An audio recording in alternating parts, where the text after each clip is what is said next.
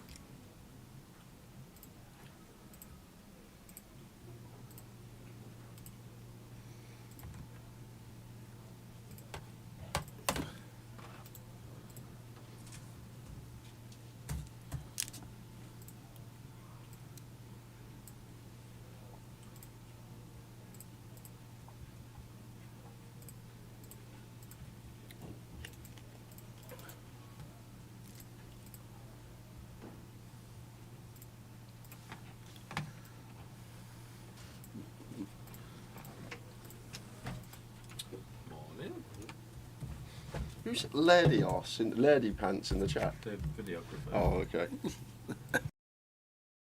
Morning, everybody! Da, da, da, da, da, da, da, da, da, da, da, da, da. Good morning, Valerie. Good morning, Read This Banbury. Or is it Red? It's bizarre, isn't it? Be The real, I English think. language is bizarre.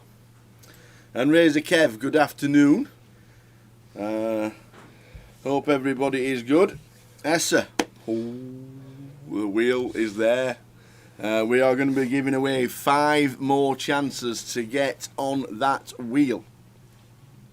We are indeed, and we can't wait. Every session, one giveaway, one Tower or J thinks to get on that wheel, and tomorrow somebody will be winning themselves a £1,000 seat to the GUKPT Coventry. Oh, who's it going to be? Oh no! There we go. The chip counts for the day. That was last night's chip counts. They were day 1B. There was 21 made it through from day 1A. Razor Kev says 3-1 City. Get yourselves on. Yes, it's the FA Cup final in England today. So hope everybody is good. Keith Littlewood yesterday saw him. I says, why have you come in disguise? He says, what do you mean? I says, you've got a brand new haircut and you've got a goatee. I says, obviously the wife doesn't know you're here.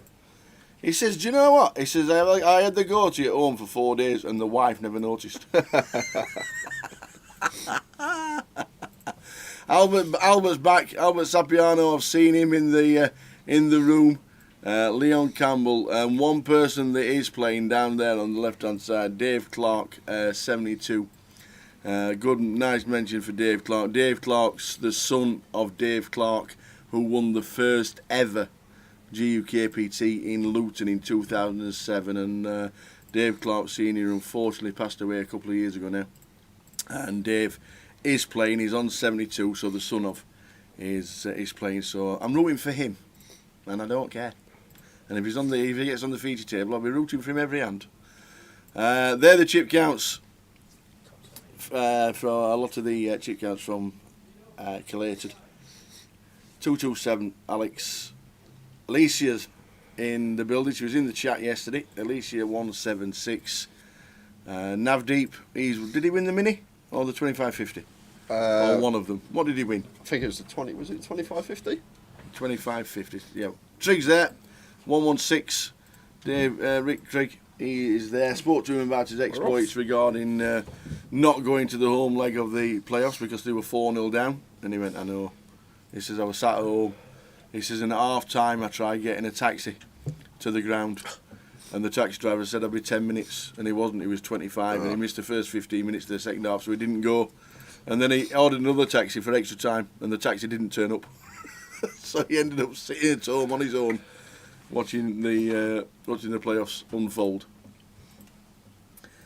Afternoon, Lee Brookie, watching on Facebook. Luke Powell, good afternoon. Hope everybody has a fantastic day. We've got plenty of giveaways.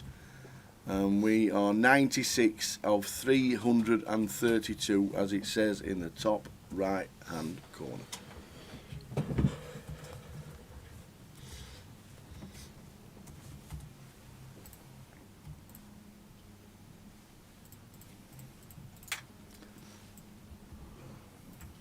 And don't forget also the 3 chip leaders from day 1A, Yep. B and C get themselves a 1k seat into the Coventry GUKPT.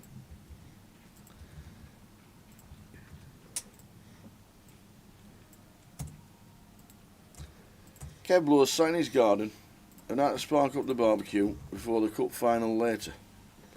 His garden's like Stoke City's football ground. It's enormous. He's got one of them petrol lawnmowers that he sits on and hires somebody to do it. You know, yeah. You know how the other half live and all that, you know. Ace King 4 Max. Chris is already saying we can't do a JR Tower thinks while the FA Cup's on. Okay, we'll have to work it out. We will work it out. Run through the list of players as the early stages of day 2. Tony Filoni is in seat 1. Max Tufigo is in 2. Ewan Trivedi is in 3. Francis Oberdon in 4. AJ Kejewal is in 5. John McCann in 6. Colin McAndrew, Sven Mermans and Jan Bivol. They are the players. And wow, that's already sorted out. That's quick. That is very quick. £88,150 up top, 61,600 for second, and the FT you will look up £6,180. Very nice. Thanks for that. 88.1. We'll have the ticker on later. How many get paid? 34, I reckon. 34. Yeah, 332 runners, 34. Bob on. Bob on.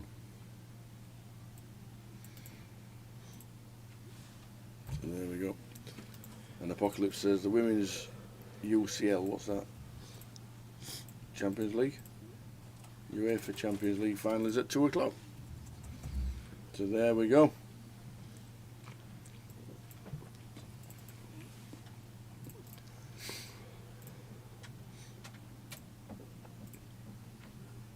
Ace King for Max, early stages, sat in seat number 2. Yeah, it's played his hand very well, so I went for the complete, just check calling on all streets and going to be the same on the river, not going to have any leads. This is probably a barrel for Ewan here. I think this is a good card for us to 3 barrel on.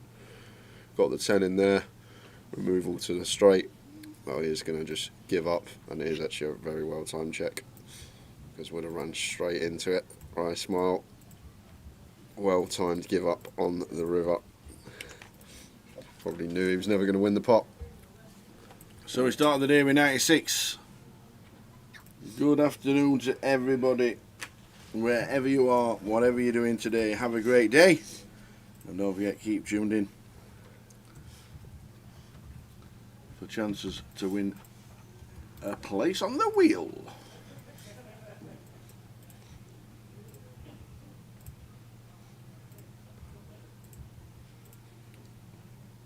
And it's the Derby, says Razor Kev. It's the Derby at Epsom today. Is it going to get disrupted by fools or not? Passenger at Sevens is his tip. Just passing it on.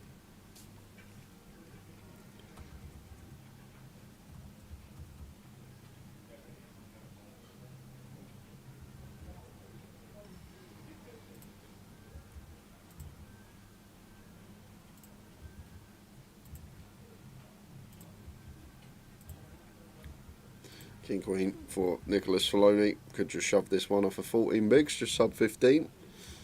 Open, going to be fine though as well. Does just go for and open. Definitely could have moved him from the cut-off. Well, it does make it 6.1k, so effectively putting him a third of his stack. Won't be folding to a raise if he's met by one. And Francis not going to be able to call the Jack 9.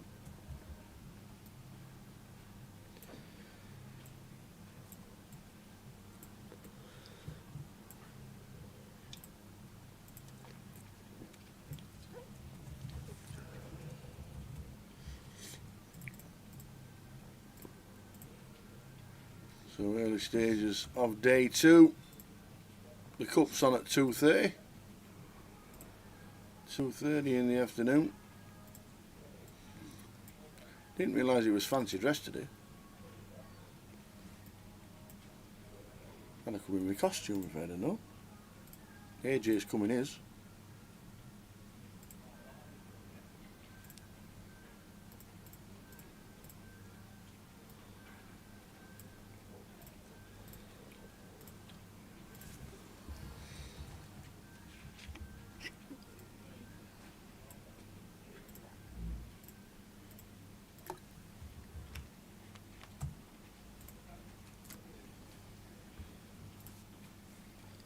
Over to Ewan on the button, Jack 10. Should be opening.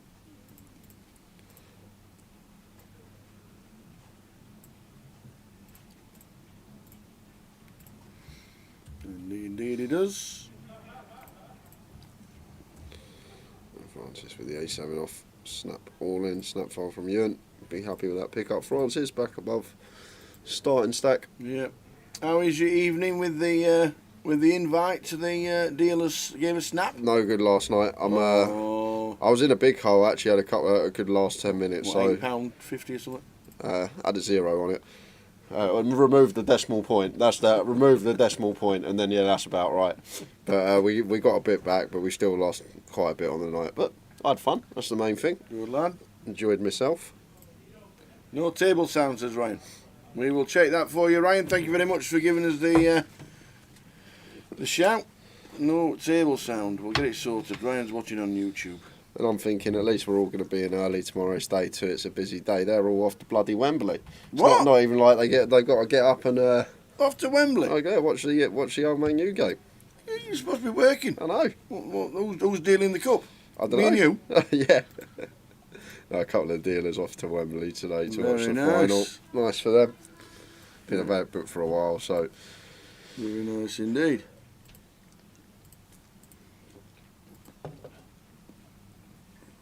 there we go. Ryan says, "Morning lads, no table sound. We'll get that checked." Good luck, everyone. Oh, Maritz. We'll just keep chatting, shall we? We won't mute the mic to have a dead table. We'll keep it up and running. The table sound. I don't know why it always reverts its back. It must revert itself back to factory settings every time you turn it on. That's my technological input this week. Feel good. 8-6-3 all diamonds. Got a bit of action here. Expect you to continue here with top pair mono board, so should have some small sizes. Don't need to go large on these 3 to a flush boards. I think quarter is nice. Goes for 1.7, so does find quarter exactly. And John McCann with the Queen 9 of diamonds, not going anywhere here. It was 2 overcards and a flush draw. There's a 4th diamond. Check mark for Mr. McCann.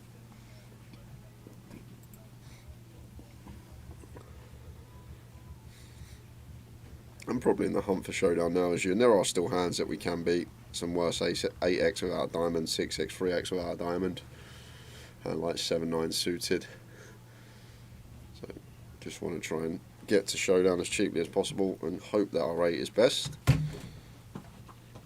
John could plausibly go for a small lead here himself. Cut off versus big blind.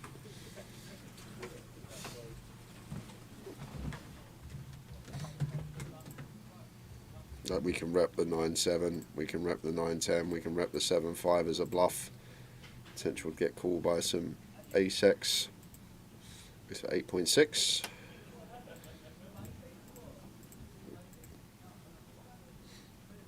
So 80% on the end here. It's a tough one for Ewan to call here, because John can go, like we see here, pretty thin. 9 of diamonds going for value from the big blind, and have a lot of flushes. He's going to use a time bank here, because John will have all this like 4-5 suited, obviously not of diamonds, 5-7 suited, 7-9 suited, 9-10 suited even, which will all find its way into the bluff.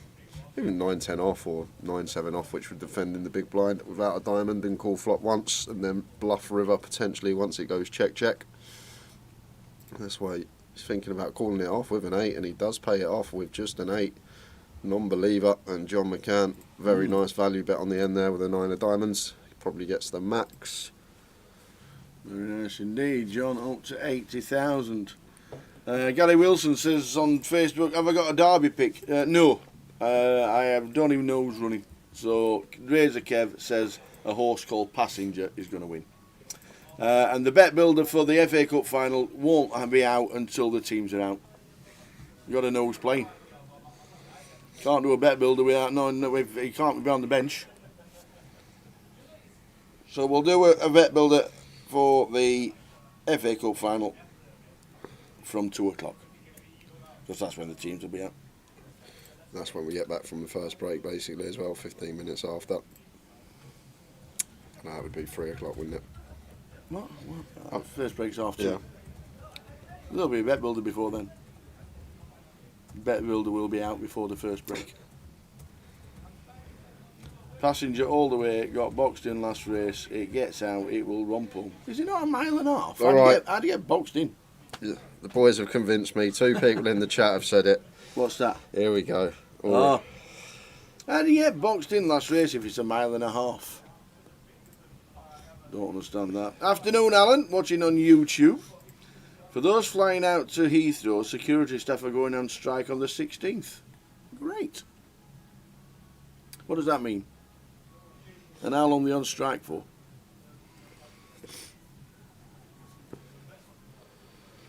There I go. Excellent. Are you flying from Heathrow? Yep. Good luck. You have to let us know your experience. Yeah, I will. Let everybody know the experience of no security staff at Heathrow. Would it not be easier with no security staff? Yeah, that's what I think. Just walk straight through. Walk straight through, straight on the plane. Lovely. Take as much you want. Not No 10k either. Take 50k with you if you want. No need to check your trainers. Yeah, perfect. Afternoon, Richard. Mad as a wasp. Watching on YouTube. Mick the Mod. Good afternoon, Mick. Scrolling across the bottom of the payout structure, 34 places getting paid. We've already lost 3, as you can see. We'll keep you up to date with the people that we do get eliminated. The first 3. Oh no, Cal Morial is out. Freddie Bogey has gone, and also Guy Taylor. He's gone as well. So 3 players. First person out is Cal. He'll be jumping in the cup, I'm sure. Francis all in with A6.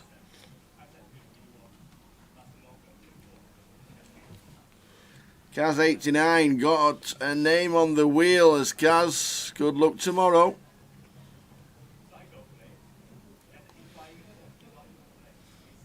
What race is this passenger in? It'll be the Derby. I think the Derby will be about 5 o'clock-ish.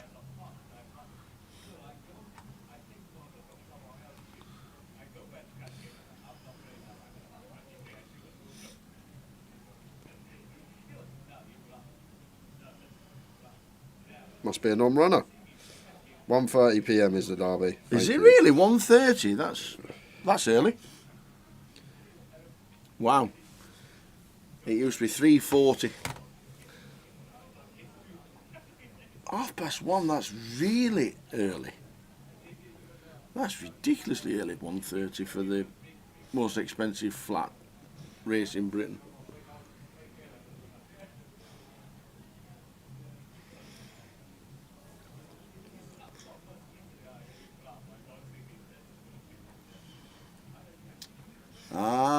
course. You can't have two things on at once. FA Cup, yeah. So the FA Cup's on at 3, and then the Derby's on before. Because the FA Cup's never in June. Ever. Like, ever. And Francis here just shoves the 5s and runs into the 10s of AJ. Uh-oh. Francis Overton. Is he going to be out the door?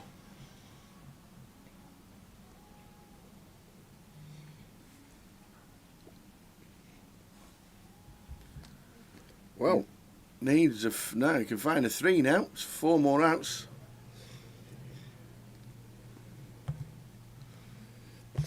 A 3 or a 5. And it's no. Here's the king. Taps the table. Nice, Andy says. And Francis is off. So the player count will drop down. Golly maths on military order in the derby. I'll tell you what, because it's at 1:30, if Passenger wins, I will get on Towers treble today for the bet builder. If it doesn't, I'm going to give it a miss. There you go. Then you can blame Kev. Yeah. He was the first person to put it into the chat.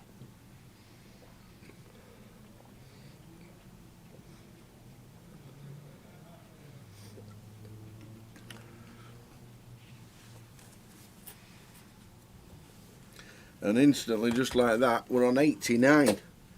We've lost CJ, Oliver Kaplan,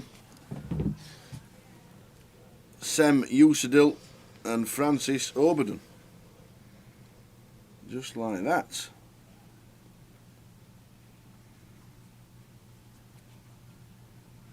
King Jack suited for AJ opens to 2.5.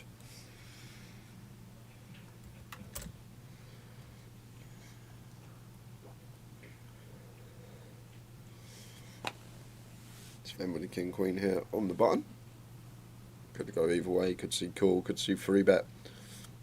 Either or would be fine here. I'm just playing flat.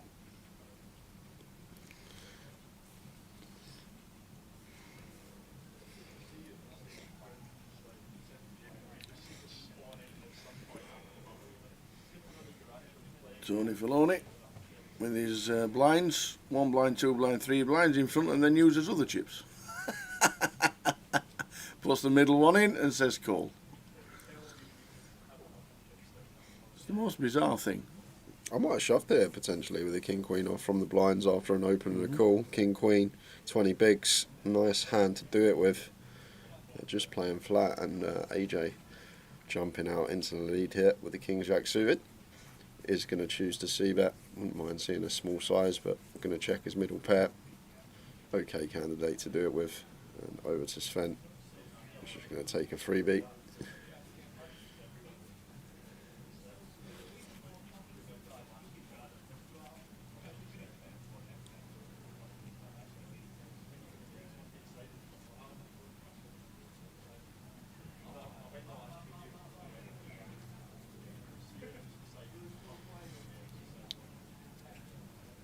With position, could see a small stab here from Sven just to try and nick it, 1 and done.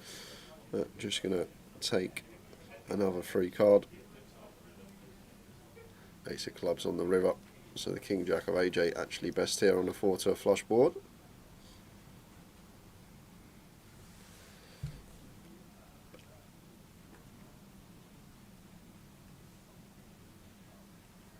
So option is on Sven on the button.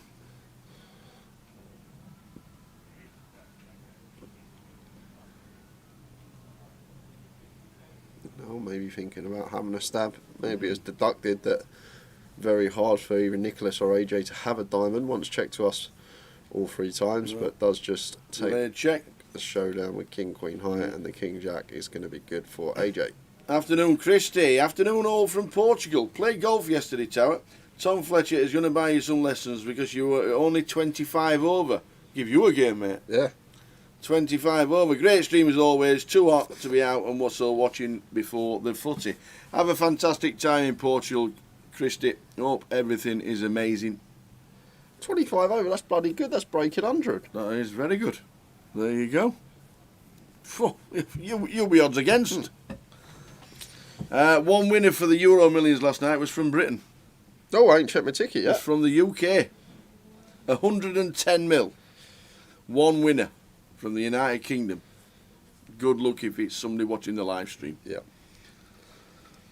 And the Brazzle Dazzle says, none of them look very happy about Luton's recent promotion to the Premier League. I'm guessing there's not one Luton Town fan Yeah, probably. on this table.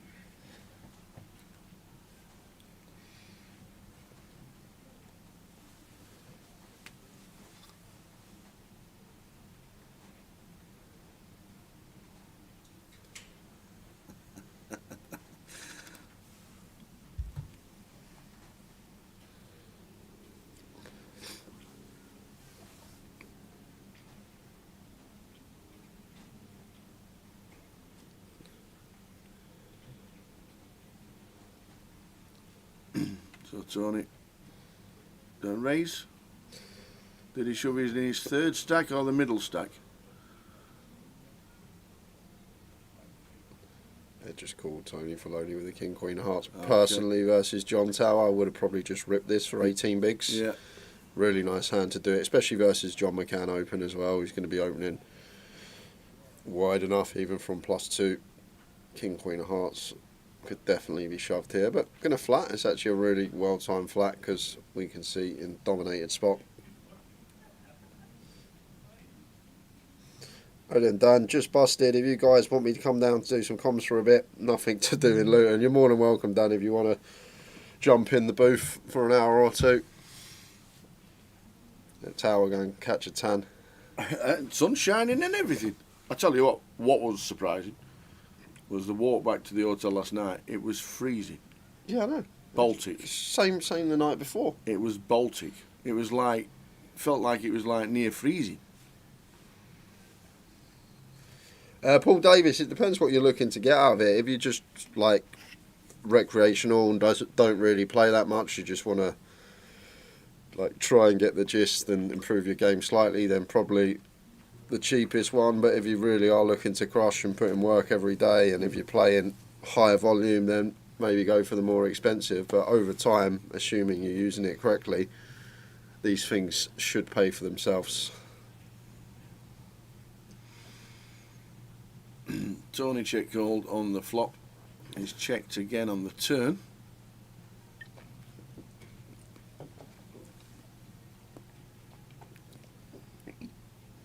And that'll be the handover.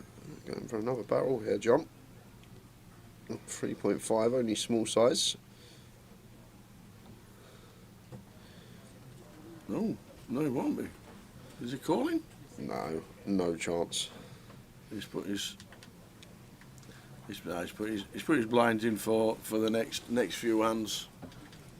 It's already here. There's nothing else to do, is there? Oh, it's only Luton. Want me to come down to do comms? When you said come down, I thought. no, I didn't realise he was What do you texting know? from out. I didn't realise he was texting from outside. Oh, Well, that's a bit of a spoiler because we've not got Danny Laidlaw's name on the list yet. There is.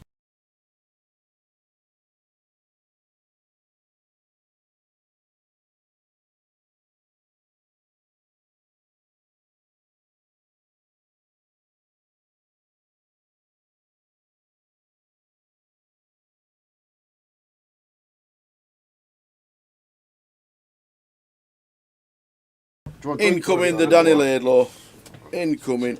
It says 86 on the list. So Andrew Dixon, Ryan Spittles, and Constantine Erham all busting out. There's a bit of a spoiler coming out very soon. We'll read it out in time and everything like that because Danny Laidlaw's here. Hello. So what happened? Bluffed it all off. Good lad. If you don't get caught bluffing, you don't bluff enough. That's what they all say. That's what they all say. Any luck in Luton this week? No. Softball with the high roller. That was the only one I played really. Came down for that. And obviously no good in the main. Hey. Playing the cup later though, I guess. Yes, 2:30. Yeah. Good lad. Get yourself into the cup. It's a great side event. Yeah. Cracking side Yeah, event. 2-day 500. It's a great addition to the schedule for sure. Yeah. And to make there were no tea brought in. Don't worry about it. There was no tea brought in. And he's rooted to the chair now, so that's it. Nothing.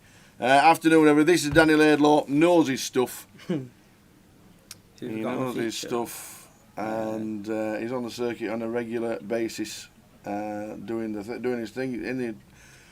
Quite a nice group with Robbie Bull and Dave Doherty and Jack Hardcastle. Yeah. Talking good stuff about poker. 30 minutes, Frank. We were told about the table sound, and he had to be on the 30-minute delay. So when we don't want to mute the sound, but obviously when Danny was coming in, we just stopped it for 5 seconds. But it does get sorted out. So we reckon about 10 past. The 30 minutes will be there and the table sound will be up. It's annoying that the table sound just disappears, but it is what it is. Got John on feature. Played with Ewan a bit this week.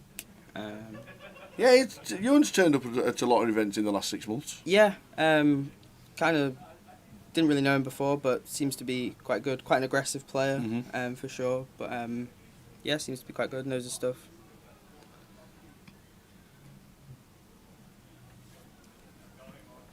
Nick Falone as well. Eon, played with a few times. Good player.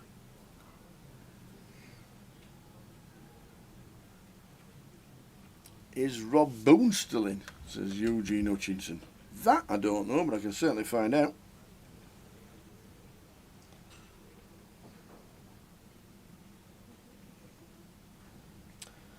Yes, he is. He's on table 8.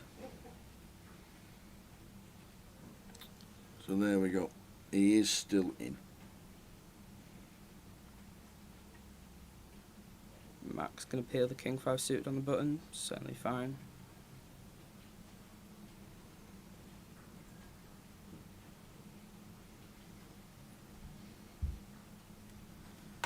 AJ. Going to call with Jack 5, getting a good price.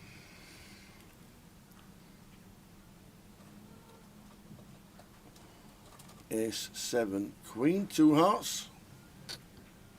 Top pair for Eon. I think we're probably just going to see bet take it down here very often.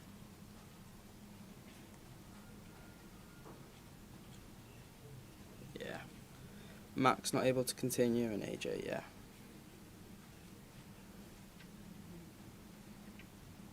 Shout out to Sven from Dove House. Where's The Dove House? Dove House Massive. Where's Dove House? No idea. That's somewhere I've never heard of. Neither. Dove House. Or is it just a little box for birds? Oh, Dove Could House. be. That's Afternoon, David, watching on YouTube. Got any bets on today for the None. final? Not yet. We're Not doing yet. We're doing a bet builder at 2 Ooh. because there's no trebles. I was gonna. Yeah, no Towers travel. I was gonna do the Algerian Division 2 because it's the final day of the season. But I got voted out. So we are going to do one bet builder for the FA Cup final. Who'd you fancy? But we have to wait for the teams to come out, you see. Of course. Can't do a bet builder Yeah, of with not course, knowing of what the teams, course. they might not be playing. Who do we fancy? I just think of City all day long. Me too. But I did say yesterday it'd be 3-2 either way. So, Ooh. Be a good final then.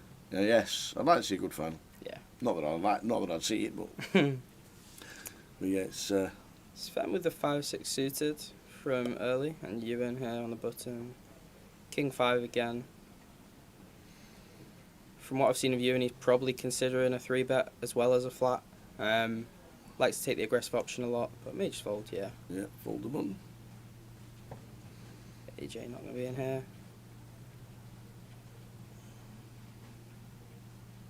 I'd expect to see John defend here. Yeah.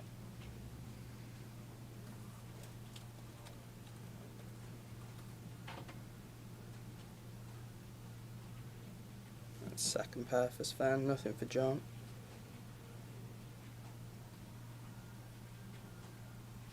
Probably going to play a lot of C-bets on an ace-high board like this as Sven.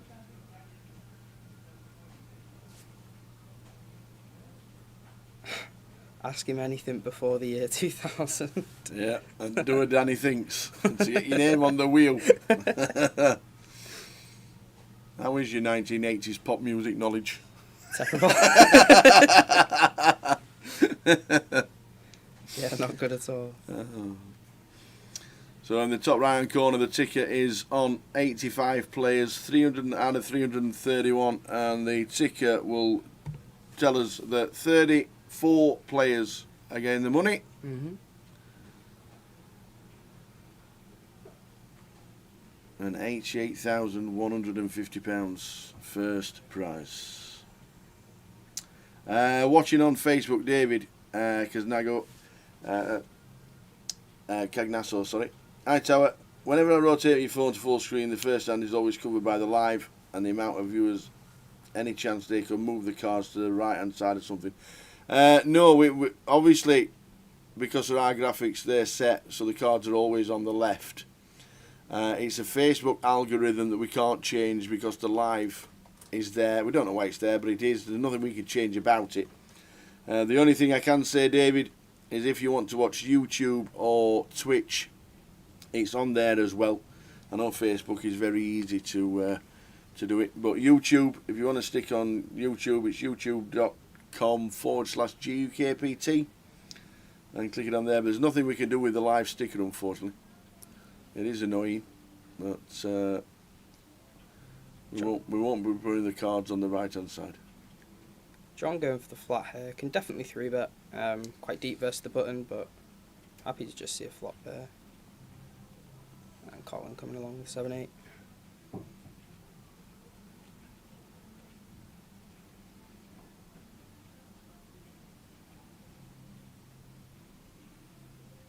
Colin flopping open-ended. Obviously the 9 not going to be good for him. John going to lead here. This is interesting from John.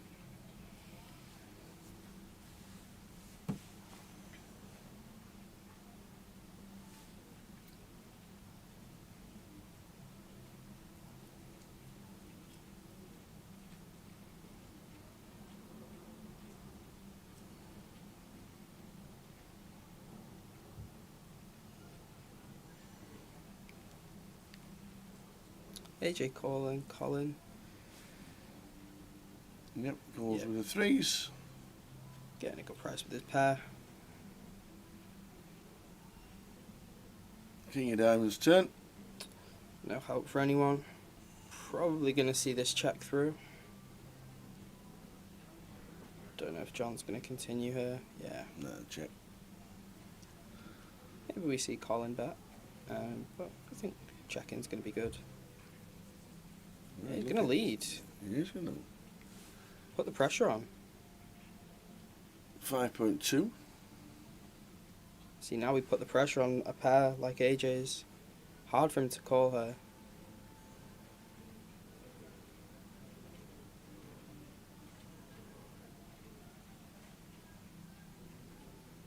So it's weird for Colin because it's quite hard to represent a 5 when we just call the flop. So I can't see John going anywhere.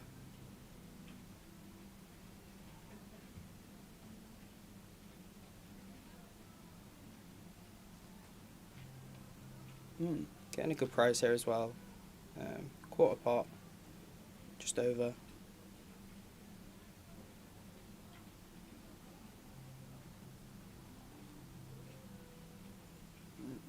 Yeah. 5-1 on the call, so he makes Yeah. it.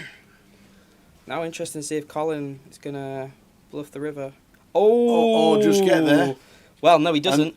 John's got there as well. And John gets. Oh, of course. John's got the. This is the worst river in the deck for Colin. I've just noticed. I was just thinking AJ's just folding 9s. It's John McCann with the 9s. So now, Ouch. Colin's going to bet. John's going to move all in, and it's going to be when the flush misses. Wow. It's how does John have a good? He only really has 9s, maybe kings. Yeah, John gonna. What a card from the dealer. Wow, this is horrible for Colin. John's going to put him all in, and it's going to be an amazing fold. Maybe versus this size, maybe John just raises none all in, but I think he's just going to jam. 9 of spades river for John McCann. And for Colin, he's thinking, how do I get all the chips?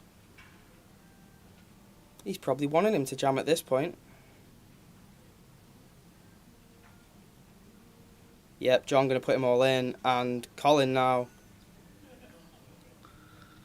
Horrible, horrible, horrible spot. Yep, he just can't fold. Wow, that is ill.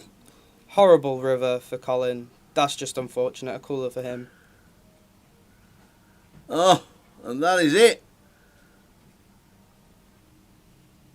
Yep, John I covers. think he's just covered in. They're just checking the stacks. What a river card that was. Wow, unlucky for John, yeah. Unlucky for Colin, yeah. Wow.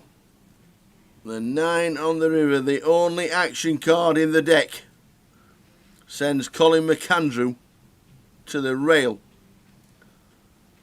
82 left. Darshan Patel's gone. Brijesh Das has gone. And Pavel Dobrita. And Colin has just gone in spectacular fashion. Wow. John going to be one of the big stacks in the room now. Over 150k.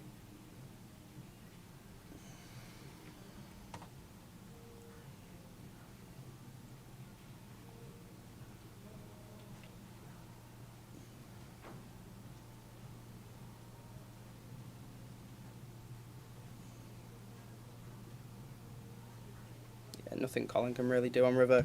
Can't fold. Just unfortunate. Yeah.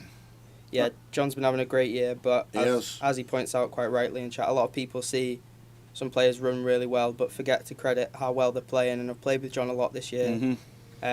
Really good player, and like he says, really nice guy as well. Yeah. Yeah, one of the nicest. Yeah. Afternoon, John. Watching on YouTube, and Leonard watching in Spain. The sun's out. Thankfully, it's out in Portugal. It's out in Spain. It's out in Luton. It's out in Edinburgh. The sun's shining in Luton. Sun's shining in Yorkshire because Gullymath's in Bradford. Sounds like the sun is out. Nick going for the effective jam here and just gets it through.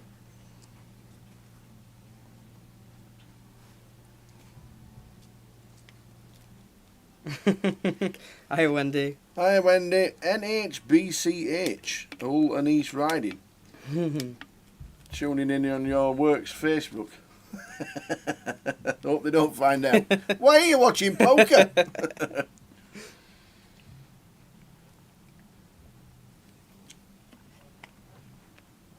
Afternoon, Tim. Tim Wright. Good afternoon and good luck to everyone. And Norbert says it's 42 degrees in Dubai. Wow. That's hot. That is hot.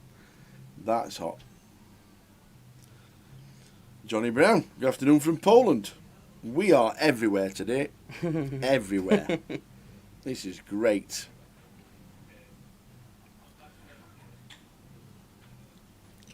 Yeah, seen a lot of big names here today for the main.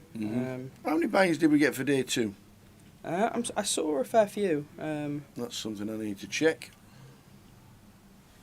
Let's have a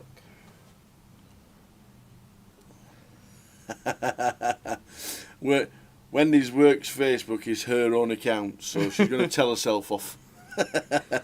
There would have been 14 if there's 331, because there's 317 after. Okay, 14, that's pretty good. 14. Afternoon from sunny Stoke. Andy Allison watching in Stoke. Kev Blues in Stoke. He's sat in the garden, so we knew that'd be sunshiny. Eon with the open ender here, maybe considering a check raise. Obviously not going to fold this. Yeah, just goes for the call. Seems good. Yeah, just calls. This board's going to hit a lot of John's hands. To check raising just force a lot of money in. Well? Yeah, now better pair than John. Now John has the decision of whether he maybe wants to turn this into a bluff, but I think we can just check back as well. Double flush draw. Hard to make a lot of hands fold. Who am I backing in the cup? I think City will win. Yeah, I just think that'll be too good for United today.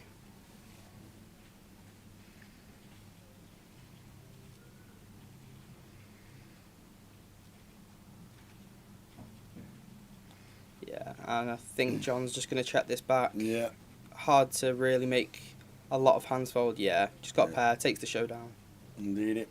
Tim Buckley's watching from the Costa del Sol with a pint of San Miguel, watching the live stream. Living the dream. I was going to say, that sounds brilliant. Living the dream. And a good afternoon to Darlington and the Isle of Man. The TT's on this weekend. The first race at the TT at the Isle of Man. That is the scariest thing to watch ever. The TT.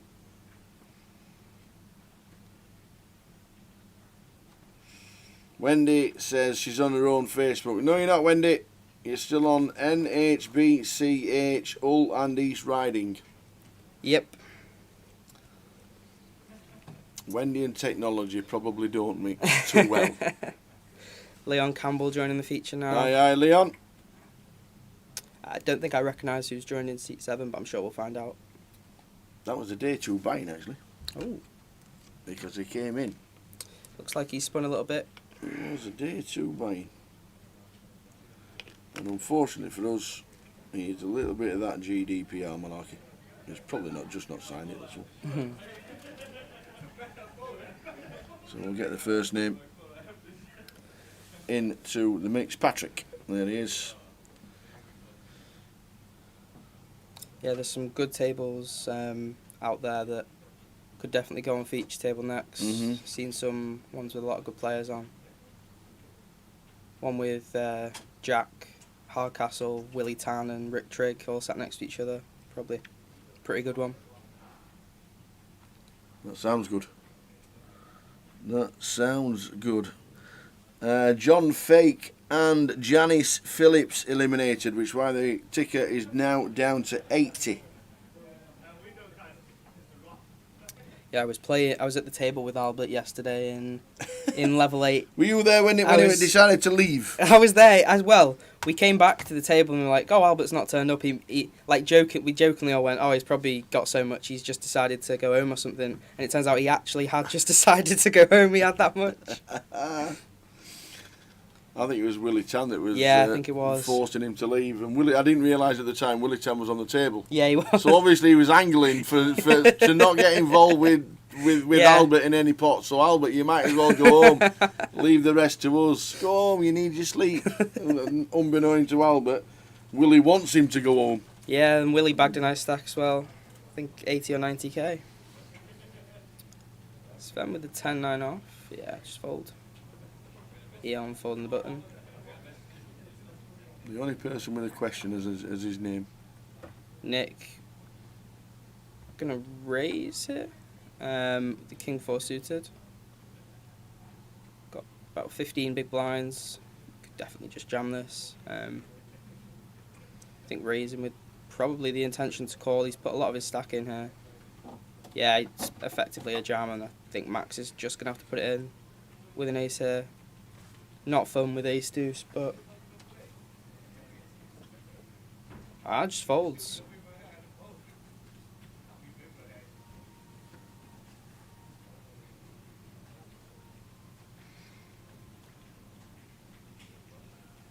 Yep, 20k was the starting stack.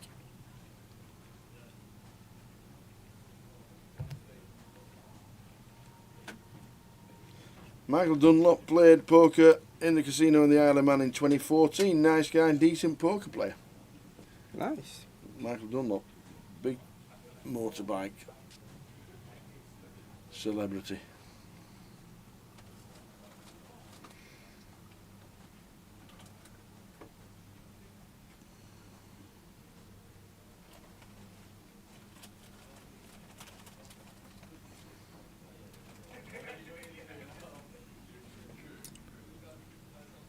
John with the one gappers. John with the 8-6 suited here. Yeah, Go for the open.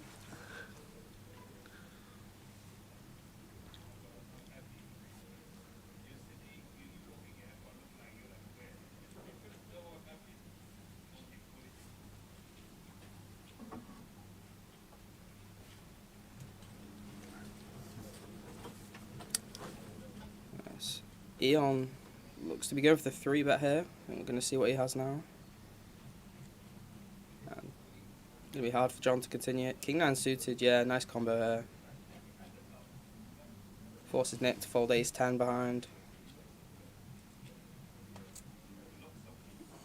John getting a nice price with a suited connected hand, but yeah, gonna take his price, see a flop.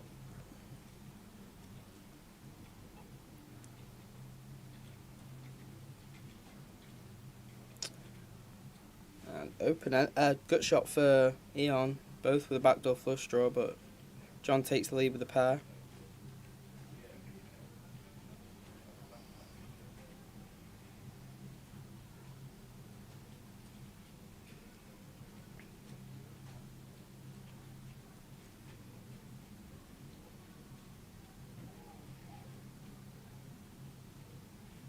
Eon think about his size here. Looks to be around half pot. Yeah, put pressure on some pairs, even like John's hand. We have a load of the over pairs. We can have 10-9 suited even. We can have sets. Loads of good hands, so. John not going anywhere with the second pair though.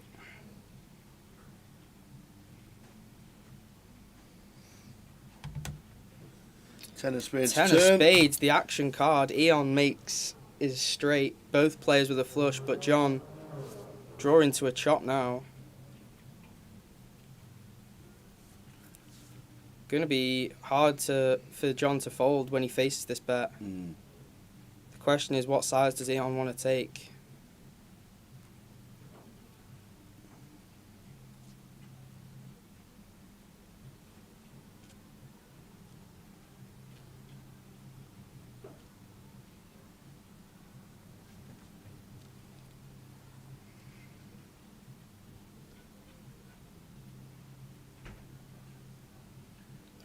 $18k, half pot.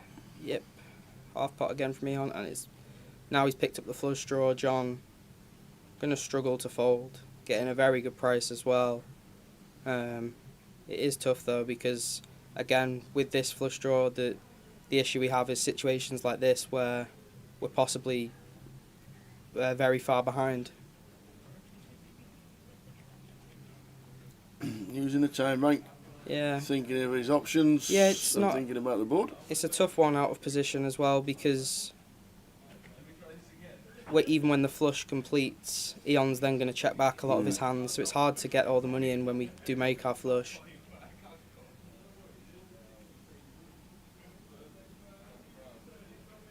Definitely a tough spot for John. Goes for the call. This is going to be fine.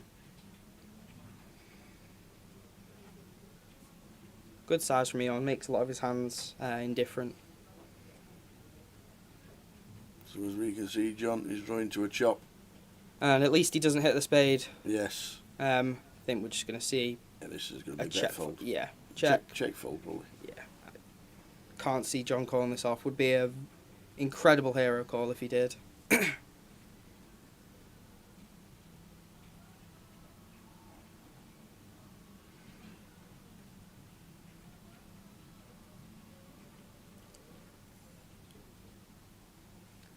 Carl Lakeland going to be playing his first main in Blackpool in November. Do you think it'll be busier than March? Yes. Yeah. 100%. Yeah, I'm thinking here, going to be going all in.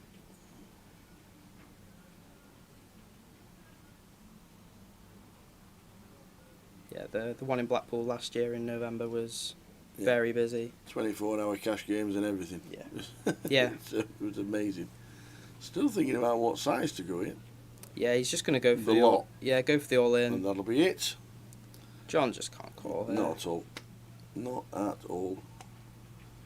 He will think about it, but he will fold. I mean, he even loses to some of Eon's bluffs, possibly. Like, Eon might bluff Queen 10 here or something.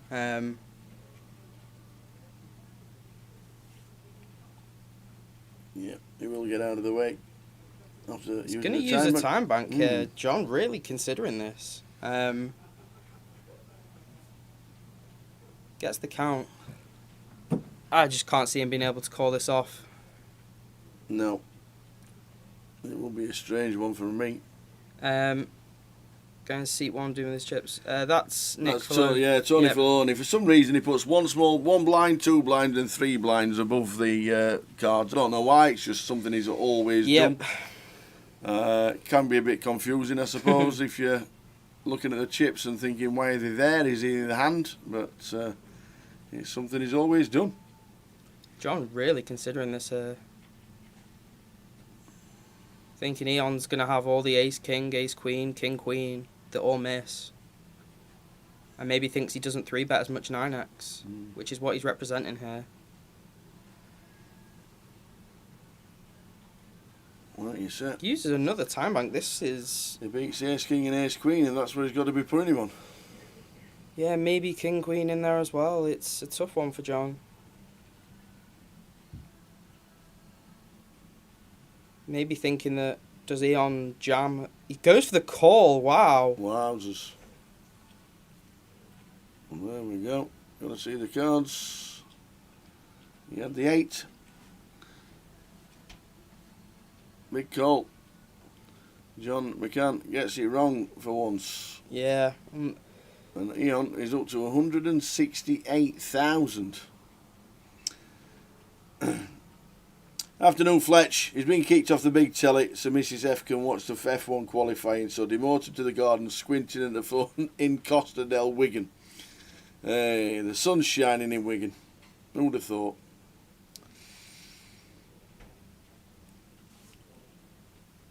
If you want to go on Razor Kev's tip for the derby, it kicks off in 6 minutes. I've just had a look at the field and I'm boringly going for Frankie Dettori. And no, I'm not having a bet. Will you be there? If so, don't take me out. It's in November. My birthday's in November, so possibly. Yes. Possibly. 100%. It'll be at the bar. It'll be at the bar. There's a good chance I'm there, yeah. We'll have to see what dates it. Do you know what dates it is? Have they been released? Yes, the dates are somewhere. I would say the dates are definitely The dates are somewhere. November. November at some point. When's your birthday? 14th of November. That's when the GUKPT's on. Right. Yeah, the main event's 16th to the 19th.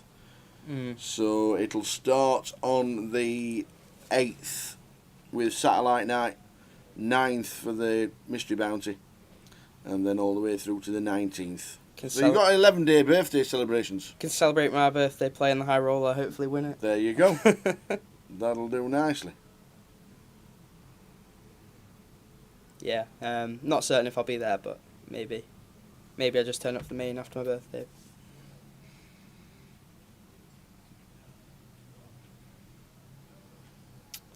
Leon in the big blind. When we're in the big blind here, we can use these hands as quite polar raises, the absolute bottom of range, but checking back is also going to be fine. It's going to mix.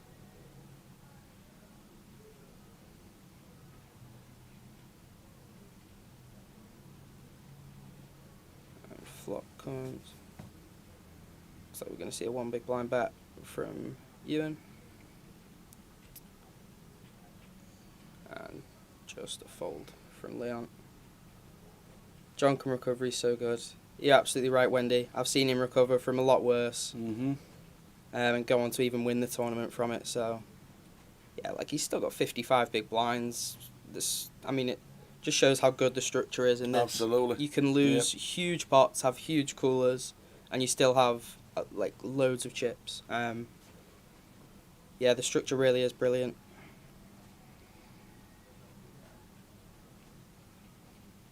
So still on 80.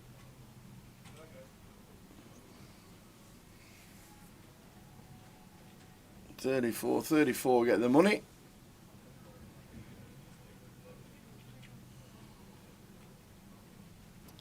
See a fold from Patrick. Sven and Eon out the way.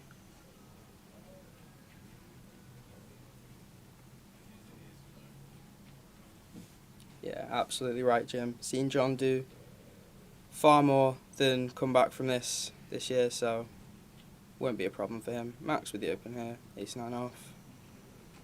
AJ in the big blind. He's going to defend, see a flop. Jack 10, yep. Queen, Jack 2, Rainbow. Second pair for AJ.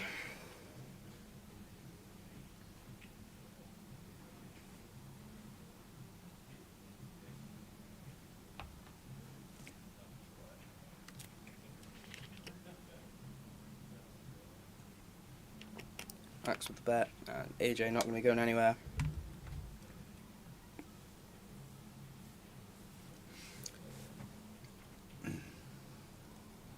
Three of diamonds on the turn, doesn't change anything.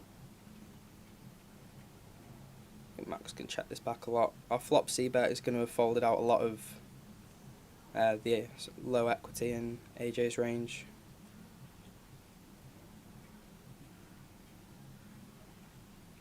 Deciding whether he wants to put pressure on. Yeah, just check back. Got a showdown with our ace high. Pair threes. 3 pairs on the river.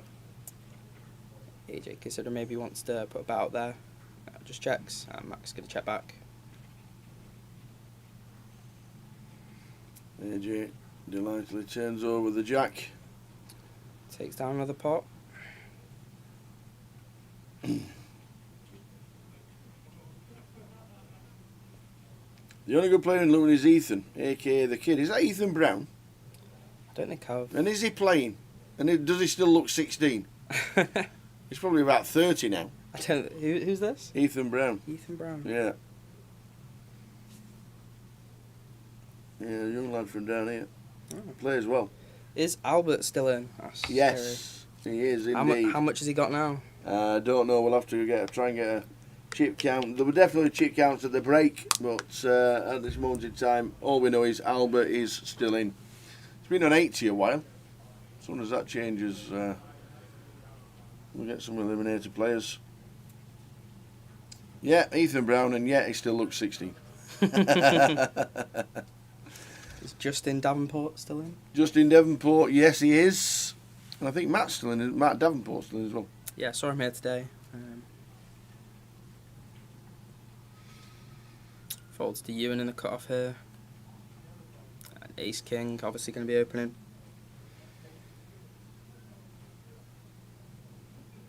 Ewan raises 2.5. Leon with the Jack 6 off. Edged out of the way.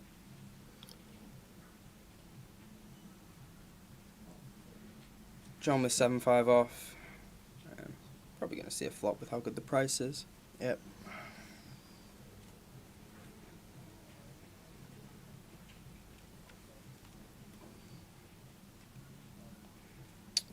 Nothing here for John. Probably going to see a C-bet from Ewan. Ace of spades backdoor. Good shot in the overcards. Really good board for him. Going to be thinking about his sizing here. Could definitely play some big bets as well as some blocks. That's 2.3. Yeah, it goes for the just over 1/3. Down to 77. As we lose Danny Laidlaw. Whoa, what's that happen? What's that all about? There's Danny Laidlaw, Rob Duras, and Dan Bedson. Dan Bedson won the grand final last year. Yeah, he did, yeah. He's just been eliminated. Which takes us down to 77. Do you think being on the feature table influences John's hero with 8-6? Not at all. No. John's had like as much experience as anyone in situations like this, being on the feature, playing for a lot of money. It won't be influencing his decision at all. He'll just be playing the hands he thinks, and if he thinks Eon's going to get there with all of his ace-queen, all of his ace-king, and all of his king-queen, and maybe he doesn't jam a set on the 4-liner for value, he thinks he just has a 9. Spot on. Then it is hard for Eon to get there with a 9 a lot of the time, because he's not going to 3-bet king-9 suited all the time. The buy-in, just like Negs. There's 12.50.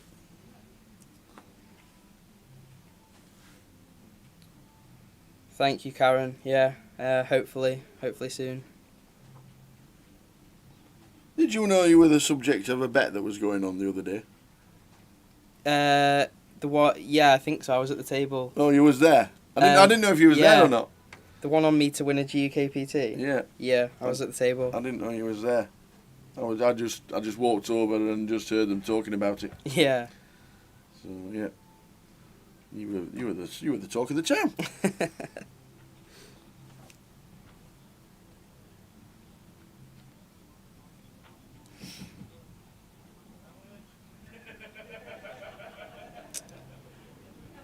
Nick basically going for the jam again, putting in half his stack.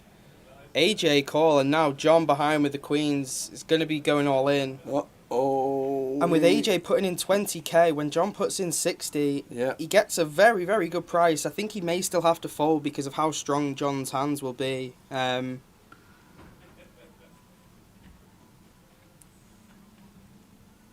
it's definitely going to be hard for Tony to fold in C1. Yeah, look, Tony's sitting back here, not loving it.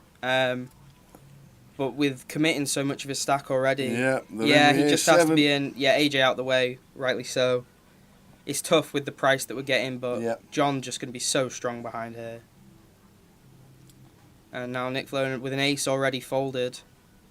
Yes, Jack out of the way. John McCann looks like taking out Tony Filoni, unless we can see running hearts. A lot of hearts on the board. Must have been some not many hearts folded with the amount of equity he's got here. And that's not going to help. Going to need an ace or running wheel. Mm. 2 outs for Nick going to the river. That's not going to help.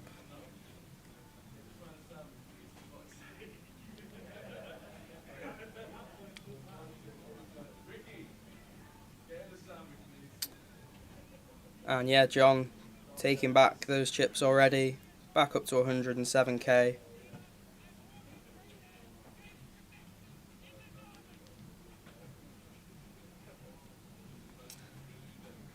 So unlucky Tony. Out he goes. Unlucky Mr. Tony. Tony Filoni, A7 against John McCann's queens. Out he goes. Just losing one out in 77th, which means they're down to 76.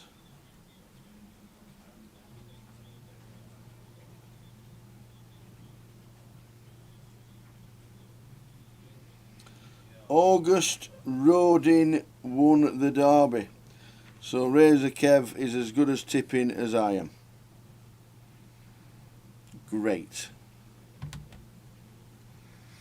AP O'Brien's horse must have been one of the favourites then.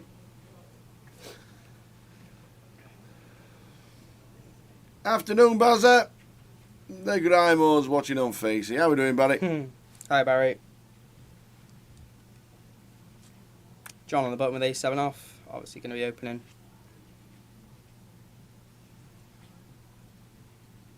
Blinds are up now as well. 1600 big blind.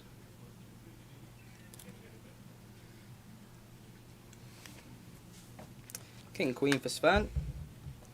Definitely going to be playing this. Maybe considering possibly a 3-bet versus the button, but could well just defend.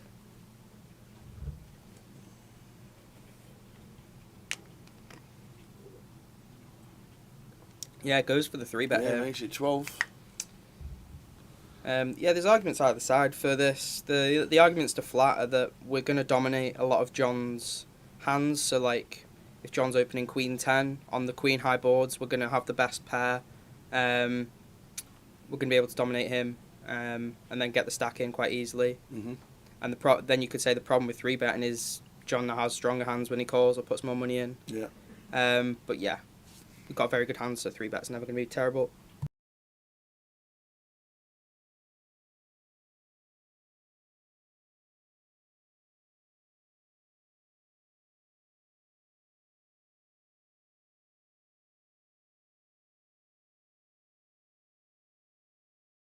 What's the summer schedule? It's obviously Vegas, isn't it?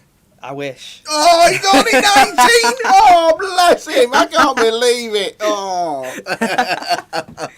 Oh. Yeah, two more years yet. So I can do it next year in December, but I can't do WSOP. I'd wait. Yeah. I'd wait. Wait for the WSOP. Yes. Yeah. Wait Got for to the be big the one. first one. Yeah. And I know you'll be doing it with the lads, so Yeah, of course. I'd wait, definitely wait. And if you're there for the whole duration of it, you just, it's Yeah, I can't wait, honestly, yeah. yeah. So I think I'll be playing, there's like some UKIPT stuff on. I'll be playing that, but probably playing a lot of online in summer. Online's usually quite good when a lot of the best players are obviously over in Vegas playing live tournaments. Can you? No, I'm guessing you can't get. You won't be able to play for an online bracelet then. Nope. Because they'll find out that you're not 21. Exactly. Wow. So I can play online, but not because on I think bracelets. one's already been won, hasn't there? I think so. I Yeah. think Yeah, I think. because they class it as an event on the schedule. I think Ewan McNicholas came like 20th in the online one. Yeah, that just been. Yeah. So they would find out that you were only 19, and that was it. Damn. Yeah, couple years yet, but really looking forward to it. You could try your hand at the WSOPE. Yeah, the World Series Europe. There is the World Series. Because Annette Alberstrad won when she was 18. There's the WSOP circuit that's in Barcelona, not in Barcelona, in London, in August, I think, and I think I might be playing that. Yeah. With the boys. You'll be playing Goliath.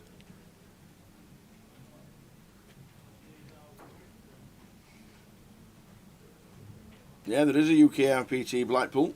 Yeah, EPT Barcelona. Yeah, from basically August onwards, it's like from Goliath. It's like non-stop live. Honestly, there's London, possibly stuff in Cyprus, Barcelona. Then there's Brighton. There's a load of stuff.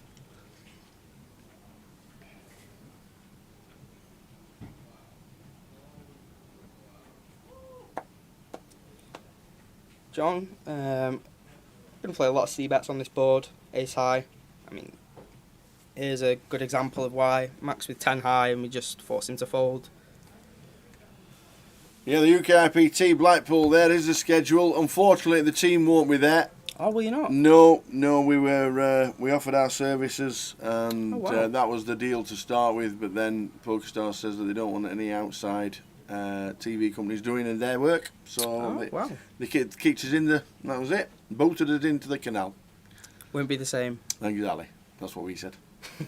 That's what we said. But the schedule is there. It's in the Blackpool Grosvenor Casino. Yeah. If you want to play coming straight back from Vegas, or not Vegas if you can't go there because you're not old enough. But it is there. That is on. It'd be good. In July. Yeah, I think I'm going for the last 3 or 4 days of that. Yeah. Starts on the 11th of July for the week.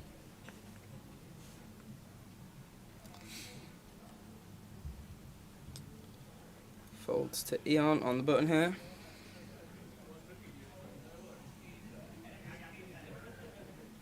Pocket Queen's going to be going for the open, obviously. I've seen Queens quite a lot. Ewan in the big blind now. Ace Deuce.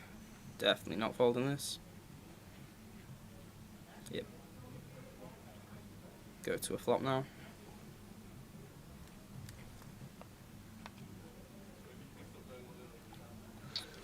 Eight, Jack, 10, 2 diamonds. No help for Ewan. Does have the ace of diamonds, but on a board like this, very hard to realise any equity. Don't think we're going to see Eon ever checking this back, really. It's going to want to force that money in.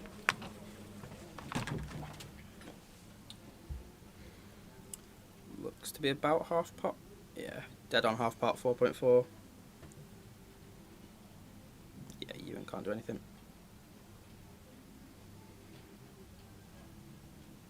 So 73, it says in the top right hand corner, who was a GDPR, Brian Kim and Ziyu Weng eliminated, which means we're down to 73.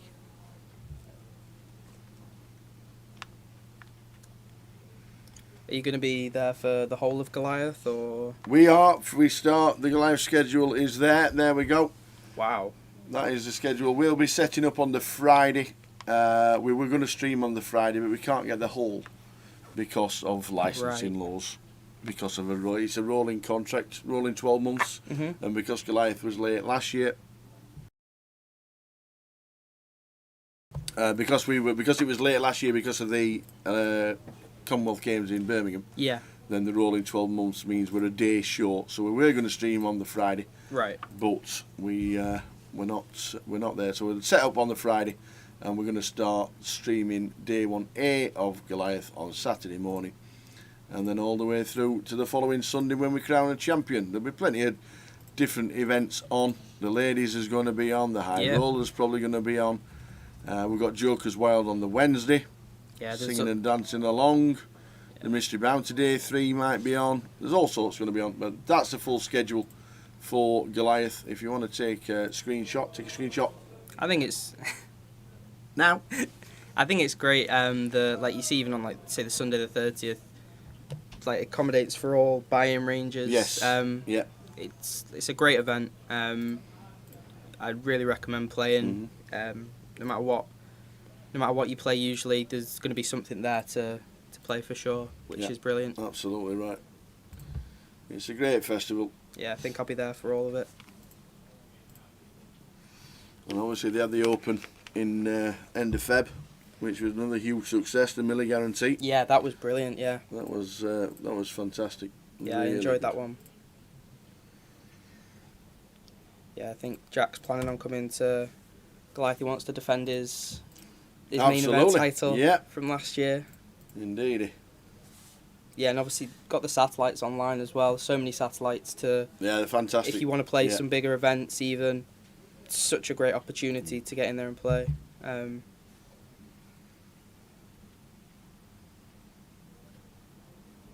Spoke to Jim, told him how well structured the tournament was. Yeah, Ian, it's really, really good structures.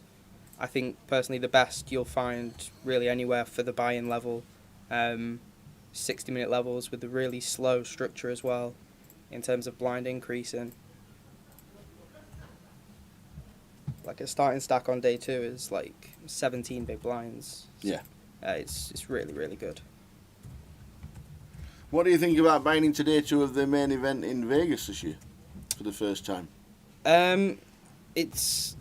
There's good arguments for and against it, because basically it's a 2-hour clock. Yeah. Obviously, so on if you buy into day 2, I think it's at like big blind 600 and you get a 60k starting stack. It's big blind 800. We were looking at it yesterday. Yeah. 75 big blinds. Yeah. So for it's day 2. So it's like you have so much play that you even close to money. There could be 1,000 buy-ins. Oh, easily. A lot of people maybe don't want to risk it all on day 1 and want to wait a little bit till it's close to money. So yeah. 75 big blinds. That's the world's first time you can buy into day 2. Last year you could as well. Yeah, I think could you? Yeah. I wasn't there for the main this last year. I'm not there yet for this year either, but it's potentially looking good. Blinds 8-16. Jay's coming straight back in after this hand. Is the World Series a freeze out? Yes, it is. It's one of the... Even EPT mains now a single re-entry, but WSP mains staying as a free... Oh, we have action. Race to 3.2 from Eon. Max can flat this with 10s, but also going to be perfectly good to 3-bet this stack depth. Looks like he's reaching reached for the 3-bet. I'm going to be in trouble here, Max. 9. It's all about the timing, Dan. Yep. And now if Eon does decide to 4-bet instead of slow play, then Max could be in a lot of trouble.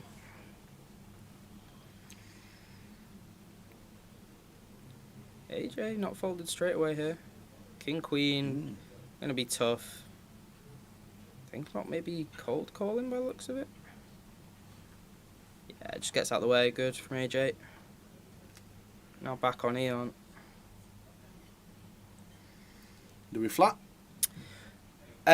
Yes, we're gonna play a good. We can probably mix and do whatever here. But flatting is gonna mean that Max, even when he has good hands that make top pair, like even an ace queen, let's say, or king queen, we're gonna get all the money from them. But then we let him bluff into us. But going for the 4-bet is also gonna be perfectly fine. He's minute 21. Yeah, clicks it back, and now Max, really, really tough here. 12.6 to call. You're in 3-1. Yeah. I think we're just too strong to fold, but maybe considering jamming, possibly. Just wanted to run it, but yeah, we just get a great price in position here. I think one time's putting a third of his stack over a third of his stack as well, effective, and Max is. Don't think he's ever folding. Yeah. I think Max will realise that. Yeah, Max knows this is it. This is why kind of the problem with the 4-bet is that it's hard to really have bluffs because we've put in so much, committed so much that we get a good price with almost every hand. He's in the tank using another time bank card. Yeah, it's not an easy decision. And obviously it's really easy to look at it, and because Eon's got aces, that it should be easy. But even say if Eon's got ace king, he'll do this, and then folding the pair to ace king when we've put in this much money is not going to be good.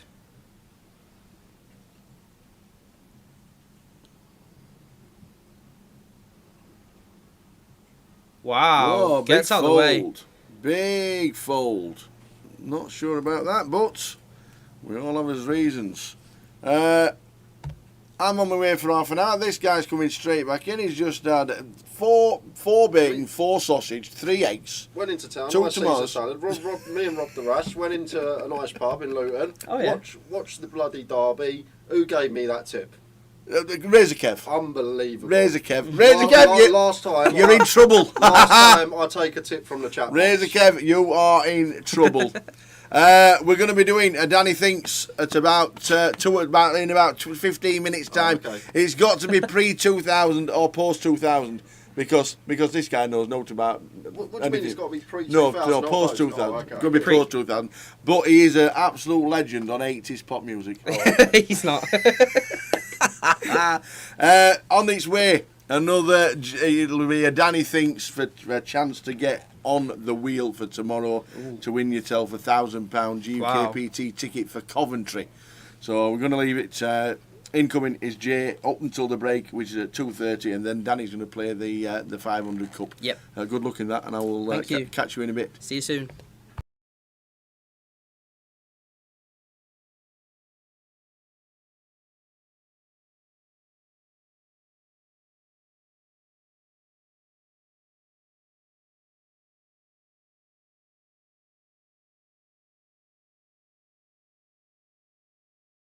I'm back. Yep. I see John McCann's had a nice spin. He had about 60k when I went. Yeah, he was for up food. and down. Made a pretty big hero call versus Eon, and then got it back with queens in a fall-in pot.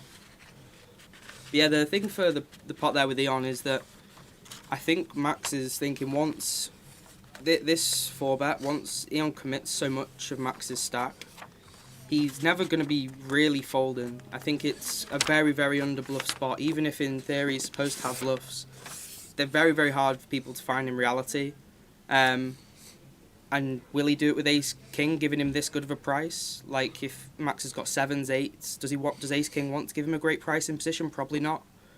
So it could just be a good read from Max.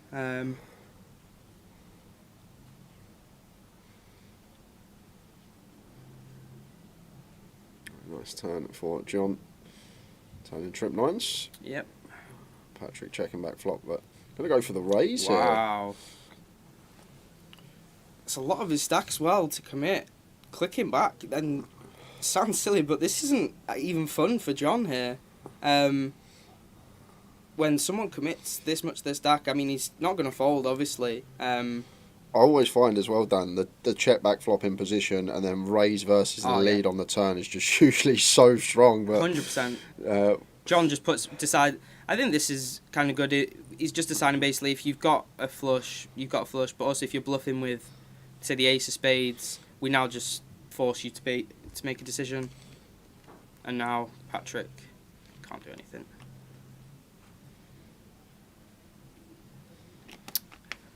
Always got respect for someone who can find a bluff in a spot like that. It's very tough to find bluffs there. off that stack as Yeah, well. 100%.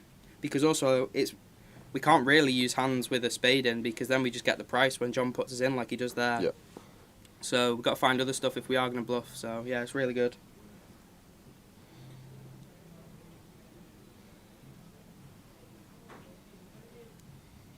Do you think it makes day one pointless, Spiners day one WSP main? Not at all, really. I mean, you get the chance in day one with such a deep, good structure to be able to spin up a massive stack, which is going to be super valuable in day 2 to put pressure onto people as well. And I think you find as well, like all the recreationals, they want to be there for Yeah, day 1, level 1. exactly. Like it's the experience. They want to get in for level 1, day 1. They want to play the whole day. Yeah. So I think what Dan said, if you can get a good table, run well, run up a big stack, it's just going to put you in a really nice position with day 2. 100%. Yeah, like Jay says, people that are just there for fun, which is going to be a lot of people. It's a great experience for many people that they're not just going to want to turn up and go for what maybe makes a good amount of money. They want to enjoy and play 10 hours of deep stack poker, which will all be on day 1. Leon with the ace deuce suited here.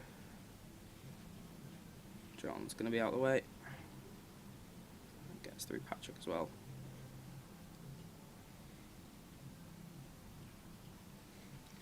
Not your day in the main event, I take it, Dan. Didn't really run too well in the high roller either, we saw. Well, I bagged 17k today. First hand, David's on my left with 10k. He jams under the gun, falls me in the big blind. I've got ace jack. I'm like, this is great. 8 bigs. And of course, David has ace king. So I'm down to 5k. Spun it back up and then bluffed it all off. I see DD's still in. He's still in the field. Yeah. 10k he come back with. Yeah, I gave him the double straight away. But yeah, he spun it back up. I think he had about 40, 45 when I left the table. So, which 40 big blinds at the time. So yeah, hopefully he can do well, defend the title. Yeah. Well, not previous defend, actually, yeah. Jamie Lee won it last year, Course, didn't he? yeah. Dave winning it post lockdown, first season back after lockdown.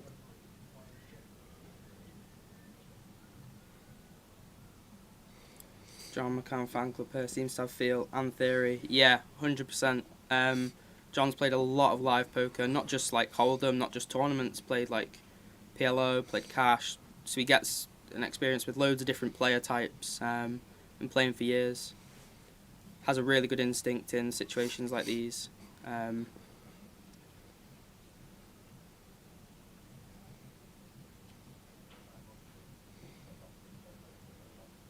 Patrick in a small blind with Jack 10. Already been a 3-bet. Painful when you've got a stack like this, wanting to get the money in, but yeah, just can't do anything. Sven in the big blind. Should be getting out of the way. This is very spicy from AJ. He Yeah. just finds it with a 6-4 of hearts versus Max's +2 open hit. I mean, I can't see Max. Wow, just folding the suited ace with a good price here, but maybe just an underbluff spot, possibly, that he thinks. Well, has AJ been playing much? Obviously, I haven't been here the last hour, but Not seem to be getting really out of line at all, so generally. Maybe he's just using his image there, maybe thinking I've not been involved. Everyone's aware I've been playing tight. Let's make a little move here. Do I play any other variations? No, not really. Just Hold'em tournaments. I used to play some cash when I was like first coming up, but just tournaments now for the past year or so.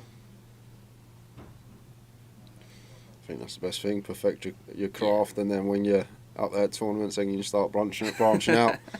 Yeah, I mean, whatever you do decide to do, I definitely recommend focusing on one variation to begin with. Trying to get really good at one type to make the money from that or whatever.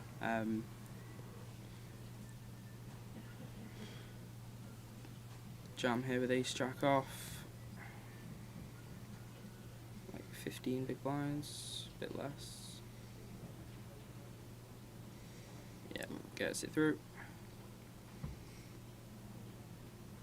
Yeah, I was saying to Tower, there's some good tables out there for a possible next feature. There's one with Trig, Jack Carcastle and Willie Tannell sat next to each other. Is that? Oh yeah, Albert's. I was about to ask. Is Albert still in there? He is. I can see him on the outer table. With Phil Suki, World Series, and Cully on there as well. Yeah, that's a nice table. See, there's good tables everywhere. Suki World Series final tableist last year. Disappeared. We saw him the other day. I was saying to Tower, I haven't seen him other than EPT London last year. That's the only place I've seen him since the WSOP. I saw him I went to Cyprus and he was there and we were together a bit there like last month, just before Dublin. Yeah.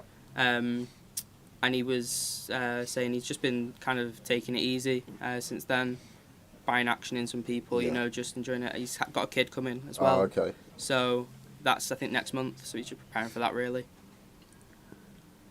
Patrick in here. Ewan definitely not going anywhere.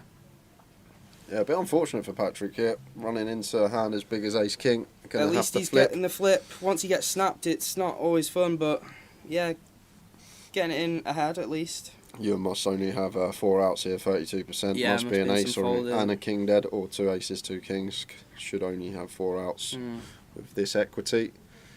So Patrick actually in really nice shape here. Yeah.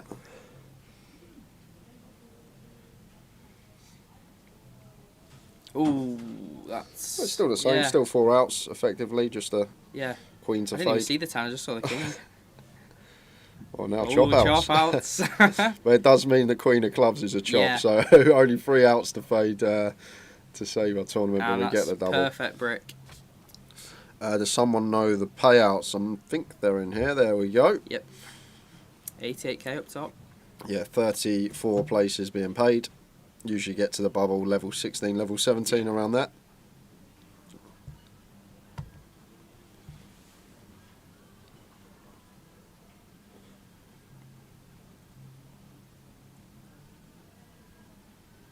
Bet you can't wait to get out to Vegas, Dan. I know, Yeah, I bet same you're time, actually yeah. like there, like. Oh. Because there's the, the Win Series in the December. Yep. I think because I turn 21 in the November next year. Yep. Jack was saying like a good plan is to possibly go and do that a couple weeks after my 21st. That's meant to be like another main event, WSOP main event. Like Jack played it last year and he was like, I'm never missing this again. Yeah. It's like the best 10k outside of the obvious, the WSOP main.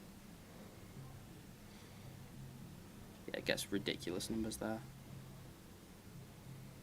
And it's at a nice casino in the Yeah, Win. I like the Win. Really nice card route. Ooh, John here with the Ace King. And Ewan's actually got a hand it could be continuing with. Yeah, makes it 10k. Ewan only needing to put in 6.5k to see a flop. Gets a almost 4-1 on a call. Yeah, just under three. Yeah. Three to Oh, yeah, of one. course, yeah. Can't see Ewan folding this Yeah, one. no way. Saw a lot of Ewan yesterday. Does like to get involved. Yeah, definitely. Yeah, very aggressive. Saw him in the high roller.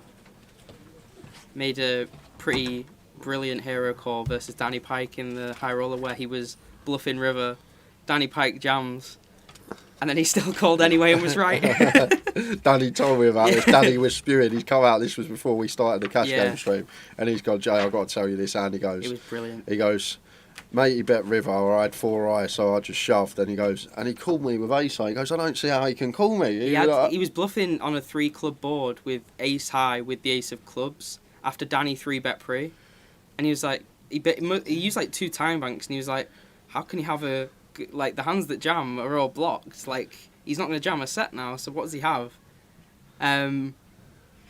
So called and was right. Danny just had 4-3 of diamonds.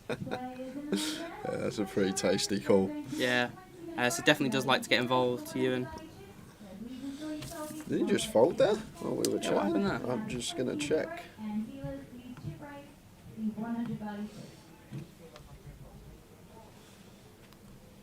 Nah, he Oh, called. he did call. He did call. Yeah, He and then just just saw a blank flop, no Yeah. backdoors or any. Well, no backdoor flush. Just Yes, two overs. just check folded. Makes sense. Seems good. Are you going for the co-commentator on Good Dan? It's seemingly a thing. Yeah, let's hope so. What's the next stop after this? Coventry, Goliath. Of course, yeah. Yeah, I'll be there for the whole schedule there, so hopefully. Well, it did happen. I remember this is what happened post-lockdown here. The first time David Dockey ever done comms with me and Tower was the leg before he won Luton. And before that, at Luton, it was Jack Hardcastle doing commentary with me, and then he went and won Leeds. Yes. And then the year after, Rick Trigg was the year after, Rick Trigg was doing comms because I was in Vegas last year in London. He then went and won Reading, yeah, I was the leg there. after. So hopefully, so. Dan, hopefully. Yeah, fingers crossed. I know Jack's going to be there to try and defend the title. Oh, we got to do a giveaway. We've only got half hour. I need to think of a question. I'll give you that. I'll give you that. I totally forgot about that, guys. Sorry, I will think of a question. I'll tell you what, we'll do it at 10 past. Give me 8 minutes. Whereabouts from? I'm from Chester, northwest. Eon with the 9s in the cut-off here. Goes for the flat, nice. Max coming along, I'm going to set mine with the 3s.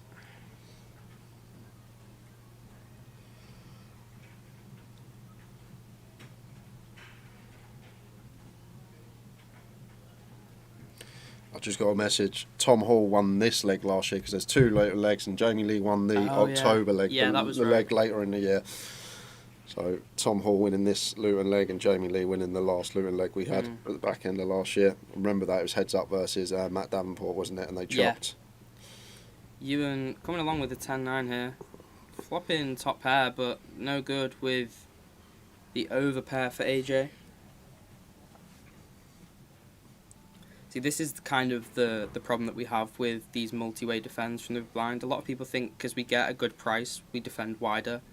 We actually defend a lot tighter because of hands like this, where, say, if Eon's peeled ace-10, king-10, we're just dominated so very, very often when we make a top pair. So it's hard to really realise our equity. He goes for third on the nose, Eon. Yeah, Eon here could definitely check back, but bet it's going to fold out some overcard equity.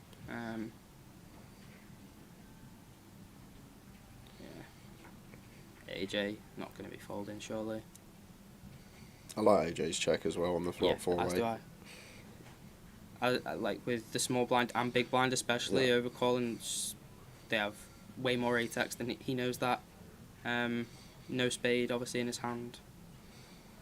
Oh, What a turn this! Wow, this is like the one before where John Rivers the 9. Now Ewan with top 2, which obviously doesn't help him at all with AJ's jacks. Eon's got a boat and AJ's open ended. Yeah, I'm just having a look at the stack sizes here. I see a lot of people do that on the feature table now that the screen's there rather than counting their opponent's stack. You can just have a little look at the screen. It sounds pretty crazy, but, well, maybe not even crazy, but I wouldn't be surprised to see Ewan fold this. Even though he's turned top 2, he's just against when AJ overcalls as well. It's so hard to realise on rivers now when just straight's complete. People can have boats, 8x, like even flush draws when we get to river. It's hard to realise. And as well as that, Eon's fired into 3 people on the flop, been called in 2 spots and wants to send in a second barrel. It just... What bluffs to really want to do this? Like this is tough. This isn't an easy call for Ewan, as silly as that may sound. And now AJ, like he's got a good blocking hand as well to the value, like the Queen Jack that gets there. Yeah, not going anywhere with his overpair. Going to a river here 3-way, which is very rare. 54k in the middle. Eon is loving life. And it's a 7. Now AJ's in trouble. AJ's in serious trouble. Not even a spade to save him. What is this run out? Ewan's going to check fold. I think the good thing for AJ is that he's deep enough that Ewan's probably... Eon's going to bet sizable on river, but he's not forced to jam this here because he's just jamming into obviously better hands at that point. But he's not... I don't think he's ever going to be able to fold. Big on this river as well, I think. Is he on right, Dan? Or yeah, I mean... Like the Jack X gets there. 8X can still be in Ewan's range. It could have plausibly boated up itself. It's... Yeah, we have to be careful that we don't just go too big to the point where a Jack can actually hero fold, because the triple barrel from Eon here, you'd think a lot of his bluffs contain a Jack as well, right, to get to river. So what are his bluffs now? Like, is he just going to triple King Queen or something? Like, it's a pretty difficult spot.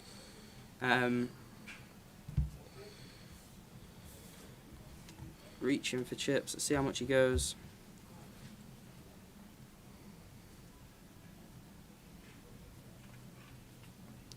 Yeah, Ewan snap folds, and now he doesn't look to be too big. Yeah, 28.5 AJ just can't fold. It's like half pot basically. Yeah, literally. Eon just understanding that if he goes too big, a jack can hero fault. Yeah, AJ calls him off. It's sad for him, obviously. Yeah, I think that hand was pretty well played by all round, to be honest. And now Eon, 245k, will be one of the big stacks in the tournament. After this hand, guys, we are going to do a giveaway within Dan Laidlaw thinks. And it has to be post 2000, so I've got a nice one lined up. When were you born? 2003. 2003. That's mad, ain't it? Just crazy. Well, the question's going to be on the year 2003. There you go. See what I can remember.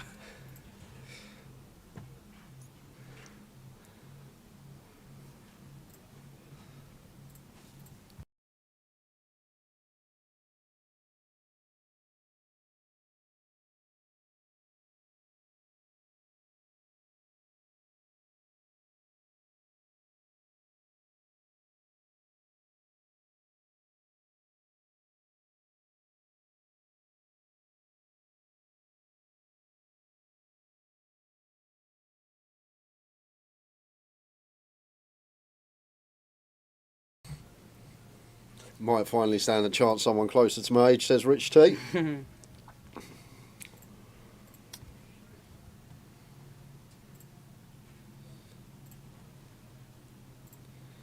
Folds round to Eon in the hijack.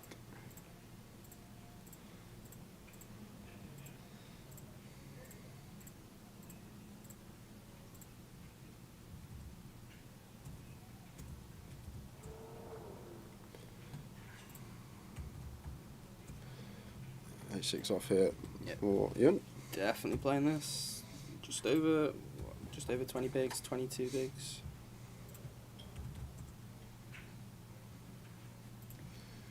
Going to go for the complete. Yeah. Leon got a nice one to check, suited jack. Yeah, Leon. Yeah, the dealer's taking the chips before Leon's acted, I think. Yeah. I think he may well check anyway.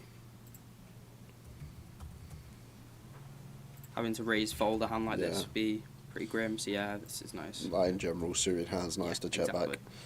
Especially if you flop top two. Yep. And second pair for Ewan. Not going to be check folding.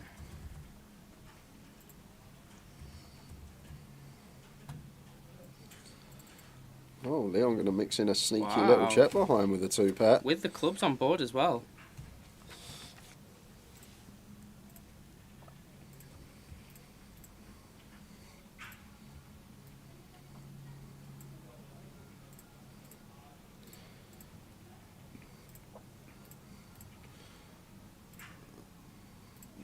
Got 5k. I think he announced something as 3.6, 3/4. Once Leon checks back flop, it's hard to give him much credit here as Ewan, so that's why it's kind of nice to mix in some checks sometimes. Gonna go to a river here.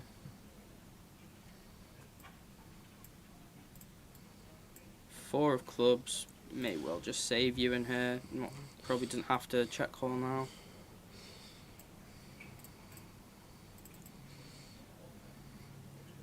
Leon thinking about value betting. Is Leon going to be betting most of his club draws, do you think, on the flop, Dan? I know we'll have some checks. Definitely bet some. What we obviously have a quite big advantage as the small blind here, as the big blind here in these limped pots, because when we check, we just have, like you say, all our suited hands, because we don't want to raise fold them. So we don't want to be basically betting all of them, otherwise, basically by river we end up with a load of bluffs if the clubs miss. So we're gonna have some checks for sure. Yeah, Ewan does pay it off pretty quickly. Yeah, I think like this perfect example of why you don't just always want to bet your value. When you check back, you force now Ewan with third pair by river. His hand feels so much more strengthened because because of the in check. your mind you eliminate so many of Leon's strong hands like that. So probably gets the max there, honestly. Probably more than I would have got in that situation, because I'd have bet flop a lot of the time. So well played by Leon. So guys, it's giveaway time. We have got a £30 token and a spot on the wheel to give away. First place will get themselves a spot on the wheel if they want it. Second will get a £30 token. Dan is going to be the brain today. I'm going to ask him a question. He'll write his answer down on a piece of paper. Closest to Dan's answer is going to win themselves a spot on the wheel. Right. One guess per account. Multiple guesses, you will not be able to win a thing. You'll be disqualified for good. And don't guess until Dan's answer is down. I will say when. So Dan, I got a nice, good one for you. Okay. You were born in the year 2003. I was. 2003 was when the so-called poker boom started because a certain Chris Moneymaker won the WSOP main event. What I'd like to know is how many entries did the WSOP main event get in 2003 when Chris Moneymaker started the poker boom? So no guesses yet. Before the boom, he started that. I'm just getting that out. Can't be.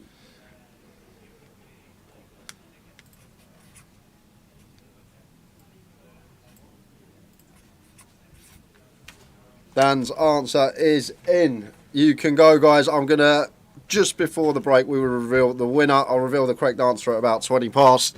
Get your guesses in. Good luck, everyone. We will still be covering the action.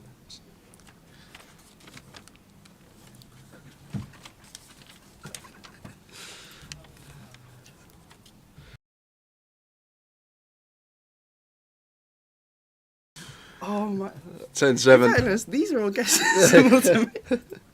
Well, they're trying to get in your brain, Dan.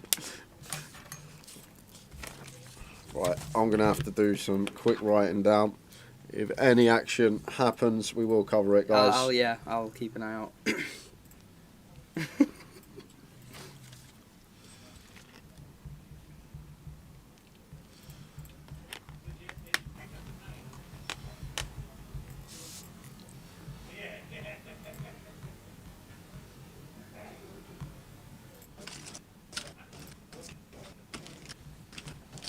What happens if someone gets it dead on? We had one yesterday, someone got it dead on. It was actually really funny. We've done the answer was 653 that Tara wrote down. The second guess in the chat was 653. Did you just end it there? No, we didn't. We didn't. Everyone was still getting their guesses in. They're all drawing They're all dead. drawing dead. Yeah. You draw into a chop at this point. Yeah, literally. Literally.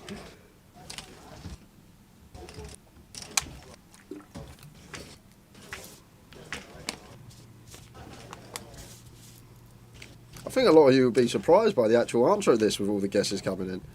In fairness, I wasn't even born when it happened. Yeah. I was born in the November, so... Yeah, obviously before the boom.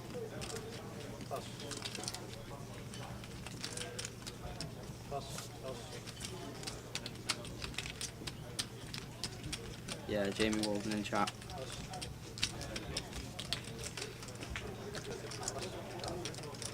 So, wide variation of answers. We've gone from 10,600 to 156 in some different guesses.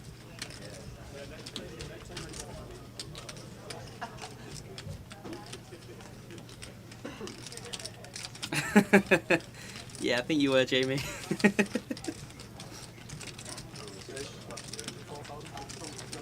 Question is, how many runners do I think the 2003 WSOP main event got? The one that Chris Moneymaker won, the poker boom. And make sure to get your guesses in, guys. We've got nearly 400 people watching and only about 50 people guessed so far. It's a free roll. And this is probably the best time, your best chance to get on the wheel all day, because it does get busier as the day goes on the stream. Get towards the end of the day. Yeah. Free roll for get on the wheel for £1,000 is free money to just type a random number in even.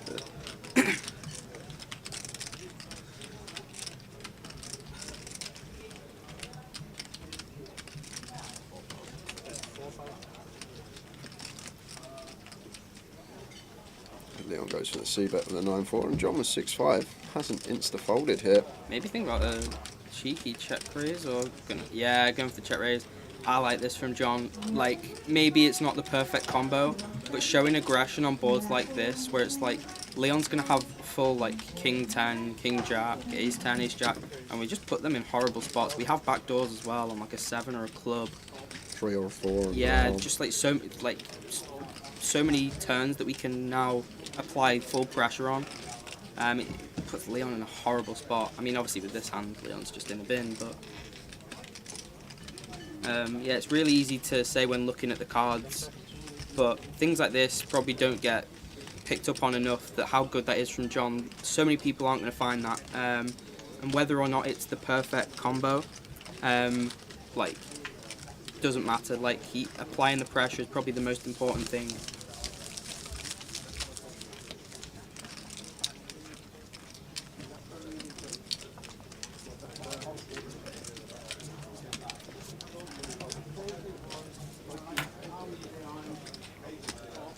Guessing it's going to be playing down to near the bubble next session, yeah. Clearly get close to, yeah. Never before Yeah, the no, dinner no. break, but yeah, probably like 10, 15 spots off. You be jumping in the cup, I take it, at half 2? I'll probably wait a bit. 500 big blinds deep is not super fun. Probably wait till it's a bit shallower.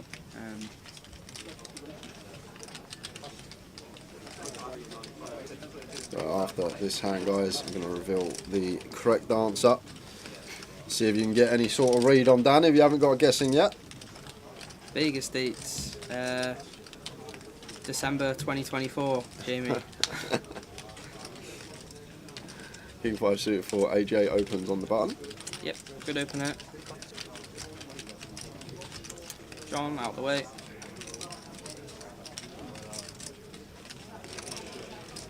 Patrick, going for the all-in. And AJ's out the way. Yep, good from Patrick. So guys, That's still 19, Jamie.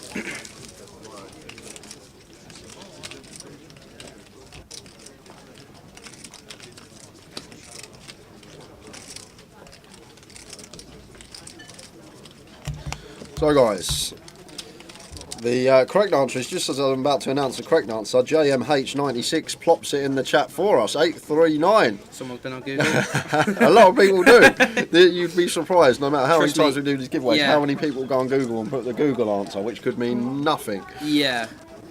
But that's the answer, 839 entries, so less than 1,000 entries back in 2003, 19 years ago, or 20 years ago, for the WSOP main event. Less than 1,000 entries. You get more than that 1,000 entries on every flight Yeah. these days. And I mean, the UK Open got Yeah. like more than that, right? well, there was no boom, was there, until Chris Exactly. Moneymaker won. That's what I kind of underestimated, how big said boom was. But there's his live tell. If you haven't guessed yet, we will be giving away Dan's answer in about 5 minutes There you time. go. Make sure don't put any second guesses in. Leon with the open. AJ going to peel the king 4 suit in the cut off. A little wide, but playability and position always going to be alright.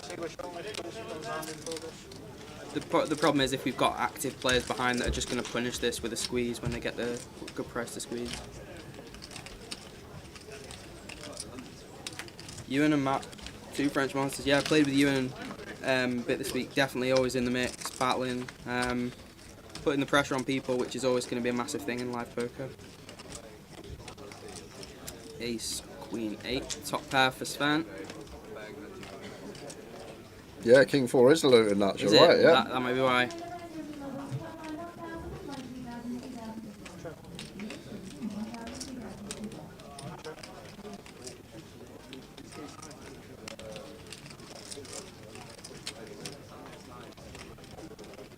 Just check to AJ? Or is it on Leon still? I think Leon's... Oh. They've all checked through, yeah. they've all Oh, there were. Dealer thought John McCann was still in the hand. Interesting turn here.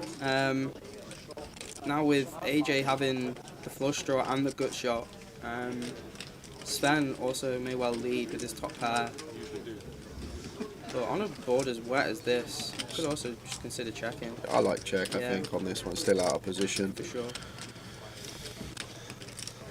Yeah, I think we also, what you have to consider is how many like better hands we may have from the big blind. Like, although yeah, top pair's good, we're also going to have like Queen 8, 10 8, Ace 8, Yeah. Ace 10 even. It's like we have maybe 8s as well. Like we have loads of hands that are also good that want to force money in, so we don't want to overdo it maybe. Now AJ, apply some pressure.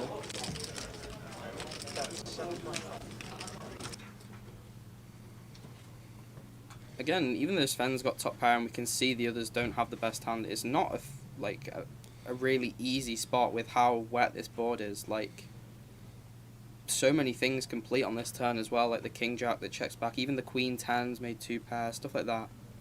But yeah, still not folding the top pair. Good.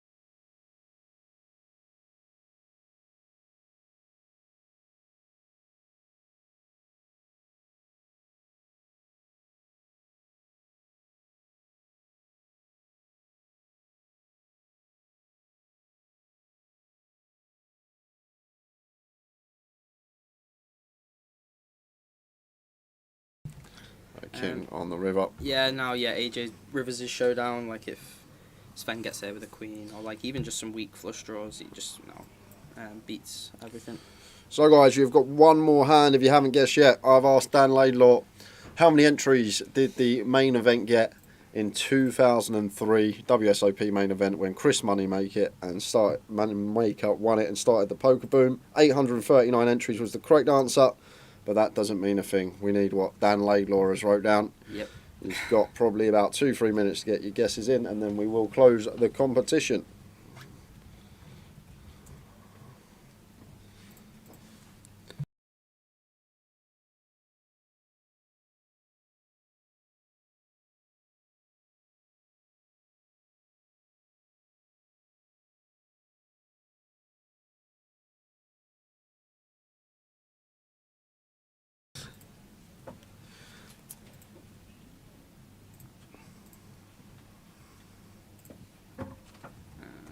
Round to John in the cutoff.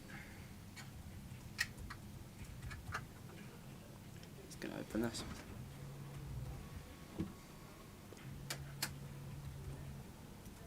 Patrick with the raise here.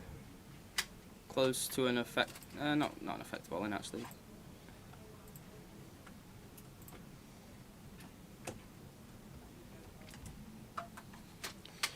That makes it 11k. I like size and choice off of the stack. We'll have some. Got a nice blocker. I think ace 10 going to be well ahead of all the range that John's opening from the cutoff as well. Yeah, for sure. Like a flat wouldn't be terrible here, but now we just apply pressure to John. Like you see, it's close to a flip here with the equities. Yeah. And yeah, we force John to fold with 45% equity. As much people think, well, if you got the best hand, how is it a bluff? Denying equity is really important. So guys, you've got 10 seconds to get your guesses in, and then I'm closing the competition. I'll give you that, Dan. Okay. 5 seconds. And the competition is closed. Last guesses in. Cheryl Simmons on Facebook, Michael Firkins and Nathan Davis. The last guesses in. So Dan, how did you come up with it? The answer that you got on that piece of paper? So I definitely underestimated how important Chris Moneymaker was for poker, because I know how much it gets like now, like with like 8,000 or something, right? So I was thinking, it can't be that much less, surely, than this. So I went for 5,150. 5,150 was the guess of Dan Laidlaw. Miles out. And the closest to that, and who is going to get themselves a spot on the wheel if they want it, is Mr. Fun Guy Slots on YouTube. Fun Guy Slots. Yep. Are you there? Would you like a spot on the wheel, or would you like a token? 5225, I think his guess was. Yep, was. 75 off. Yeah. which is very good considering how far out I was. Some action here. Patrick peeling King Jack off the cutoff. Driven the big blind. Yep, getting the 7s in. And it's probably going to get through. This is possibly our problem with maybe flattening a hand like King Jack in the cutoff, is we always want hands that can now call this small squeeze from behind. Otherwise we kind of just bin ourselves sometimes. Yeah, it's just tough now to call this off. Maybe we just decide we're getting a price. Yeah, 16k to call. Patrick checking if he's getting the right price here.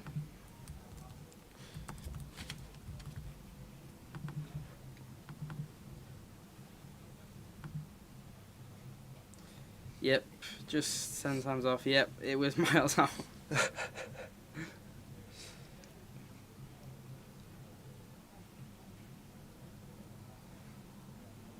And does make the call. Yeah, just getting a price, 16k, already 28k in the middle with the jam.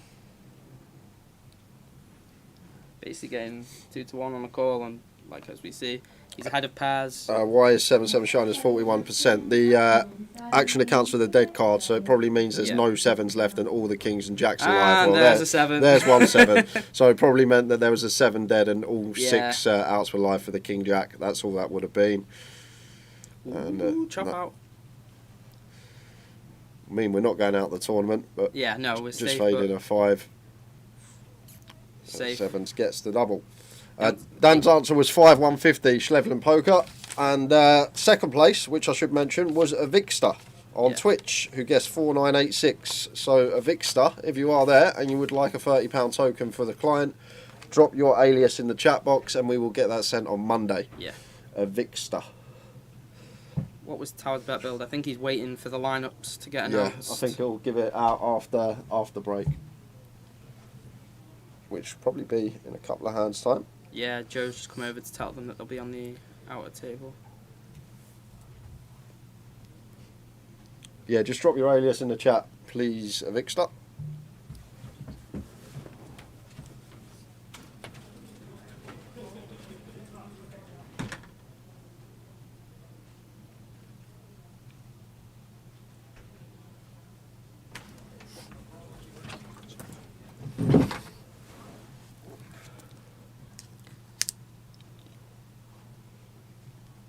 Remaining notables, please, guys. Well, you've got John McCann. There's, I think, still Jack Hardcastle. Dave Docherty's still in.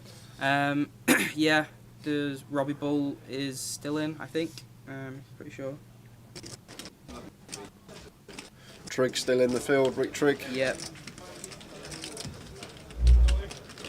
Phil Suki. Yeah. WSOP main final table list still in the field, I'm pretty sure.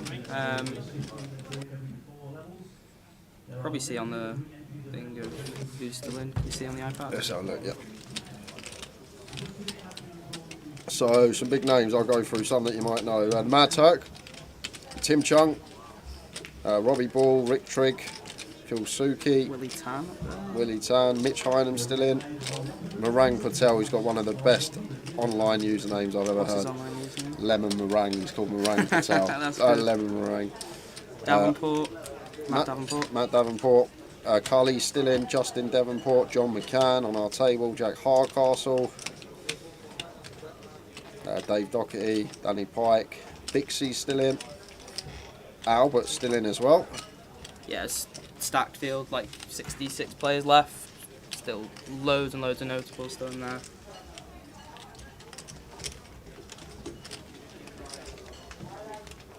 AJ gonna double barrel here with the 5s.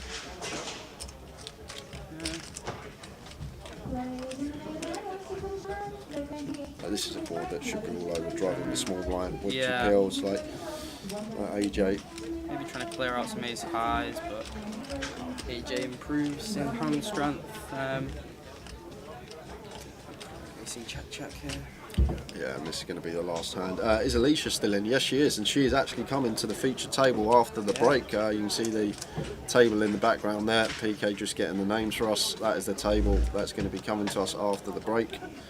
We've got Rick Trigg on there as well, Willie Tan, Rob Boone, Alicia, some notable names. Yep. Will it be Trigg's third GUKPT? Fourth. Olsen goes first. First, yeah. So Druv here's gone for the lead with the 9. Yeah, I actually quite like this, honestly. We kind of just put, if we do this with the Queen as well, sometimes we just put him in a spot with like even ace high. If like our King Jack misses, our King 10, where we get some folds, and then also we stop ourselves getting bet. Like if he has 10s or jacks, we stop him being able to raise sometimes. Yeah. It's kind of clean. And obviously, you see when he's got underpairs or he's got like ace 8, let's say, he's forced to, instead of checking back, put the money in. So pretty nice. We're on a 15-minute break, guys. We're going to be back at 2:45. Big thanks to Dan. I don't know if we'll see him again today. He does sometimes pop in randomly. So big thanks to Dan. I'll have nothing else to do. Yeah, that's it. So we may see Dan. Hopefully we don't. Hopefully he hasn't run the count. Big thank you, Tim. Me and Tao, we'll be back at 2:45. See you then.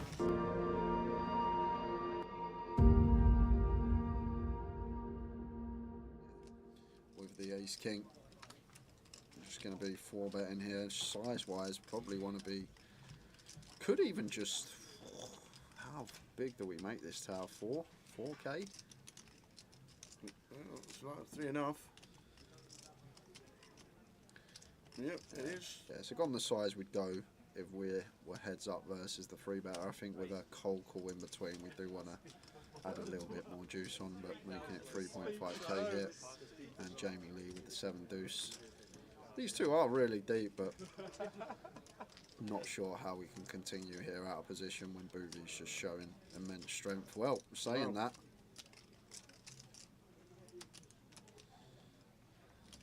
he can't go for the 5-bet back raise rip for sure, can he? No, well, he gets snapped if he does. It's a horrible spot for Boovy Tower. If Jamie does find a 5-bet rip here, it is a terrible spot for Boovy, but he is just going to play call. Jamie Lee's calling with the 7 deuce. So we've got 8.6k in the middle here. And to be honest, Jamie Lee with 2 live cards, but what a big pot going to the flop here. Ace, King, Queen. What a flop. The thing is, I don't think queens are going to be a worry. I think that's just always going to play cold 4 as Jamie and not cold call the 3-bet. So Jamie just happy to continue here. Ace Jack suited, Ace 10 suited perhaps. Maybe some King Queen suited in there, although very slim with the suits on board and what's in our hand. King Queen of hearts, not a thing, so just King Queen of spades. Goes for 1.5. And Jamie not insta-folding tower. If he does call, is he literally only calling for the 7 deuce? Well, I'm guessing he's calling to take it away on a later straight. The thing is, I don't think we're going to have any raises on this board as the caller of the 4-better as Jamie. I guess we'll have more Jack 10 suited, maybe. I'm not sure Jamie's going to be cold for in that hand. So I guess we can have the Jack 10 suited, maybe Boovy can't. That's probably the only advantage here, but then Boovy's got the Ace King, the Ace Queen, all the sets. 6 of clubs turn. And now SPR just south of 1, but I still think we want to go for it over 2 streets here as Boovy. Like if we shove here, Ace Jack, Ace 10, can probably get away from it, but... Oh, it goes check, check. The river. Oh. The Jack of spades. Well, if there's ever a river to bluff on tower, if we're floating the 7 deuce out of position, this is probably one that we are going to go after it with. But God, it takes some kahunas to shove it in here for 10 bag with 7 highs. Jamie, he's got to go for it. He said, oh wow! 10.2k river shove. We could have a 30k pot here. This is gross for Jamie. Now let's think about what 10x Jamie Lee's going to get to the river with here. So he's cold called the 3-bet from Mitch originally pre-flop out of position.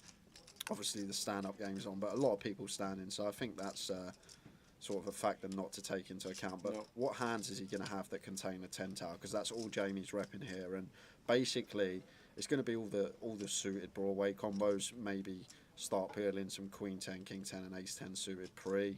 Maybe having a little punt at it, getting a decent price. Just taking these attractive holdings to the flop. Pocket 10s versus flop size, I guess, is in there as well. I think we can definitely call versus south of 20% with 10s with our Broadway draw and potential to bluff on some runouts on later streets. So More folded the 10s pre. he did, you're correct, he did. I totally forgot about that.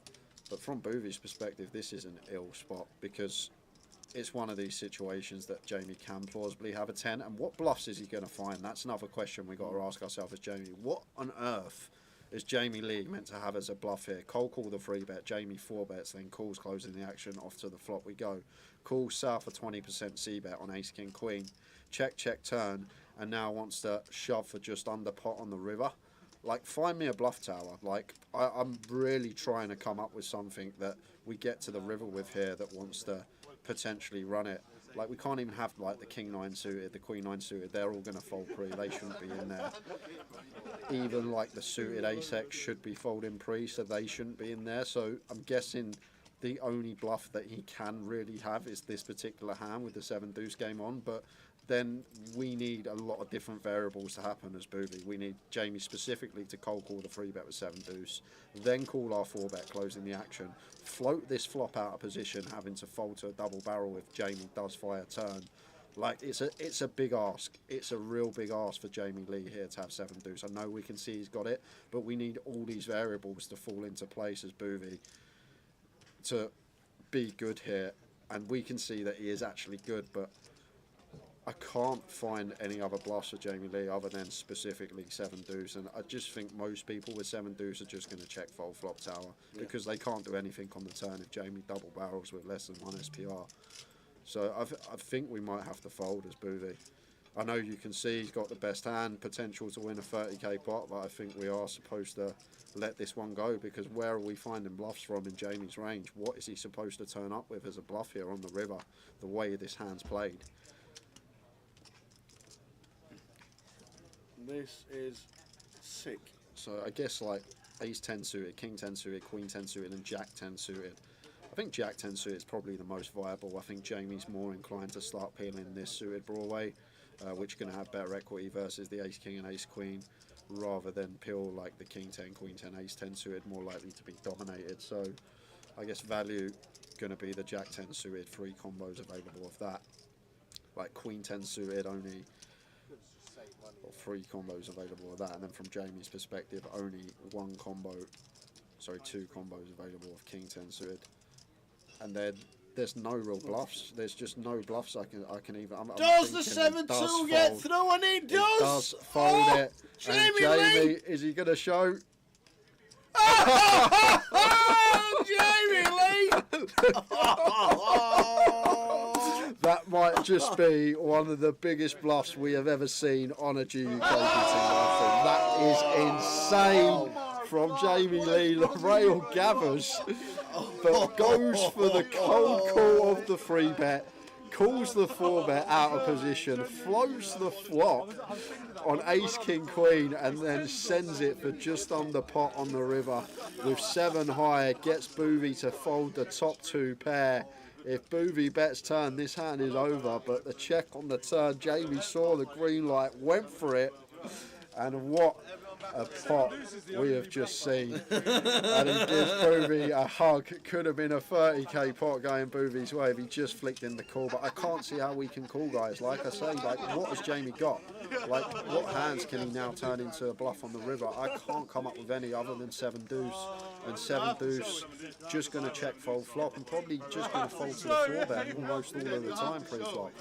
Like, it's just so optimistic to check call as a float, hoping our opponent checks back turn to then send it on the river. But what a play. Credit where it's due. Credit where it's due, Tower. What an amazing play. Obviously 7 deuce game on, we never would have seen it if it wasn't on, but it takes some heart. It takes real heart there, because like Jamie can guess get Boovy to fold all of his sets and his 2 pairs. I guess Boovy might have to start calling with some sets because we don't really have too much 10x as the 4-better. Maybe some ace 10 off, ace 10 off probably in there. But real nice hand for you guys to watch. Thoroughly enjoyed that. Credit to both. Wow. Real good poker hand. There's only one bluff he's got, and that was it. 500. Go home. Pull the cable quick and go home.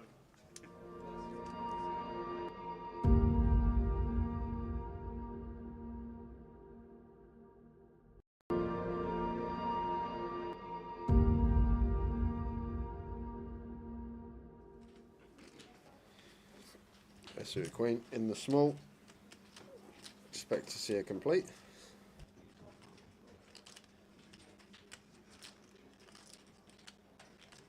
So queen 5 for Abdul, 25 to call, so he does. Sorry, queen 6, and Lynn's got the 2s.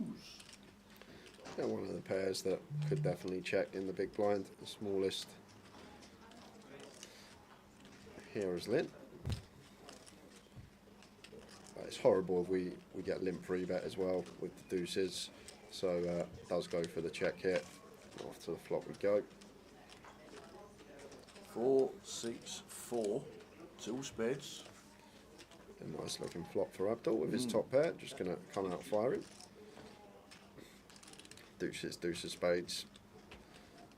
Could even be a raise this one, Tara. I think the deuces, deuce of spades, deuce of hearts. I think this could be a plausible raise just to flush out equity from overs, flush out equity for counterfeit outs. And he does go for the raise here. Like, you just know in poker these days, so many players go for the 1 big blind lead from the small blind, blind on blind with almost any 2. Really cool. 10 of spades turn. So Lynn just counteracting that by choosing his deuces to raise and flush out all this equity of overcards. But Abdul not with overcards, flop 2 pairs, so made the call and 10 of spades turn, and Lynn doesn't actually have a bad candidate here. Deuces, deuce of spades. After the flush completes, the small pairs with one of the suit that contains the flush are going to be very nice candidates to be barreling on, and Lynn does go for the double barrel with the deuce deuce. Like it. The river's a 6. Check mark. Thank you very much. And now playing the board is Lynn. What you gonna do? Oh no. Abdul's gonna go for the lead. No, Abdul. Like, Lynn's hand probably has to bluff. You can't showdown deuce high, and Lynn's hand would have had to bluff tower. And now Abdul potentially missed out on Lynn. Unloaded on the river, went for the lead. Keep some bluffs in of our opponent. He's going to value better 4 anyway if he's got a 4. Might start checking back some flushes. That's probably why Abdul thinks the lead's going to be good here, but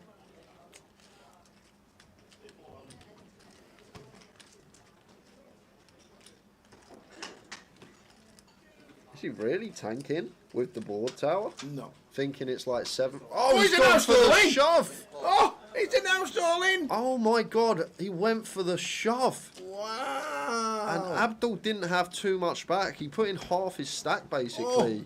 Oh, Abdul gets up. On the river, and Lynn What down a to double. 820k. What a lead from Abdul Tower. What a lead. Don't do it, Abdul. What are you doing? Don't do it. What a great lead. I'd never lead that.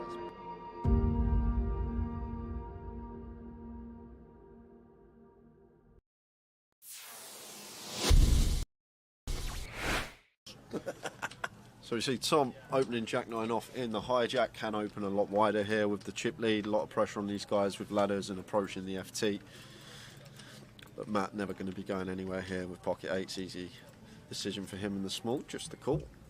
And it's heads up between Tom and Matt Davenport here. Let's see a flop. Flop time, ace 9-3. Second pair for Tom. Takes the lead in the hand. It's still may bet small here, Tom Hall. This is a board that's just going to favour us a lot of the time here, being the opener. We do have middle pair as well, so do have some disguised trips or 2 pair when the turn is a jack or a 9. So potential. You can go really small here, as small as quarter potentially.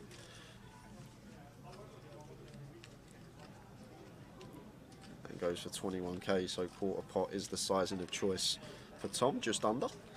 And Matt here with D8s getting this price, probably going to call once. Tom's still going to have lots of holdings here, all like the Broadways, the King Queen, Jack 10, all this sort of stuff that we are still ahead of, and sometimes he will shut down on some turns. 7 of diamonds hits the turn.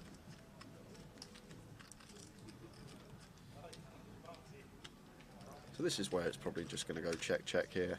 Tower. I think Tom may be a bit optimistic to fire our 9 here again. Very hard to get.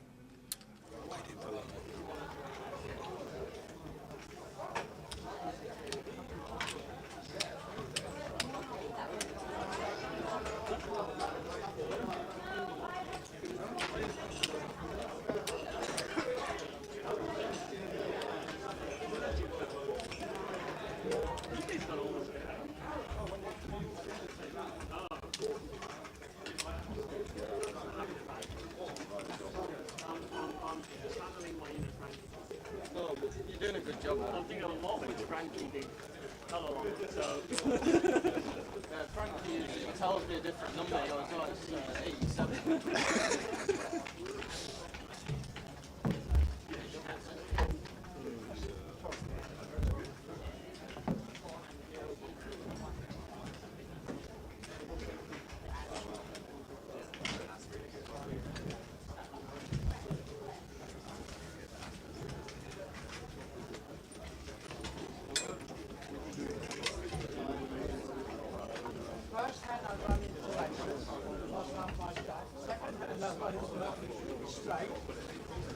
Up and down, up and down.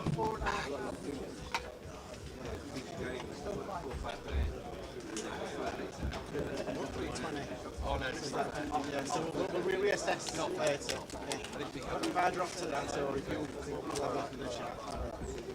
Because last time we final, didn't we, when we played? Well, you did well. You just came 6.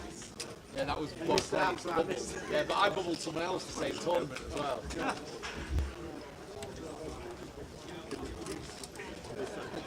Oh, yeah.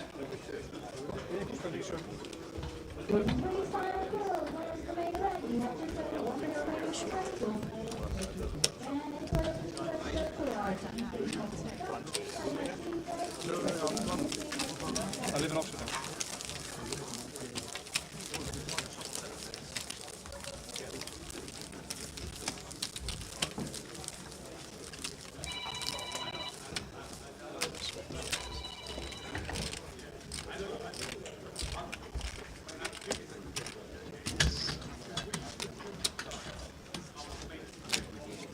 Welcome back, everybody. Thanks to Danny Laidlaw for his hour and a half plus of his spare time before he jumps into the cup. Thanks, everybody, and thanks to Danny. How many entries? WSOP 2003. I actually got it right. I was sat in the back. I was listening to it in the, do you know the little, like, place they've got for the dealers? Yeah. I was sat watching it there, and I actually got the right answer. I actually got it spot on. I would have won £1,000 off you. I'd have had to buy into the main event and everything. Oh. So new feature table coming up. In 1, 3-time GUKPT champion Rick Trigg going for his 4th. No one has ever won 4 GUKPT mains. In 3 is Hamza Kalak. In 4, Willie Tan. 5, Neil Bethune. 6 is Chris Walker. 8 is Rob Boone. And in 9 is Alicia Richardson.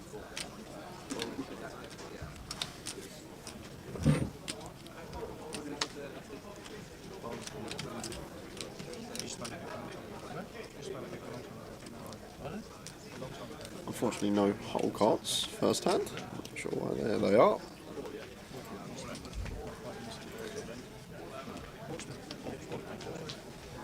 straight off the bat. King, Queen of Hearts for 16 big blinds here. On the button for Chris, just chooses to shove, perfectly fine. And looks like Alicia with a decision in the big blind with the ace-10. This is a call. 16 bigs from the button. He's going to have some worse ace-X, suited ace-X in here. Should be a call here from Alicia. See if she can find it. She does, good call, and she is in front.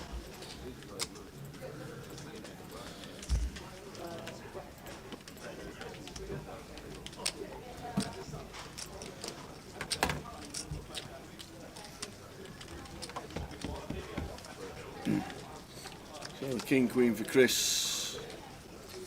Alicia has been watching the stream all week. Well, apart from when she's playing. Additional 3 outs for Chris and 9 outs he can find now. Same story, King, Queen or 10 to stay alive. And it's a 6. And it is not. So we lose Chris Walker first hand back after the break. Unlucky Chris. Alicia adds to a huge stack up to 270.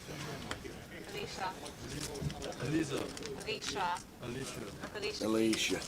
There we go. Alicia Richardson watches the stream all the time. If you want me to, I can try. Rob Boone to a right, Rick Trigg. Willie Tam. Sit up and 7-6. I can't sing. Please sing it, please. I reckon you've got New York in you. Come on. Willie turned the man that asked Albert to go home yesterday. Yeah. Do you want me to the intro? Yeah, because he was on his table and getting terrorised by I Albert know, Sapiano. yeah, of course. Unbelievable angle. He didn't ask him to go home because he's his pal. Of course he didn't. He asked him to go home because he was plonked on his left and Albert had all the chips. That's why he asked him. Can you go home, Albert? You just go and bag up. It's a long drive home, mate. Exactly. He was getting terrorised by him. Oh.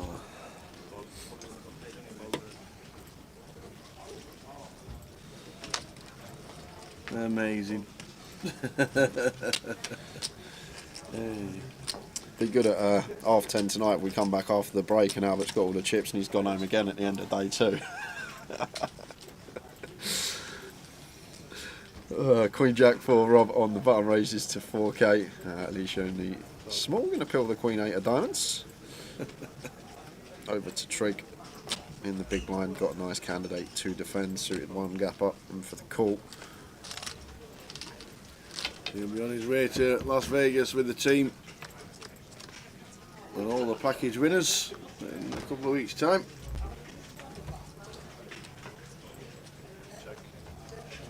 Ace King 5, 2 diamonds. Nice flop for Alicia, flopping a flush draw. Rob with the range advantage here though. Going to have the best hands on this board as the opener. Continues for 4k. Looks like Alicia just going to play cool here with the Queen 8 of diamonds. Trig going to come along as well, getting a really tasty price. 5.5 to 1 in the call with his bottom pair. See if he can snag trips or 2 pair on the turn potentially. It's the 8, which puts Alicia out in the lead. And probably where it's going to check through here. I think it's optimistic for Rob Boone to be double barreling into 2 people once getting called in 2 spots on the flop. It does check through. King on the river. And should check through again here now, Tower. Because like Alicia's going to have all this King Queen, King Jack, King 10 suited, King 9 suited in the small blind. So this King's just very good for her in the small.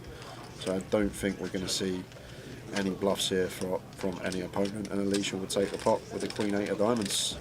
Another pot going her way. 2 out of 2 to start the session. Great start for her. Approaching the 300k mark. Very nice indeed. One of the chip leaders in the room. Unfortunately, PK was busy at the break, so we didn't get a full chip count, but we'll try and get you some chip counts from around the room. As we get closer to the money, we're on 63. We're on 63.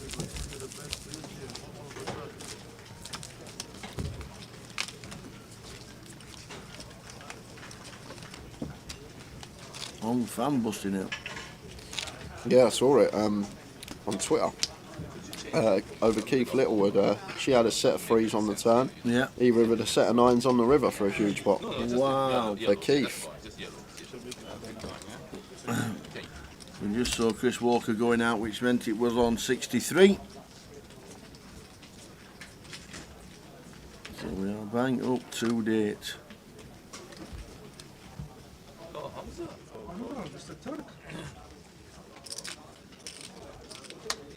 You are here, Uncle. Eventually we in the same table.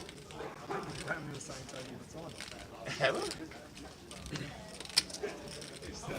So the Turk comes to the table. There he is, Yusuf. Yeah, Danny Pike as well. A couple of seats filled, meaning that like another this. table has broke. I like this table. Old Robbie Ball as well. So 3 new faces. Yep, no cold cards at the moment. There's been a raise and a re-raise, so where's the cards? Alicia's going for 3 hands Yeah. on a trot here. Where are the cards, boys? Mad Turk They're opens the coming back. 10s for Turk.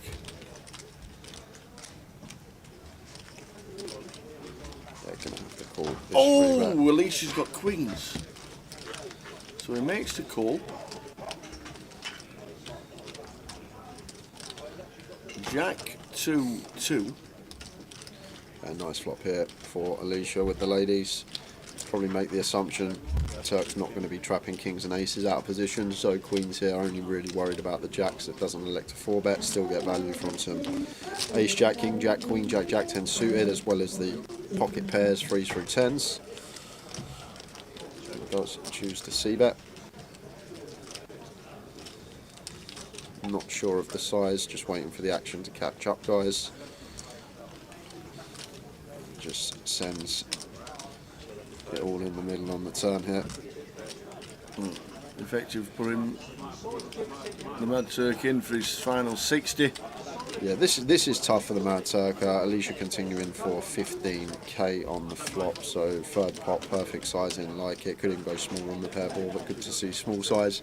Now on this 8 of clubs turn, just recognising that Turk's got about 140% behind, so maybe just trying to get the lot from Jack X here on the turn. Here's a hand we could probably go for 2 streets to get it in by the river. Just going for the big jam here on the turn as Alicia, and she'll be wanting the call now once the Mad Turk goes into the tank. And now flip it round, look at it from the Mad Turk's perspective. Got to be thinking about Alicia's range. She's 3-bet us. She has ace jack in there. She has queens through aces. All these hands. Ace queen suited, maybe.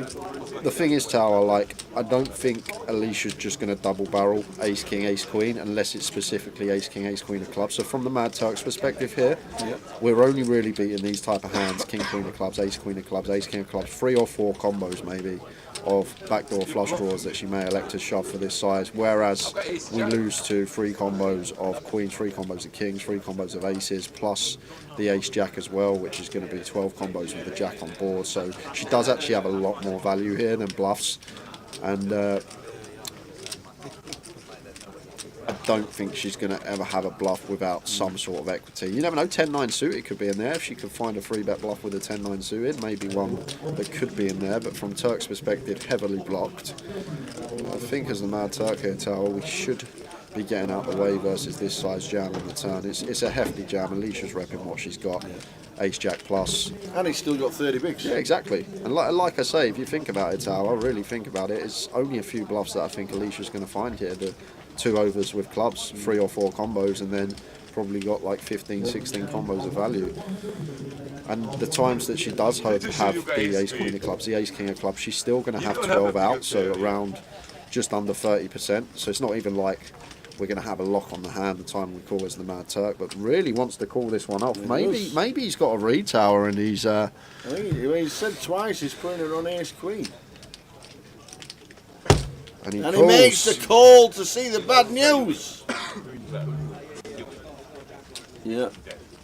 Good luck, guys. Nice then. So Alicia could be up to 350k, Tower, if she can find the hold. Fade in 2 outs.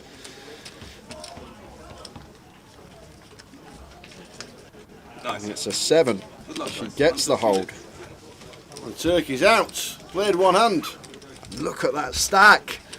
Played 1 hand.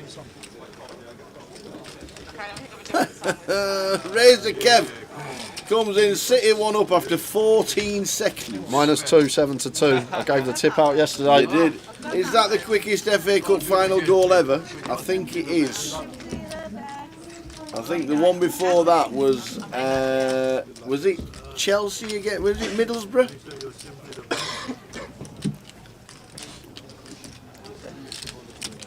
It's something like Chelsea against Middlesbrough was like about 30 seconds or something like that, if I remember, from years and years ago. Yeah, she did look quite confident sitting there. Kev said Kev would have passed. She looks really confident sitting there. Mr. Lucky cheering for Alicia from the States. Go and get it. Oh my God, what a goal, says Hod Bodkins.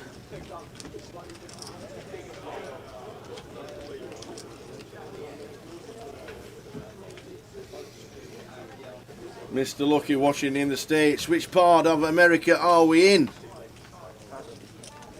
Which one are we in? Where are we, Mr. Lucky?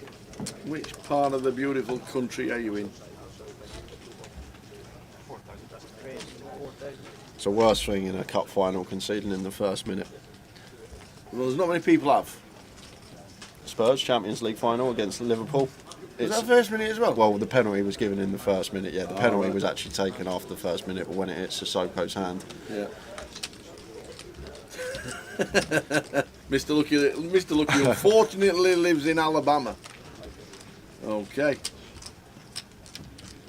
Robbie opening to 5k here. Hands up off of 10 bigs with the ace-5. Going to defend this one in the big blind.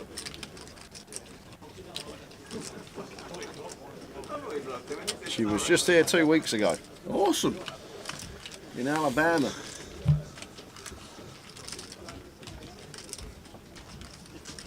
Robbie out flops hands up with his bottom pair here. Hamza does pick up a wheel draw.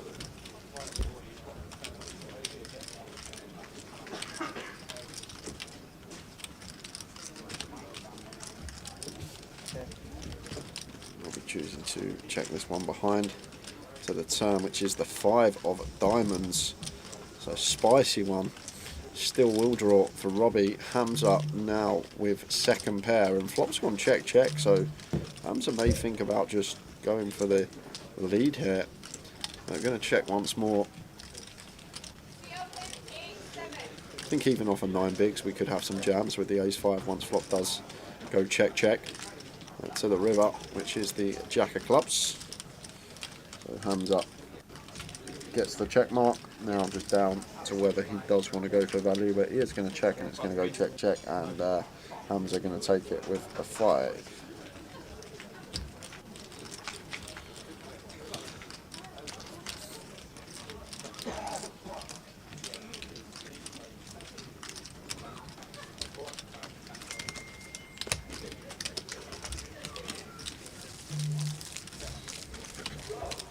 Caution, get a name list. Maximus in 1 is Rick Trigg. Rick had about 140k coming back after the break. Danny Pike in 2, he's just come to the table, not sure of his exact stack site. Hamza Kellick in 3, he's got around 30k. Willie Tam with 140k in 4. Neil Bethune with 150k in 5. 7 is Robbie Ball, who's got around 40. Rob Boone with around 50 in the 8 seat. And Alicia Richardson, our big chip leader.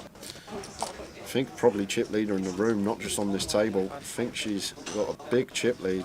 370k at this stage is heaps of chips. Yep. You come back and tune in tomorrow night on the final table, I can assure you there will be a stack less than what she has now when we get to the final. It is a monster stack at this stage of the day.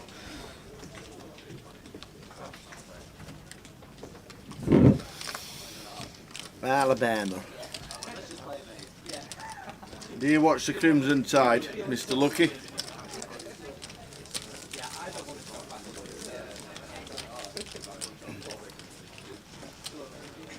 One of the best sights you'll ever see in American football, or even college football. What's that? Is the Bama. Alabama Crimson Tide at home. It's the sea of red.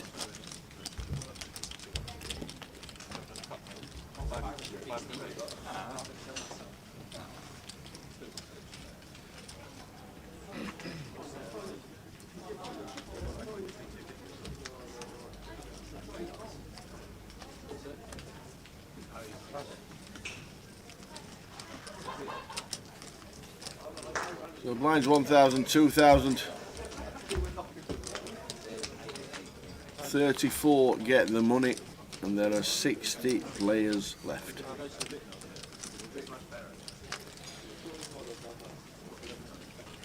A7 on the bottom for Hamza. I think off of 15 should just open here. I will have some jams like deuces, threes, fours. The small pairs are nice ones to shove off of just north of 15. Like some suited broadways as well. But I think the offsuit A7 just wants to be opening here. Try and go for the still. Is going to go for the jam instead. And Willie with the same hand. Suited variety. A7 of clubs. Fairly close one here for Willie. While I'm sat there as well, I probably don't expect like a lot of these offsuit middling ace-X to be shoving. I think they're just going to be opens, but we'll dominate some like ace-deuce suited through ace-5 suited, flipping against the deuces through sixes. And then Hamza should have like some jack-10 suited, queen-jack suited, so on in here. But Willie does choose to let the a7 suited go. Over to Neil in the big blind. Quick call with the pocket fours. We're off to the races. Willie hasn't, has he? Did he just tell him I had the same hand? No! Oh, Willie! What are you doing? Oh. Oh no, that's not what you want to hear as Hamza. Willie Tan telling you he had the same hand, knowing you've only got 4 outs now, not the 6 you think you do. Queen 8-6 rainbow, no help there. Do have running straight possibilities. Yes, 7 needs to connect. Oh, we lose Hamza. Gone. Unlucky. A7, no good. Hamza eliminated. In 60th place. 61st was PD. I think that was Patrick who was on our feature table earlier. Matt Davenport just literally the same time as the Mad Turk eliminated on our feature table, means we're down to 59. Oh, yes, okay. Yeah. That's what I had. I said, yeah. Bad news. Bad news. No longer acquainted. Stephen Knoll says, who in the poker world, dead or alive, would you love to go for a pint with? Talking about anything and not just poker. I'll let Tara answer first. Thanks. Who would I like to go for a pint with? I'm trying to get them. Pass. Poker world, though. I've had a few pints with Dave. I've had a few pints with the devilfish. Here he goes in again. his time. Few pints with him, few pints with him. Well, the day he picked up the guitar at the Irish Open and did an half-an-hour set, just with the band that were already there, was just amazing. He literally says, "Give me your guitar." Took the guitar off the player and just started playing. It was brilliant.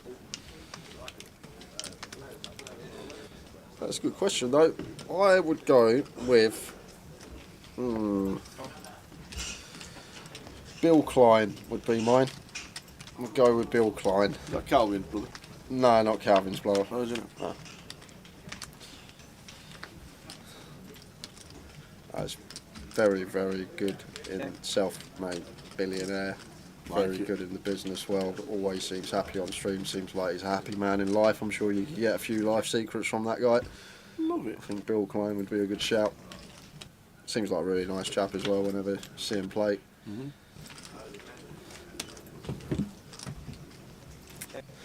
Tower's probably already had a pint with everyone, Stephen, so...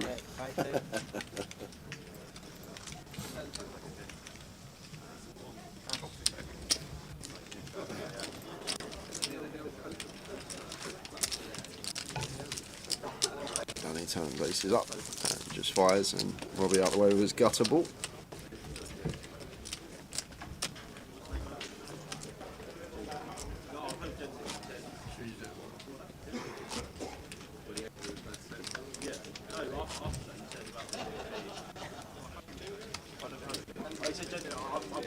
Yeah, of course I'm going to check. Yeah. GPS.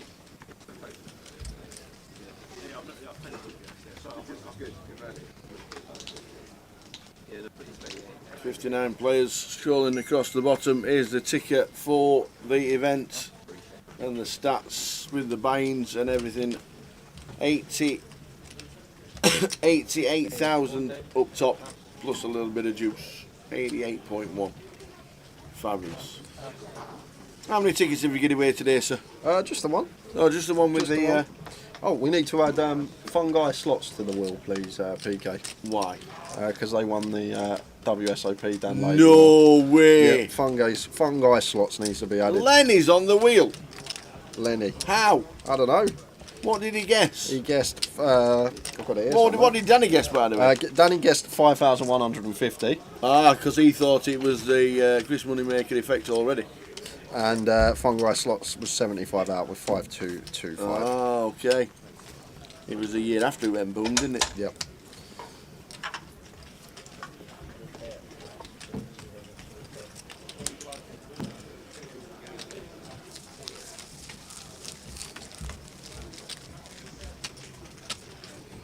Release your big chip leader.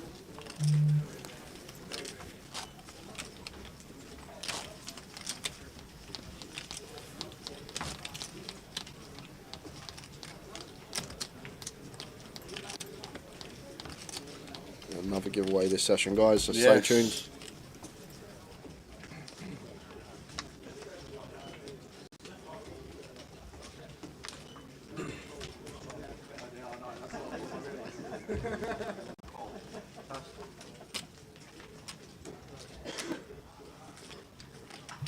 Wait, 4,500.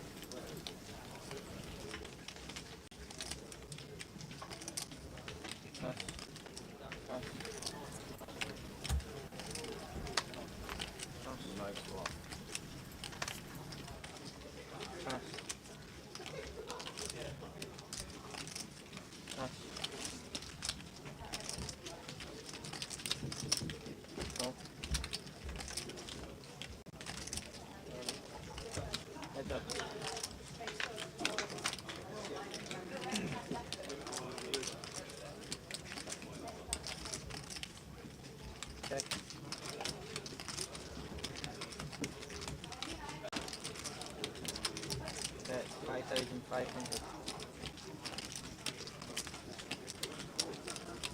Oh, did we do the bet builder?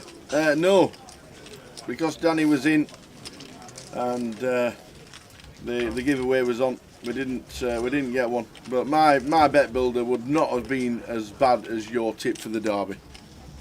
Towers bet builder was going to be Gundogan outside the box volley, first 5-minute goal, and Man City to win. That's what he was going to do, probably. That's what he's probably going to say.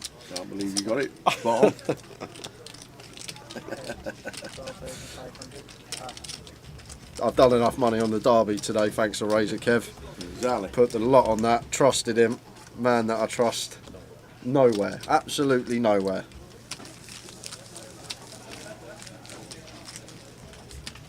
I'd like to be a passenger on that horse because I never get to where I was going to. I'll put it that way. Watching it run. 66 to 1 second as well. It just got pipped at the post. Was it? Yeah, literally 66 to 1 second got pipped.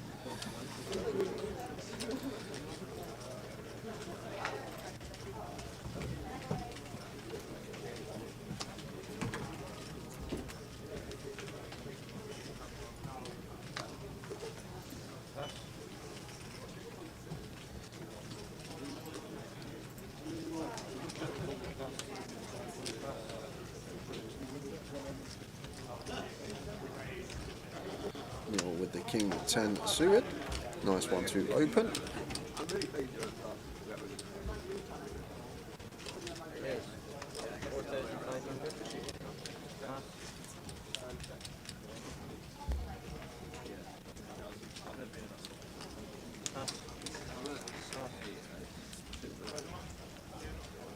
No, I don't know.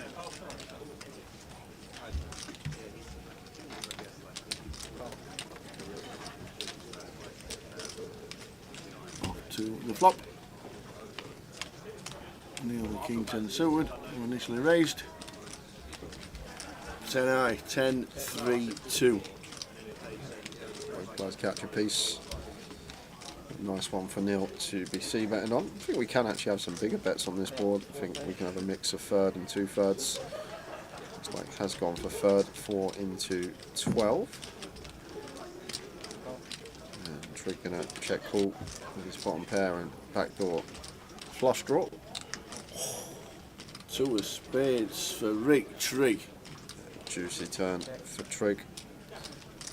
Going to check it over to Neil once more, who I'm probably comfortable to be betting again here. Like, the deuce is not the worst card to be pairing. Yes, Trig has a lot more deuce X in the big blind. However, he's not going to defend the offsuit deuce X. Like, all the deuce X off probably all the way through to queen deuce off. Like, ace deuce off, king deuce off probably going to be in there. But he's not going to have any offsuit deuce X. It's just going to be the suited deuce X that are continuing. So we can still get value from all the weaker 10X. Some potential 3X, and then just charge the 4-5, the 4-6, the front door diamonds, all these type of holdings.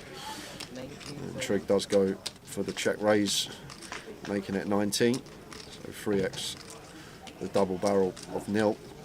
And Nil going to have to continue here, tower up. Trig, good opponent, will find the correct bluffs. May start doing this with some 4-5, ace-4, ace-5 with a diamond, stuff like this for potential to bluff diamond rivers. Could just have some front door flush draws in there as well. So just two good hands to fold here as Neil have to call and take a river with position. That's when the decision is going to occur.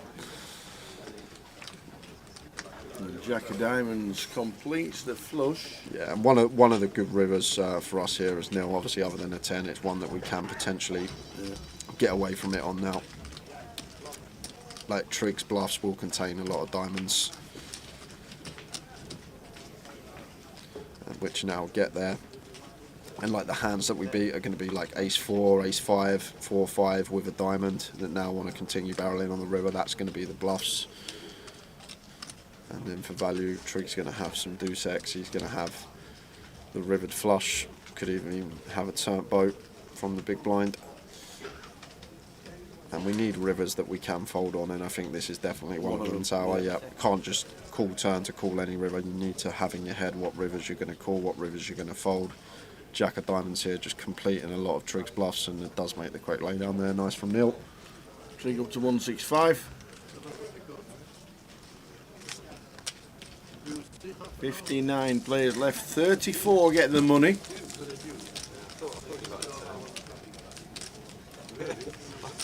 The river costs me to get paid, right?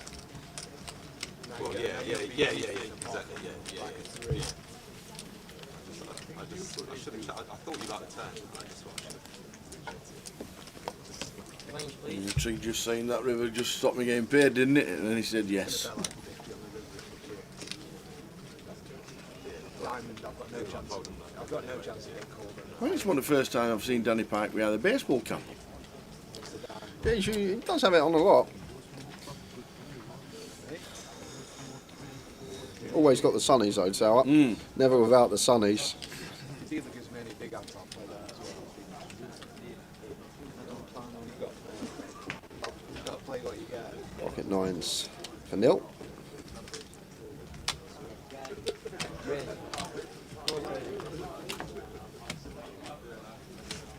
Raises to 4K. Robbie in the hijack with the fours, just going to let them go. Off at 22.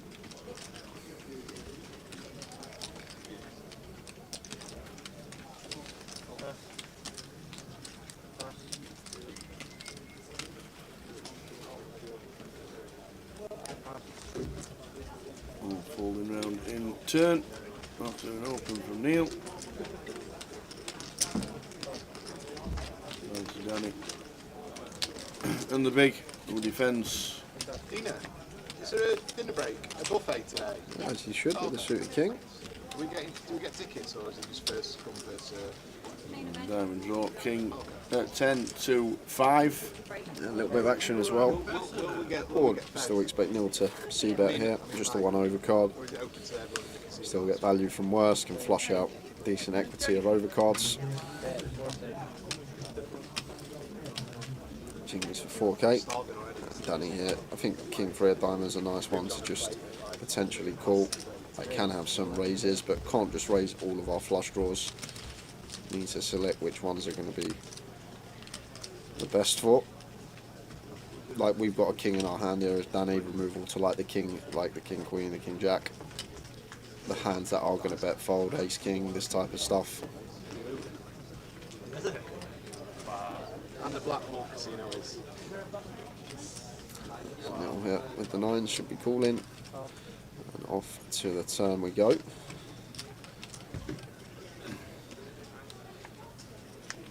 There's the 5 on the turn. Really good card to see here for Neil, because Danny's not going to start raising bare 5x tower, so once he raises flop, basically value range going to be like 5 deuce, 10-5 suited, 10 deuce, all this type of stuff, and this 5 on the turn, and set of deuces, set of 5s, this 5 on the turn just make all these hands a lot less likely, just reducing the combinations once the 5 rolls off. But this is once again a terrible river for us as Neil. Second time he's been in this spot in a couple of hands. And if I know Danny, when he makes a big hand, he bets big. And that's exactly what he does. Yeah. Goes over pot. Just over pot, 35,000. And once again, we need to be able to fold some rivers as Neil. 3-4 gets there. Front door diamonds gets there. Like all the 6-4, 6-3 now make a pair and probably going to take their showdown. So there's literally nothing that we beat unless Danny's just got a random airball on the flop, maybe like a Jack 9 suited, Jack 9 of clubs with backdoors. So very few hands that we beat now on this 6 of diamonds river. The 4-3 getting there, the front door diamonds getting there, and like the 6-3 and the 6-4 are probably going to start checking with showdown. So once again, nice fold from Neil. Yep, another good fold. Folding the 10s, folding the 9s. Could be easy tower after the first one, like just flick it in on the second one, be like, I'm not folding again, I'm not getting to a river, and just giving them credit, but sniffed it out both times. Well played from Neil. And nice hand from Danny. Takes a little pot his way.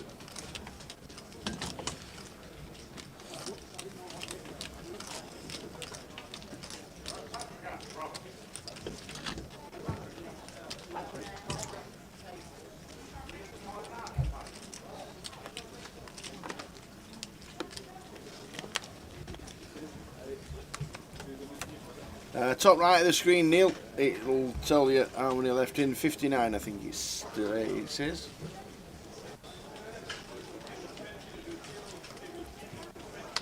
$59 out of 331. 34 getting the money. Thomas Turin. There is no one with that name in the field. I've just checked. No one in the field with that name. So if they did play, they are out. How's Albert doing? He's still in. That's the main thing. Indeed. Still in and still it. Aye. Yes, they is still in, but weren't it?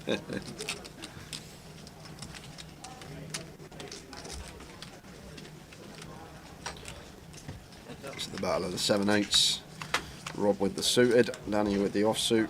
It's up to the flop. Ace, Jack 6, 2 diamonds. And just always Rob spot here tower as the open up.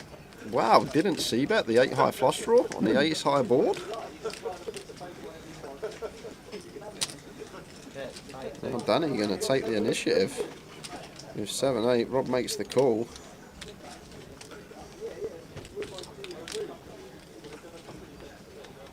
It's a 7 on the river. So both players make a pair, and now Rob's going to have to chop up a pot that he would have won if he just c-bet the flop.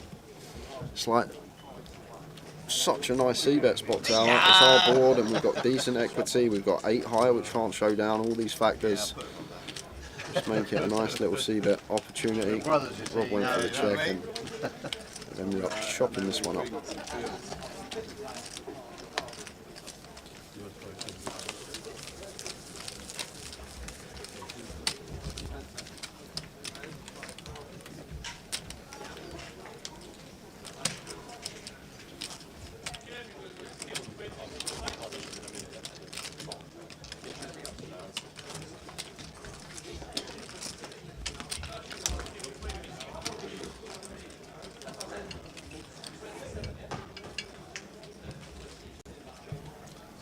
So the cards are out. 59 players left. 34 get the money.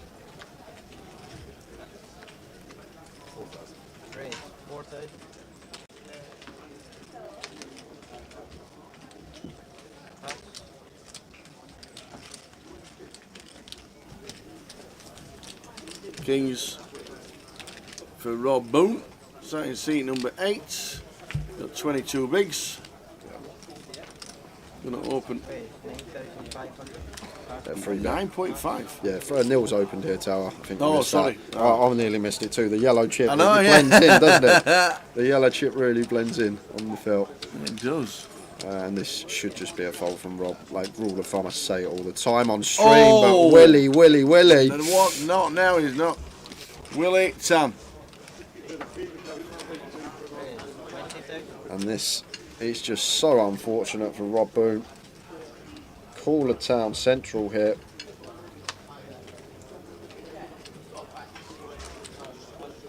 And Neil has a really easy fold. It's gun open, +2 3-bet, cold 4 from big blind. Like Willie's just always queens, ace king suited plus here. Ouch. And just a cold deck. Willie's like, what do you want me to do? Can't fold. What's the chances, he says. His mate just told you.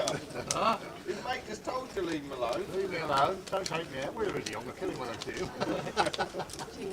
do. Rob Boone, 43,000, 22 bigs. Kings runs into Willie Tan, who's got the aces. 5, 6, 10. No redraw with the spades for Rob Boone. He needs a king.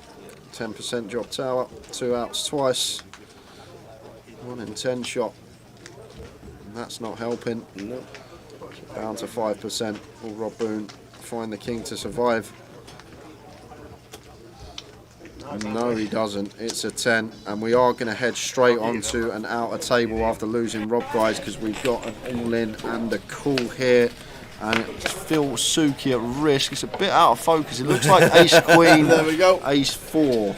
So Phil Suki with the ace 4 up against the ace queen does pick up a gut shot on the turn, so 4 or 5 to stay alive, but it's an ace, so we are going to lose Phil Suki from the tournament. Unlucky. Phil Suki busts just at the same time as Mr. Robert Boone. Rob Boone busting out. Yeah, and we've also lost JV and Ewan Trevedy as well in the Have we? last 5 minutes. So a few more bust outs, which takes us up to 55 tower when that number's updated. Yep. Should say 55.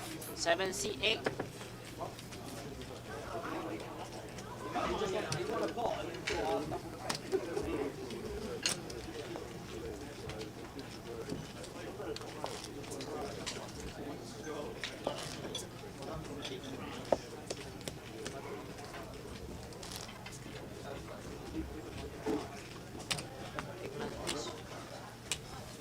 Yeah, Albert is in your picture right now. He is indeed, with his back to us.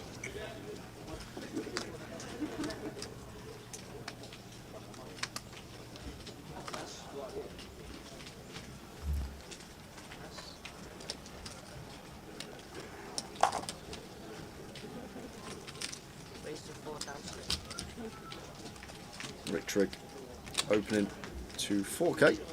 Just clicking it up from the cutoff with the ace king. Nice. And looks like 3-bet here from Yes. Danny Pike. With the pocket deuces, rolling in one with the ducks, makes it 11.5, and may not get to see a flop now. But saying that, it's going to have position, and they are really deep, Danny and Rick, after Danny just winning that decent sized pot. So if anyone going to pill the 4-bet with position here with deuces, I think it could be Danny. But back to Trigg here. 4-bet size out of position, this deep, probably something like 28, 30, around that sort of remit. But wow, Trigg gonna play cool. Gonna play cool with the ace king. Cut off versus hijack here. I thought it was cut off versus button. Just seen the positions. Jack 10-3. I'm really surprised to see the call here from Trigg. I thought Danny was on the button. It was actually hijack versus cut-off, but still range is going to get wide LP versus LP. Danny c-betting for 6.5 with the deuces. So Danny goes less than quarter here. Small sizing 3-bet coup. And Trigg with an easy call, ace king, ace of clubs, king of hearts. 6 of clubs turn. Well, these small pairs can plausibly be decent barrels, Tower, but I think we prefer club with the deuces. It's a bit of insurance. But Danny is still going to be barreling with the ducks here. And Trig not going to be going anywhere. Ace, king, ace of clubs. This is some hand.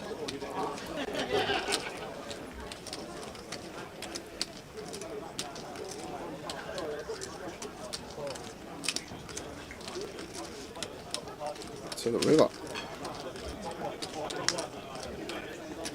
3.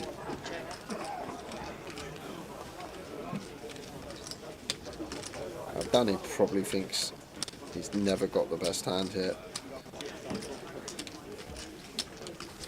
We can see Danny's going to win this pot no matter what happens. He checks, he wins. He bets, he wins. Always going Danny's way.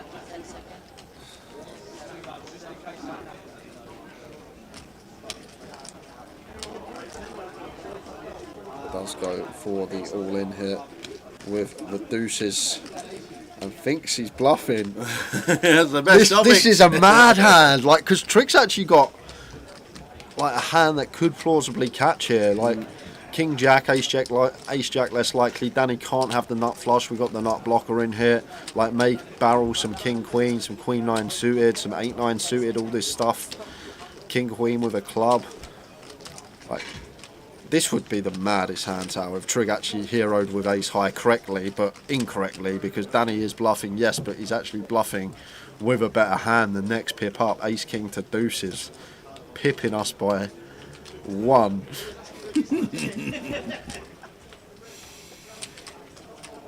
He's in the tank, Trig. Yeah, so Trig honestly thinks he's got the best hand here, Tower. This is no Hollywooding from him, thinking Danny could have a king queen, Danny could have a queen 9, yeah. Danny could have a 9-8, even like a 7-8 suited that he's just choosing to run it with. Maybe like an ace queen, ace of clubs, Tower, or even it's late position versus late position. Danny might just take any like random ace x and choose to free bet and have just continue barreling. Well, Trig's got the ace of clubs, so obviously Danny can't have those hands from Trig's perspective. But this is really, really weird spot. And Trig literally has to put Danny on like an ace queen, a king queen, a queen 9 suited, an 8-9 suited. This stuff that's the straight draws. Obviously we have the ace of clubs in our hand, good card to have. Less likely that Danny does have a flush.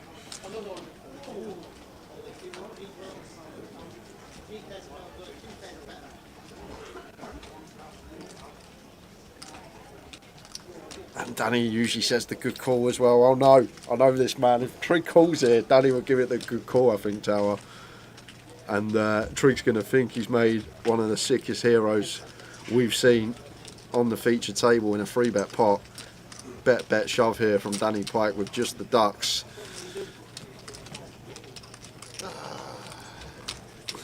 What to do, the Trig. He's making the call. All in and a call. It says you win. To see the twos. Oh. That is ill. That is actually ill. Danny can't believe it. Danny cannot believe it. He wants to smile. Oh my word. Danny thinks he's out the door as soon as Trig puts them chips in, but Trig's got the ace king. Wow. He had something in his gut telling him that something was off, and we spoke about this yesterday on stream, the sort of the white magic feel, and I'm guessing that's what Trig had there. He's played so much live poker over the years. Sometimes there's just something telling you you've got the best stand or your opponent's at it, and that is a sick one for Trig. He's made the correct call. He was right that Danny was at it, but Danny bluffing with the next pip up, ace king to deuces. How does Trig now play this short stack?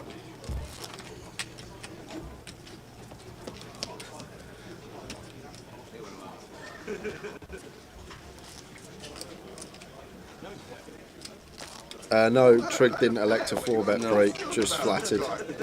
Maybe wanting to keep some hands that he dominates in. That is a mad pot.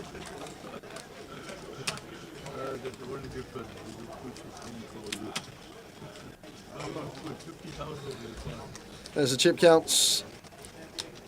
Chip counts, payouts. There are the payouts. £88,150. Final table 6.1. And if you bust the bubble, they have the FT 5,670. 34 get the money.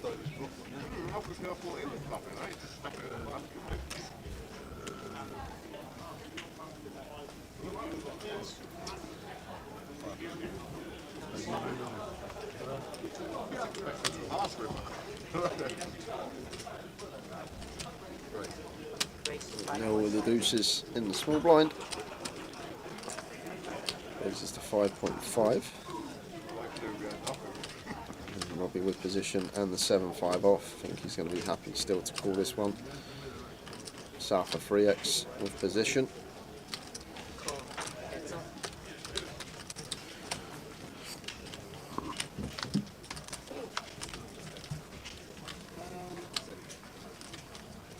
There's the deuce. Deuce 3-3.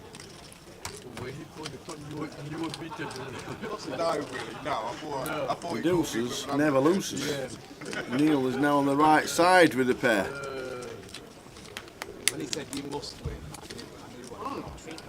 Well, he says you win. yeah, of course. Different, Yeah, a little yeah, different. you know that happens. When you say I must win.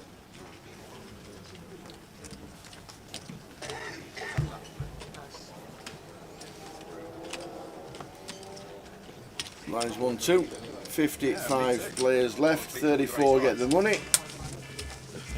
Well,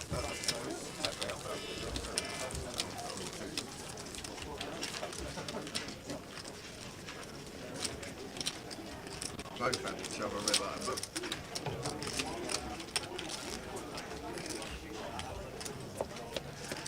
54 left. Just dropped down. And that is because we have just lost Neil Whitby. No, Neil. Neil. Orange peel. When will I ever see you again? Hello, Rick. One of my favourite lines for the young ones. Never seen it. 1982. Tim Chung comes to the table. 1982.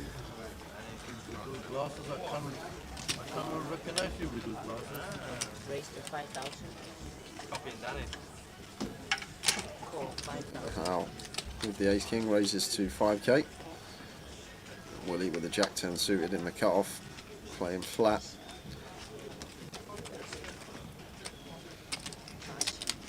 Mitch Hynam. What a table. Yeah, what a table. Yes.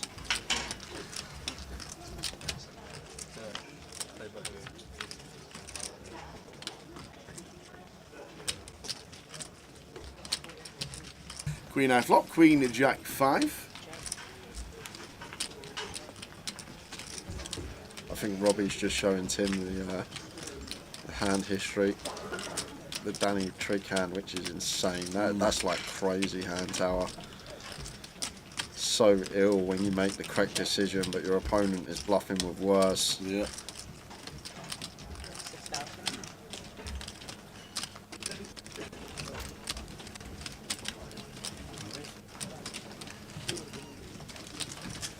Ace king for Mihail in C number 3.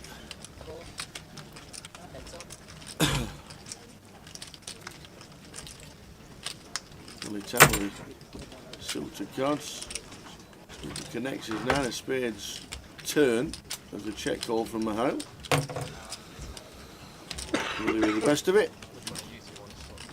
Yeah, looks like Willie wants to fire again. Definitely one we could start checking as Willie here.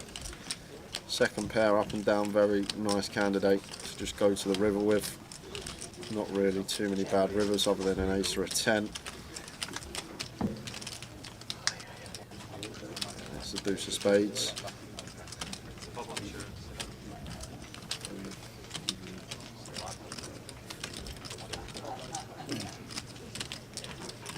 We are in Luton, just north of London, in the United Kingdom. And Woody going to go for value here with his second pair. Love it once turn goes check, check.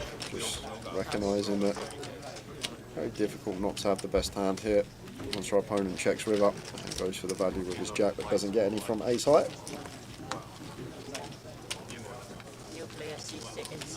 Lines 1, 2, 54 players left, 34 get the money, 20 spots off the money. Good evening one and all, wherever you may be in the world. And there's thousands watching, sat on the balconies in Spain, having a San Miguel. I thought I got it wrong or something.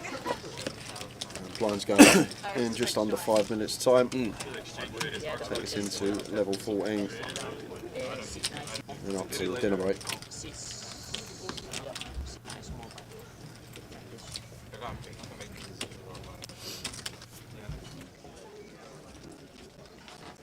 Most of the time it's stress more than you actually thinking about the hand. Yeah, I wasted a lot. I know what I'm doing, but there's 5 seconds left. The first 10 seconds is like, yeah, that's the first 10 seconds. Yeah.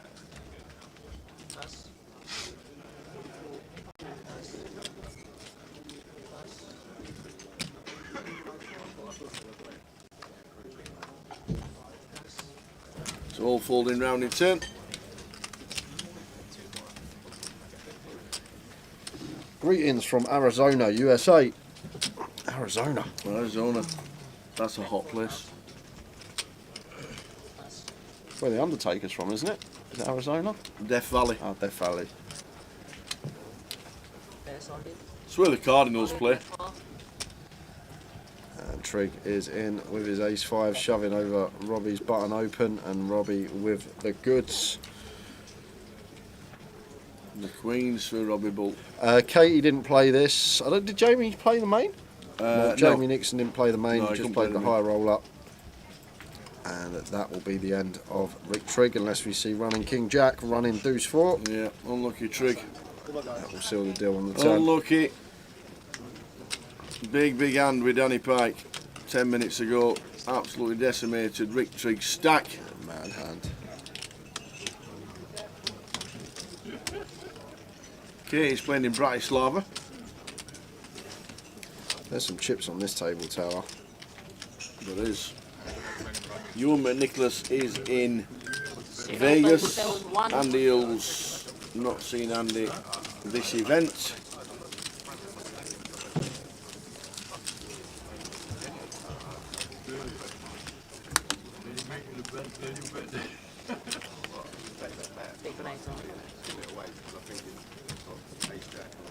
Seen it before, haven't you, Danny? Seen it before, haven't you, ace high? You can snap out of it while you're good at it. Once he calls, I think I've lost. Yeah, obviously.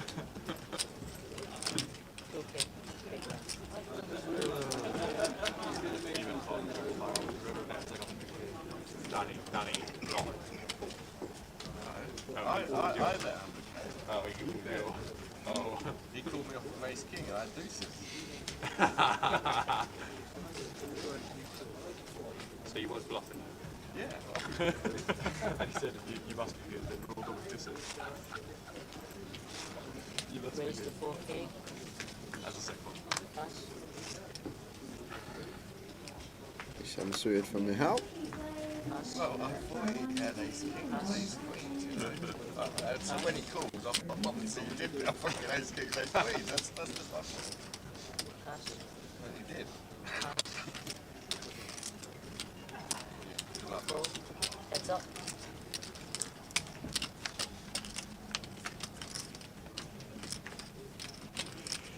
This is 5 flop, 2 spades. Check. I'm okay, you. Running good. Long way to go. 4,000. I take your stack over mine anyway. Yeah, I take your stack over mine right now. Left it.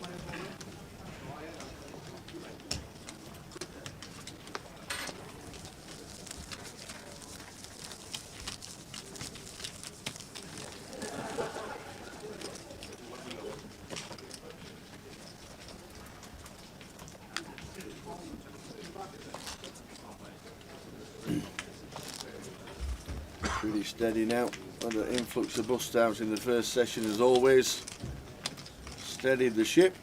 We're on 53 after Mr. Rick Trigg bust out. Lines of 1,000, 2,000. We'll be going up shortly.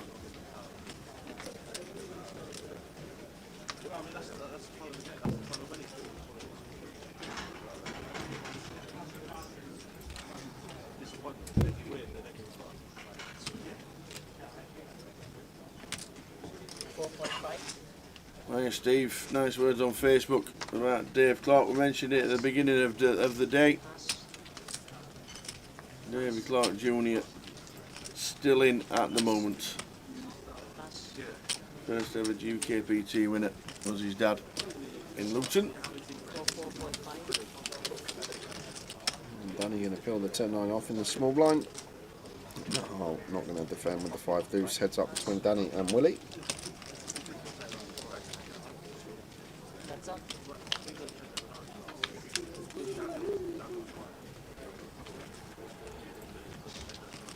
Check.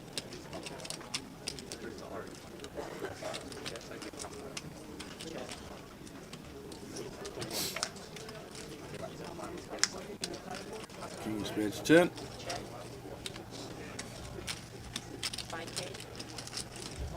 With the delay C-bet here for 5k. Just going to let the 10 high go. Pick up for Willie Tan.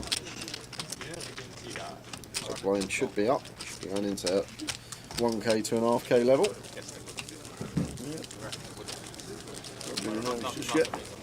Should have been. Come back a quarter 2. 10-2.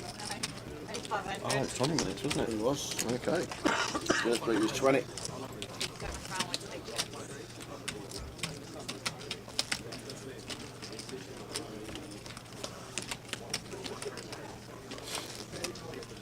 The dinner break has been confirmed at 40 minutes. Yeah, that's all we need. Yeah, there's only 50 players left. Had my dinner anyway. They'll all get watered and fed at the break with the complimentary buffet.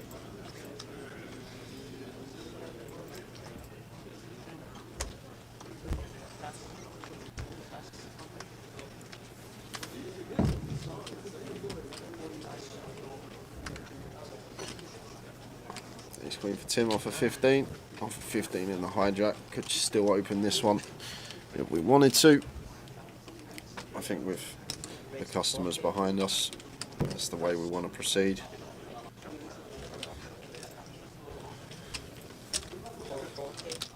Then we're going to call with the 5s.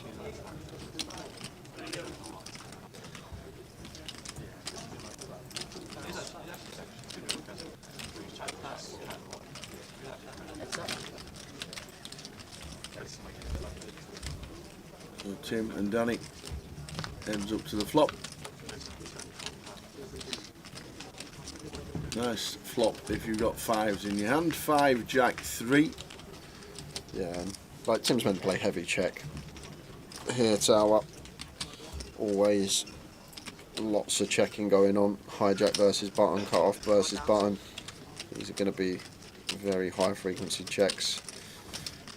Tim, still expect to see check call once versus third, getting 4 to 1. But with first stack, it is a dicey road against Danny. Well, he is going to make the laydown. Nice fold from Tim. Danny did have a set, well timed check fold. No, I actually had a burger today, Tim. I went to there was a pub in Luton. I went with Rob the Rass on my break while Dan Laidlaw was in here. We went and had some grub, watched the derby. Cried a bit. Yeah, didn't collect my money. Do you know what? It's funny because I think Razor Kevs has given me about 6 or 7 tips. Not one, just like you, not one ever coming. I've got a better success rate than he has. Not on the treble. I know you give me other little tips here and there. Little tips, right? I'm pretty sure. Well, I'm gonna start writing them down.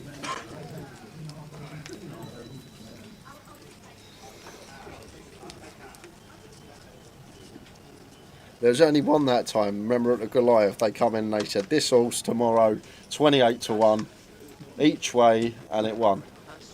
And neither of us backed it. So we don't listen anyway. We're not to a 28 to 1 shot, no we don't.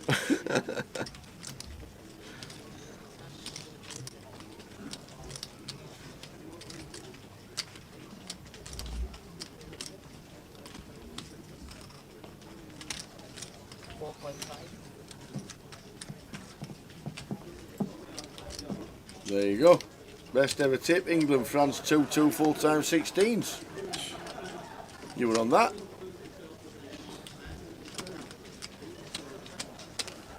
Go on, Kev, you tell him.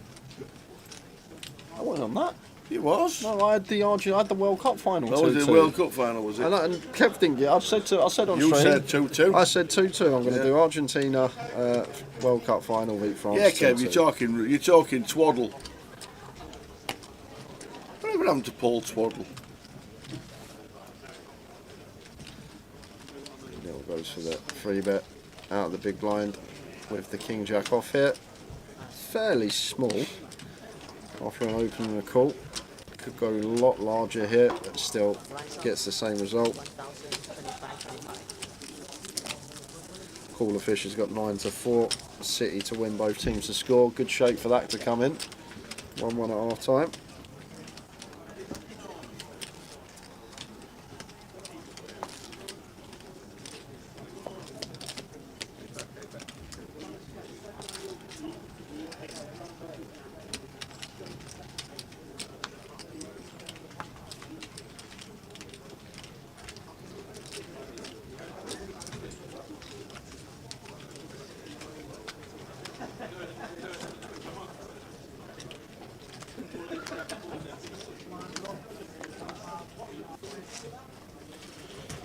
Rugby ball ace Jack. Opens to 5,000 with the blinds now at 1k, 2.5k. Last level just started before the 40-minute break. Yeah, we've still got a giveaway coming up as well, guys. So Have we? We've got to squeeze that in within the hour. Boy, it's me asking you. Get in. I've done all my Albert Sapiano revision last That's what night. we'll do. And it was Dan Laidlaw in here today. We'll do the Albert Sapiano question for Okay. you. What time? Should we say what we come Half back past? at 10 to? Yeah, half past is Half good. 4? Half 4 next giveaway. 4:30. The next giveaway. Chance to get on the wheel. Chance for a £30 There you token. go.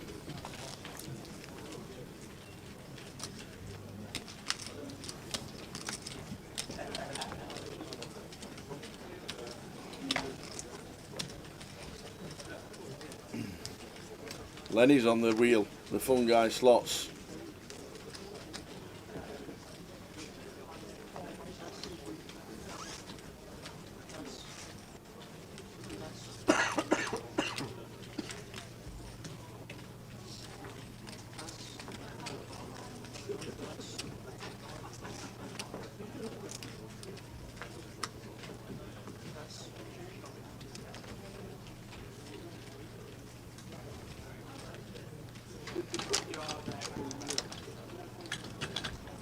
Lenny getting comfy. Yeah, have that chair, son. I'm in this one. That is my Twizzler. The 1k seat will be given away tomorrow. We've got people on the wheel already. What we got now? 6? 6 on there. 6 on the wheel. There'll be 10 by the end of tonight. And we'll probably do 2 tomorrow. Dan Thomas, if you just let us know your friend's name, I can tell you if he's still in the field. Yeah. Let us know who you want to know, if he's still in or if he's entered, and I'll let you know if he's in the field. 1k seat. We're doing the spin 9 PM Sunday. We've got 2 days of giveaways for yourself to get on the wheel. 6 names, halfway there. Ah, Mike Allen. I haven't seen Mike Allen all week, to be fair. No, Mike Allen hasn't been here all week. Not in the field.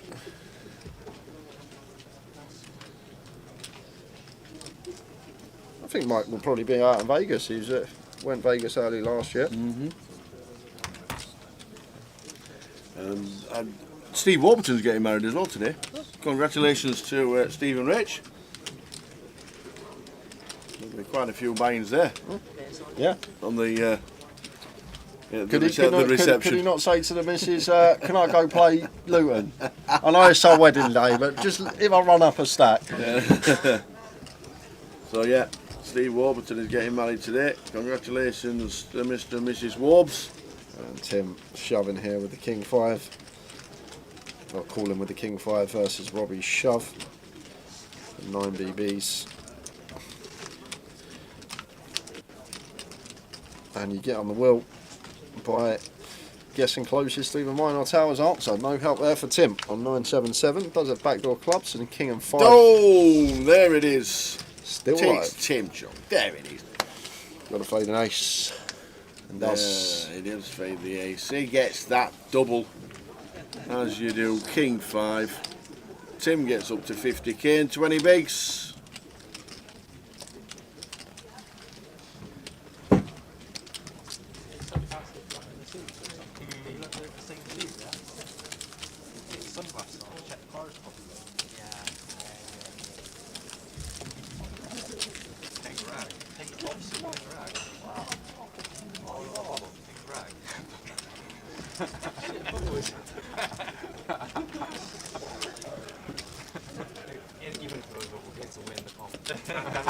We've seen that before. How did that go? I don't mess with now. I mess with later. Don't mess with these. Yeah, Robbie does not run well on the feature. Rugby ball. Still one of the funniest things ever. Just you had to see the group chat. You had to be in the group chat. And PK goes to his brother, how many rubbies did you know? Rugby ball, that did tickle me. A few last year, that was. Oh, pocket freeze for Willie. Raises to 6k.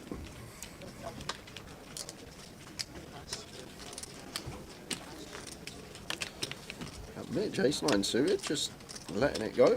Giving Willie credit. We are getting close to the money, just 19 spots away now.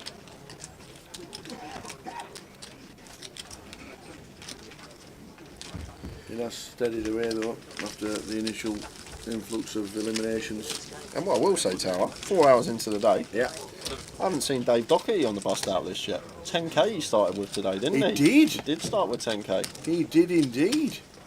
Had to spin. Yeah. He had to spin. Do you know something else I've not seen? Who? A cup of tea. Do you want me to go and get the teas? Gee, just ask me. You don't have to say it like that. You can you go get the teas, please? Not. You know what I haven't seen? I'm off. I'll be 2 minutes. Assuming there's milk, I'll be 2 minutes. Oh no. No, you're not actually. We're on 53 players. 5 and 3, 53. Lies down, you're looking. 5 and 3, 53.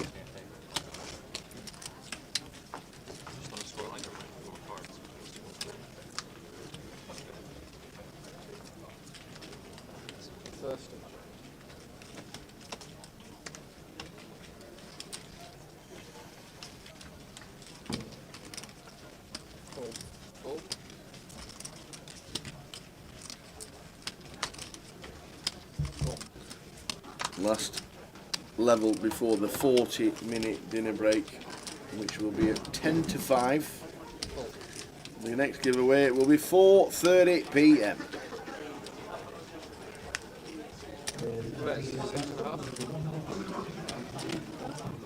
Tens for Tim, who's just doubled.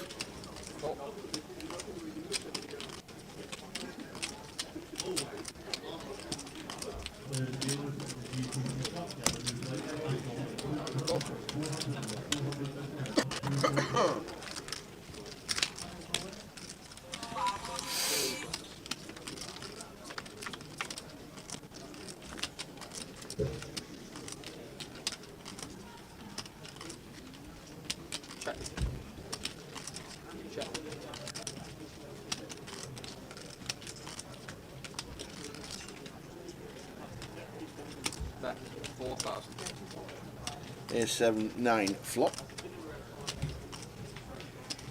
whiffs everybody. Tim still has the lead, so he bets out. Is that 12? No, 4. Just bets 4,000 into 22. That's 16,000. Then he makes it 16.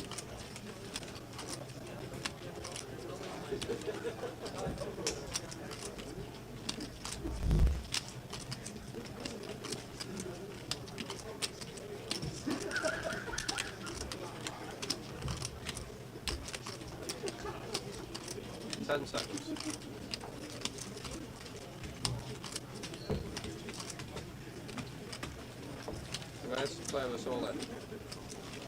And that should be the end of that. And Tim moves all in. Danny, snap, folds. He knows exactly what he's doing.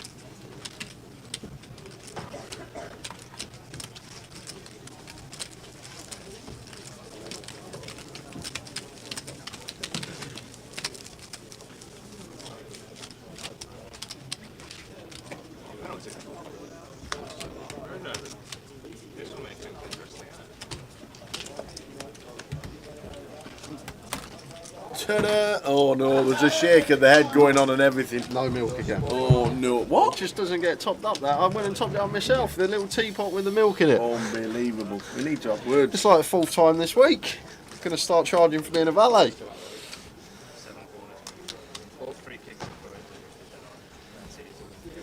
So we got 25 minutes till the giveaway, guys. Tal's got a question for me. Make sure you stay tuned in. 4:30 p.m. 6 people so far on the wheel. Chance to win themselves a £1,000 seat for the Goliath. Now, the A7 suited. It's the 5.5.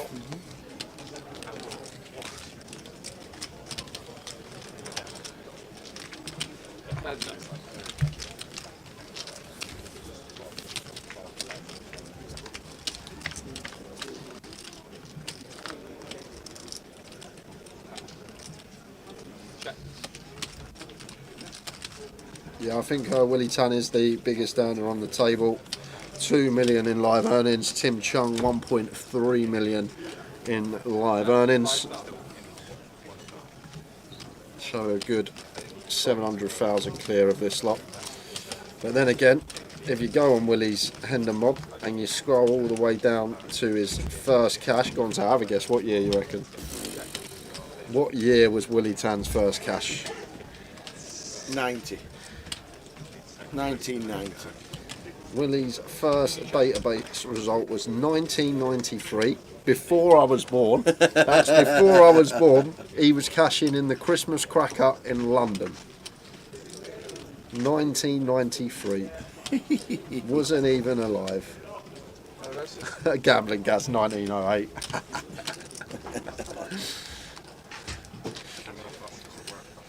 Good to see him still here playing, loving the game still.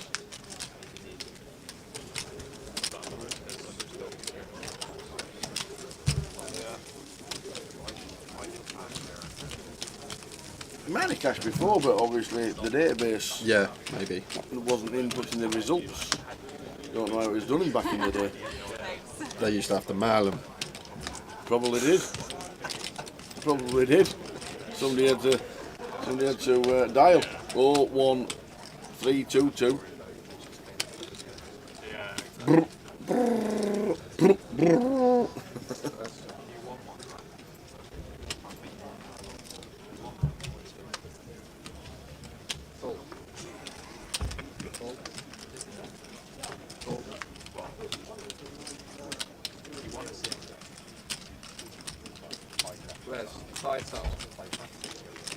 That's into the ace-9. Going to raise here to 5, and Alicia's been fairly quiet since the great start of the session for her. Just going to flat the Queen 8 suited here, and Danny potential to 3-bet squeeze, but just has called here on the button. A lovely spot, whatever he's got here to shove for Mikhail, and he actually has a legitimate hand as well. This is just print 24 bigs, jacks in the go, and should be getting through every player. 15.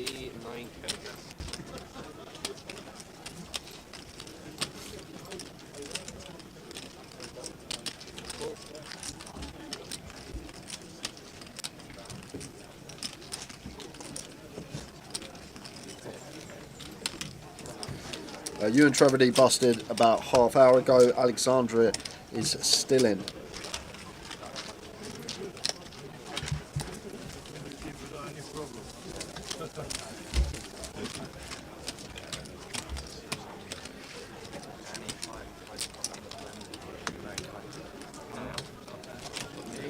Hopefully Tower. Slates 1-1. We get to watch extra time and penalties on the dinner break. Oh yeah, we said that yesterday. The only chance we'd get to watch the FA Cup final would be if it went to extra time. Come on, the 1-1. We're locked in a broom cupboard. No screens about for us. And if you want to see what we're looking at, we can see 50 chairs, A whiteboard, some some boxes. an old table, what else is in the background? Backs of chairs. Living the dream. Yep. Living the dream.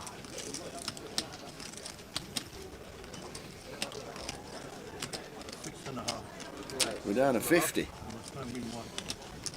Yeah, we've had 3 exits since we last said. Oh no. Uh-oh. Lemon meringue. No, Lemon's gone. Lemon Meringue Patel, Vixie out, and Keith Littlewood. Keith had chunks. They're about 250k. Where have they gone? Keith had absolute chunks. Big Man United fan probably want to watch the second half, you see. Yeah. Wanted to watch the second half. But if he wanted to watch the second half, why did he just not leave his 250k, I'm take himself to the bar, Yeah. watch it Take there, a leaf out of Albert's book. come back probably with about 210k, and he's still above average stack tower? Yeah. Yeah. Didn't take a leaf after Albert's book.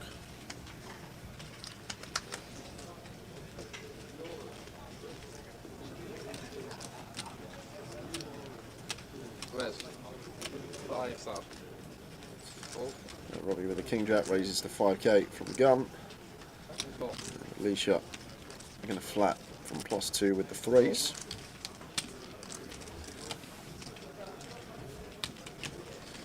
Over to Willie. He's in with the Jack 10.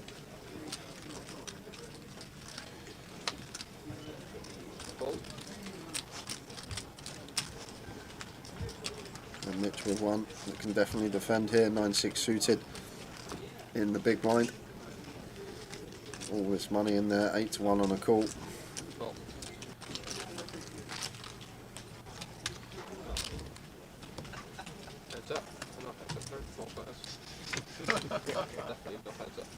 Flop time. 6 King 8, 2 hearts. So not much here for anyone. Robbie does flop top pair with the Jack of Hearts in here. Could see this either way here from Robbie. I think betting going to be fine. Could plausibly check out a position to 2 players. And it's good to thin the field down and try and at least go heads up to the turn, increase our equity within the pot. But I could see there is the check on Robbie. Don't mind it at all. King Jack, Jack of Hearts out of position to 2. Checked over to Willie. He's going to take a stab.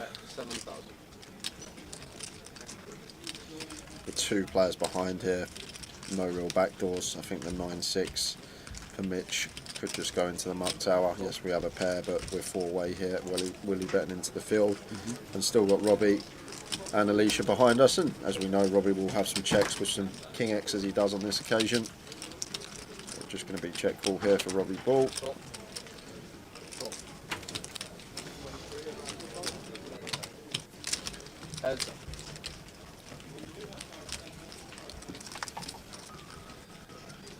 Ten of diamonds turn. This is just going to be check out tower. Willie picks up showdown. I think he's going to be checking, trying to get there. Well, I say that, and he's going to go for another bet. So I'm guessing this is just a small bet to check back the river.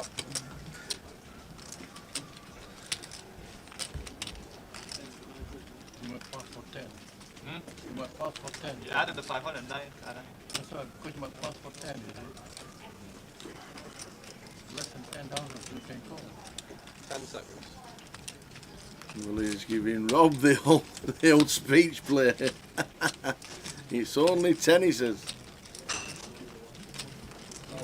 I'm back. No, yeah, you. I'm on the borrow.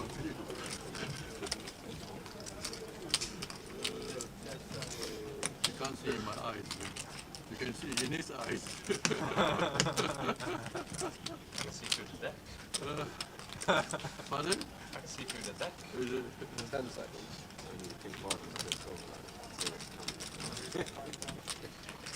Is he having a fold? I'm gonna regret this. For 5 to 1, I don't see how it could be Tower. We're getting 5 to 1 on the nose here, we're just shy off. 47.5k would be 5 to 1, but I just can't see how Robbie can fold here simply because Willie will have some hands that are just going to snap check back river for this size. I'll be pocket nine. Yeah. I don't think Robbie ever going to be folding top pair here. I think Robbie's been talked off this hand by Willie Tan. I'm telling you to save the 10,000. You only 10 for the money, you know. And you want to. So I asked you to the chippy. I think he is, you know. I find it harder and harder to think Robbie's calling. It's 2.5 grand. And I'm not bluffing, I told you. 10 seconds. 10,000 is 10,000. He's going to fold the best hand, and Willie Tan has just worked his absolute magic. Amazing from Willie Tan. You're not interested, you are. You're bluffing. You're interested. Are you interested? You're bluffing. You're not interested. Wowzers, he got inside Robbie Bull. You might not. He got inside Robbie Bull's napper. Take. You're 2-9. No. You wouldn't believe what happened. What's Leisha's live earnings? Are not Rob Adams. I never. Leisha has cash for $45,000. How do you know I was losing? Most of her cash is coming between Luton and Coventry. Well, most of her cash is here in Luton, one in Birmingham, one in Coventry, and then the rest at Luton. She actually comes second. I didn't even realise this. This is a great result. She comes second in the 25-25 last year here in Luton, 16th of June. Nearly a year ago. This one. Cashing for £15,000. Apocalypse says the luckiest goal he's ever seen. Complete mystery through 4 defenders. That to me sounds like the worst defending ever. It does, doesn't it? If he's gone through 4 defenders, what are they doing? Eyes shut. I knew he was laughing early in the day, and I just couldn't afford to call him. What's his name? 2-1 Man City. There you go. 2 more goals, please, see. Thanks for the updates on the FA Cup final at Wembley.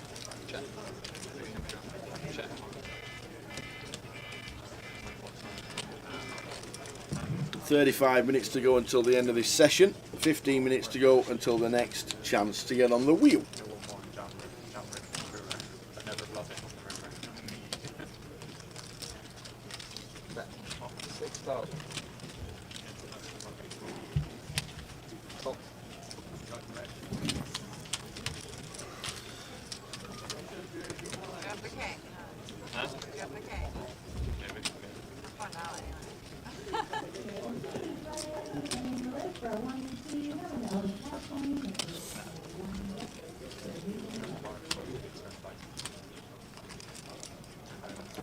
Now we're going to go try and rep what Willie has. And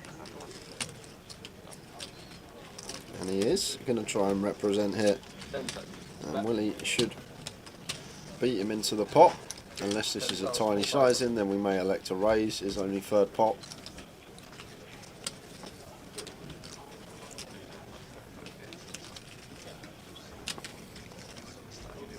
It does go for the raise with the straight. Snap fold from Michal. I thought the snap fold went for his cards.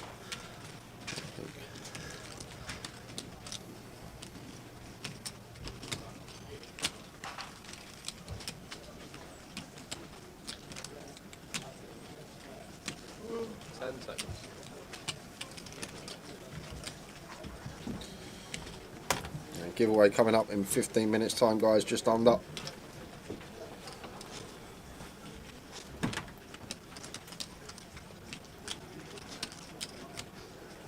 Jim Marlowe says nothing wrong with the goal. It's the cleanest strike, but unmarked and keeper unsighted. There we go. 2-1. Willie with King 10. Raising to 30.5 and gets Mihail off the ace queen. Are they all scared to play against Willie Tan? Yeah, the straight tower. There was a board out there. Oh, you know yes. that. You didn't I see was the looking board. down. I was just looking at the ace queen and the board there. I was just flicking round. I was just checking the chat. I'm just thinking he's marker there behind the chalkboard and the carrier pigeon. Sorry about that, guys. Willie Tan. I'm going to watch it on the break because everyone's saying it definitely weren't a miss kick. I will have a little watch on the break of the goal. Scroll up, Kev. Go on the Willie. What's he got? 300k. Bossing it. Mr. Willie Tan. Great goal, clean strike. Bracelet. When Rockdown gave you all his chips. Getting Albert to go home yesterday was a stroke of genius. Yeah. From Mr. Willie Tan. 10 years ago.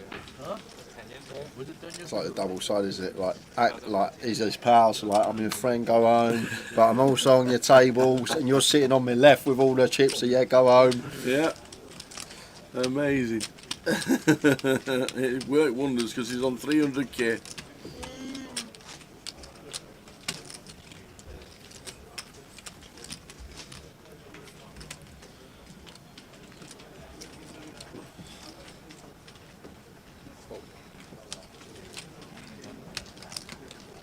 So one says marker there, might work watching slightly behind. No, I never looked. Alicia been quiet since she took out the Turk and had a couple of hands to start this session with.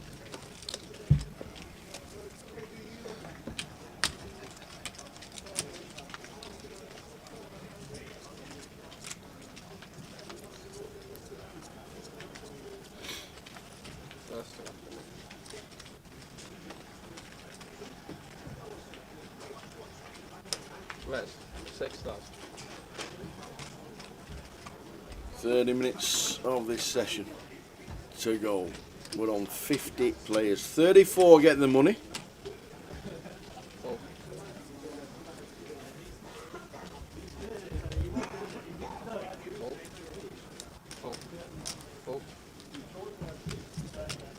Four, 5 of clubs from Danny opens to 6k.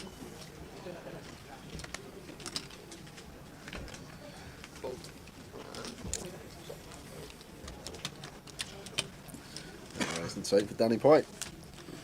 Bello, bello. Oh, we do a joke. When's the next competition giveaway? 10 minutes time, sir. 10 minutes. 10 minutes. Mr. Bondi, Sir Bondi in the chat, I should say. Indeed. 4:30 will be the giveaway. 50 players left, 34 get the money.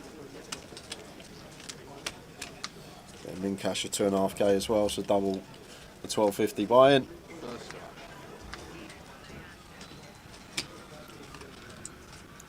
Also though, Tal, I think this is one of the quieter GUKPTs we've seen all year. 331 entries. 331. Could have helped you with your question yesterday.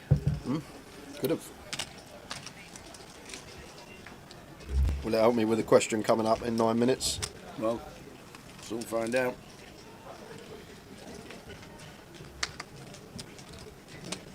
Where's 5.5? The chef Brad is in the building, making his millions yet again. Can't wait for Goliath. New desserts every day, treats, cakes, pies, Yeah. everything coming this year. Thanks, Jay Shellham. Jason Shellham has promised us loads. He didn't let us down in Coventry, did he? Oof. Tower. He did not let us down in Coventry. Oofed.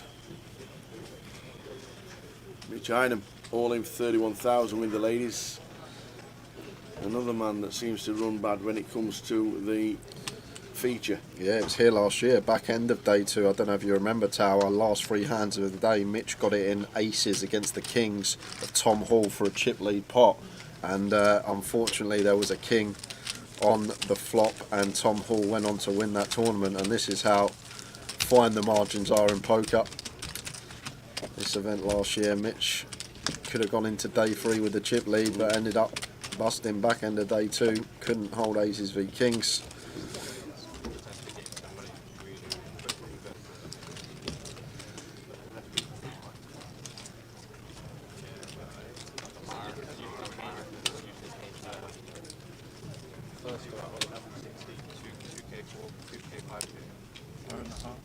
Right, it's 5.5.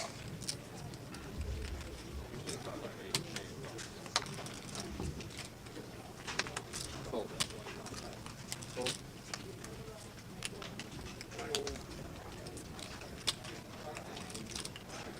Millie with a king 8 suited, raises to 5.5 from under the gun. Don't mind this at all, off of his stack.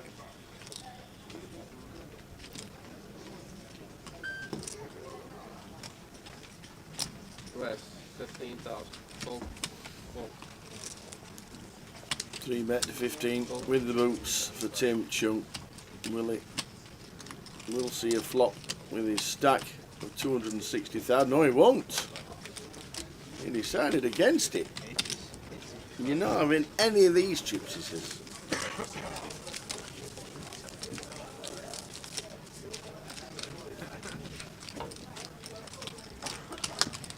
Five minutes until the giveaway. And then we'll be going on dinner in just under half hour's time. Yeah, 10 to 5 for 40 minutes. Perfect, all we need. Which means we'll be back at 5:30. And somebody will have won the FA Cup by then. Yeah, it's true. Whoever it may be.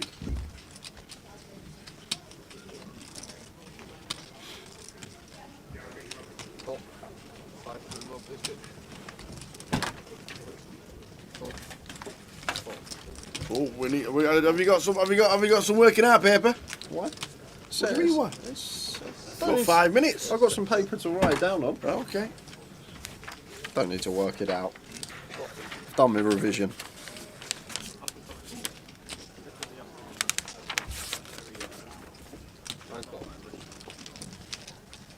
Three plus.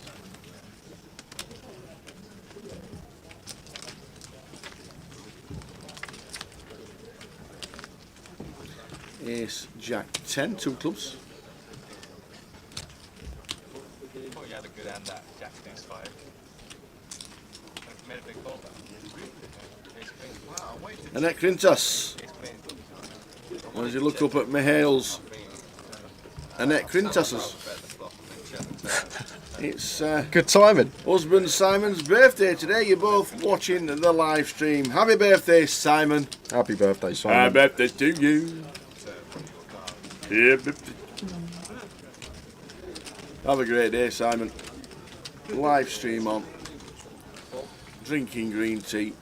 Slippers on. Beautiful. Yeah, this is really strange, Tara. Ace King and Mihail just flat in here off of sub 20 pre-flop after an open under the gun, and now wanting to donk the Ace Jack 10 board. Just not a thing. Should just be shoving pre. Has now flop top pair, top kicker.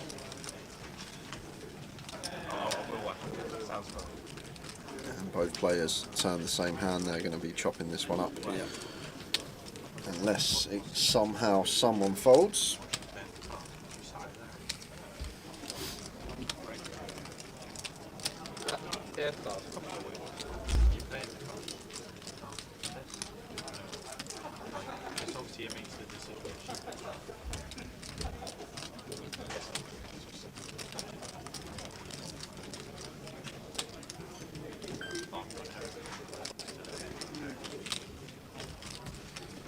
Go Alicia, says Amanda.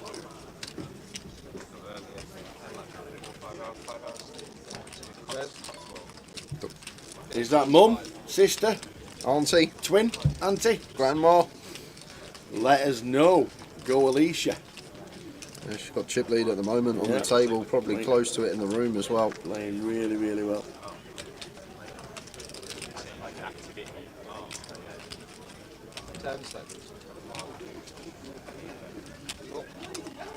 straight down.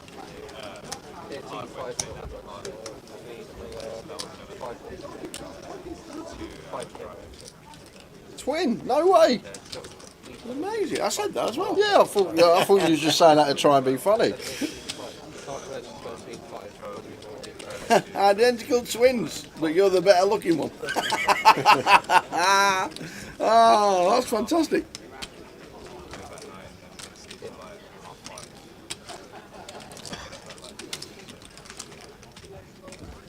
So we are going to chop this up. Unless the fourth club comes and somebody tries to rip. But I think more often than not, we'll probably go check.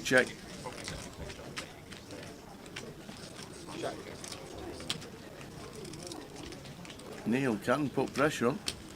Nah, he does go check with Phillips.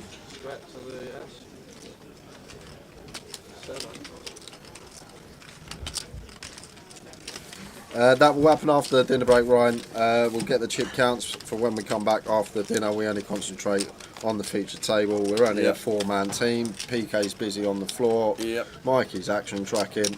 We will get the chip counts up after the dinner break. There will be a full chip count because we're now down to 46. There has been a few bust outs by the sound of that, doesn't it?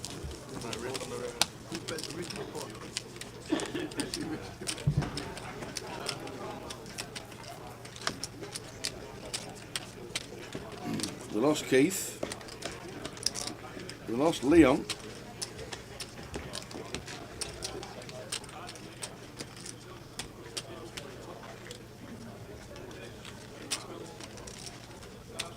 We're on 46. Paul Denman, John McCann, and Sebastian Darby busting out.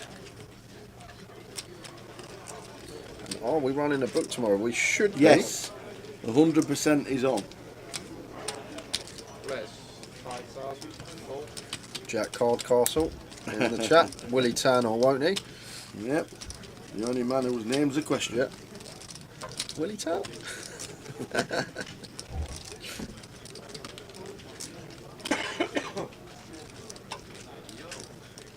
And Jamie Lee comes to the table and looks like he has got plenty, winning Luton last year, the leg later in the year.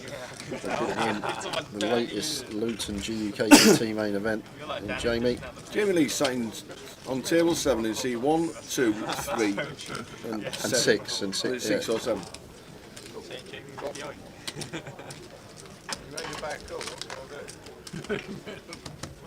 Look at this table though, Tal. I could even keep this one on if we wanted to. Danny, Tim, Jamie Lee, Rich, Willie Tan, Robbie Ball.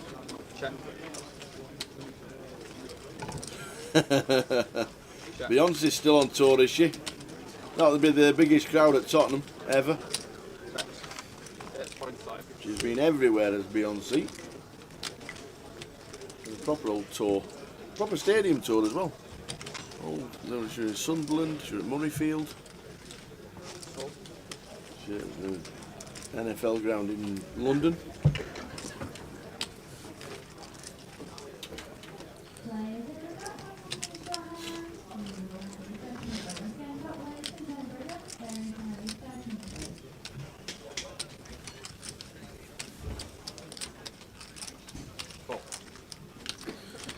Tim plays check call here. Willie's off for a wander. Willie wander. For the club's turn. Danny, one of these hands that going to struggle to get free streets from worse, so could plausibly mix in a check here, go for value on the river when check to, but is going to still continue firing turn.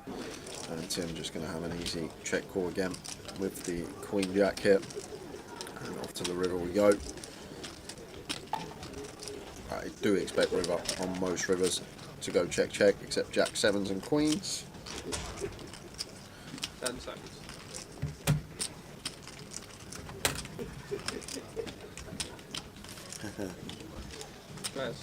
Alicia replying to this.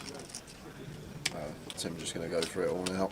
If he calls, SPR going to be like 0.5, 0.6, so just trying to Send it into the middle now, and Danny does have Jack 10. We do have top pair and an up and down straight draw to go with it. He's asked for a count. She's just read the other comment now. And taking it back. So we've ended up with an all-in and a call. Danny drawing thin, but up and down draw. Queens or sevens. Or Tim doubles. Makes it 2. As far away as you can get. Tim doubles. So, oh no! Shout PK! We need to be able to shout PK! PK! Hello, the pig. Yeah.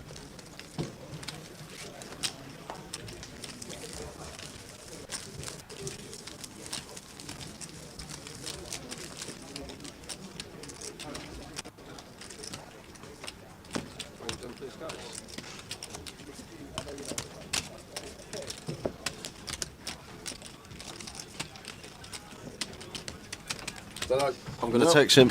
Could be a dinner. Could be on the old dinner run.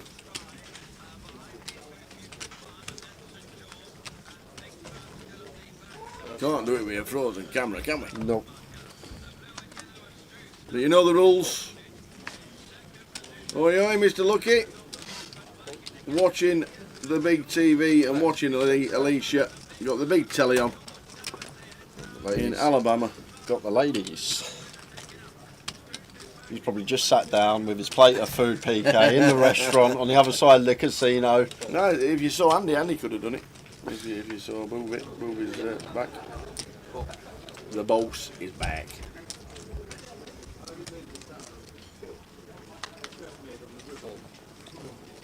We'll run you down the rules anyway, guys, Yes. without the comms cam on. For everyone tuned in, we will cover this hand first. We are going to be going 4-way as well, because Mitch should be defending the 8-6 of diamonds. 4 players.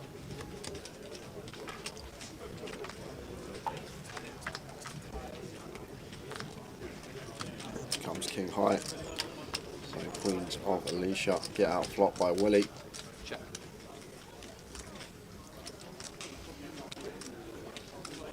And 4-way could definitely check here as Alicia. Out of position. Yes, it is our board. King High is the opener, but we've got 3 opponents to get through. Can definitely be some King X out there. And like the Queens is like a lot better check than, let's say, for example, 8s or 7s, simply because we only need the 9 equity to 1 overcard. And that's the ace, whereas when we've got a lower pair, obviously more overs can come off. Queen's not needing as much protection.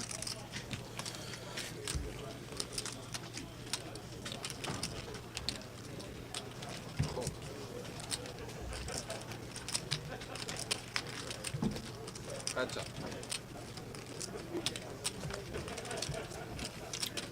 We're back. We are back. Check. Eight of spades on the turn, and now Alicia proceeds with check. And Willie with his top pair here. 2-tone board, fairly wet. One that could plausibly check behind. That goes for the tiny size in here, just north of 20%. And we're going to force Alicia to call versus this small size. Off to the river we go. For Alicia. And Willie Tan. The ace. Still. And it's just the worst run out for us. Alicia. Ace kind of irrelevant. Tower. Willie's not going to have much ace-x here. Heart draws though could definitely be in there as bluffs.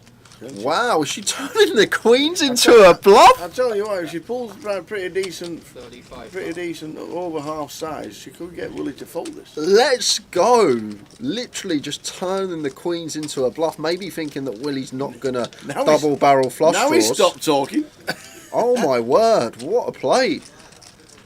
Like, a lot of people just check give up, but she knows that once Willie double barrels how he can't really have an ace. Ace-x of spades maybe, but that's not going to bet flop. So what ace-x does Willie get to the river with here? And there's none. So unless he's got 2 pair plus, he's going to struggle to call, and it folds the king. What a move by Alicia. Turns the queens into a bluff, gets the king x well to fold. done, Alicia. And we are going to move straight into the giveaway. Rules as simple as this, guys. Anybody want to get on the wheel? Tal's going to ask me a question. I'm going to write it down here. Closest to my answer wins himself a spot on the wheel. Second place will get a £30 token. One guess per account. Double guesses will be disqualified. And do not get your answer in until I have wrote mine down on this piece of paper. No helping this lad. So, what did we say it was about yesterday? Albert Sapiano. So Albert Sapiano won the Thanet leg of a GUKPT Yes. in 2012. Yep. It was a very small field because it was part of the summer series and one of the last ones. How much was it that he won, right? 5,000. The furthest GUKPT leg from Thanet is Edinburgh. But how far in miles is it if you were driving from Thanet to play the next leg in Edinburgh? That is ridiculous. That is actually ridiculous. All the work I put on, I thought I was going to get this one nailed on. I thought he was going to say, how much did he win? Boom. How many entries? Boom. How many miles between Thanet and Edinburgh? It's the furthest distance between two legs of a GUKPT. You're a joke sometimes. You've got 10 seconds. You're an absolute joke sometimes. 9, 8, 7, 6, 5, 4, 3, 2, 1. I'm in. He's in. I am in. What a great question about Albert Sapiano and Thanet. So I done all that last night for nothing, basically. But no, because now you know how Albert Sapiano was and what he did and how many players he beat and how much he won. I think it's great. Good luck, everyone. Get your yeses in. There we go. There we go, there we go, there we go. Get your guesses in. Thanet and Edinburgh are the furthest two stops of a GKPT ever. But how far in miles are they apart, door to door?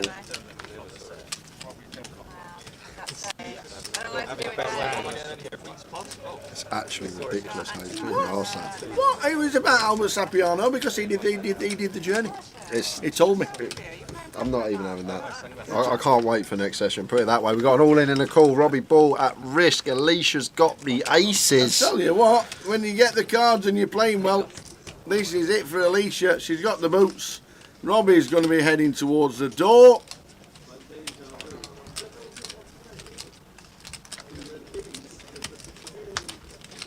And indeed, it's a queen. Robbie Bull busts. So get your guesses in, guys. How many miles is it door to door between the two furthest GUKPT legs we've ever had? One was in Thanet and the top one was Edinburgh. Great question about Albert Sapiano.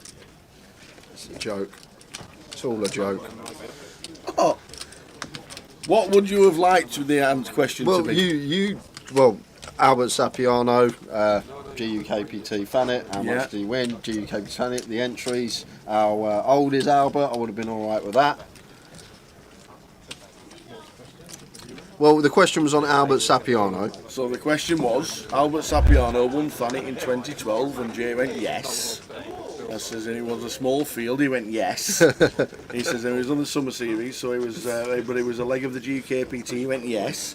And I said, well, Edinburgh's the furthest stop that we ever do on a GKPT away from Thanet. What's the distance in miles? And somebody's going to be on the wheel and be thanking me for this wonderful question. That's all I can say.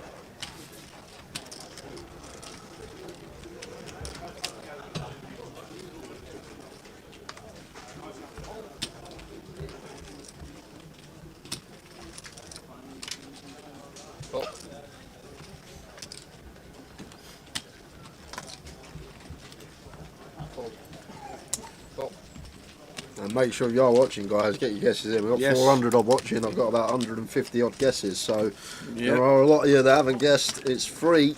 It is free to enter. All you need is to think like Jay.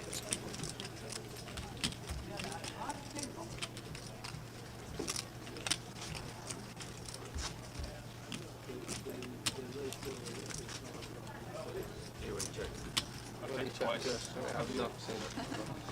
Check as well. Check it. Check. Check as well. Check. I've got to wait a couple of seconds. So Jack 2-2 flop. We are still checking the action as well as with the guesses. Really slow. 7.5. And after this hand tower is going to give me the correct answer because we've only got 10 minutes until break.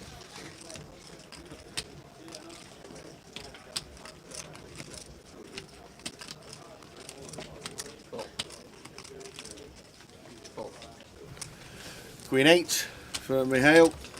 Get your guesses in, one guess each as well, don't forget. We don't want to see double guesses for eliminations because Jay goes nuts.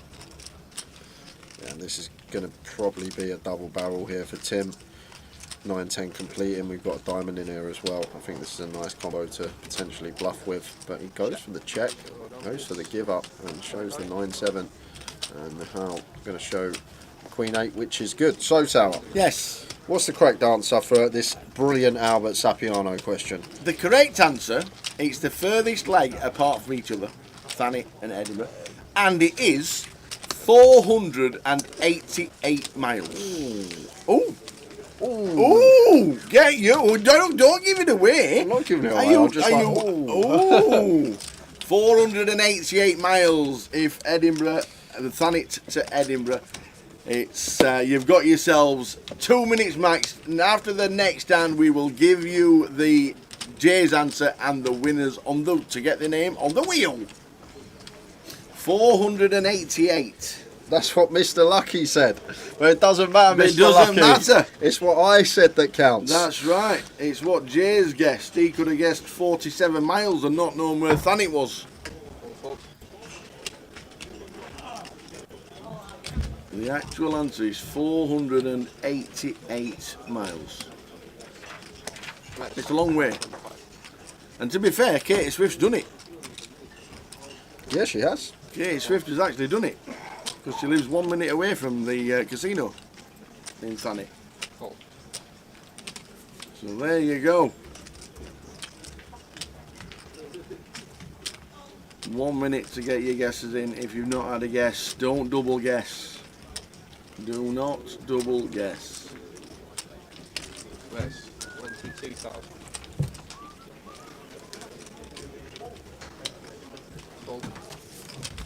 Do not double guess. We are heading down one.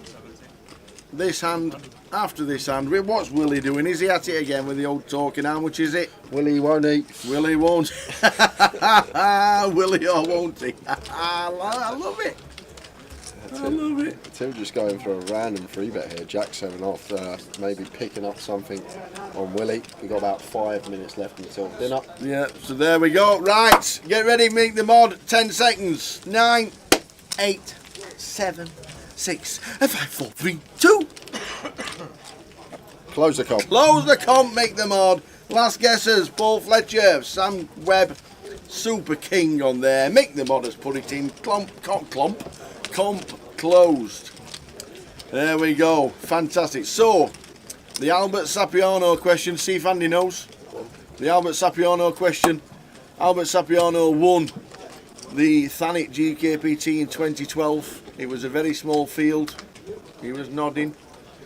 The furthest leg from a GUKPT from Thanet is Edinburgh. How many miles is it from Thanet to Edinburgh? Let's say... Where's 6,000?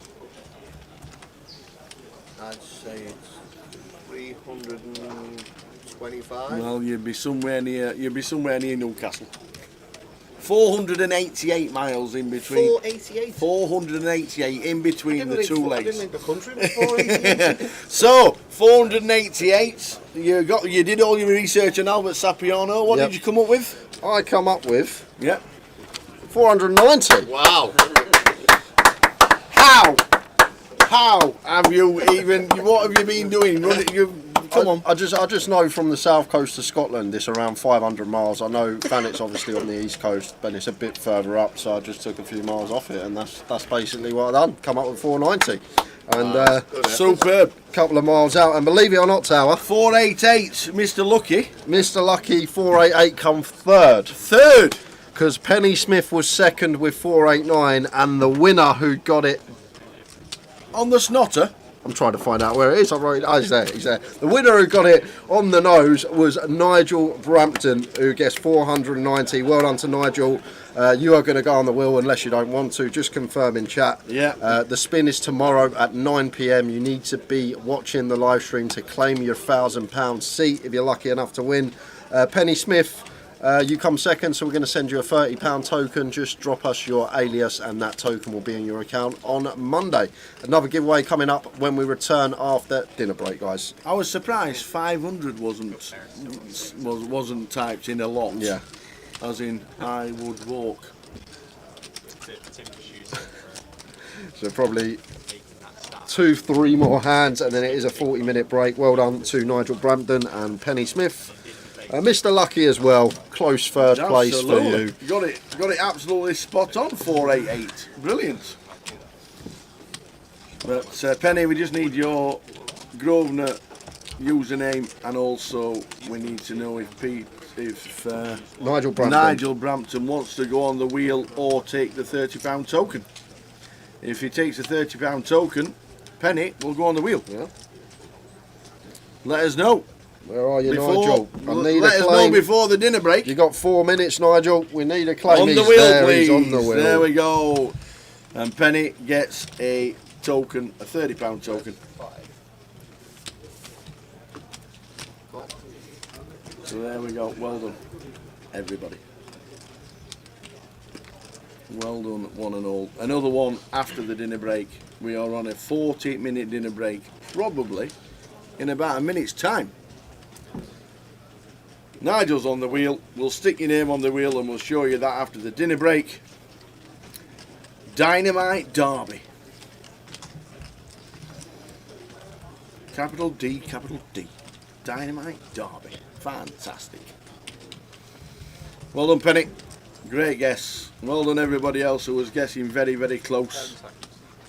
And Jay got it nearly bang on. They're one of my better ones for a Jay thinks. I've definitely made up for yesterday's guess.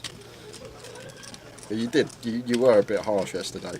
You didn't mention about the GUKPT main events that we had 2 at the grand final and 2 at the live. I know I was there, but you didn't mention it. I even said when I was working it out, so that's 9 main events. I even said that, and you didn't even jump in and go, well, actually.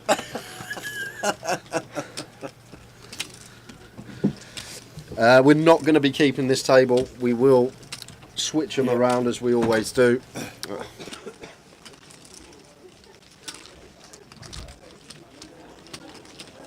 So this could be the final hand. Nobody's moving just yet. It looks like we'll be back at 5:30 or just after. We'll come back at 5:30. And probably going to get one more Table hand 11. in. Started about a minute late today, so this will be the last hand before we head out on dinner. Remember, guys, 40-minute dinner breaks are back at 5:30, a little earlier than usual.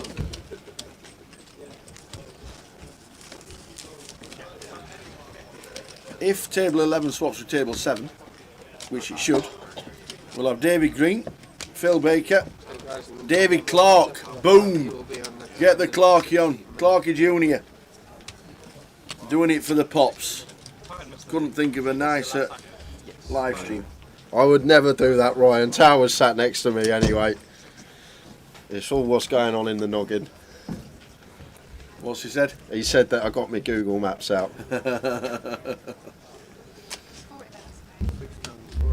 Even a blind squirrel. Ryan.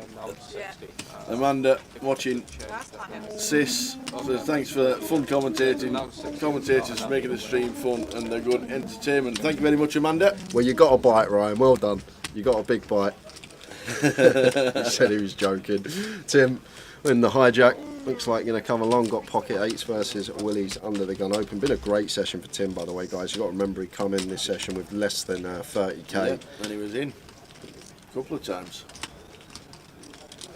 Jamie Lee just got a call on the button here. Never free betting sixes versus the gun open and not folding in this scenario. That's going to bring Danny Pike in with a 7-5 off. Sees all these chips in here and fancies getting in the mix. And Mikhail with the queen deuce off. Lets it go.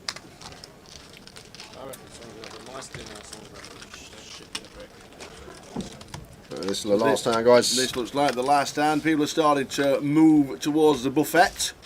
What is it today? I don't know what it is today.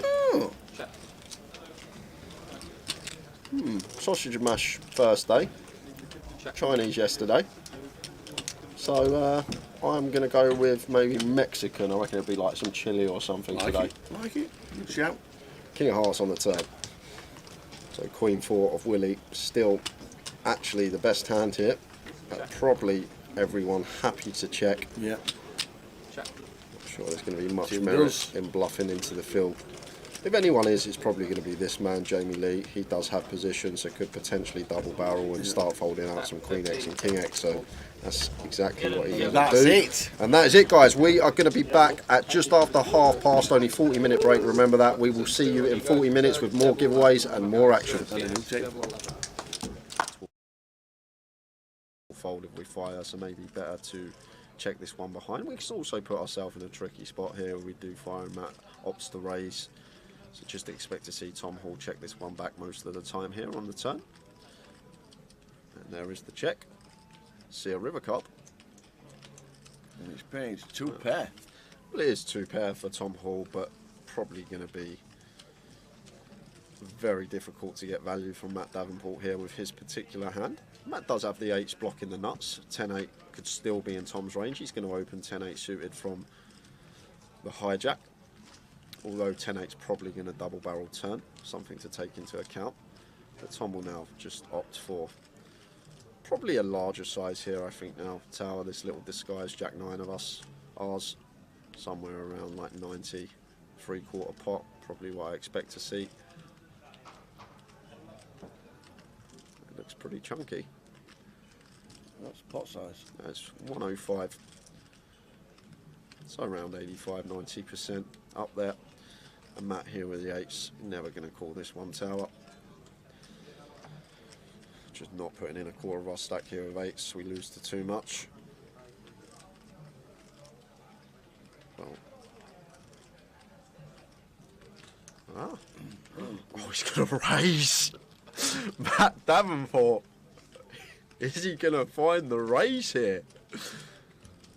What a raise it would be as well, because Tom could still just have some one pair holdings. Matt Davenport, where's he found this shove? Oh my word. And Tom's got 2 pair here. This could be the end of Matt. I'm guessing Matt's trying to target all the 1 pair holdings here of Tom.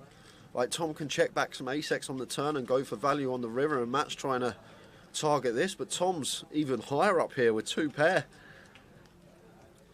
And he's gonna be in the tank here, because what will go through Tom's head tower is, we beat value? I don't think we do.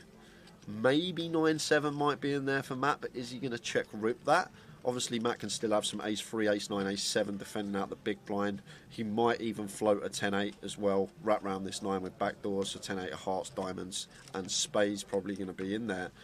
But the question we got to ask ourselves, is Matt Davenport ever going to do this as a bluff? And what are the bluffs, Tower? Once Matt calls on an ace-9-3, there's not many you can come up with. And because of that, I think Tom may let this one go. Simply because of the board texture on the flop. It's ace-9-3 rainbow. What on earth is Matt supposed to have here? He can have sets, he can have 2 pair. And what hand is he going to turn into a bluff? Is he going to rip some 9-10, some 8-9, blocking straights and 2 pairs? This is just a 6-6 jam from Matt Davenport early on a big day 3, and Tom Hall in the blender here and lets it go. Matt Davenport, you boss, and shows Tom as well. Pocket 8s. There is a reason this guy is top of the National League. Matt Davenport putting on a show early on. Wow. He's not afraid, Tower. He's not afraid of busting. Fasten your seatbelts, ladies and gentlemen. Wowzers.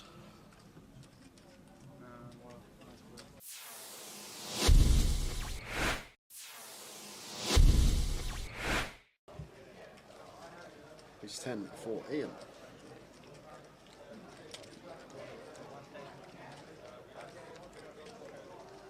Raises to 1.3 under the gun +1. And Radu here with the ace jack in the hijack. Surprised if he went anywhere this deep with Ian. I'm probably more inclined to just flat this one versus the early position open. But obviously can mix in a 3-bet some of the time. And it looks like that's exactly what he's done. 3-bets to 3.2.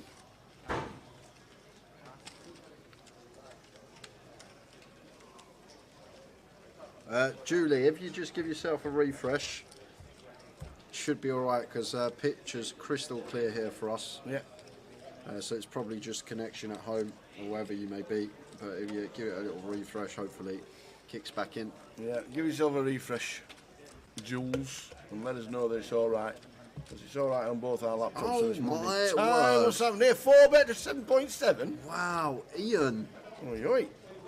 Someone over the age of 50, 4-bet bluffing tower. Whoa, well, I'm start folding. It's just You like, would be. Yeah, I would be. You'd be start folding. I'd be folding ace queen here, suited as Radu. It would already have hit the muck.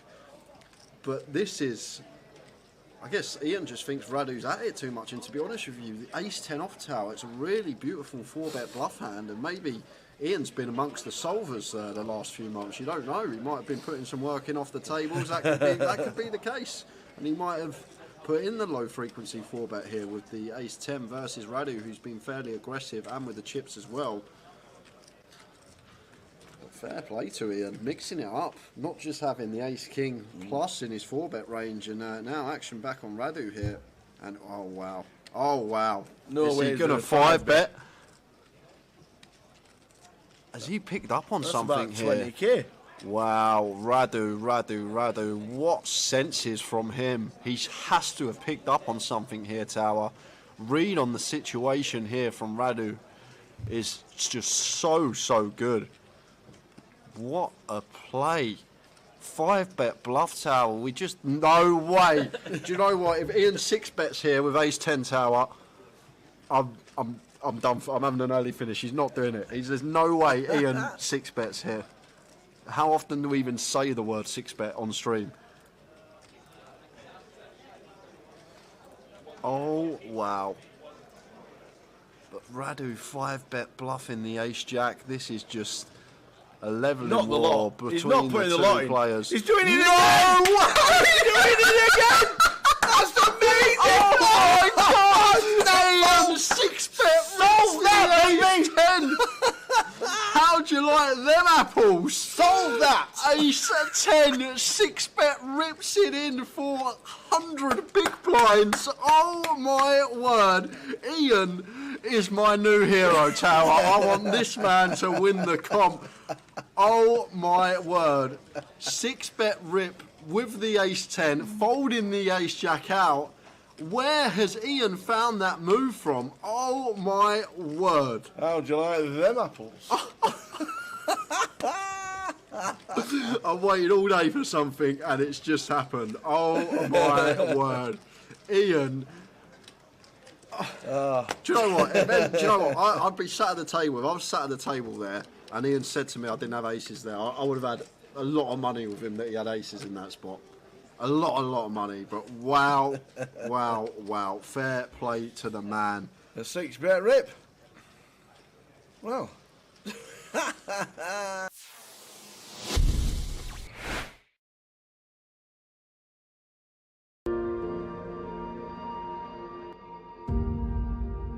Back it, you got no chance. So Ali with the queens this time. King jack last time. Kings before. Raising up with the queens. It won't be a standard raise. Raises to 7.2. Tharles gets out of the way. Jack's got a rather smile on his face with a 6x in front of him. Yeah. Oh, he's got a hand He's as got well. Tens. Oh, the Just lot's going moves in. with the 10s. Is he doing the old... 60 bigs, just shy of, and yeah, he's not this put the is lot in. gonna He's be a probably big left one chip behind. pot. Ali's going to snap this off, and Jack Oliver going to need a 10 to survive. They're all in. Ali Malone, Queens.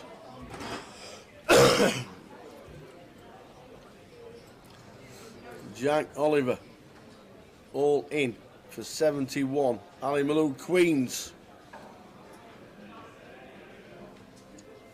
To the flop. To the flop. 10 needed. Oh, he's There it is. He's in the 10. Run like Jack. So some backdoor straight possibilities, but just fading a queen now for Jack. No way! Oh, my that days! is ill. You think you've got there, and it's a queen on the turn. Ali Malone pumping away. Just the one Oh out. my days. River. Oh! No way! No way did that just happen? Clip it! Boat over quads. Oh. Ali finds the 2 outer on the turn. Jack finds the 1 outer on the river. You don't see that every day. Oh my word. You know what Ali Malone's going to tell us at the dinner break, isn't it? Oh my God, man. Wow. Jeez. 10 on the flop, queen on the turn. Malone can't believe it. The 10 on the river. Oh God. Run like Jack Oliver.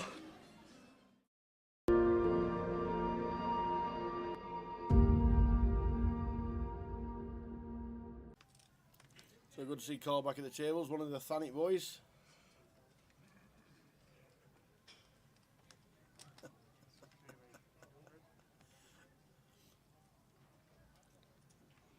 Ryan Spittle raises to 8. Harry with the pocket 5s. Who's going to make the call?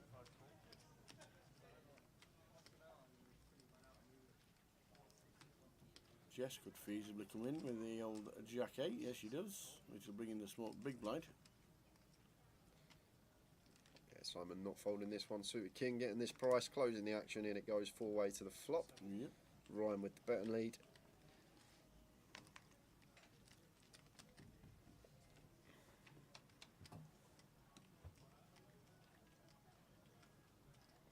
Oh, we flop a set. Yeah, and Ryan's flopped the straight flush draw tower, so this is action time. Ryan with the 8-6 of diamonds on an ace high board. Great flop for us once opening in the cut-off. Not only have we flopped the straight flush draw in terms of range, going to be better for us. And Harry here with his set of 5s, like it. Just going to flatten position. Don't want to set off any alarm bells. If Ryan's got a hand like ace king, ace queen, we've got that drawing dead to runners. Quadzillas, baby! Quadzilla, baby! Woo woo! Am I getting the chips off Ryan? Woo woo! Oh, just I look down again. Yep, there are definitely 2 5s here. Now there's 2 5s on the board. So Ryan That's firing 4 again. 5s. Maybe just trying to fold out some weak ace X, some suited ace X that Harry can have here. As well as that 9X is going to have a hard time calling a double barrel, and obviously Harry flattening in position. Going to try and get the max on the river with So a there's shove. 1 out. 7 of diamonds is straight flush. Oh, he thought he had done it! No! What's this dealer done? Where's the bad beat jackpot in the tournament? No way! £245,000. That is incredible. I've never seen this tower on stream. Quads over straight flush. This is a setup of all setups. Oh! No All way. in. Harry can't wait to Quads. turn him over. No way. Quads Oh V my straight God! flush. Look at the table. Oh wow! Oh wow! Oh wow! That we'll never see that again. Ludo says I never take pictures at poker table. I'm taking a picture. We will never see that again on stream. To get that hand here on stream. Look at the cameras; they're all out. Oh my God. Quads over straight flush on stream. Somebody go and get Jim. Ask him if they have a bad beat jackpot. For Imagine, imagine that on the GUKPT. imagine that on the cash table. Oh, that is gonna be wow. Wow. Right, that's the end of the stream, ladies and gentlemen. Yep. We'll see you again tomorrow. Oh my days. Wow, wow, wow. Just speechless. How Wow. does that even happen? Hurricane he says, get me a pint. Oh my days. Wow. I just can't believe it. Wowzers, wowzers. Oh, stuff we live for on stream. It's something we'll probably never ever see again. Over the years, the chances of that happen are astronomical, and to actually get it on our featured table. How'd you go out? Oh yeah, had quads. No good. And if there's a story to tell, that is a story for the ages. I don't even mind listening to that one.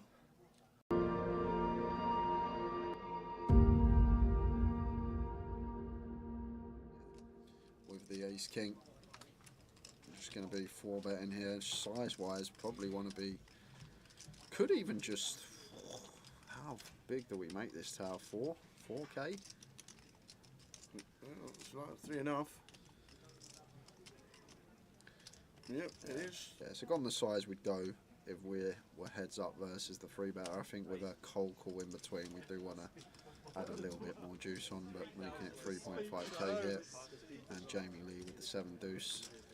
These two are really deep, but I'm not sure how we can continue here out of position when Boovy's just showing immense strength. Well, saying that,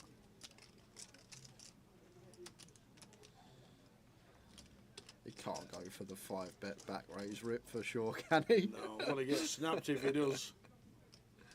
It's a horrible spot for Boovy Tower. If Jamie does find a 5-bet rip here, it is a terrible spot for Boovy, but he is just going to play call. Jamie Lee's calling with the 7 deuce. So we've got 8.6k in the middle here. And to be honest with you, Jamie Lee with 2 live cards, but what a big pot going to the flop here.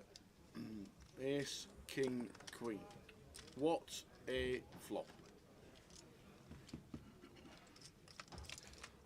The thing is, I don't think queens are going to be a worry. I think that's just always going to play cold 4 as Jamie and not cold call the 3-bet.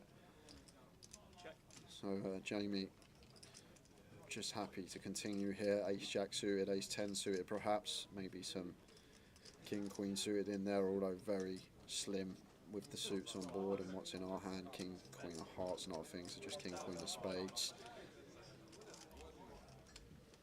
Goes for 1.5.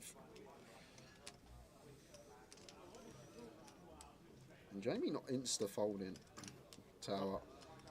If he does call, is he literally only calling for the 7 deuce?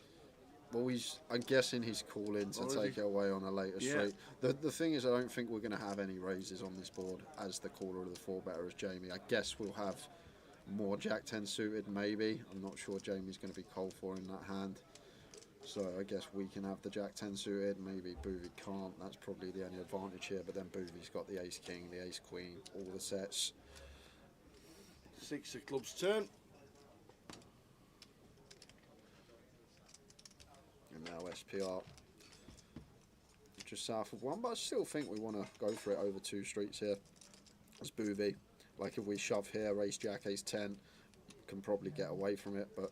Oh, it goes check, check. The river. Oh. Jack of spades. Well, if there's ever a river to bluff on tower, if we're floating the 7 deuce out of position, this is probably one that we are going to go after it with. But God, it takes some kahunas to shove it in here for 10 bag with 7 highs. Jamie, he's got to go for it! He said, oh wow! 10.2k river shove. We could have a 30k pot here.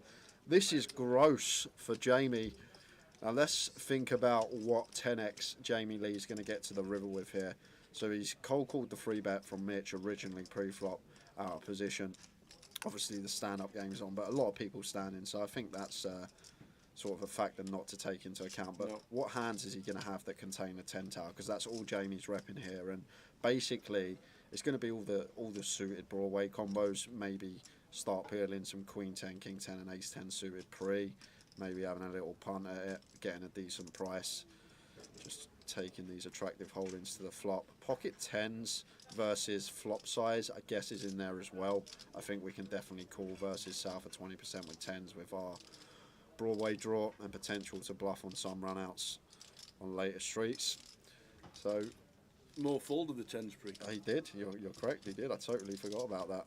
But from Boovy's perspective, this is an ill spot because it's one of these situations that Jamie can plausibly have a 10. And what bluffs is he going to find? That's another question we got to ask ourselves as Jamie. What on earth is Jamie Lee meant to have as a bluff here? Cold call the 3-bet, Jamie 4-bets, then calls closing the action, off to the flop we go.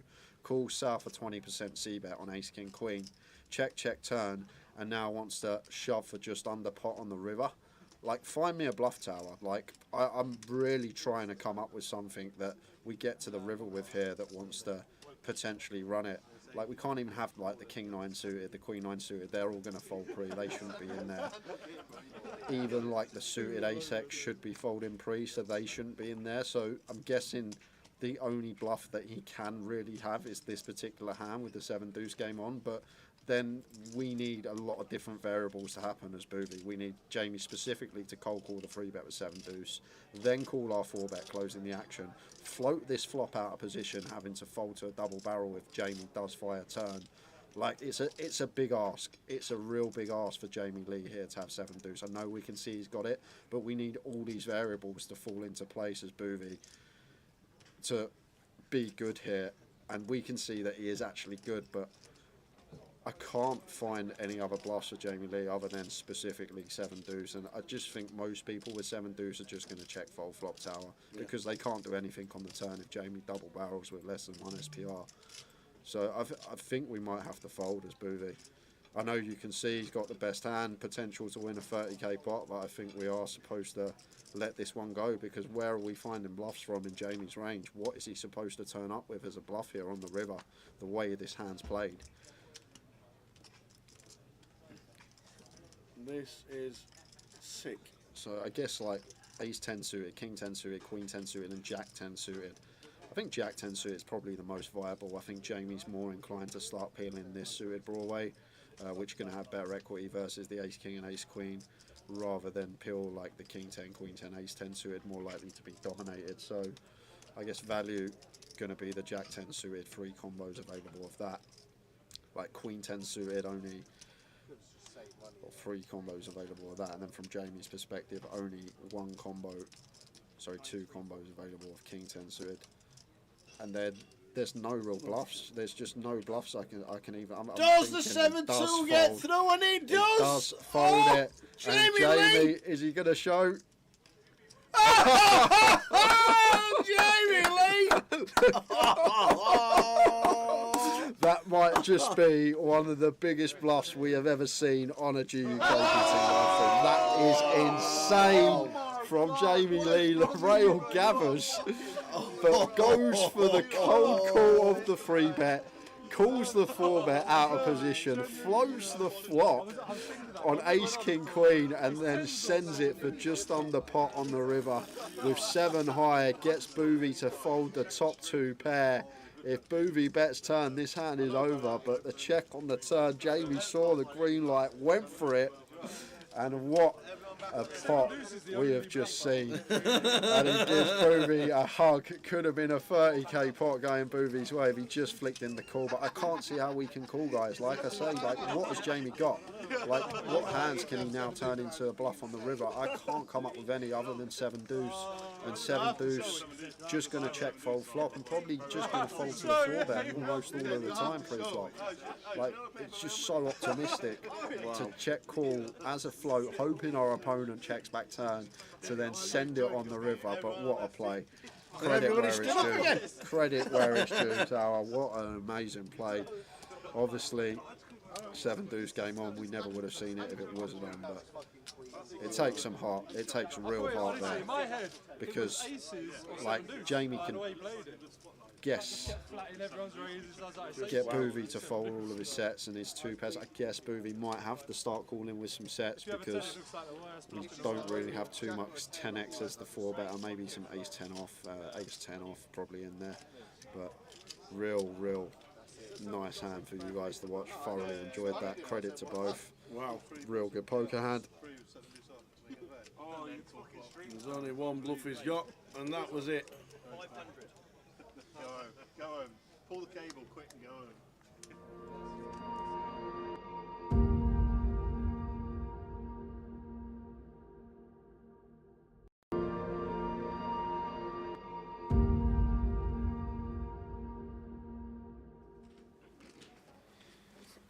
Suited queen in the small. Expect to see a complete.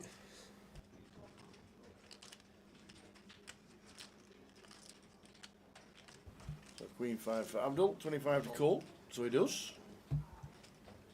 Sorry, queen 6, and Lynn's got the 2s. Yeah, one of the pairs that could definitely check in the big blind, the smallest. Here is Lynn.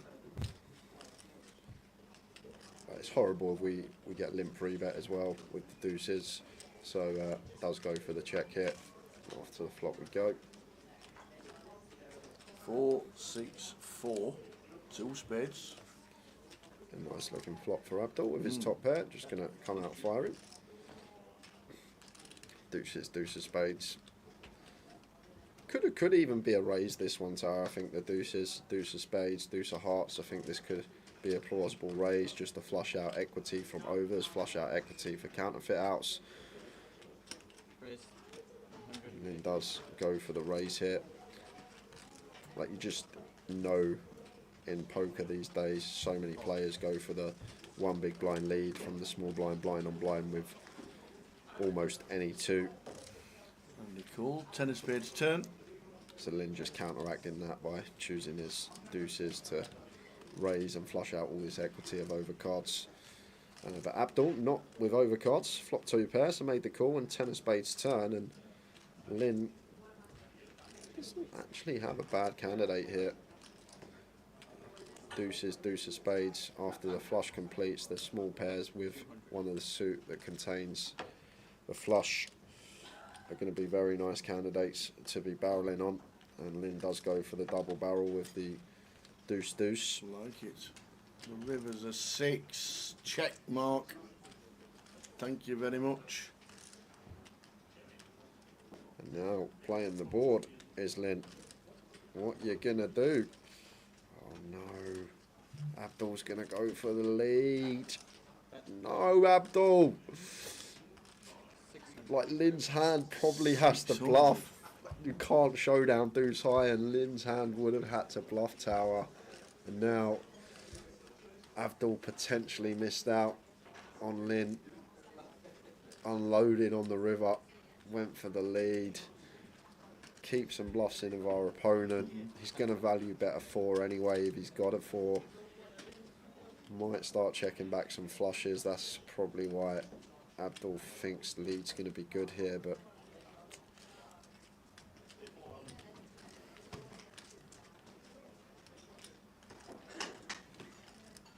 is he really tanking with the board, Tower? No. Thinking it's like 7. Oh, he's gone announced for the all in. shove! Oh, he's announced all in. Oh my God, he went for the shove. Wow. And Abdul didn't have too much back. He put in half his stack, basically.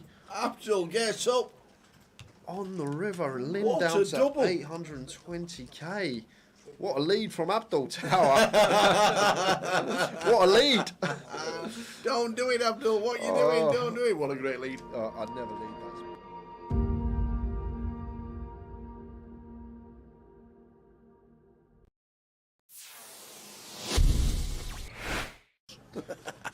So you see Tom opening Jack-9 off in the hijack, can open a lot wider here with the chip lead, a lot of pressure on these guys with ladders and approaching the FT. But Matt never going to be going anywhere here with pocket 8s, easy decision for him in the small, just the call. And it's heads up between Tom and Matt Davenport here. Let's see a flop. Flop time is 9-3. Second pair for Tom. Takes the lead in the hand. Yeah, still may bet small here, Tom Hall. This is a board that's just going to favour us a lot of the time here, being the opener. We do have middle pair as well, so do have some disguised trips or 2 pair when the turn is a jack or a 9. So potential. You can go really small here, as small as quarter potentially.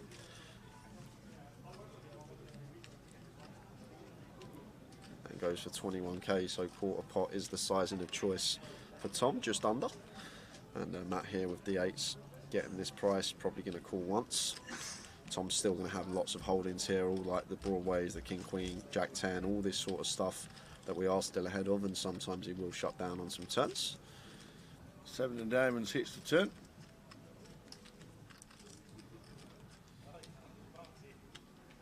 So this is where it's probably just going to go check, check here. Tower. I think Tom may be a bit optimistic to fire our 9 here again.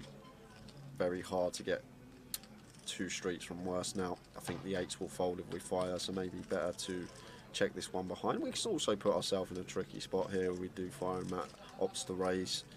So just expect to see Tom Hall check this one back most of the time here on the turn. And there is the check. See a river card. And it's paying 2 pair. Well, it is 2 pair for Tom Hall, but probably going to be very difficult to get value from Matt Davenport here with his particular hand. Matt does have the 8s blocking the nuts. 10-8 could still be in Tom's range. He's going to open 10-8 suited from the hijack. Although 10-8's probably going to double barrel turn. Something to take into account. But Tom will now just opt for probably a larger size here, I think now. Tower, this little disguised Jack 9 of us. Ours, somewhere around like 90, 3/4 pot. Probably what I expect to see. It looks pretty chunky. What's pot size? That's 105. So around 85-90% up there. And Matt here with the 8s. Never going to call this one Tower. Just not putting in a quarter of our stack here with 8s. We lose to too much. Well. Oh, he's going to raise. Matt Davenport. Is he going to find the raise here? What a raise it would be as well, because Tom could still just have some one pair holdings. Matt Davenport, where's he found this shove? Oh my word. And Tom's got 2 pair here. This could be the end of Matt. I'm guessing Matt's trying to target all the 1 pair holdings here of Tom. Like Tom can check back some ace-x on the turn and go for value on the river, and Matt's trying to target this, but Tom's even higher up here with 2 pair. And he's gonna be in the tank here, because what will go through Tom's head, Tower, is we beat value? I don't think we do. Maybe 9-7 might be in there for Matt, but is he going to check rip that? Obviously Matt can still have some ace-3, ace-9, ace-7 defending out the big blind. He might even float a 10-8 as well, wrap round this 9 with backdoors, so 10-8 of hearts, diamonds and spades probably going to be in there. But the question we got to ask ourselves, is Matt Davenport ever going to do this as a bluff? And what are the bluffs, Tower? Once Matt calls on an ace-9-3, there's not many you can come up with. And because of that, I think Tom may let this one go.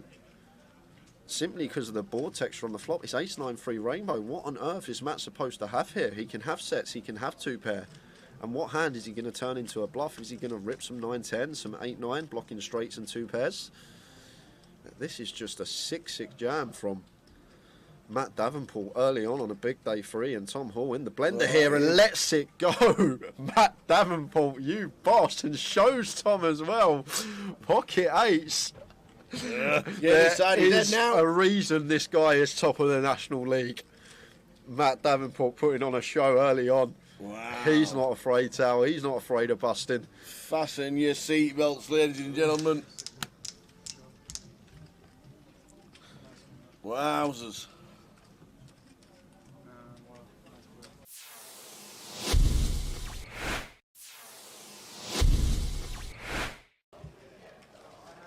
He's 10 for Ian.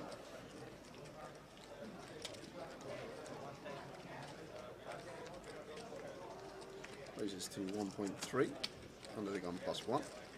And Radu here with the ace-jack in the hijack.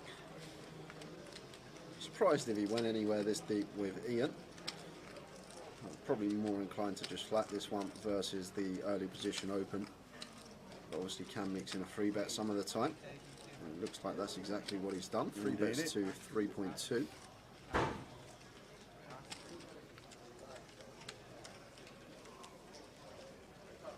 Julie, if you just give yourself a refresh, should be alright, because picture's crystal clear here for us. Yeah. So it's probably just connection at home or wherever you may be. But if you give it a little refresh, hopefully it kicks back in. Yeah, give yourself a refresh, Jules, and let us know that it's alright. Because it's alright on both our laptops. Oh, so it's my Monday. word. What's happening here? 4-bet to 7.7. Wow, Ian. Oi, oi. someone over the age of 50 4-bet bluffing, Tower. Whoa, well, I'm snap folding. It's just You like, would be. Yeah, I would be. You'd be snap folding. I'd be folding ace queen here, suited as Radu. It would already have hit the muck. But this is, I guess Ian just thinks Radu's at it too much. And to be honest with you, the ace 10 off Tower, it's a really beautiful 4-bet bluff hand. And maybe Ian's been amongst the solvers the last few months. You don't know. He might have been putting some work in off the tables. That could be the case. And he might have put in the low frequency 4-bet here with the ace 10 versus Radu, who's been fairly aggressive, and with the chips as well. But fair play to Ian, mixing it up, not just having the ace king plus in his 4-bet range, and now action back on Radu here. And oh wow. No way. Is he gonna 5-bet? Has he picked up on something about here? 20k. Wow, Radu, what senses from him. He has to have picked up on something here, Tower. Read on the situation here from Radu is just so good. What a play. 5-bet bluff, Tower. We just, no way. Do you know what? If Ian 6-bets here with ace 10, Tower, I'm done. I'm having an early finish. He's not doing it. There's no way Ian 6-bets here. How often do we even say the word 6-bet on stream? Oh, wow. But Radu 5-bet bluffing the ace-jack. This is just a levelling war between the two players. He's doing it again! He's doing it again! That's amazing! Oh my God! Ian 6-bet roll that, baby! 10! How'd you like them apples? Solve that! Ace 10, 6-bet rips it in for 100 big blinds. Oh my word. Ian is my new hero, Tower. I want this man to win the comp. Oh my word. 6-bet rip with the ace 10, folding the ace jack out. Where has Ian found that move from? Oh my word. How'd you like them apples? I've waited all day for something and it's just happened. Oh my word. Ian. Do you know what? Do you know what? I'd be sat at the table. If I was sat at the table there and Ian said to me I didn't have aces there, I would have had a lot of money with him that he had aces in that spot. A lot of money. But wow. Fair play to the man. A 6-bet rip. Well.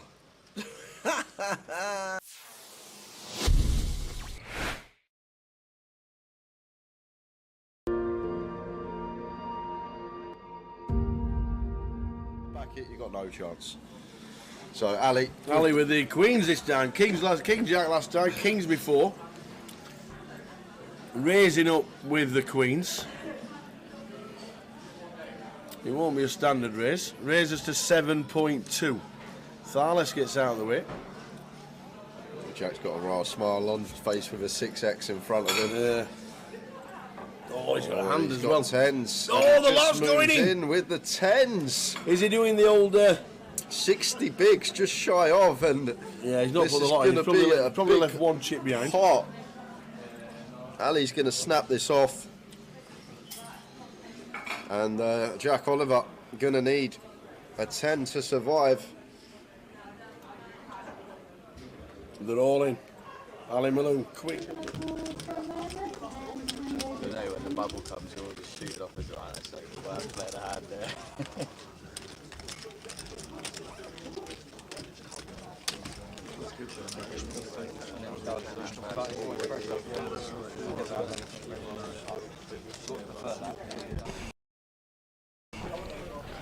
So, guys, can we just have some attention, please? We've got a bit of an announcement to make. This festival marks the 150th GUKPT festival since the tour began back in 2007 with Leg 1, Season 1 back in Bolton. With all the thousands of staff that we've had work the GUKPT over the years, there's only one person that's has never missed a single leg. It's 150 legs, this leg. And to mark the occasion, Tower, you just come in, we've got him a few bits and pieces. We have a big round of applause for Tower, please.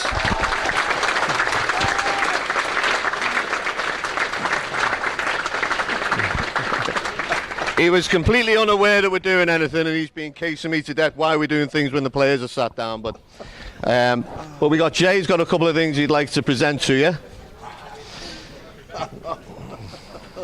Let me swap spaces with you. You want that one first? Oh, this one. It's a mystery bounty. Oh my days. Oh, I'm shaking. Is this 150? Yeah. No way! A return ticket to Las Vegas.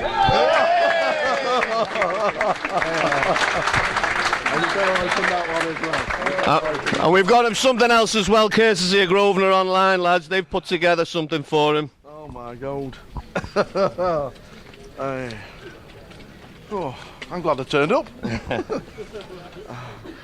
Oh, $1,000 buy into the World Series Mini.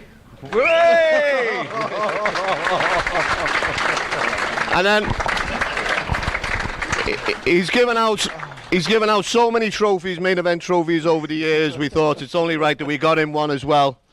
Mike's got his own GUKPT main event trophy just for Tower.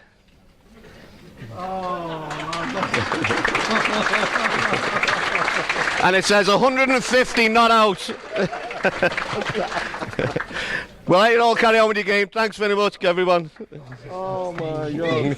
Oh yes, speech. I know this mic's obviously only going to that one, so I have to shout a little bit. Yeah, I do mention it every now and again on the stream that I've managed not to miss a leg, and it's just an absolute. Am I lucky? Yeah, probably. Am I in the best job in the world? Yes. Am I getting? I don't know. It's just unbelievable what you've just done for me. That's absolutely amazing. 150. I didn't actually realise it was 150, but it is. And yes, I have not missed a leg of a GUKPT, and it's still something I'm really proud of. But all the team behind, Andy, who's turned everything to what it is now, Jay, who's just an absolute legend in his own right for doing what he does, and all the team. Honestly, 150 not out. I'm absolutely gobsmacked. We'll do another 150, shall we? Thanks ever so much, honestly, and that means the absolute world. You guys, absolute pleasure to be working with, and the tour's just been amazing since 2007. So thanks ever so much. I'm nearly speechless. Thank you. Brilliant. Oh.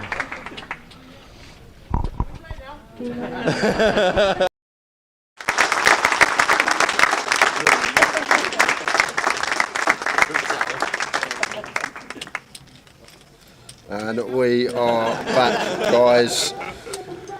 Tower had no idea. I was cracking up because you could tell he just wanted to get to the buffet. He thought we had to do an interview on his dinner break. He was like, "Where's the guy waiting for me interview?" And he had no idea what was going on. We are back in the booth for another session. Just quick 5 minutes to get that all done. 150 GUKPTs. Since it started, 2007, 16 years, and he's back with me now, and he's got the trophy. There it is. It's so funny, you've been saying over the years you're waiting for my trophy, and you bloody got one before me. Oh my God, I had absolutely no idea. Absolute zeros. I was like, "Where's Robbie? Where is he? They're going on the break. They're coming back from the table. Well, you can't interview them at the table. Come away now." I had absolutely honestly, no idea, and I was shaking for about 20 minutes. But that, ladies and gentlemen, means the absolute world. Unbroken of 150 GUKPTs. It means the absolute world. It really does, and it's thanks to these guys as well, not just me. I might be the clown in front of the camera, but these guys make it all work. They really do. It's made me chuffed as well. 100 more GUKPTs. I get to go to Vegas for free. 10 more years. And that is what it means. Return tickets to Vegas, and then somebody somehow is going to be playing $1,000 buy-in, and I'll be in the mix. Well, yeah. If we're on the same table, I'm quitting. I'm telling you. Imagine if I busted. Oh, it would be funny. Honestly, thanks to every one of you. Honestly, it's amazing. I was absolutely speechless. Well, I wasn't. It was amazing. Thanks for all the comments in the chat as well. It's just amazing. I told him he'd be at Vegas, and I did tell you earlier in the week. I did mention it, and you were like, "No, I'm not sure." There is one thing I've missed though now out of the 150. What's that? A buffet. You've missed one buffet because of today. Well done to Tower. Thank you very much, 150 GUKPT, 16 years, not missing a single leg. Oh man, that was just the biggest surprise ever. Yeah, straight back into the action. Thanks everybody in the chat box, honestly. Wow. Wow. Thank you very, very much, ladies and gentlemen. It means... Oh. Cheers, Connie. Thanks, Valerie. Smiling, she says. Thanks, Valerie. Connor Reed, that's brilliant. Top work, Tower. Choked up here, says the handsome one. Ah. Cheers, Gas. Razor Kev. Oh. Honestly, I had zero idea. I was chuckling when you could tell you're pacing up and down. You're like, "Where's Robbie?" He wasn't even in the building. It's like, "I need to do this interview." We've told him he's interviewing Robbie Ball. He's walking up and down. He wants to have his break. Oh, absolutely amazing. And to be fair, I didn't realise it was the 150th. Like, because there's years with 8, there's years with 10, there's years with 12. You know, you just lose. You really, unless you're counting every single one, you really do lose count. But thanks, Carl. Thanks, Purple. Johnny Brown. Thank you very much. Honestly, it means a lot. It really does. And that is just super. And the handsome one says, "Now you're there, you're going to have to make a schedule." Yes, you're right. You're right. I am going to have to make a schedule. Thanks, everybody. Yeah, David Green's stack, I've just looked, it's well out. He's got well over half a milli there, and it says his stack is 50 something K. Text Mikey. I think they've just missed the decimal point. That's all it is. It's 52K. Right. It looks like he's got about 520 there, Tower. And he's actually just telling Joe as well, because he can see on the screen. Yep. Which is good for us. So we get that changed straight away. I think they've just missed the put a decimal point in where, or comma. Definitely got half a milli there. Dave Green, one of the chip leaders in the room. Another giveaway coming up this session, guys. Probably around 7 PM. Got a while yet. Cheers, Fletch.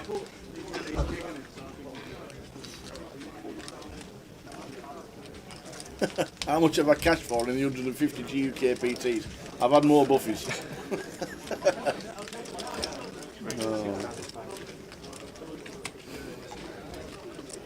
Alex, been a good day for him. Up to 340. Raises to 6.5 on the button. Over to Patch with the 8 do suited. Pat had a nice day as well, up to near 300k. Not going to defend this one. Still plausibly defend their Tower. Any 2 suited cards at this stack depth. Just going to choose to let it go. We're getting close to the money. 7 players off. Meek the Mod says, "What did I miss?" What did I miss? A surprise presentation from the team and everybody regarding GUKPT, past and present. Amazing.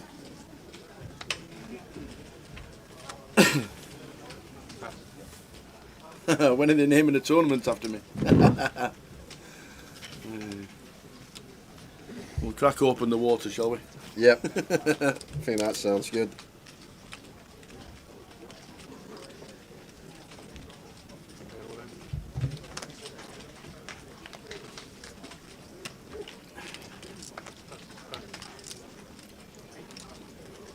That's what I said, Mick. I said only 100 more GUKPTs and I'll get a free trip to Vegas. I've been here 5 years, so I reckon I've done about 50. So 100 more. I've got something to look forward to.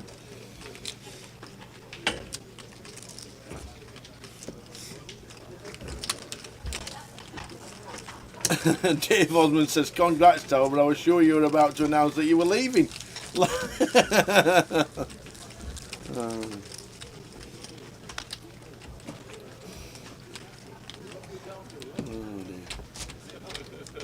Phenomenal. Gary's late. Gary's late, so we'll just quickly. I got a presentation from the team, everybody regarding GUKPT for Gary McGaffney. They gave me that. Return tickets to Las Vegas. And they gave me that. $1,000 buy into the World Series Mini. And they gave me that. 150 unbroken, the voice, unbroken voice of 150 GUKPTs. There we go, that's for Gary and everybody else. What he hasn't noticed yet though, Gary, it says return tickets on the envelope. He doesn't realise he's going across the Atlantic on pedalo at the moment. What does that mean? Stops 5. It'd be good that I was out there last year. He had London to do with Trig, and I was out there. Didn't actually get any time out there together, but we'll be out there at the same time this year. We'll get some videos. I'm not being funny, but the best thing about it is I get a Chick-fil-A. Yeah.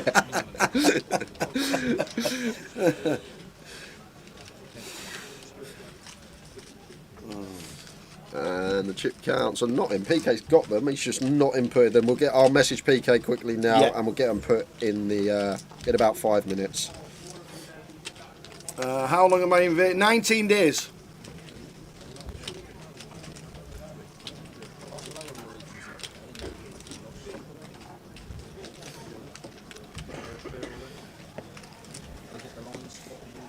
When do you fly, Tower? 20th of June. 20th. Until the 8th of July. Literally going to be there same time as me. Our old trip. Brilliant.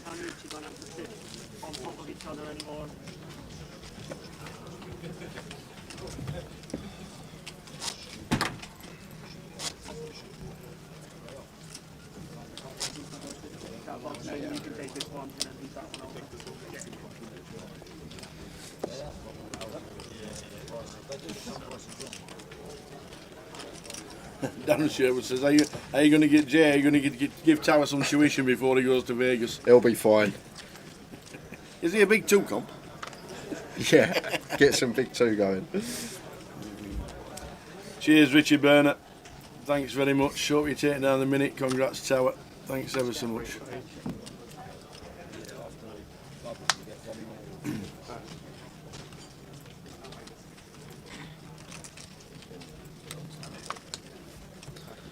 We'll go to the chip counts after this hand, as Dave Green's chip count has been rectified. Good to see. Raises to 8k with the Ace King suited. And Dave Clark here just wants to peel 5s from the hijack.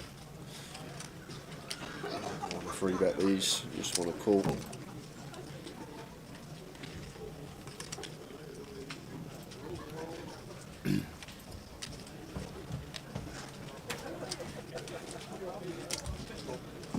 That's the same with his pat. And Ravi with the ace-8 of diamonds. Probably going to come to the party here on the button. Just expect to see call. Wow, he's going to go for the squeeze. Not worried about Dave Green's under the gun open. Makes it 50k. Huge squeeze as well. 8x here. Huge this is, Tower. Like 3x or 5x should probably, yeah, well, 40k I probably would have gone. It's not actually too big from Ravi. 6x after an open and 2 calls. And Ace King suited here for Dave. Obviously never folding. I think could definitely 4-bet here. The Ace King suited. Riyadh just going to be running the clock down. Getting closer and closer to the money, just the 7 spots off now.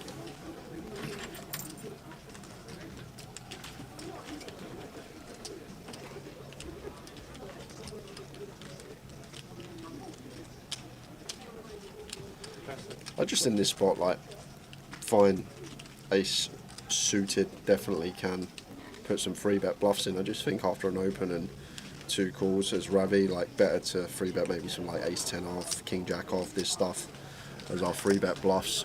We got a hand that can make the nuts and call the people, and we have position. Might have just chose the call, but now he's opted to free bet. Going to get the bad news, probably around 130, 140 here from Dave Green. If he does elect a 4-bet, which I think we should be with the suited ace king.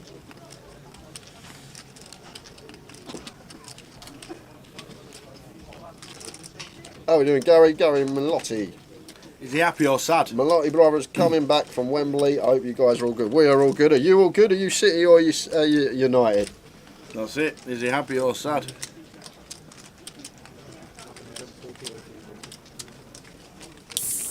I reckon coming down from the Bedford way, there'll be United fans. Yeah, and there's the 4-bet from Dave. And just going to have to fold now as Ravi. Also fantastic to see Dave Clark on the feature table. We know his dad passed away a couple of years ago. The first ever GUKPT winner in Luton in 2007. Good to see him on the table. Yeah, that's a good point. Where are you going to be staying, Tower? Do you know that yet? I don't know. So apparently boxers are really cheap.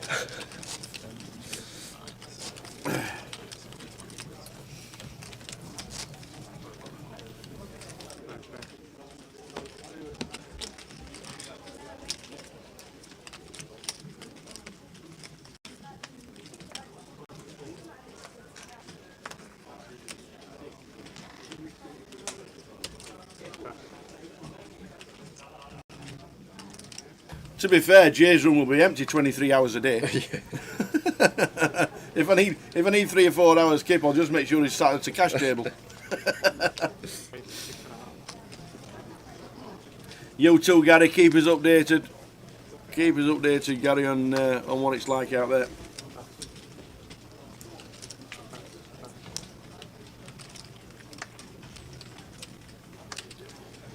The Fruit Shoot 4 have got a villa, says Paul Fletcher. I know Ewan's out. I spoke to Ewan a few days ago, actually. He's already there, He's already out there, and he gets back on the 19th of July. Wow. He's having a proper grind.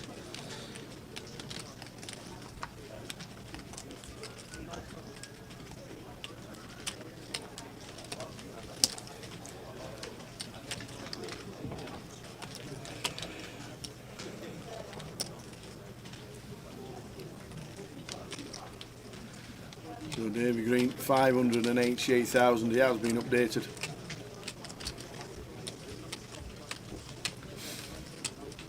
$41 was 7 off the money. How did we get to 41? Well, we've just lost Justin Devonport, Mitch Hynam, and that brings us to now. Right, 41. 41 it is.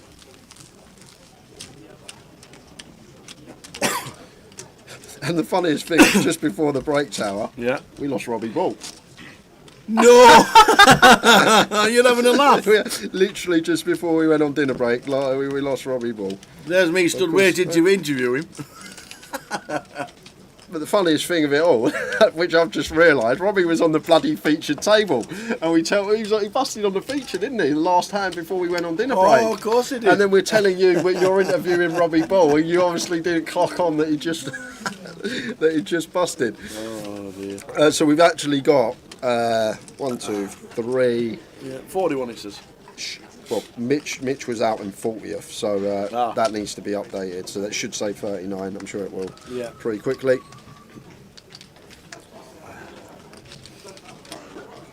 Bunk in with me, says Handsome One. Yeah, free Chick-fil-A, free room, flights, mini buy-in. Gary McGaffrey's going to O'Neill's in the West End. Fabulous O'Neill's. We go there when we get there. Live music on a Saturday night. There's the payouts at the bottom for you guys, for those asking.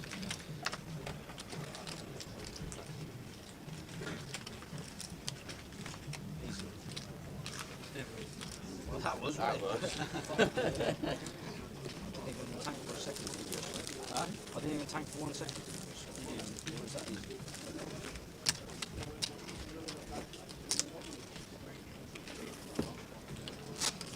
That's a bit shit.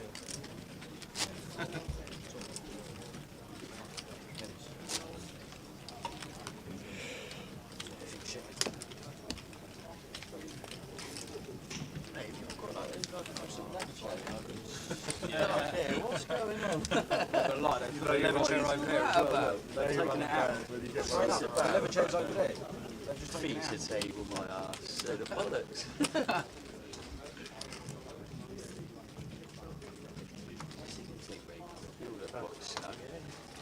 I'm good.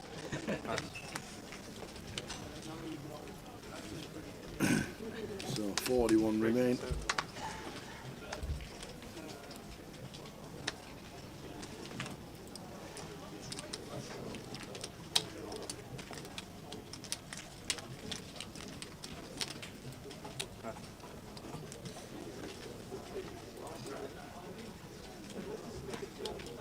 Who won the FA Cup?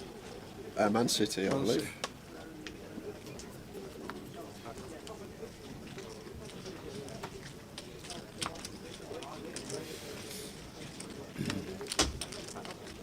Yeah, Kings into Aces. That's exactly what it was.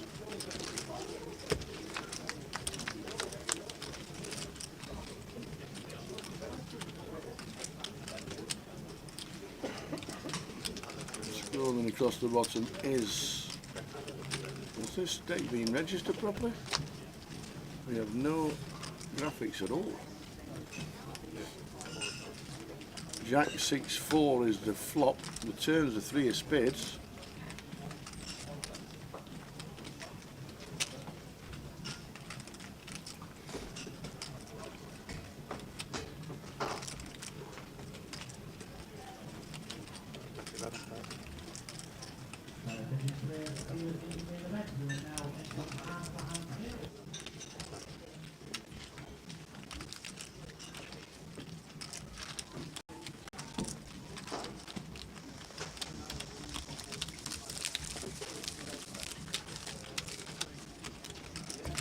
Funny as well, after you've done the interview, Tower, I don't know if you heard, but Francis was sitting on one of the back tables there and he goes, "Can we play poker now?" Did he really? Oh. Yeah, it was funny. I didn't hear that bit. Great achievement it is, Rick. 150 is a lot. Cheers, Rick. The tag team's on the 22nd of June. Is it? We're both out there. No way. How many's in the team? I think it's just 2 tag team. Yeah. Well, are you out there as well? I'm on this place. Oh, you're on this flight, huh?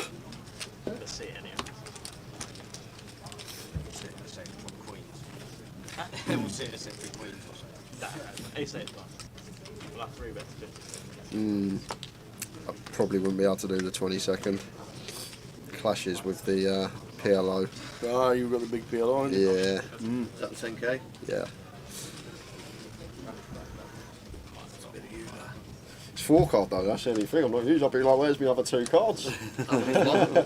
Yeah, just one. One Run it flop, 3 4 times, cards. please. It's only half a game.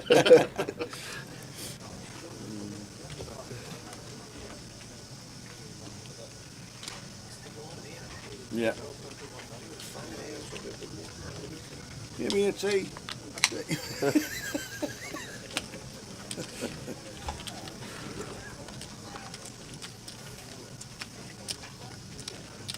Blind on blind here. Alex with the 6-7.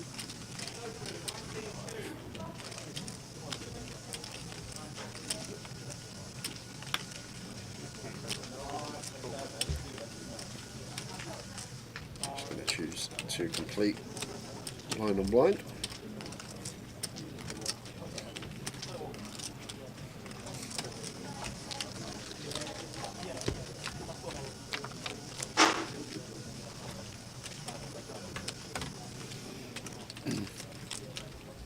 Dave checks his option.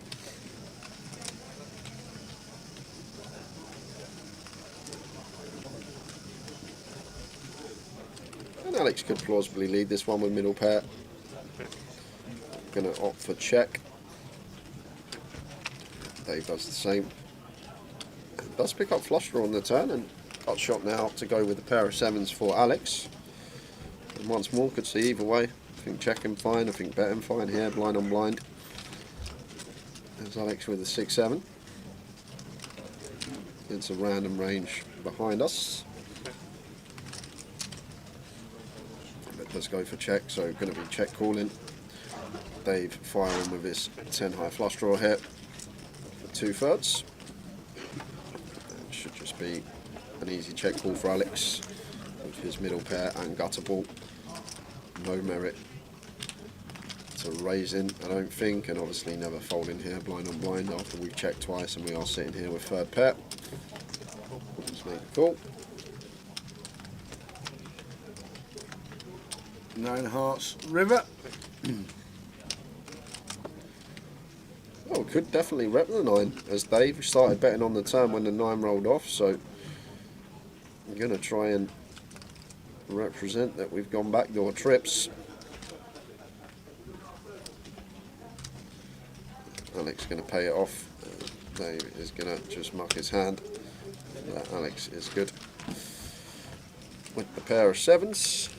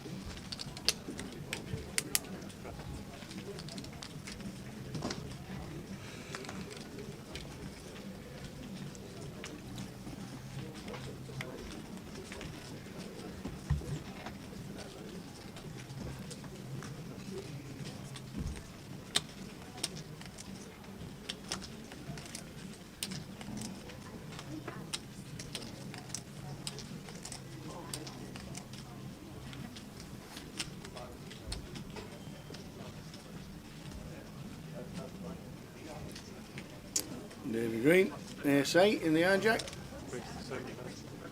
Raises when the blind's at 3k, raises to 7.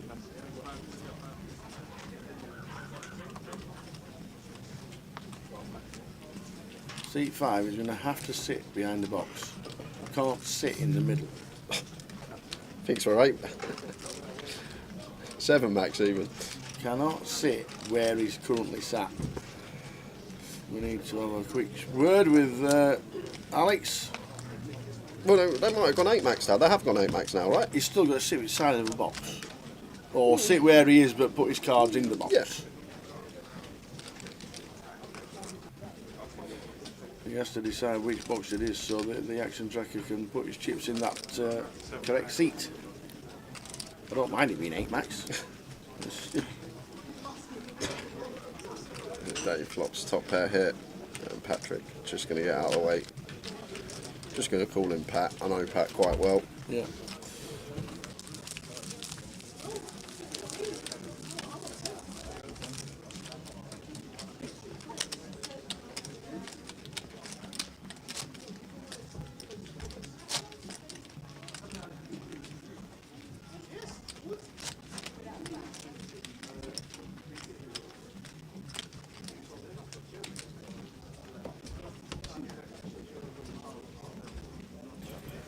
So 41 players left. You reckon there's a couple less?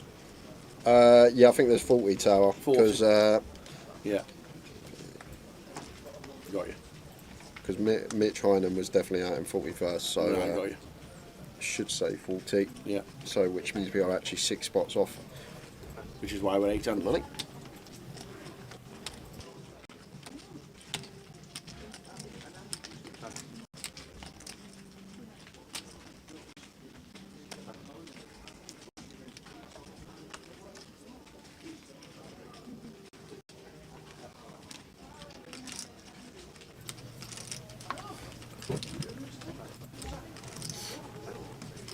How are we doing, Karen? Remember? Oh, sorry. How are we doing, Aero? Karen on Twitch says, Aye. Karen, I hope things are well. And Lambert Bath says, I don't know the guy, but I would get money on Mitch Hynam winning the GUKPT soon. He seems to be there or thereabouts these days. Played with him once years ago and was an absolute pleasure to have at the table. Good banter and clearly a great thinker.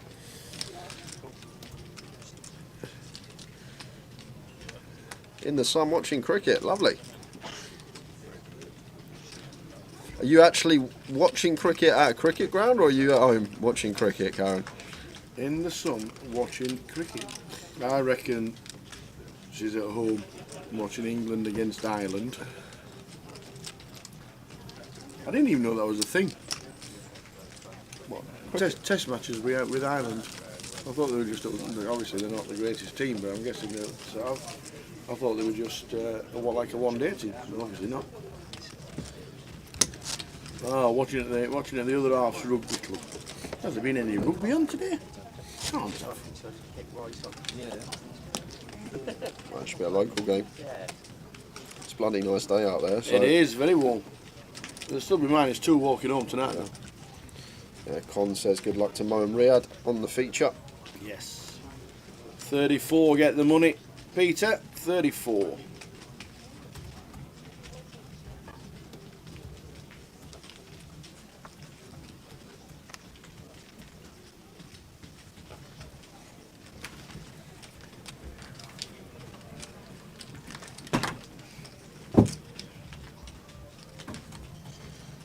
Ace 10 for Alex, easy open.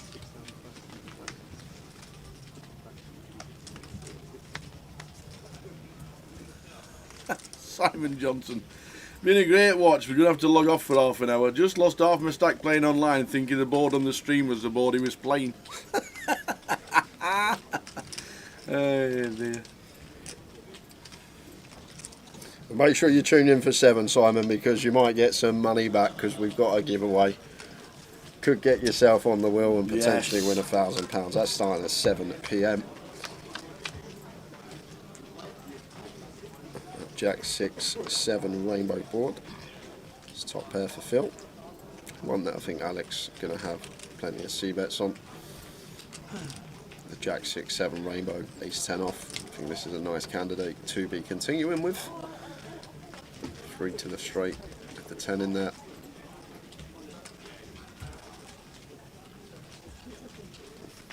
Around third, probably my guess. Does go for third. Slightly less, 5.5 into 17.5. And Phil probably just happy to play check call here. If we were shallow up, like if we had like 40k, you could play some check shoves, but too deep to be doing that right now.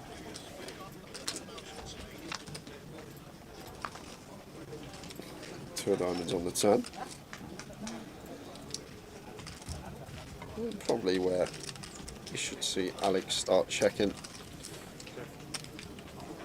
Complete brick on the turn.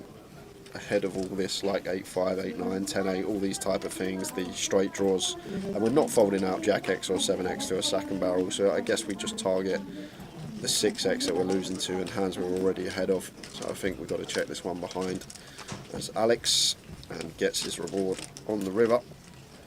Finds the 3 outer. Phil not going to like to see that, especially against an opponent who is definitely going to represent the times that he hasn't. Like if Alex had a king queen, king 10, 10-9 suited, something like that here, he is going to be barreling this river. This is why this is going to be a difficult spot for Phil. Can't just instantly fold because the ace rolls off. It's a late position opening from someone with all the chips. Going to be opening wide. They're going to be firing this card relentlessly whether they have it or not. So really tough spot here for Phil on the end. He couldn't fault him for either here, Tower. 22 into 28, so it's a meaty size as well. 3/4 potish.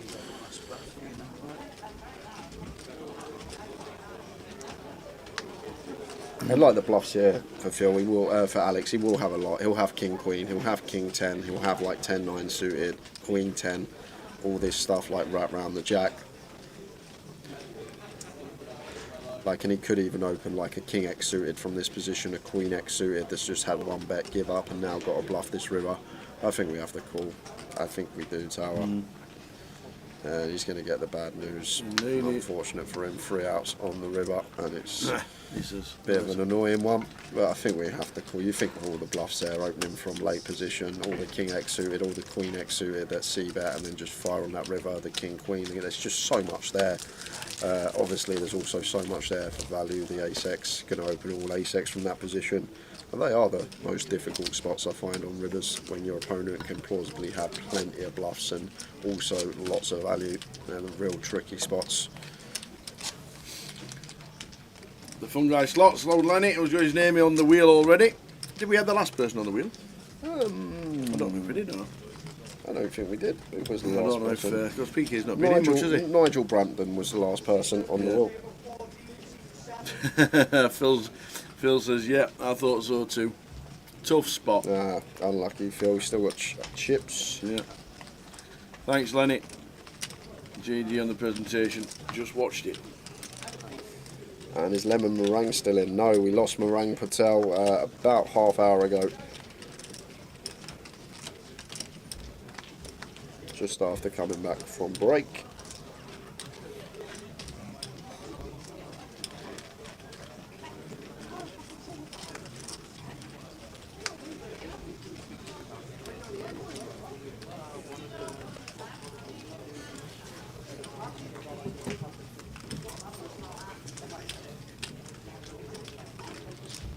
Blind on blind here. Still, I believe it's 6 spots off the money. That's just not updated in the top right, and Phil just going to give Riyadh a walk.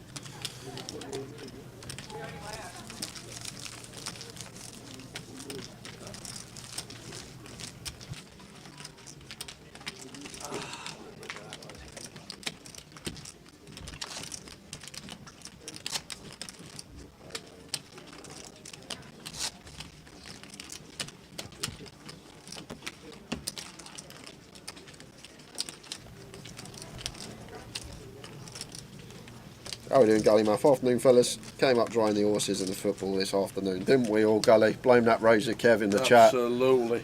Where did it finish, that one? Is it still at it? I think it's still running, Tower. I think it's still plodding along down Epsom Downs.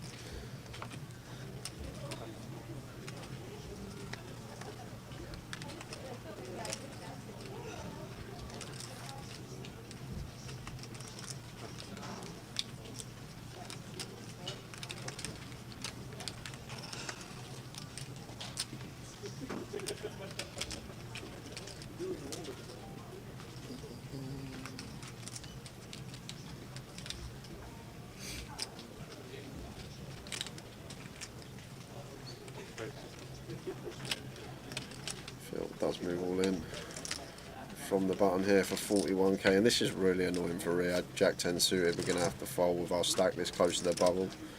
Like in chip EV for 13 bigs, we can actually call some jams with Jack 10 suited.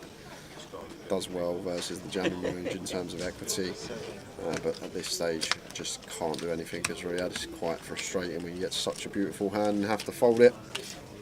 And Phil does show the table the ace. 200 bigs just shy of.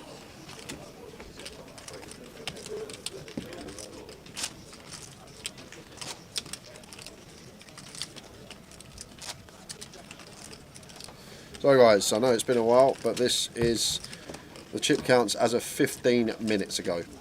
So they may have changed slightly, but this was 15 minutes ago when we come back after the break. Obviously we know we've lost Mitch, did mention that, so he's gone. Also lost SE, who's at the bottom of the pack. Yeah, so there are the counts. Tan Lee 200, Willie Tan 200, Tim Chung, who was all in twice, wasn't he? I'm looking for Albert, but I can't see him, Tower. Oh, he's there, top right, 110k, still in the mix, Albert.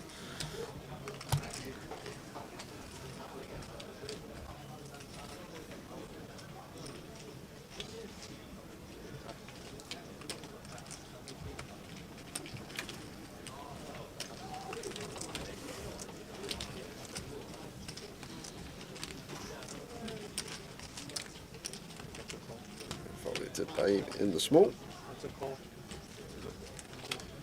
just completes, and Mo here going to be bumping this up for sure. He's got ace king in the big.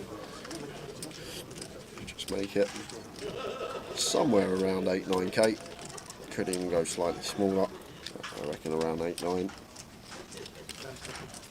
Either size of choice. Oh, he's going to use a little time bank here. Don't often see this time bank used for pre-flop decision. Yeah, exactly. In the big blind complete. I know we can't see what he's got, but he's going to bump it up. Is that 15? It is. That is huge. Just going to fold out a lot of Dave's range now. Like, just really, shows really. an ace and folds. Wow. How's like? How has he folded? With 600k? No, Dave. Like, if we just choose a normal size there as Mo, we get Dave to put chips in, out of position, in a dominated spot, and could have potentially won a decent sized pot on ace high boards. Just keep it small with position 2.5x, 3x. Theoretically, the best size to go in these situations. When we do start going that larger size, just isolate a better range of hands that continue. Noted, no one played mini. I'd love to get on your table. Do you imagine the fun we'd have if I was on your table?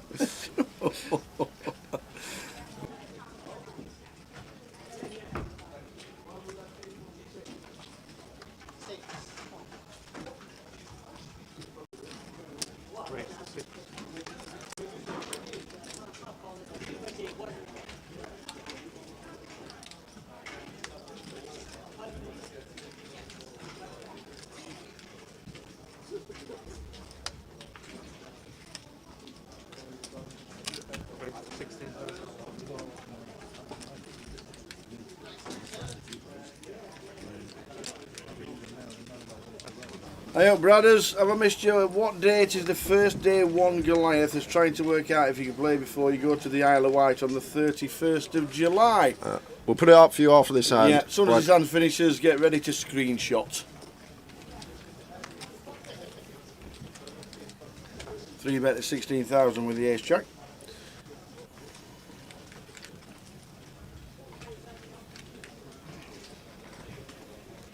Yeah, could definitely flat this one. I generally want to have more flats with our suited broadways versus the gun. Then we do 3-bets, and going to have more 3-bets with the offsuit, and that's just down to playability. Obviously, so much better to go post in position on the opener with a suited hand than an offsuit hand, just slightly more playability.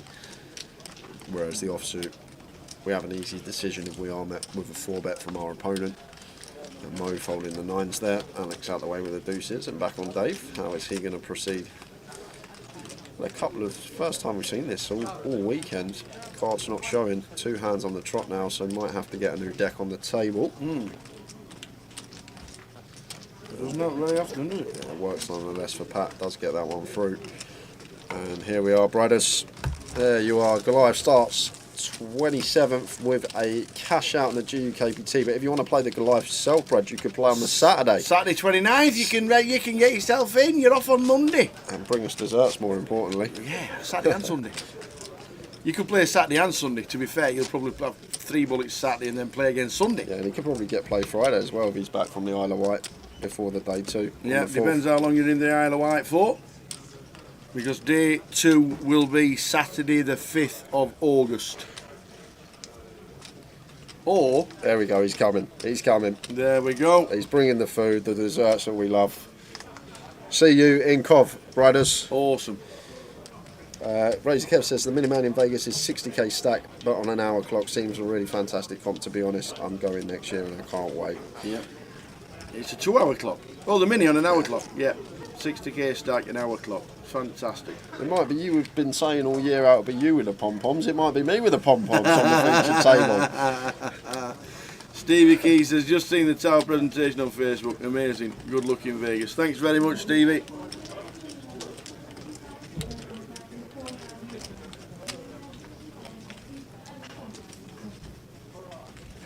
Riyadh with the ladies here. Like, we would usually open here, Tower, but this close to the bubble, there is actually merit for just shoving, and Riyadh aware of that. Like, usually off of 16 bigs, we're just going to open this one, just sub 16. because obviously it's just such a strong hand. We want to get value from worse than the big blind that defends, but this close to the bubble, no need to open. We're okay to just shove for just north of 15. Just picking up the blinds and ante right now is so important, and Rio does get that one through. Because that number's incorrect, guys. That's way off because we've just lost another one. So we're actually on 37 now, I believe. 37? Yeah. We need to just click and make sure that that is updated, especially as we get close to the money. Yeah, we just lost SE. Danny Pike. Danny Pike had chunks, didn't he, on the feature? Danny's gone. And Mihail Popper, who was also on the feature last table. Oh my God, and Mihail and Danny both busting at the same time on table 11. So, table 11, someone might have a castle of chips tower. But that does leave us with 37 players, guys. 37 remain. I'm not sure what's going on with the ticker, but hopefully that does get updated very shortly.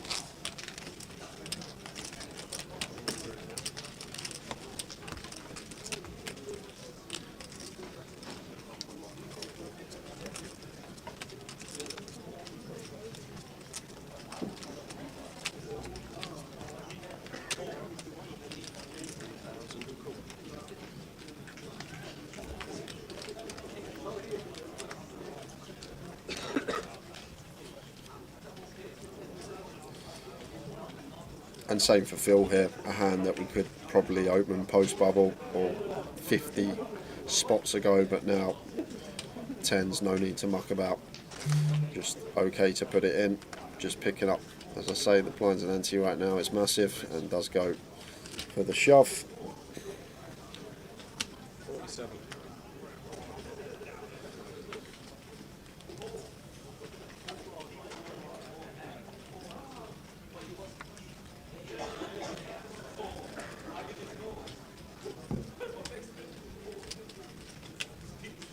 Should be perfect, should get to the bubble I reckon around 7ish, and then it's giveaway time, so when they go hand for hand it's a good time to get some questions in for the giveaway.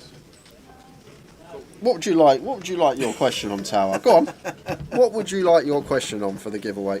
Well,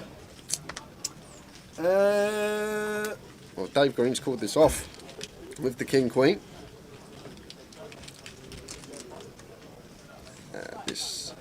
This is going to be annoying for Phil Tower because the King Queen off there should technically be a fold because Phil's meant to be a lot tighter this close to the money. See ICM. King Queen off going to be dominated a lot of the time, and if not flipping, like Phil's not going to take a King Jack or Queen Jack at this stage when they're so close to the money. So a bit of an annoying hand to see the King Queen fake flip. Can get the double. Best. Stevie Key says the fourth bridge or golf.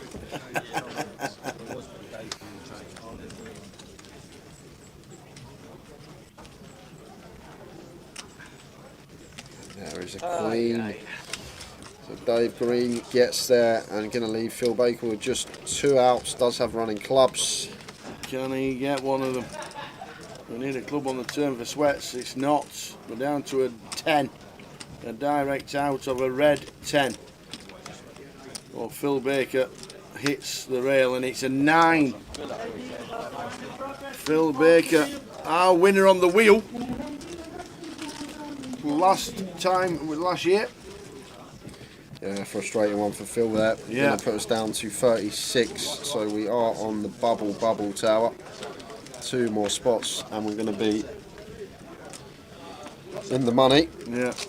Well, 35. Wow. And that is because Go on. we have just lost Darshan Patel. At the same time as Phil Baker. On table 8. So we are actually going to be on the bubble. Darshan Patel just busting in 36th. So 35 remain. And just like that, we're on the bubble. Level 15 bubble. It's unheard of on a GUKPT. Unheard of. Could get a winner today. And 331 runners is not a shabby field. Yeah. We're on the bubble, so we'll be waiting for hand for hand. Mick the Mob, thank you very much. Nice one, Tower. Just saw the presentation.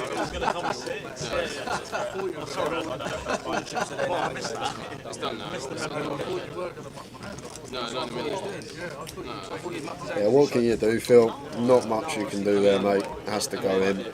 Unfortunate to get called by that hand. I think a lot of players fold that one. Maybe Dave just saw he had the chips and thought, you know what, it's only 10% of his stack. I'm going to flick it in with the king queen, try and get closer to this bubble. Good run again though, mate. I'm sure we'll see you back. It's been funny for the stream. Yeah, they've given us something to talk about, right? They would have loved that. You know you've got a flashing light on your phone. Yeah, it's flashing every second. We are on the bubble. What's the presentation we were talking about, Ars Lamberbath? If you go on, is it on Facebook? Yeah, on Twitter. It's on Facebook, it's on Twitter. If you have a little browse, go to Grosvenor Poker, you will see the video there. Tower, this is his 150th GUKPT and he's never missed one. This is the 150th GUKPT and Tower has not missed a single one, which is crazy.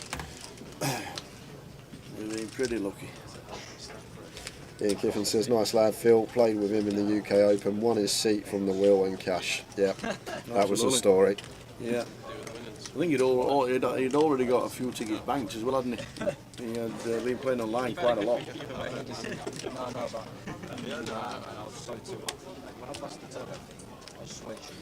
So hand for hand, I said 7 o'clock Tower. It is 20 past 6 and we're on the bubble. Doesn't happen.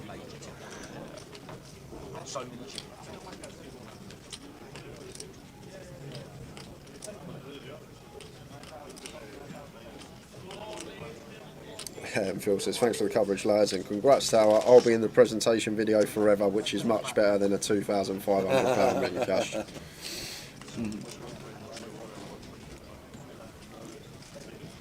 Still, it was fun. I was laughing with Andy. You know when you went to where the kitchen is and you're like pacing up and down. I go to Boothby. I go, he is steaming. I go, you can see he just wants to enjoy his break and he's walking up and down waiting for who he thinks is Robbie Ball. I was still looking for him. I was searching for Robbie Ball. That's what made it so much better though. Tower genuinely had no idea at all what was happening. He honestly just thought he was doing an interview for the live stream and it was great because he was clueless.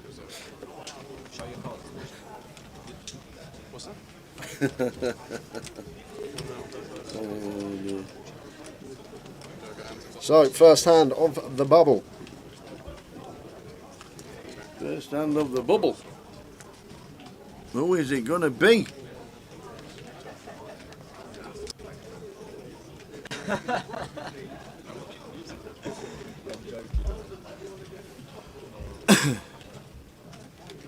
Hand for hand, every table starts at the same time.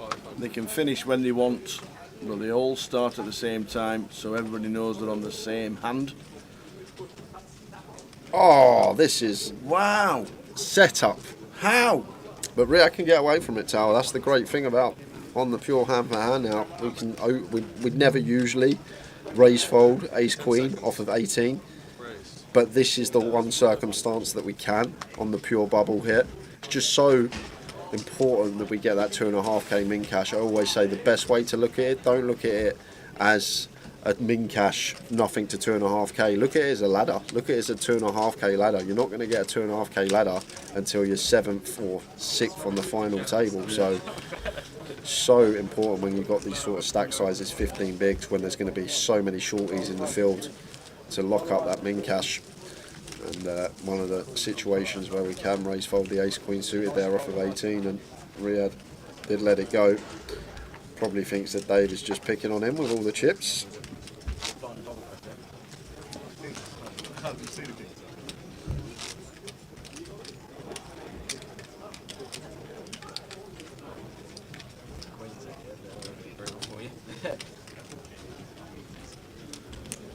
His Tower said he's selling any WSOP action then.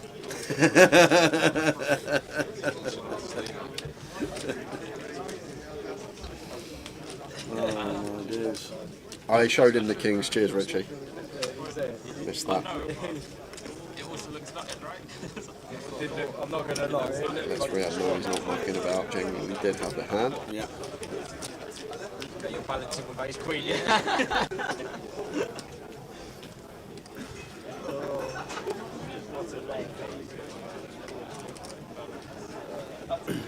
Waiting for the other hands and the other tables to finish before we hear dealers. One more hand, please.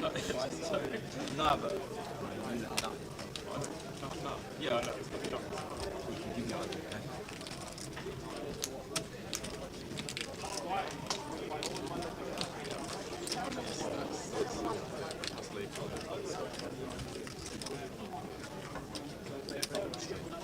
I already said. I already told us just a kid. That's it. Next hand, please. All the table just went, next hand, please.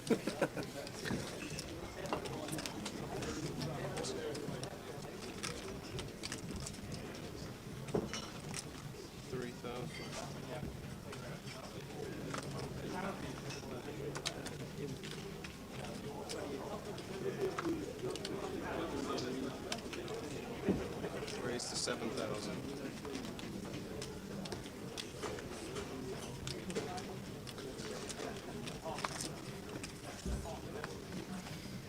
Somebody said C8 looks a bit like John Higgins a while ago. You're absolutely right. He's got a bit of John Higgins, an older John Higgins about him. A little bit. An older John Higgins, Pat's 42. John Higgins is looking good for 48 then. I don't know how old Pat is. I know Pat. I've never thought that he looks like John Higgins. To be fair, I thought it looked a little bit like him. A little bit. Oh yeah, what did you want as your question for Tower Thinks in anything? Anything, yeah. Anything. Fire it at me, son. Fire it at me.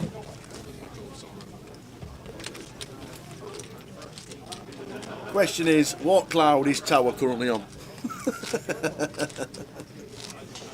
Look, box job here. Just seen the presentation to Tower. Fantastic gesture. Enjoy Vegas. Well deserved. Thanks ever so much. 30 minutes time there will be another question for the wheel. We have finished on our table.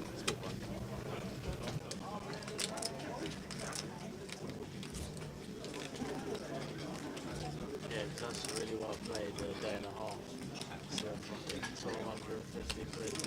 No, that's just what. Mate, that's my hourly on the 2-5, isn't it? Currently on the second hand of hand for hand at the moment.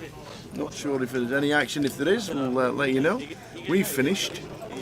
No mulling around from anywhere just yet.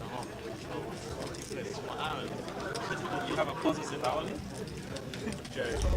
Oh, there is some gathering at and out of table on the A lot of left. suits going around there. What's Oh, Cully, 2010 champion. Collie with the Jack 10 suited. The lion. Up against the ace queen. You'll like what he sees. 2 live cards. Oh, that is a horrible flop. Ace on the flop. We need a 10 or a jack, a 9 for a bit more sweaty. No, that's it. How quick was that? Bubble has burst. Cully Sadu will leave with nothing. Unlucky. Cully. Very unlucky.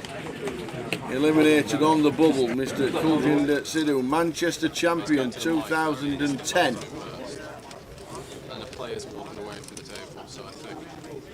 Yeah. That was the quickest bubble in history. The 2 hands. Literally the quickest bubble in history. That was. We're good to go. I'm saying that's for like 2 hours. Not even for like 2 hours.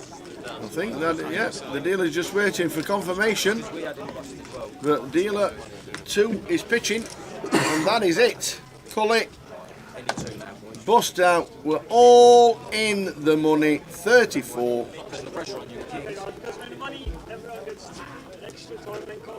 It's 2, by the way. 2 extra time, man. You're so useful, honestly. Yeah, an extra minute. You should give him like a pay rise or something. Crazy thing as well, Tower. Average stack is just under 60 blinds at the moment. 60. That just shows you like how ahead of schedule we are. people busting out like left, right, centre. It's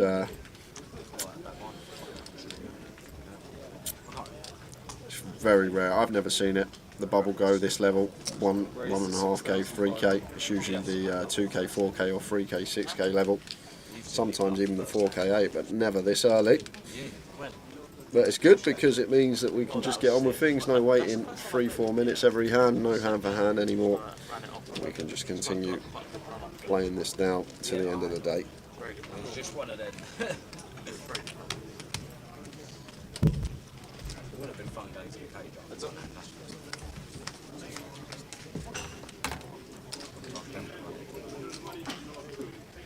3, 4, 9, 2 clubs. Not much going on here for Pat. They can't just c-bet every board. Like, I think ace queen with a club, one that we could c-bet, ace queen off versus someone that's got us covered, probably going to be playing check fairly often in the bubble here. Shaz is taking the tapes off YouTube, bro. You can take them. You're going to go shut down the system. You had a trim up, innit? You had a trim. Yeah, in case, yeah. There's the call from Dave. For batting seat number 8. 3 on the turn. Yeah, Dave can have some leads on this card tower, the 3 from the big blind. He decides to check, and now Pat should be checking back. There's just no real merit in double barreling this one. Probably the worst combo of ace queen to have as well. No club, no diamond in sight. And it is the king of clubs on the river. So flush does complete. And very unlikely that Pat's got the best hand now tower. You need Dave to specifically have like 5, 6, ace deuce, ace 5. Like I think a lot of the time it's just going to go check check, but Pat may be thinking about repping the king. He is going to try and rep this king on the end.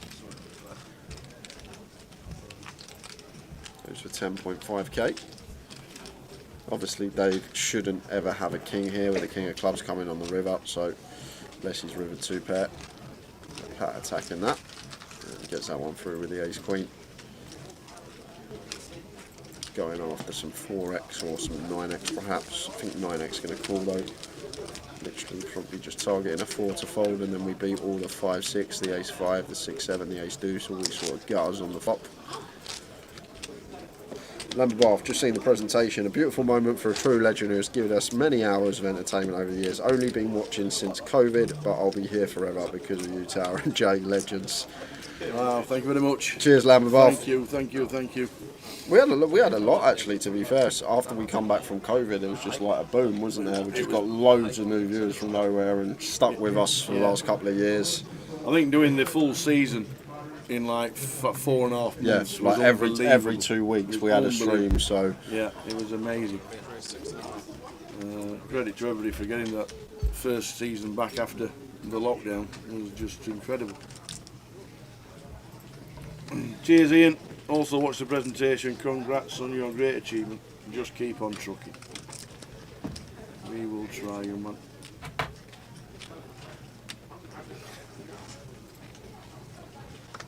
you better check. Are you flying from Heathrow? Security. You better check security. Security. I go on strike on the 16th. Someone was telling us in chat. When do you fly? 16th. You'll experience it firsthand. I'll let you know. Yeah, let us know. I'll drop you a message. Please get to Heathrow 12 hours early.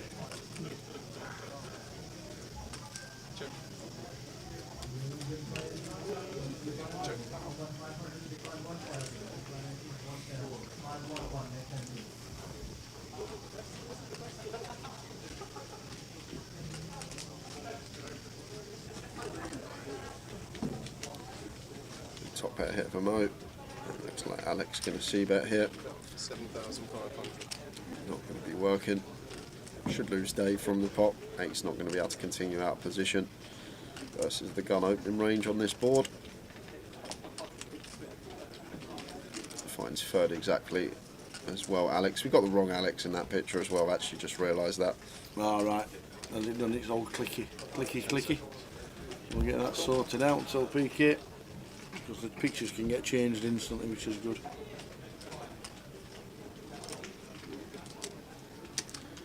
Oh, Dave does call with the pocket 8s.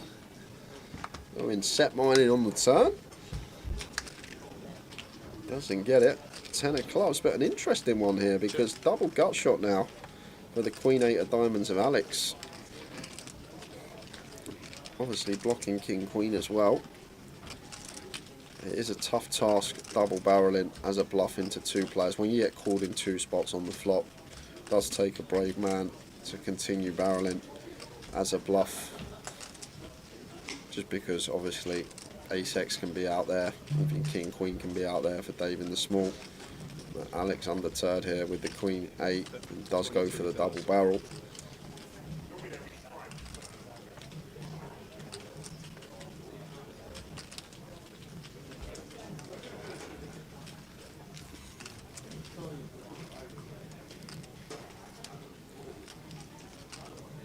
That's the fault with the 8s. Now Mo in a tough spot here with the Ace-9. This is just Alex's board. He'll have all the sets. He'll have the King Queen. He'll have lots of 2 pairs. Us in the big blind going to be really wide. So I think we have to call once more here with Ace-9. I think we're just slightly too high up. Maybe we can fold with the 9 of clubs in there. Not the best call to have. But I think this is fairly close. Simply because our range can be very wide. Like on the flop we can call some Jack-X, we can call like a 5X suited with backdoor flush draw, we can obviously call all the Ace-X. So really tough spot here for Mo. 23k into 45, so half pot from Alex. Mo is going to call once more, and I'd like to see a brick here, Tower, because it's perfect sizing on the turn to set up a nice healthy like 85% pot jam on the river.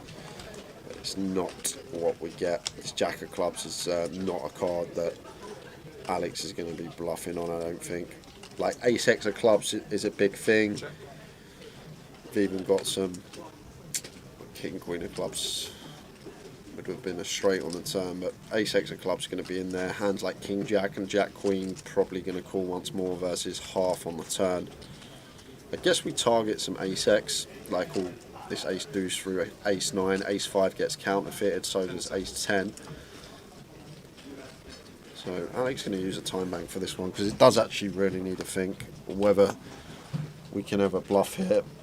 Obviously Ace-X of clubs can be in there from the big blind of Mo. He can also have some Queen Jack, King Jack that river trips. But we'll obviously have a healthy amount of Ace-X that calls twice, and Alex might be thinking about going after that part of his range. And also what I will say, maybe Mo's going to start check shoving some 2 pairs on the turn. And he does go for the shove and a snap fold. Alex, what a boss. 3 barrels. Fantastic. Gets it through.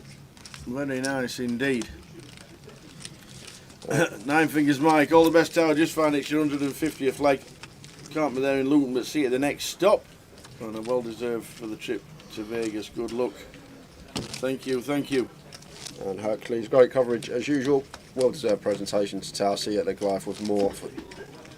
Are you the man that made the bread, Hercules? I've just realised. Remember that lovely bread we had at the Goliath? The best bread we've ever had. Bread we've Literally ever had. It was the nicest bread we've ever had. We would be very grateful if you brought some more. That was amazing. At the Goliath. That was still warm. Unbelievable, yeah. The oil, we had everything for us, didn't he? It was gone in about an hour. Everyone was just... Yeah.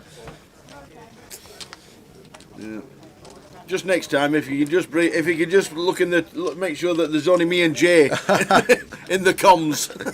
Poke your head round. If it's just us 2 in there, bring it in. If someone else is in there, hold it back for a bit. Wait till we're alone, please.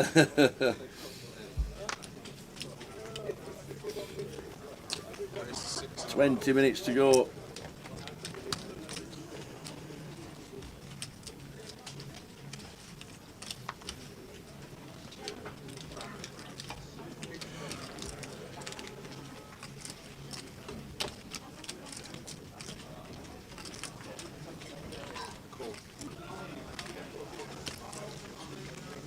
Alex defends with the 8-6.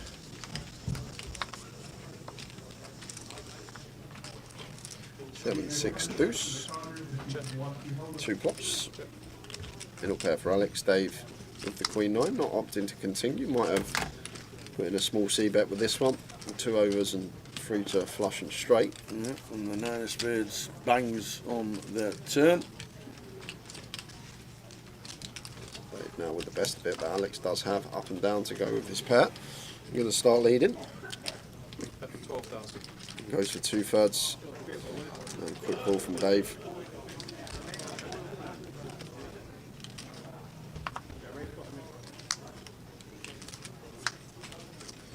And a 4 of hearts on the river. You could see either here, to be honest with you, Tower. Could see check, could see small bet, maybe even block for 10%, 15%. Like, I think it's either going to be check or really small size here from Alex with his particular holding. Like, this is actually a really tasty candidate to block. And then if we get raised, go for the 3-bet bluff. It's actually a really nice candidate. So I wouldn't mind seeing like a 4K. And then if Dave did raise, going for the 3-bet. Obviously Dave wouldn't raise with his hand. Dave, good instincts once Alex checks. He was fairly confident that his 9 is the best hand, then goes for 25k. And like I say, Tower, still a nice candidate. I think once the posture like this, the scratch of the head, the exhale of breath, never raising. But we can put a lot of overpairs and 9x 1-pair holdings in the bin. We got the 8-5, we got the 8-10, lots and lots of 2 pairs. Blocking some 2 pairs, blocking the straight ourselves. What a fold! That's a top-notch fold from Alex. Very well played, sir. Nice fold. Pretty dry board. Pretty dry board. Cheers, London calling. Great achievement, Tower. Well deserved. Thank you very much indeed.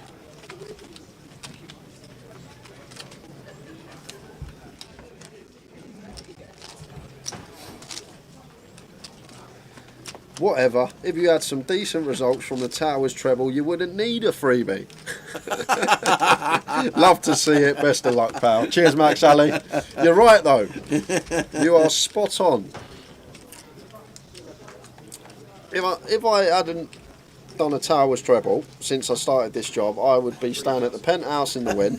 I would be flying first class return. And you'd have multiple bullets in the main. Yeah. I'd be playing the 250k Tower. If only I made that decision when I first started this job to not do the treble. And now I've started, I can't stop. Yeah, we've already said that, Pro Like Yo. He's not only got the flights, he's got the free Chick-fil-A dinner off of me. Indeed. You get to taste the amazing mayonnaise or whatever they use, apparently.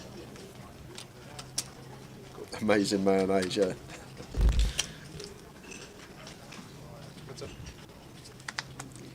What I'll do, Sal, before I'll get you just some of their nice fries. The fries there are lovely. They're like these, like chips, but you know, like with the griddled bits in them and like slightly wide. Yeah. Like, and then I'll dip it in the sauce for you. I'll let you dip it in the sauce and just have a taste. And the chip and the Chick-fil-A sauce is just unbelievable. The taste. And if anyone's in Vegas this year and you're not on a health kick, make sure you go try it out, because it is very tasty.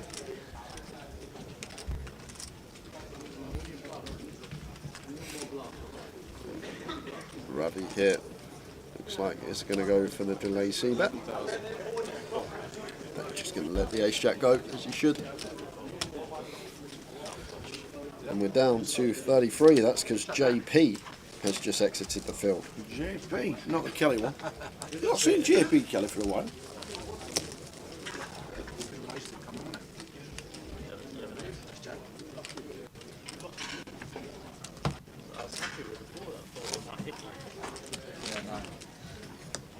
No, we're in a hurry.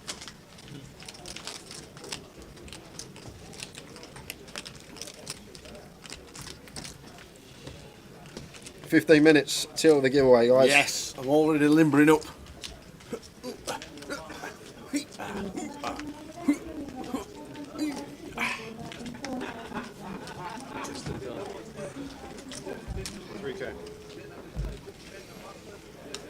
Cheers, John. John Bondonese. Big congrats, Tower. Great achievement. Thanks ever so much.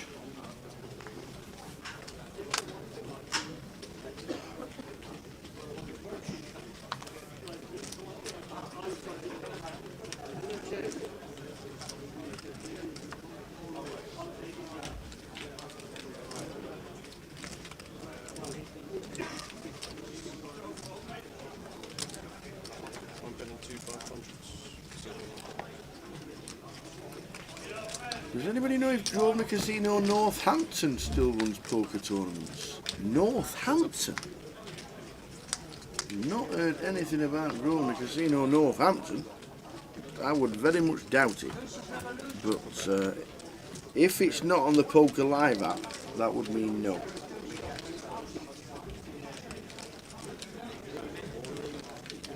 Bet 13,000. Coventry, Leicester, Birmingham, Nottingham, Walsall and Stoke.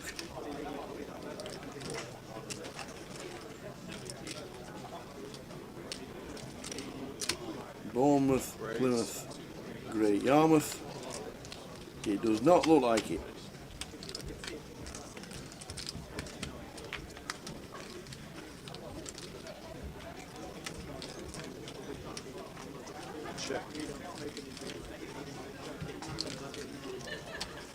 Yeah, if it's not on the app, there's no poker. That's how it works.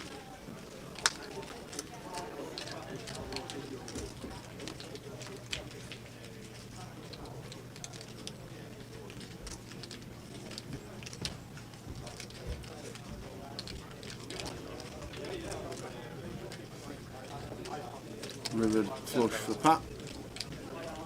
And a rivered 2 pair for Ravi. Is it the turn and the rib? How do we even fold this one? I know the flush is completed, but we got 2 pair from Ravi. I can see him calling. 10 seconds. Yeah, always calling Tower. Just thinking whether to raise here for value. That's all this is from him. Never folding. He's just thinking, is there any merit in raising this spot because of how small that Patrick has gone here, and he is going to go for the raise, and Pat loves to see this, and going to be going for the free bet. No, he's just going to call. Just going to call. Yeah. No raise. No back raise.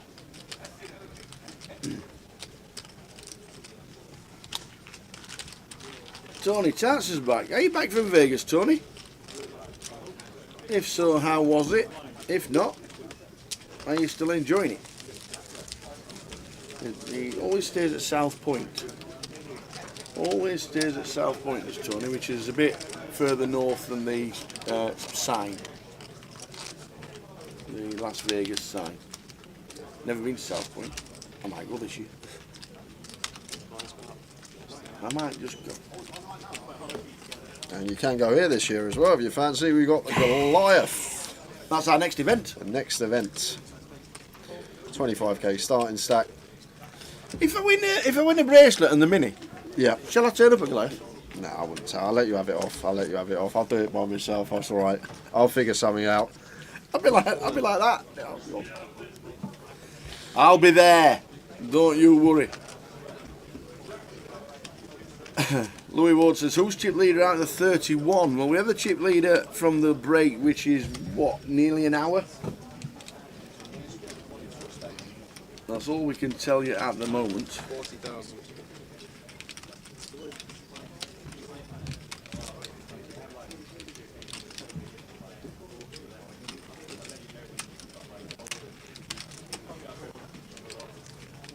Cool.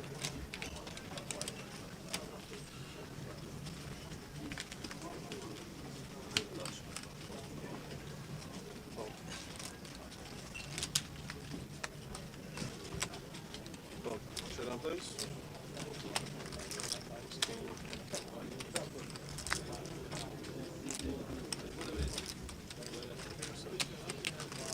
Three hearts on foot. 3 hearts on foot. Is that fair or 3 then 9? 3 hearts on foot. So 9 of hearts. Jack 10 of hearts. That's fair.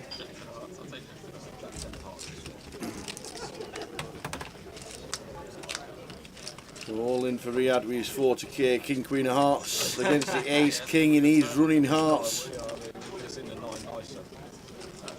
Jack 10.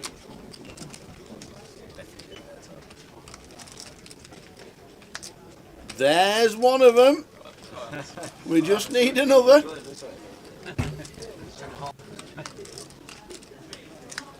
Oh, unlucky.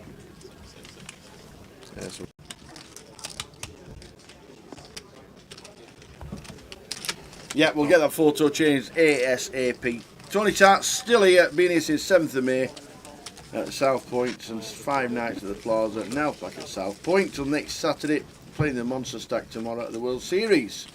And check out the South Point Poker Room. I think we will this time. Didn't go last time, and I know we stayed there last year. So I'll definitely check it out this year. Yeah. You fancy getting the teas in, Tower? Would you like We tea? got 7 minutes before the giveaway, so get champagne. I'll let you go and get the tea. Go on then.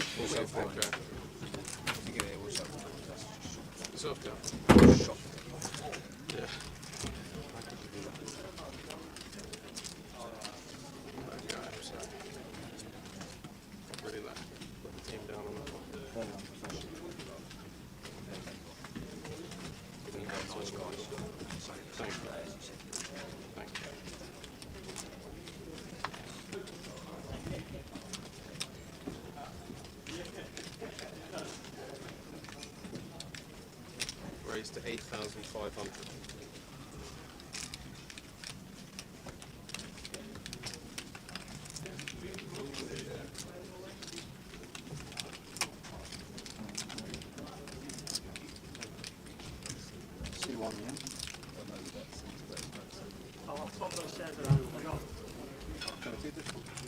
Yeah, he said you take that check. Raised 23,000.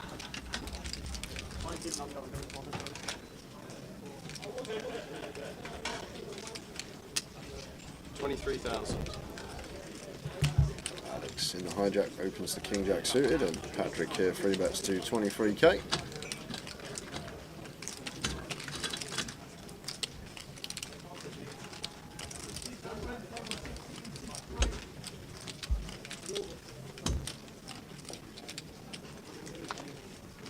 And down to 30, losing Antonio Samuel, Jordan Lee, and we just saw Riyadh Solomon. 30 players remain. I think this is a good time to have a drunk commentary to celebrate.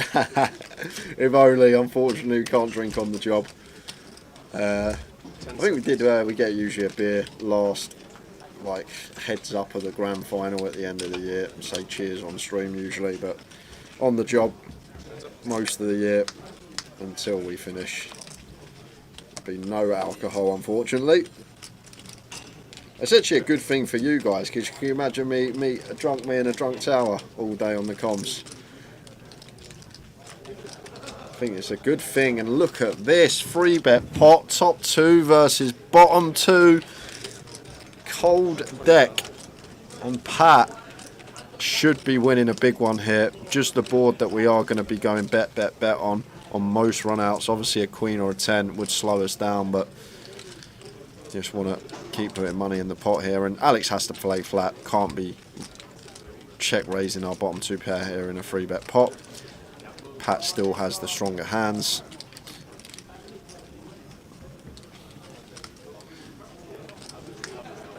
Oh, and that 10 is going to slow things down. I think this is where it will go check. Does have the ace of hearts for insurance as Pat's, and not actually too many flushes, flush draws our opponent can have, but definitely can have some queen X in there. Does check behind, and it's a queen on the river, runs out Broadway, and this, they're already smiling. It's just going to be check, and Pat will see how unlucky he got. Alex flopped 2 pair, Pat flopped 2 pair, and that was the run out.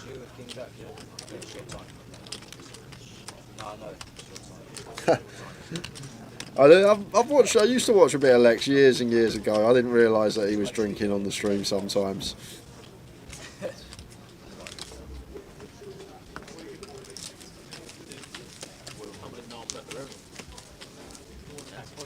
You're not allowed to check that.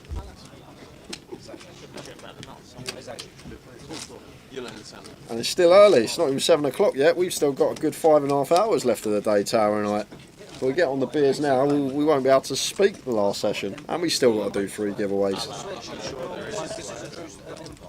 You know Gazzy Beatty streams? Yeah. So Australia, there's a stream at Empire where he's at, and I think I was. Yes, sir. 4K, 4K. And the borders are straight, and Gazzy Beatty streams, and one guy's betting Griffin, the other guy's fold. There's no because. I said, yeah, I know it's not going to happen like this. And this, I know he's not going to fold straight. Payouts at the bottom of your screen. We think when you're playing cash now with 500 quid, that's not no good straight. The best one, Montanam 94. We got Bowie Effect, Andy Wilson in the comms on the Saturday, the day 2. I think it was the last 2 hours of day 2 at the Goliath in Coventry, and he'd been drinking all day. And I didn't actually realise, because he asked me if he could come in and do some comms. I didn't actually realise like how drunk he was, and I said, yeah, it's fine, Andy, just come in whenever. And he walked in there, we could see he had a pint, he had like half a pint in his hand. He was like walking side to side over to the chair, and he sat down. I went to Tower, I'll take this one, go have a break. And it was just me and a drunk Andy Wilson in the comms for about an hour and a half, which was a fun one at the Goliath last year.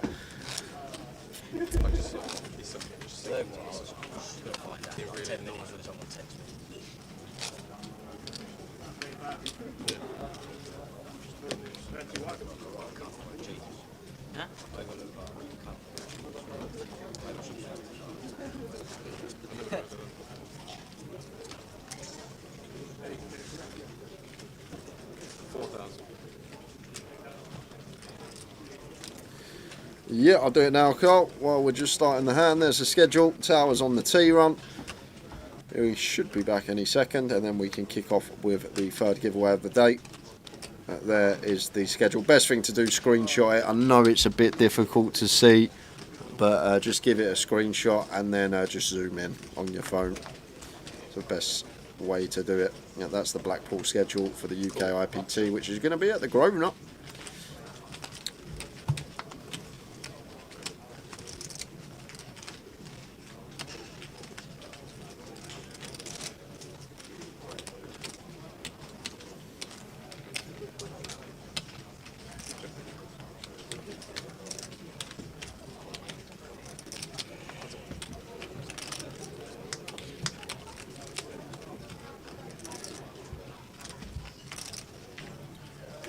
Ten queen, 2 hearts.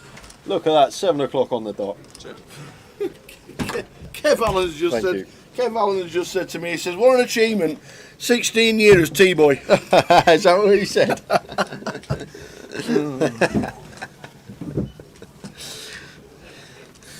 So after this hand, guys, we are going to do the next giveaway. Still got 3 more spots on the wheel left for today.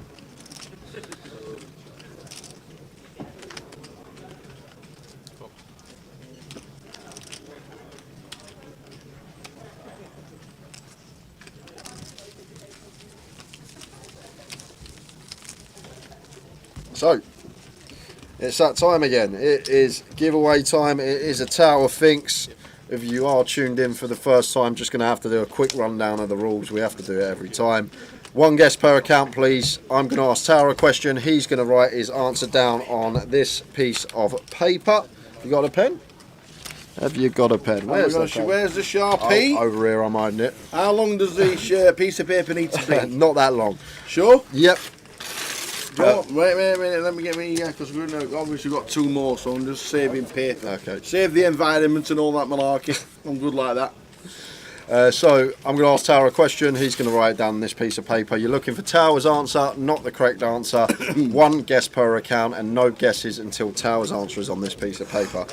I just thought because you get return flights to Vegas, I'll do one on flying. Flying? The longest flight in the world by distance is New York to Singapore. That is longest flight that you stay in the air, like not Australia to England, because you obviously stop for fuel, but the longest flight that you stay in the air, distance wise, is New York to Singapore. What I'd like to know, can you guess what I'm going to ask? How much fuel? How much fuel at £3.46 a gallon is it? What is the distance in miles from Singapore to New York? How long is that flight in miles? I'll give you 10 seconds. Longest. That's 12.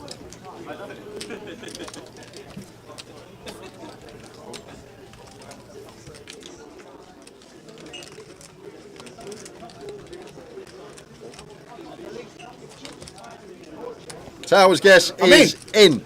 Good luck, everyone. We'll reveal the correct answer in about 5-10 minutes, and then around 20 past, maybe just before, we will reveal the winner. Apologies to everybody. Apologies to everybody. Somebody's going to be on the wheel. Somebody will be on the wheel. They really will. Somebody will be on the wheel. We'll keep his eye on the table as well. Don't forget, we're all in the money. We're on 30. We're on 30. What is the distance from Singapore to New York in miles? It's the longest flight. How long is the flight? Do you know? I don't know how long it is. All right.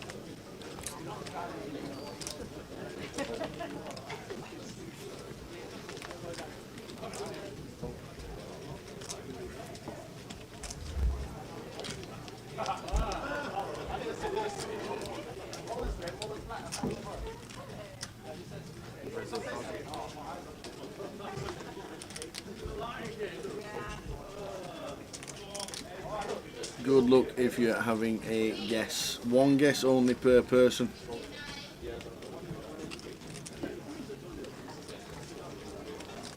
And potentially your guess could win you a £1,000 seat into the Coventry GUKPT main event at the Goliath. Thanks to Clock on Top, Tony Tats, Michelle Bennett, thank you very much indeed. Just seen your presentation, many congratulations and very well deserved.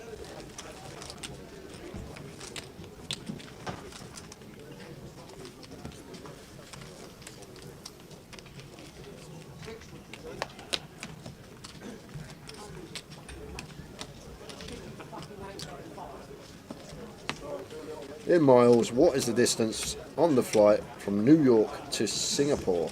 It's my guess, not the correct answer. If you want to Google it, fire away to give yourself some kind of clue. Mr. Magoo's in there.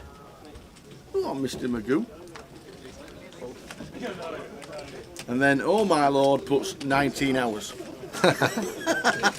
Maybe he was asking. Maybe he was answering your question when you said how long's the flight. Maybe. All right, thank you. Oh yeah, 19 hours. That's some flight, by the way. In the air for all that time as well. That's. Oh, I might be well out then. I might be out a little bit.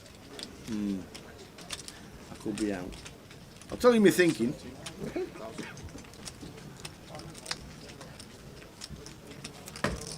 What is the distance?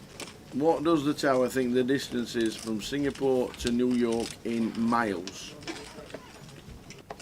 Get your guesses in. Thanks, Danny Peacock. Yeah, it is coming up as 19 hours. Oh my lord, says it's 19 hours. Thank you. That's sometime in the air. Mine have it wrong.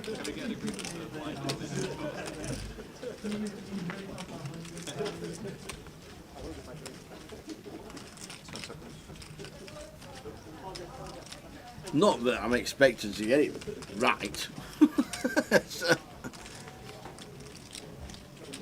150,000, put Steve Dill. Are we going round the earth first and then back again, and then back round again, and then back round again, and then to Singapore? 19 hours and 18 minutes. Thanks, Kieran. Thanks, everybody who's telling us how long it is. That's the question I asked, how long it was. Wow. Imagine being in the air 19 hours. You'd have to do some steps on the plane to keep your feet going.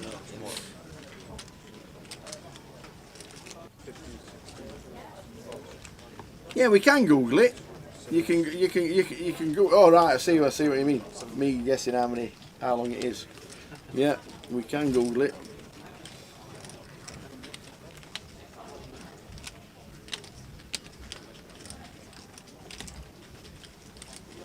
Oh, oh, oh, oh. What's up? Oh, you know when Stevie Deal put 150,000? Yep. He's only tried to rectify himself underneath. Oh no. Underneath, he tried to rectify himself. Oh no. Uh-oh. You know what that means, Tower? You know what that means? You get the cut. Uh-oh. Yeah, cheers, oh my lord. I realised that once about 19 hours. That was me being a bit silly. Yeah, I doubt Dave's going to call this one off with King Queen here. 4-bet shove, King Queen off should just be hitting the mark.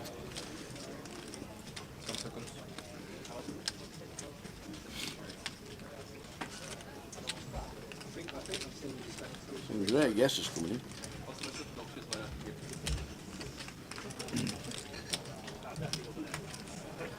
So after this hand, I will let everyone know the correct answer.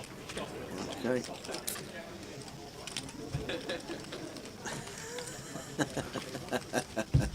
A few out there with no faith in your accuracy, Tower. Building a rep nicely.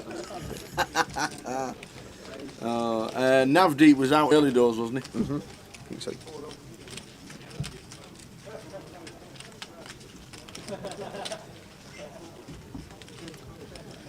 Did I expect 19 hours? Well, I'll tell you when I tell you my answer.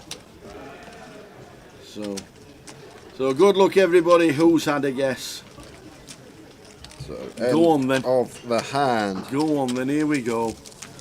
So, if you were travelling from New York to Singapore, yes, it would be 9,537 miles. 9,537 miles. That is the correct answer, but that doesn't mean a thing, as you can see.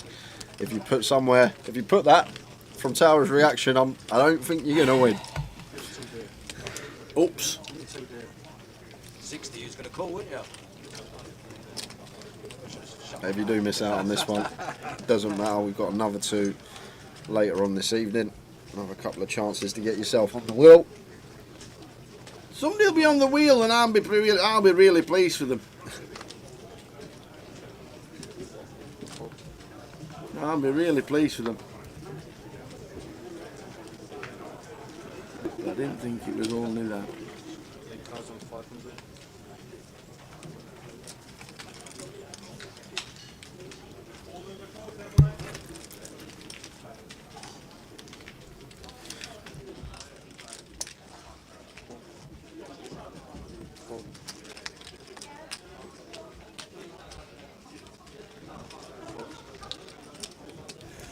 Between 2 for Avitt, Alex S with the 9-7, and Davey Clark. 3 bets to 10k with the ace-4.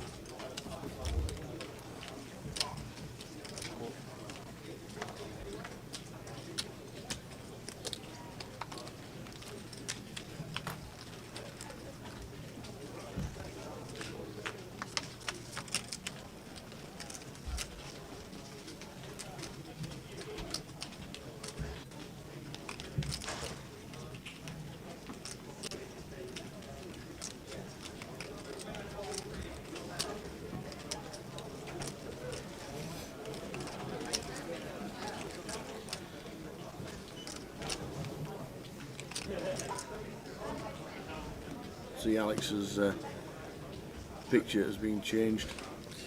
Yeah, good to see. All that is, I think you mentioned it the other day, it just puts a random picture in for that name. That's exactly what it does. It picks one out for you. So Alex did flop 2 pair, went for the check. Our position here, playing range here, not playing hand. That's why he's elected to check the bottom 2 pair on the 10-9-7 rainbow. And now Jack on the turn. 8x does make a straight.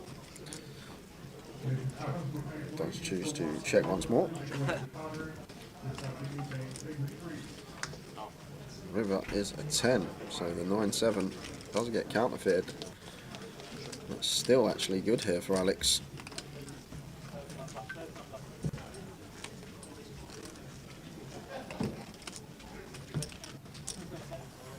Mackham put 1, 2, 3, 4, 5.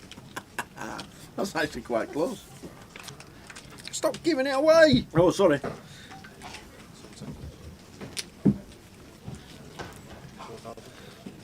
Now you've got all these people that are waiting to see the answer that have put 3,000-4,000. They're tuning out now, Yeah, Tower. yeah, but if they, well, please don't have another guess. Don't have another guess. Right then, let's put everybody out of their misery and start laughing. So guys, we will give you 10 seconds to get your guesses in. 10 seconds to get them in, and then we are closing the comp. 7, 6, 5, 4, 3, 2, 1.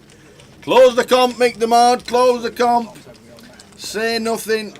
Dean Wall, Mackham's Mackham, Phil's family.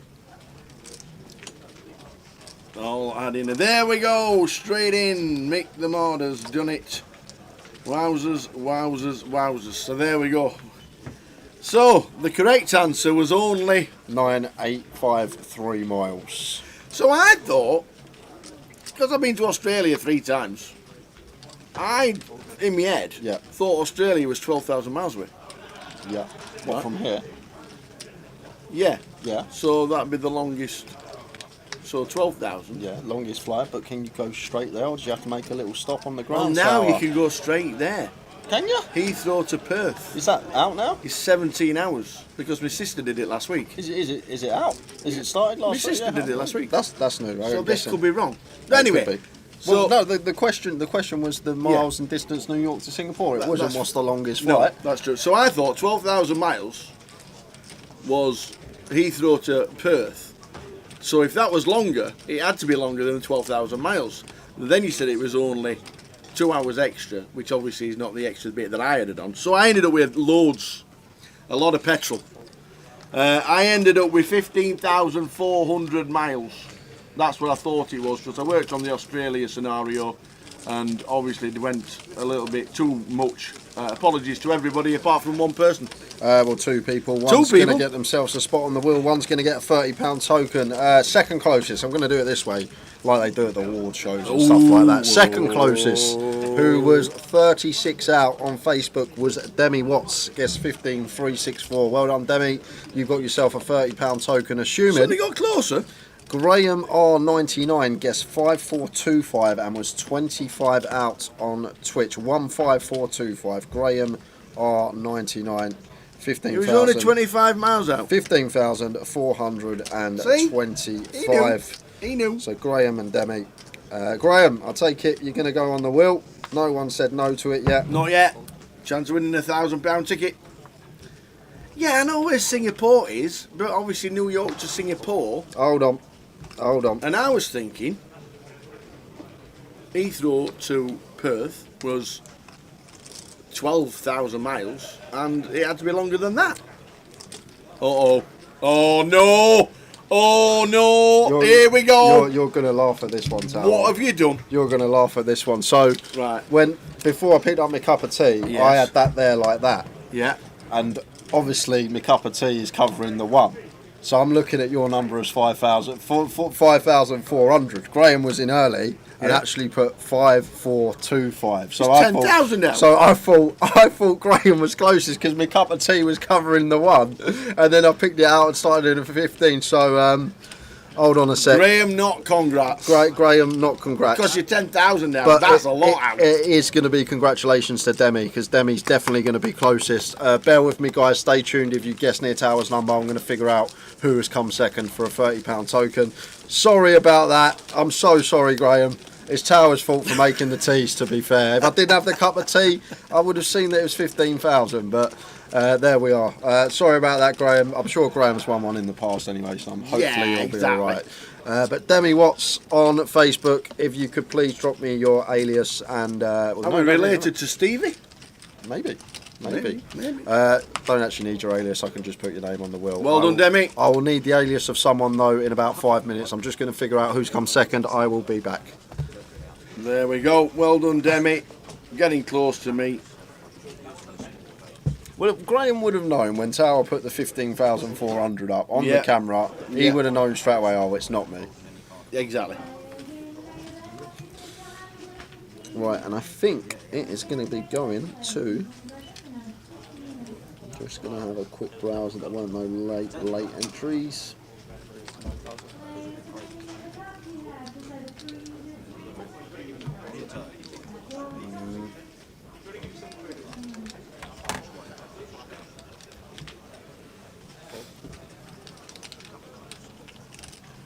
We've got a 15,500, which is one we saw. That's less than. Got 100 off yeah, here. 36 off Demi. 200, yeah, 36. Yeah. 15.5. Where was that? Yeah. We got the 15.5. That was a late guess, wasn't it? That was Dean Wall. Dean Wall. Dean Wall. He's going on the wall. But he's not. Dean Wall. 15,500. See, Dean was thinking. I was convinced that Heathrow was 12,000 miles. Sydney was 12,000 miles. Convinced. And it's not. Right. How are we doing, kids? We are all good. We are all good. How are you doing, more My importantly? nan sent me this. This is for Tower. She said she's watching something on TV and there's a nurse and apparently it's the Tower's sister. This is what I've been told. So. A nurse? It's like speaks like Tower, looks like Tower. Oh, is your nan watching? Yeah, I believe so, because I was in the background. Oh, brilliant. Of the stream. I told her I was going to show it to you. Right, so I think it's Dean Wall, guys. I've just double checked and everything. 15,500, 100 off.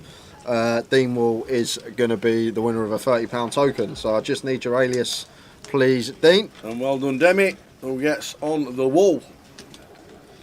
Demi's been on the wheel before, she says, and she was the first one out. Oh! Second appearance. Second appearance on the wheel. Demi Watts. Congratulations yet again. How's the poker going, Jack? No, I'm not being funny. But if Demi Watts has been on twice, me and Demi think alike a lot. I've got about 170, 180. I got filled in by Albert for a fair bit. Oh, okay. So I peeled an open King 6 suited button versus hijack with him in the big blind. He calls. 8-6 deuce. He leads 30k into 30. Opener folds. I put him in for 80 total. He has 5-3 off. Turns the gutter. Oh. Well, not GG, but. King's all in front at this moment in time against the offsuit Ace Jack. Looking like holding. And does. Yeah. Does. Sorry about that, guys. Literally, Jack come in, was just chatting with him. Obviously, missed the start of that hand. More doubles through Davy Green. So Demi's on the wheel. Dean Wall has got a £30 token, and Graham is probably upset somewhere. But there's plenty of chances. And I'm pretty sure Graham won one, maybe even this weekend or.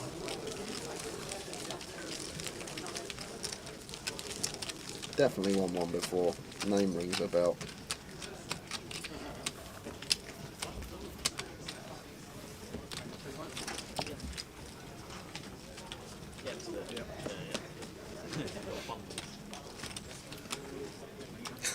I suspect we're up against psychologists here, if you can guess what Tower thinks more than once.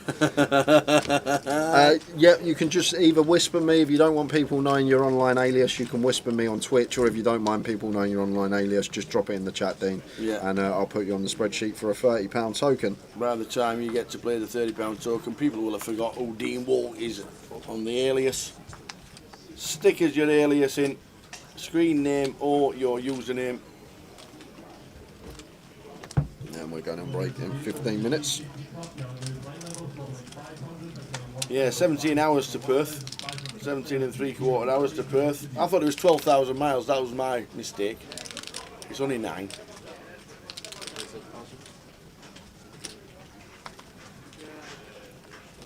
Carl Dobson, Demi's partner in the chat, they defo do think alike. There you go.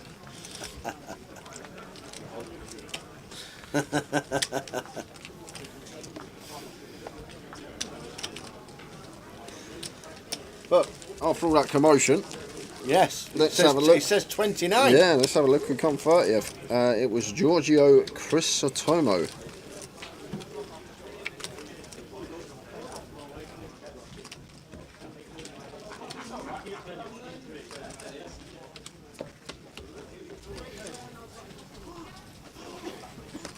So we're on 29 out of 331. Everyone is in the money. The ticker scrolling across the bottom tells you what the next payout will be.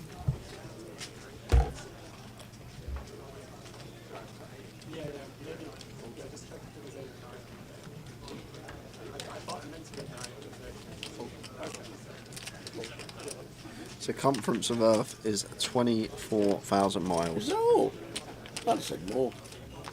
I'm glad that wasn't the question. How'd they measure that? I know, it's something big tape measure. Big tape measure. One, you, and who's holding it? Imagine walking around, you keep walking around and you meet each other at the other end. Oh, you're alright, we're done. Imagine getting twanged with that when somebody lets go. Flipping it, that'd hurt. Oh. Jack 10-4, Dave can obviously concentrate more on the action now. We need to do these giveaways because we've got £1,000 to give away tomorrow. We have indeed. And now we've got 8 names on the wheel, 2 more left for today. There's Pat here. Doesn't call with the 8 deuce.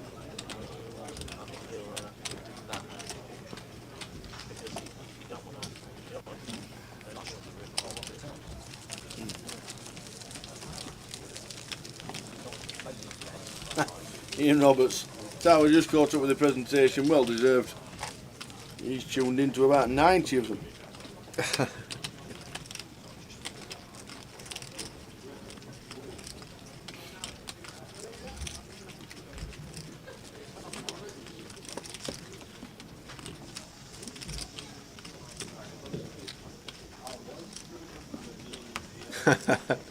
I look good with the tape measure. Take to twang back. Oh, brilliant. You'd be standing there, wouldn't you? You'd be like, can you hear that? Oh, yeah. Can you hear that?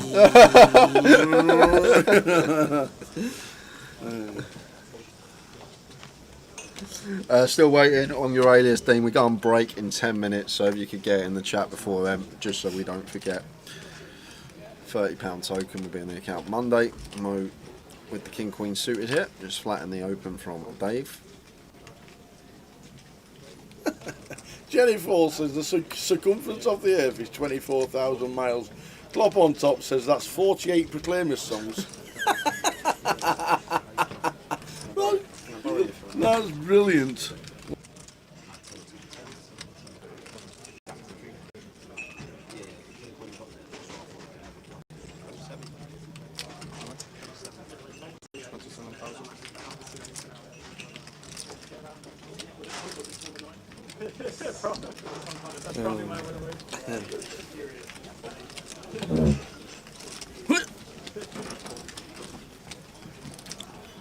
There's a pack gonna squeeze this up from the big blind, makes it 27k.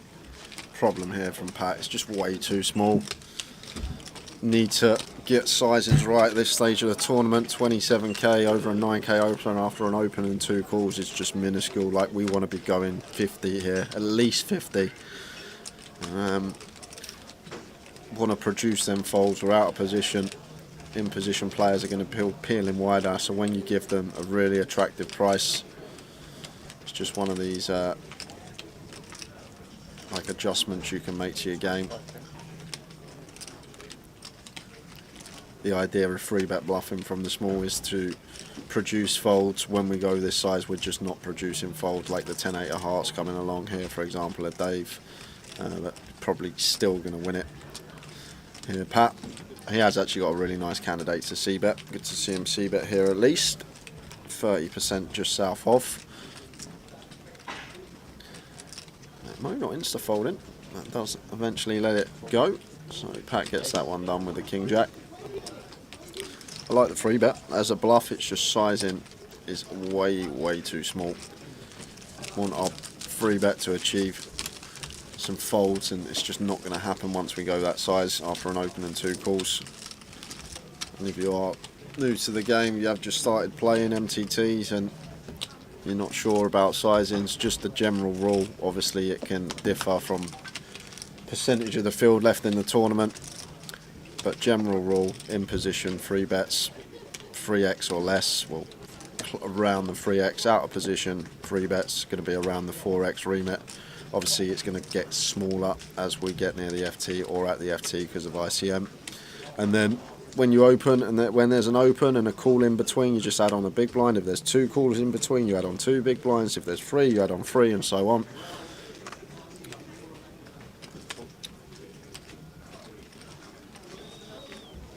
Yeah, I would have gone probably around 50k there, Jerry, as Pat.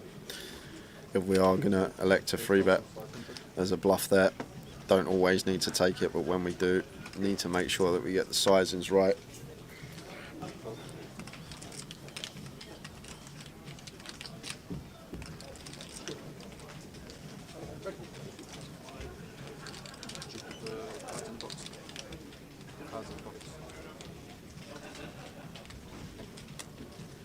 J-Tower, all other Vegas trip winners, are we going to have a last longer?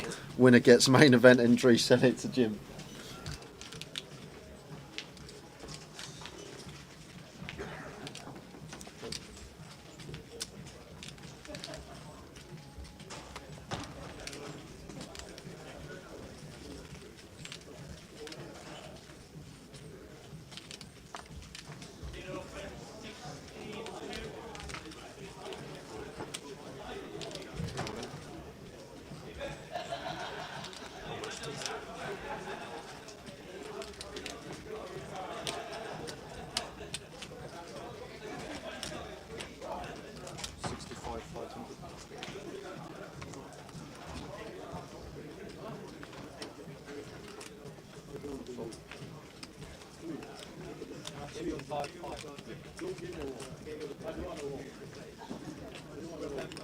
Sorry guys, someone literally just popped in and had to mute the mic. But we are back now. Pat opening the Queen 10 suited and Alex shoving over the open for 16 bigs. This is perfectly fine from Alex. Queen 10 suited fairly close. Pat going to get out of the way.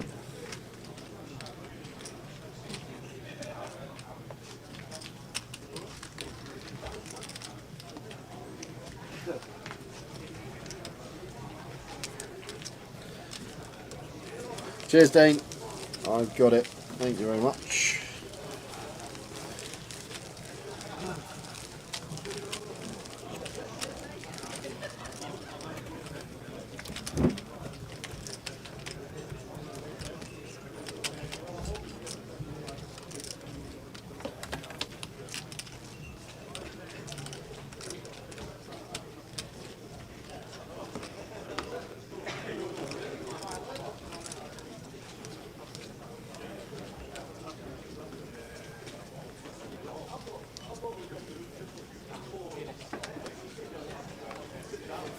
Just over 5 minutes, guys. Probably 2-3 more hands, and then we're going to head out for another break.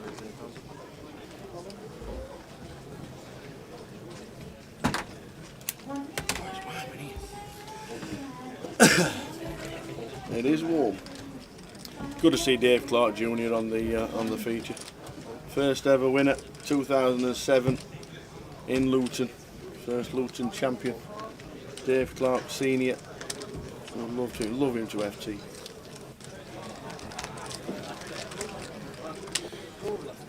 Oh, looks like Albert's all in on the outer table. Oh, what's happening there? Looks like a big pot. Albert's got his chips in the middle. We've got Jack 10-10 over here. Dave has flopped 2 pair. I'm going to continue. Easy check call for Dave.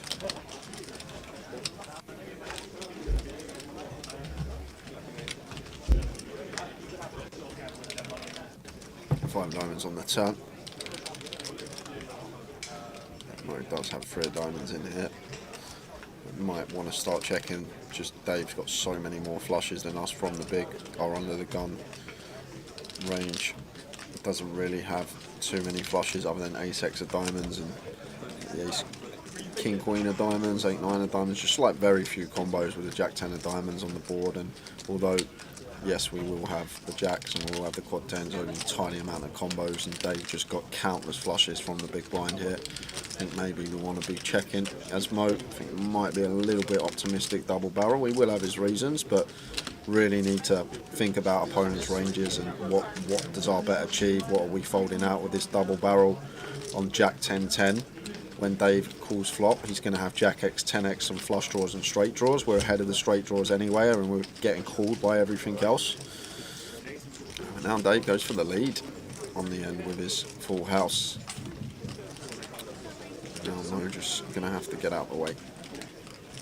But I think we need to check turn. there could be some dynamic there. Mo may have played a lot with Dave and have his reasons for double barreling, but when you look at it from a hand reading perspective, it doesn't really make too much sense to barrel this turn. Whoa! Whoa! You can't have ace-3? I can have ace-3. What? The winning hand was the jack-7. I don't know what was going on there.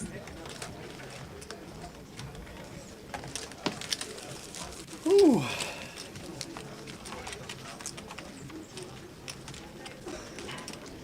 That was a weird hand. Lovely lead from Dave, I guess. I think Mo might have been giving up, but we've got the ace high to call. And Dave is playing very well, and senses are on point today, up to 600 odd.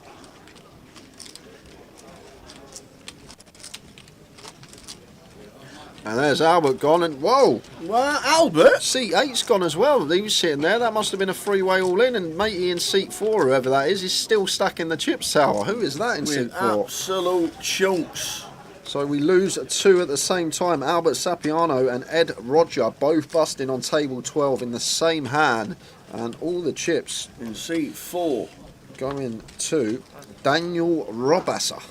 Wowzers. Daniel Robasser has got chunks over there on the outer table as we go into the last 2 minutes of the session. Hong didn't make the money. She busted just before. And same with Bixie. She busted about 3-4 hours ago, although she is in the cup. I will give you a quick rundown of all the names that are left in after this hand, and we will also have chip counts when we return at 10 to 8 with the penultimate session of the day, so you can see how much everyone has got. And as Ravi here makes it 8 with the jacks, and Alex 10-7 suited this stage, just has to let this one go. What is going on, Tower? Is this table just... What? All in a call. 10-7? What? What's happening here? I have no idea what on earth is going on. That can't be 10-7. It can't.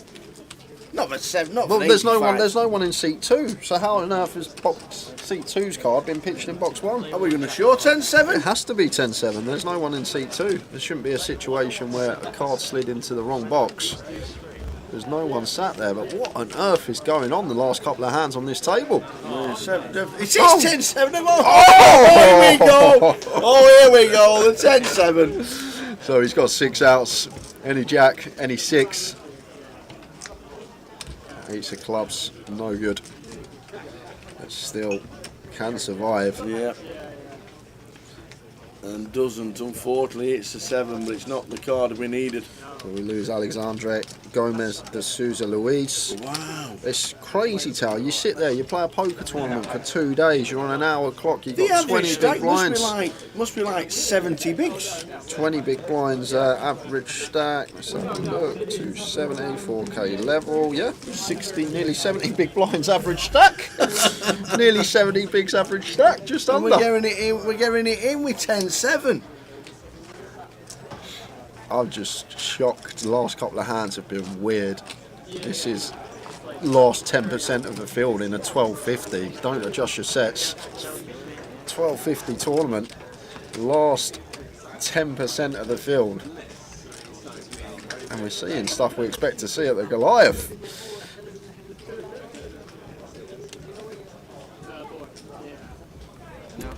70 big blinds average stack in any comp anybody plays ever. Please tell me. Ravi, Jamie Gold has over 10 million in live earnings.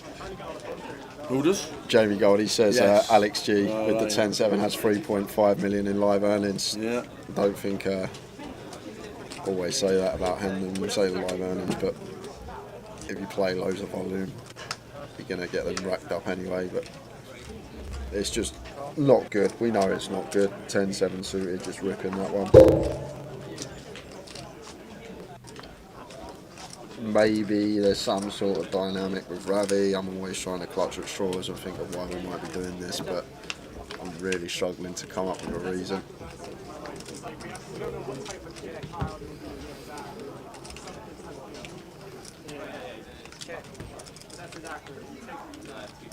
be fair, there was a better flush rule. It was over there versus not flush rule with the bad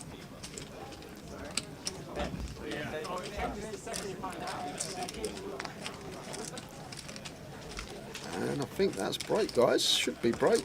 We'll come back at past. We had 5 minutes for Towers' presentation. That'd be 10 to, wouldn't it? No, we should be on break. I can't remember. What do we know? And how long is the break?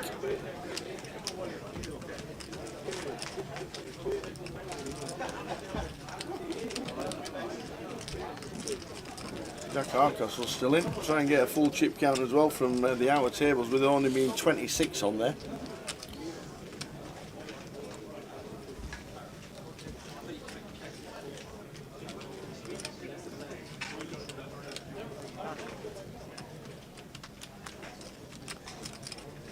I've still just can't get over a couple of hands I've seen No, Tower. exactly. Like, the thing is, it's just frustrating to see, because like, people would kill to get to the last 10% of a field like this, be in the money. Yeah. Like, you sit there, grind all day. People grind and grind and grind, just trying to get to this part of the tournament, and it not happen very often. It can be frustrating to see when you kill to be in a spot like this, and you see people just torch you off.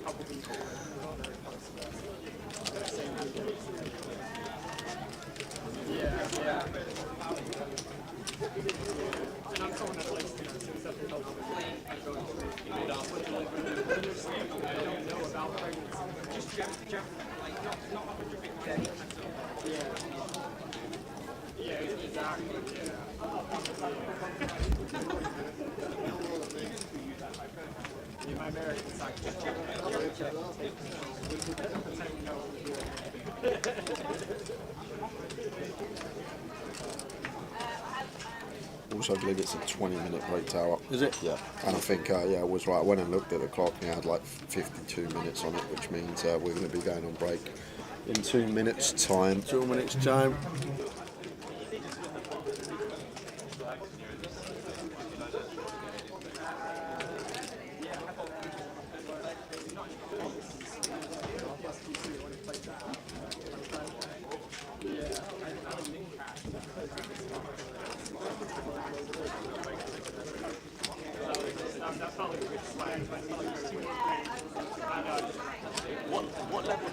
Jacks from on a king 6, queen 6 board.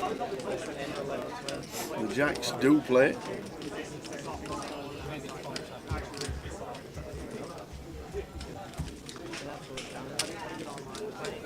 They're going to have a stab at it here.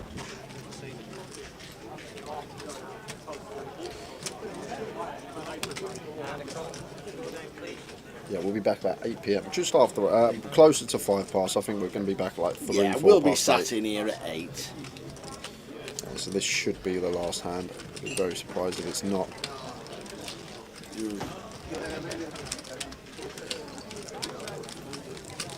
Oh, I don't know if they tilted Jordan. Jordan said who dusted it off to tilt there. It was just a really weird play. Ravi opened cut off. Alex shoved for 21 bigs with 10-7 suited on the button, and Ravi caught with jacks, and I just couldn't get my head around it. Someone said in the chat he's got 3.5 million in live earnings, whether he's a recreational and just plays a lot of poker, or whether he's a supposed pro, I don't know, but it was just a really strange hand to see. At this stage, at least, like day one's people just trying to run up stacks knowing they can re-enter, maybe get behind it a bit more, well not behind it, but maybe understand it a bit more, but this stage of the tournament, it was just a really strange move to see.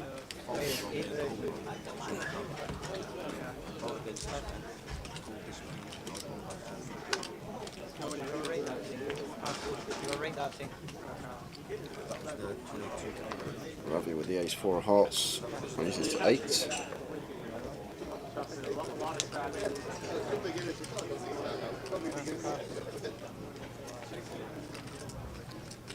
Yeah.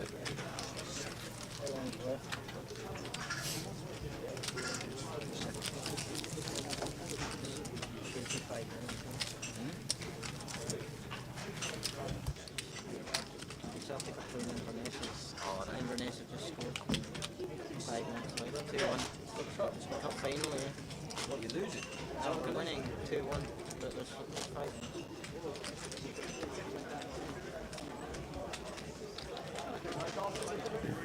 One more. One more and. Letting the table over there know they're coming over. So we've got Tim Chung's there, Jack Harcastle, chip leader, or one of them. Charles Akaderi there as well, I can see. So they're going to be coming over to the feature after the break. We're going to be back at 5 past. Going to be back at 8. Yes. Back at 8:05. Do we know Alicia's stack? Hopefully we get all the chip counts from the remaining 26 players. We'll get PK on the job. I know he helps with all the stacks and what have you, so we will hopefully have all the chip stacks from the remaining 26. 8:05. It's a 20-minute break, right? Yes. Yeah. So Alex with the Kings raises to 8.5. And Pat here with the A6. Is he thinking about a light free bet? He is. See if he chooses a legitimate size this time. Goes for 27k. A lot better than last time, because it's only one open now. Before it's an open and 2 calls, and he's actually opted for the same size here as before. So maybe thinking that we want to keep the size the same to be balanced, but the size does need to change depending how many opponents are in the pot before. 27's this free bet size is a lot better than the last, because it's veering towards the 4x. It's not quite there. It's not even at the 3.5x, but it's better than what we saw before. Now over to Alex with the Kings. Coming 4 bet, just a snap fold for Pat. Credit for trying it with the ace blocker. Well, it's not last time. What's happening? We come back from break, because I remember saying 10-2, 40-minute break. We'll be back at 5:30. We come back at 5:30. It's now 6:30, 7:30, and it's now 8:15. That's true. We only your thing only took 5 minutes. Let's just 8:05. Yeah, we're back at 5. I think. I'm really confused at where this time's gone, Tower.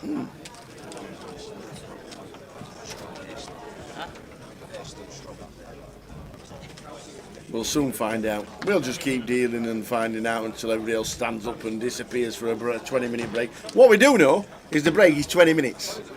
And we also know there'll be another giveaway during the next session to get on the wheel. And we know that. And it looks like people are now standing up. Take the water. Davy Clark's made it through. Well done, Davy. Seat number 7, Davy Clark, Junior. Love it, love it, love it. This is definitely the last one. I just want to know where the time's gone, Tower. I really want to know where the time's gone. Yeah, that's a weird one, isn't it?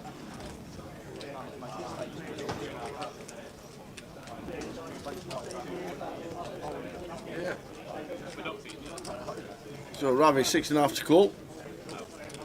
Queen 9 off in the small.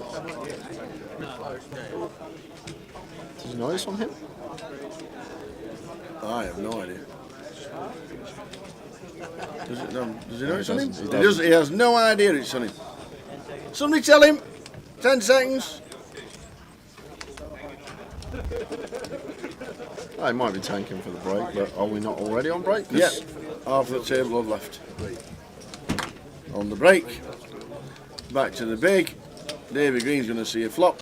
Indeed he is. So the final hand of the session. Davy Green.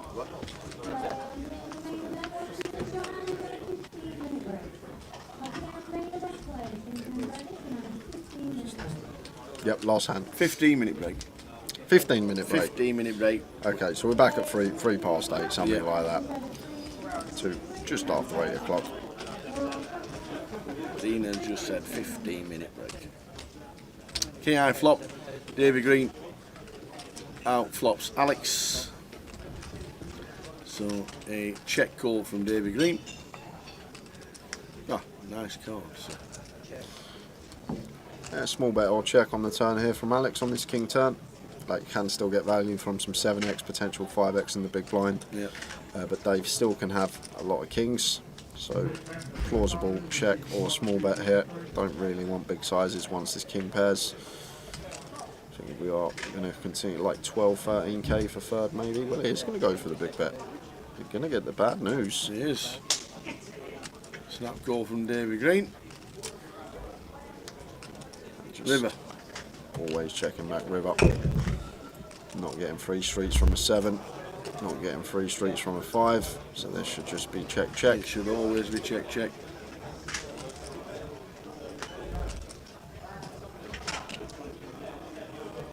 I just think it's too thin tower once Dave calls twice. Like, he will call a 7 twice, but is he really going to pay us off on the river?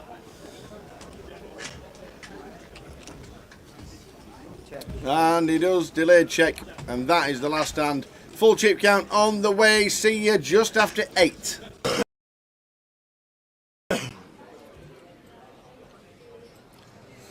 Jack Oliver. All in for 71. Ali Malou Queens. To the flop. To the flop. 10 needed. Oh, it is. He's in the 10. Run like Jack. So some backdoor straight possibilities, but just fading a queen now for Jack. No way! Oh my days! Ill, you think you've got there, and it's a queen on the turn. Ali Malou pumping away. Just the one Oh out. my days. River. It's a 10! No way! No way did that just happen! Clip it! Boat over quads. Oh. Ali finds the 2-outer on the turn. Jack finds the 1-outer on the river. You don't see that every day. Oh my word. You know what Ali Malou's going to tell us at the dinner break, isn't it? Oh my God, man. Wow. Jeez. 10 on the flop, queen on the turn. Malou can't believe it. The 10 on the river. Oh God. Run like Jack Oliver.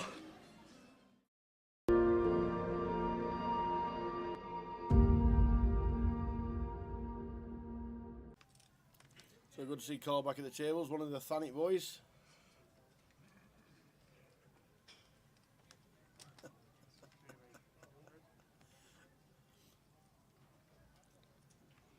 Ryan Spittle raises to 8. Harry with the pocket 5s. He's going to make the call.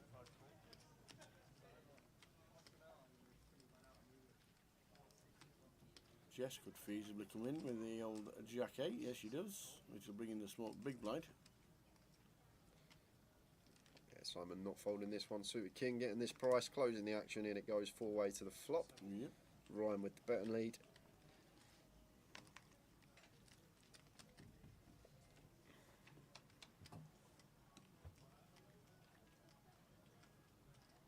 Oh, we flop a set. Yeah, and Ryan's flopped the straight flush draw tower, so this is action time.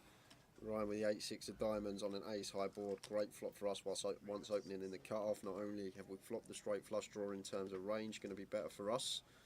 And Harry here with his set of 5s, like it. Just going to flatten position. Don't want to set off any alarm bells. If Ryan's got a hand like ace king, ace queen, we've got that drawing dead to runners. Quadzillas, baby! Quadzilla, baby! Woo woo! Am I getting the chips off Ryan? Woo woo! Oh, I look down again. Yep, there are definitely 2 5s here. Now there's 2 5s on the board. So Ryan That's firing 4 again. 5s.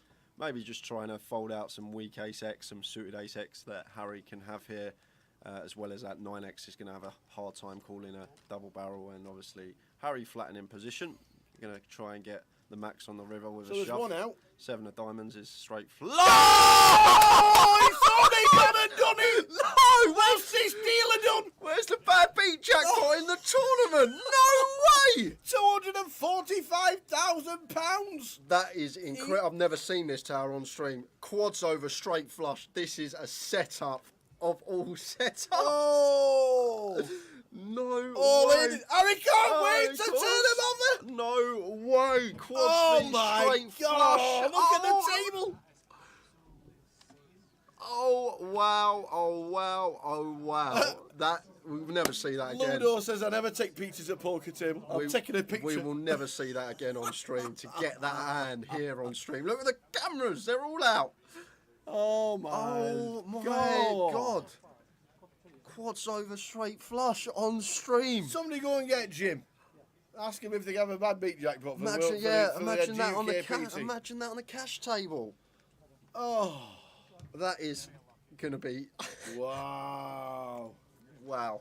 Right, that's the end of the stream, ladies and gentlemen. Yep. We'll see you again tomorrow. Oh my days. Wow, wow, wow. Just speechless. How Wow. does that even happen? Hurricane, he says, get me a pint. Oh my days. Wow. I just can't believe it. Wowzers. Oh, stuff we live for on stream. It's something we'll probably never ever see again. Over the years, the chances of that happen are astronomical, and to actually get it on our featured table. How'd you go out? Oh yeah, had quads. No good. And if there's a story to tell, that is a story for the ages. I don't even mind listening to that one.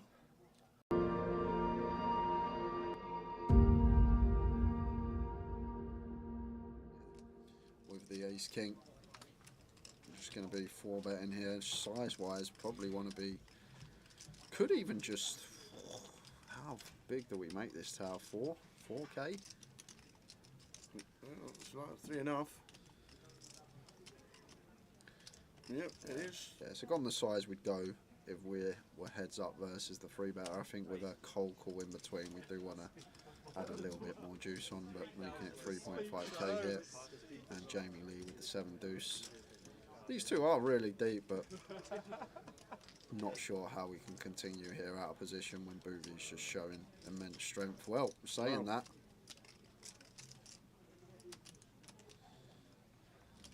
he can't go for the 5-bet back raise rip for sure, can he? No, well, he gets snapped if he does. It's a horrible spot for Boovy Tower. If Jamie does find a 5-bet rip here, it is a terrible spot for Boovy, but he is just going to play call. Jamie Lee's calling with the 7 deuce. So we've got 8.6k in the middle here. And to be honest, Jamie Lee with 2 live cards, but what a big pot going to the flop here. Ace, King, Queen. What a flop.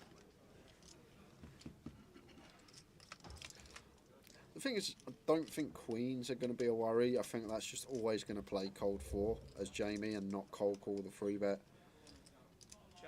So Jamie just happy to continue here. Ace Jack suited, Ace 10 suited perhaps. Maybe some King Queen suited in there, although very slim with the suits on board and what's in our hand. King Queen of Hearts not a thing, so just King Queen of Spades. Goes for 1.5. And Jamie not insta-folding tower. If he does call, is he literally only calling for the 7 deuce? Well, I'm guessing he's calling to take it away on a later street. The thing is, I don't think we're going to have any raises on this board as the caller of the 4-better as Jamie. I guess we'll have more Jack 10 suited, maybe. I'm not sure Jamie's going to be cold for in that hand. So I guess we can have the Jack 10 suited, maybe Boovy can't. That's probably the only advantage here, but then Boovy's got the Ace King, the Ace Queen, all the sets. 6 of clubs turn. And now SPR just south of 1, but I still think we want to go for it over 2 streets here as Boovy. Like if we shove here, Ace Jack, Ace 10, can probably get away from it, but... Oh, it goes check. The river. Oh. The Jack of Spades. Well, if there's ever a river to bluff on tower, if we're floating the 7 deuce out of position, this is probably one that we are going to go after it with, but God, it takes some kahunas to shove it in here for 10 bag with 7 highs. Jamie, he's got to go for it! He said, I'm all in. Oh, wow! 10.2k river shove. We could have a 30k pot here. This is gross for Jamie. Now let's think about what 10x Jamie Lee's going to get to the river with here. So he's cold called the free bet from Mitch originally pre-flop out of position. Obviously the stand-up game's on, but a lot of people standing, so I think that's sort of a factor not to take into account. But what hands is he going to have that contain a 10 tower? Because that's all Jamie's repping here, and basically it's going to be all the suited Broadway combos. Maybe start peeling some Queen 10, King 10, and Ace 10 suited pre. Maybe having a little punt at it, getting a decent price. Just taking these attractive holdings to the flop. Pocket 10s versus flop size, I guess, is in there as well. I think we can definitely call versus south of 20% with 10s with our Broadway draw and potential to bluff on some runouts on later streets. So More folded the 10s pre. He did, you're correct, he did. I totally forgot about that.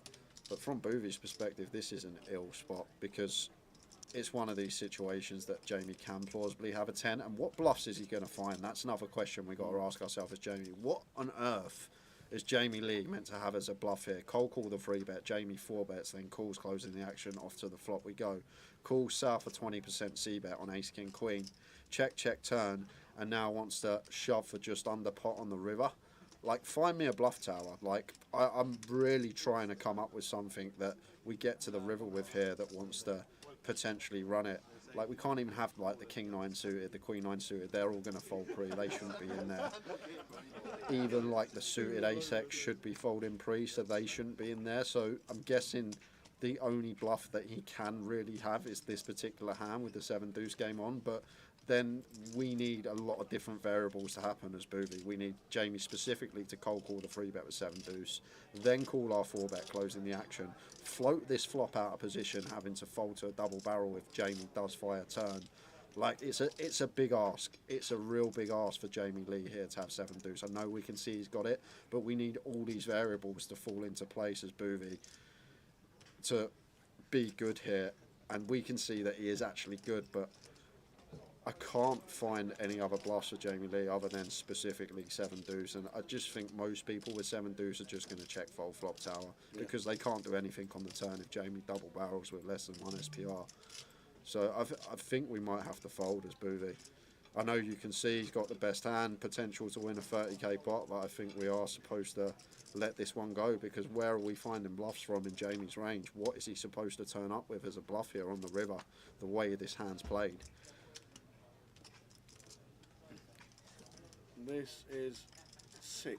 So I guess like ace 10 suited, king 10 suited, queen 10 suited, and jack 10 suited. I think jack 10 suited is probably the most viable. I think Jamie's more inclined to start peeling this suited Broadway, which is going to have better equity versus the ace king and ace queen, rather than peel like the king 10, queen 10, ace 10 suited, more likely to be dominated. So I guess value going to be the jack 10 suited, 3 combos available of that. Like queen 10 suited only, or 3 combos available of that, and then from Jamie's perspective only 2 combos available of king 10 suited, and then there's no real bluffs. There's just no bluffs I can even. Does the 7-2 get through? And it does. It does fold it. Jamie and Jamie, Lee. is he going to show? Jamie Lee. That might just be one of the biggest bluffs we have ever seen on a GUKPT. That is insane from Jamie Lee. The rail gathers, but goes for the cold call of the free bet, calls the 4 bet out of position, floats the flop on ace king queen, and then sends it for just under pot on the river with 7 high. Gets Boovy to fold the top 2 pair. If Boovy bets turn, this hand is over, but the check on the turn, Jamie saw the green light, went for it, and what a pot we have just seen. And he gives Boovie a hug. Could have been a 30k pot going Boovie's way if he just flicked in the call. But I can't see how we can call, guys. Like I say, like, what has Jamie got? Like, what hands can he now turn into a bluff on the river? I can't come up with any other than 7 deuce. And 7 deuce just going to check fold flop and probably just going to fold to the 4 bet almost all of the time pre-flop. Like, it's just so optimistic to check call as a float, hoping our opponent checks back turn to then send it on the river. But what a play. Credit where it's due. Credit where it's due, Tower. What an amazing play. Obviously, 7 deuce game on, we never win. Where's your box? There's your box. That's his box.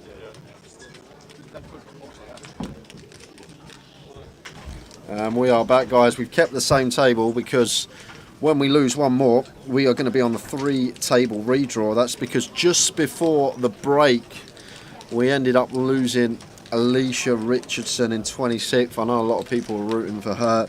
She busted last hand before the break and is out in 26th. So we're on 25, so we kept the same table because it's pointless changing a table and then we lose one more and we've got to go on the 2 table redraw.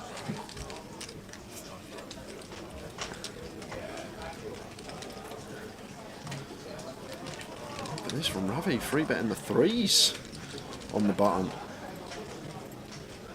Get out of the way.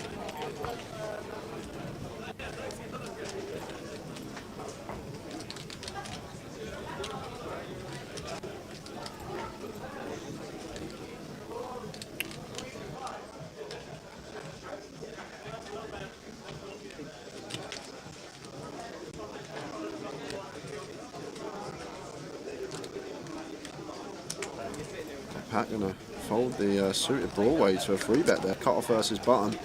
Surprised to see that. Definitely one we could come along with, especially how deep we are. 90 odd deep to start the hand.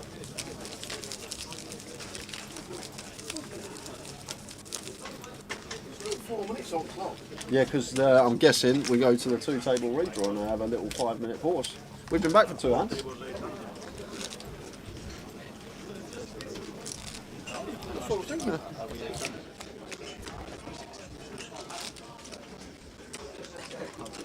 Here we are, wandering round, speaking to loads of peeps. Whoo! Wowzers, wowzers, wowzers, amazing.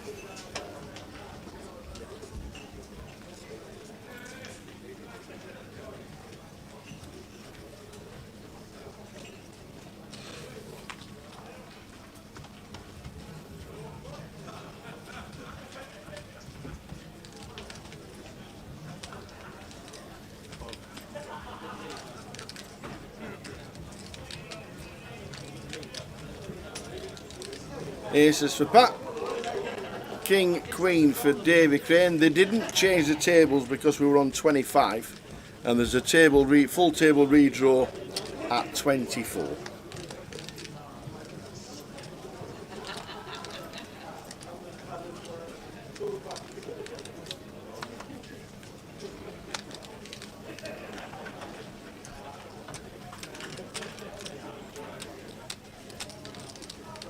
So we're on 25 as it says there,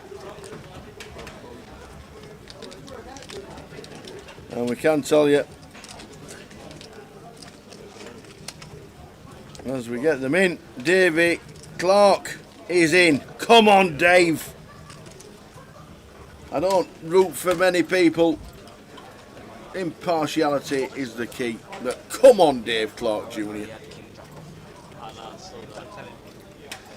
Do you know how much I want it to win?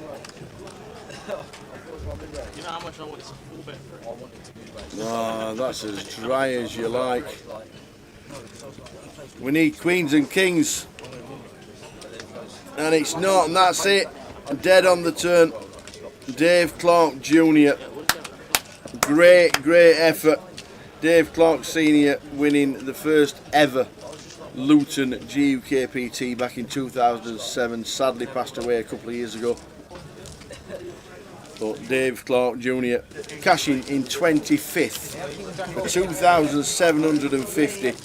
I can tell you that Alicia Richardson is out in 26th for £2,580. Alex Gomez de Souza was out in 27th for 25.80, which means we're on 24, which will mean a 3-table redraw.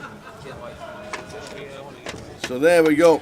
We will find out who is on the table as they have a redraw. Professional getting aces and kings. Well, yeah. Today I am. That's good enough. It's nice. Who's coming to the... Yeah, something big must have happened. Alicia wasn't part of the three-way all-in, was she? So it'll take about 5 minutes because of the changing of seats and also inputting all the details for the action tracker. It gets all the names and the chip counts. So it will take about 5 minutes. Now, have you seen the cold? Have you watched the stream? I can't believe it. Just watch the stream for an hour. So around about 9 o'clock we'll be doing another giveaway for the wheel. It'll be Jay thinks next. What shall we do? What shall we do for Jay next? What shall we do for Jay next? What shall we do for Jay next? So that will be at 9 o'clock. We've got 8 names on the wheel already. He's burning. I was calling any river that was. Let me see one thing. He's burning every river. We'll have 2 more tonight, and then 2 tomorrow, and then that'll be 12 people on the wheel with a chance to play the 1K in Coventry. The dealers have slips as well, so you can always ask the dealer if you are on the face. Is that this time? Don't forget to move your chips with you when you change seats. There we go, everybody is moving. Tim Chung coming to seat 4. Alex Sigard moving into seat number 7. How long does it take to swim from Thanet to Edinburgh? I nearly did say walk. How many hours would it take to walk? Danny. So here we go. What we got? So Jamie Lee comes into another seat on table 7 and another seat he's not sat in. So say 5. That's 6. Sit there, Jamie. Just put your chips. Make sure you put the cards in the box. Who we got? Max Tafigo in seat number 2. Ravi Chef in seat number 3. Tim Chung, Jamie Lee, Alex Sigurd. We've then got Hitesh Asani.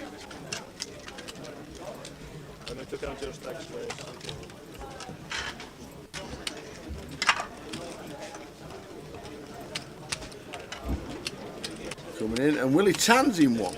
There we go. There we go. So just about to start. Next event for the team, Goliath. There it is. Starting on Thursday, which is what somebody on the wheel will be playing. Thursday or Friday they can play. They'll be brought into the 1K for the GUKPT main event. Goliath starts on Saturday the 29th of July. If you're thinking of playing and you've not got yourself booked in anywhere just yet, you can pre-reg in any Grosvenor casino or use the holding tanks online. Stick your name into any one of the flights, but you can't do multiple. So if you put yourself down for flight A, you can't do B and C and D and E and all that. We've got 6. We've got them. There's plenty of side events. We've got Joker's Wild on the Wednesday, Mystery Bounty Day 2 on the Wednesday, PLO Forecourt on the Tuesday. Most of the Red Tooth Poker events are open apart from the Sunday, which is members only. Red Tooth Poker Tour number 2. And that is our next leg, live streaming with Cardroom Direct. But if you want to play something the week before, GUKPT presents and the NPL the 2550s, all 2525s now are 2550s. Very nice indeed.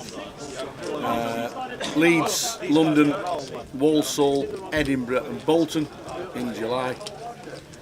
If you get a chance to play any one of those, good luck. 19th until the 23rd of July, and then the week after is Goliath, and then there is a break after Goliath for a couple of weeks, and then the VIX is back up and running on GUKPT, which is where we will be after Goliath, and then we're in Luton again in September, we're in Leeds in October, and we are in Blackpool in November, and the grand final, and we finish in the VIC for the grand final on the 3rd of December.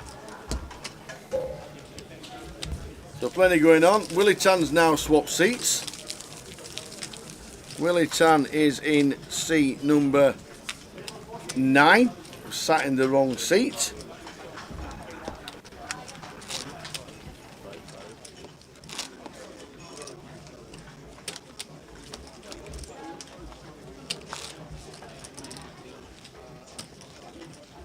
And in seat 1, Dan Tran.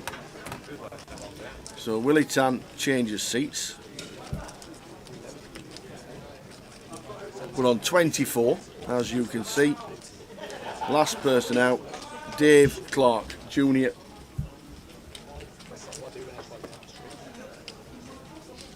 Seven, 2, Ace, Queen, King, Jack.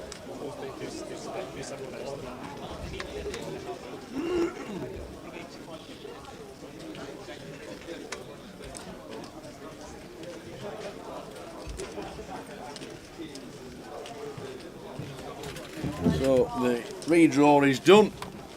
Jay went for a breather and now he's back. The redraw is done.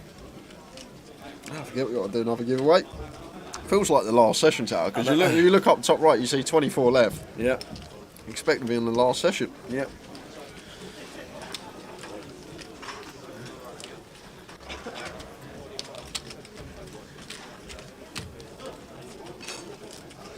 That is Tim Chung in 4.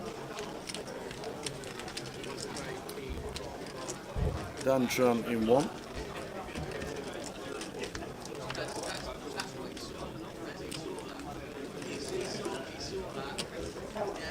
Here's I flop, here's 10-3. Nice flop for Tim.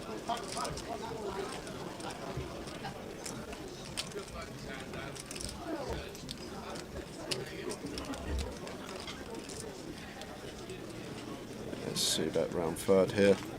Like 27.5. 25.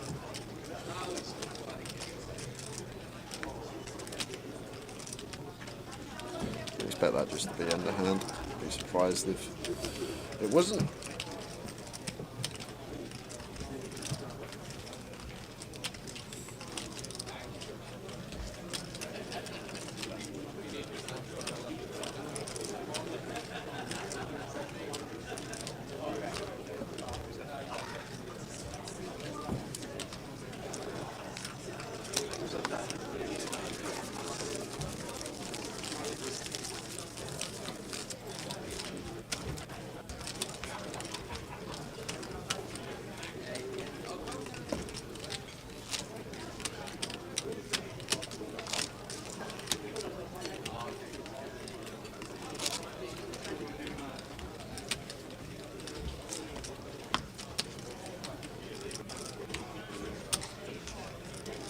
Hi Karen.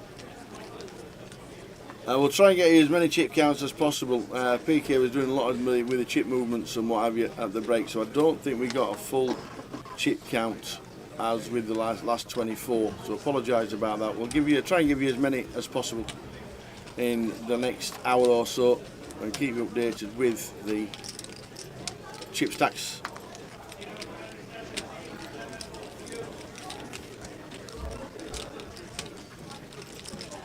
So we have literally 8 new players on here, so these are all new chip stacks for us.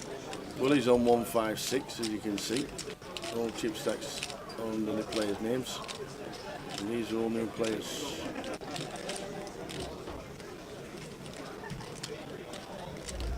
Hey Jonathan, did you say we can't play multiple day ones at Goliath? What I meant, if I said it a little bit wrong, I don't think I said it wrong, but you can only pre-reg for one day one at a time. So if you want to play day 1A and you want to pre-reg Goliath, you can't play day 1B and day 1C. You won't be able to buy into those.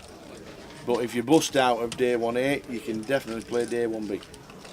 The tickets will be in your account sometime Monday if you've won a ticket, to answer your question, Dean. Yeah.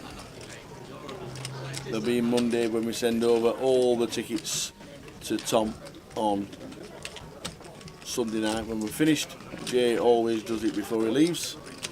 Yeah, 3 new names on the wall today. Fungi Slops, Nigel Brampton, Demi Watts, all getting a place for Sunday spin.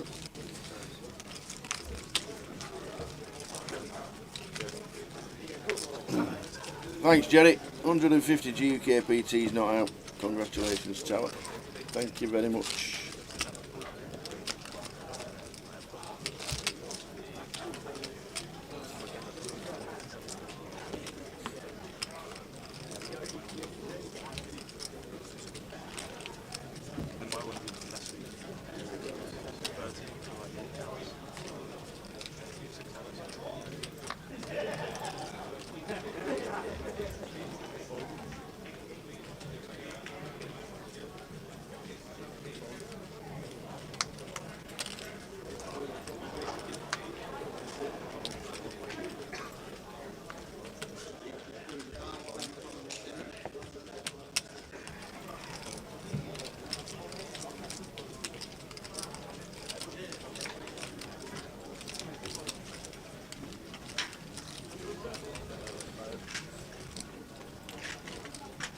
So Willie, 10-5 off on the button.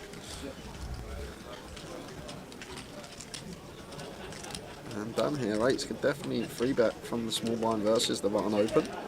This could definitely be a free bet call for 28, effective to start the hand.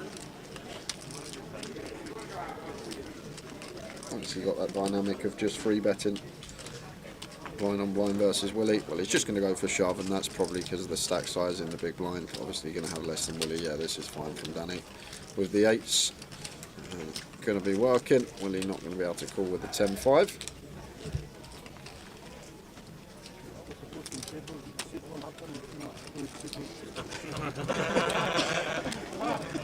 You got all the good hands, yeah? You took all your good hands.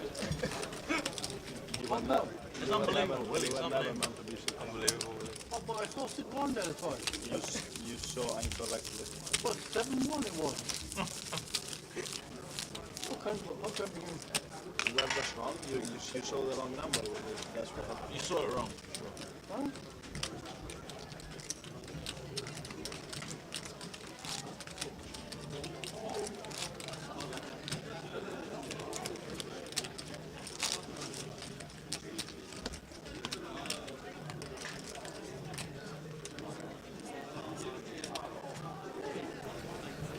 So 24 players left. When we lose people, we will see it drop down.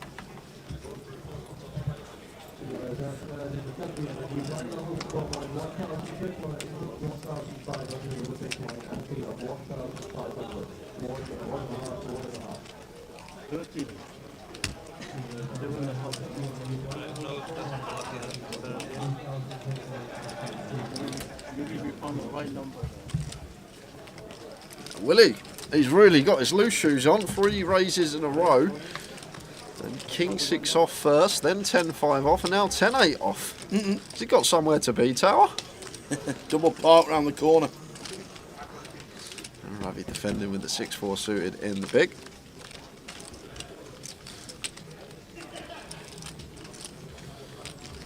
Still should be Willie's pot. Has flopped the dummy and gut shot on a queen high rainbow board with position. Should see plenty of C bets on this one, especially with this particular hand.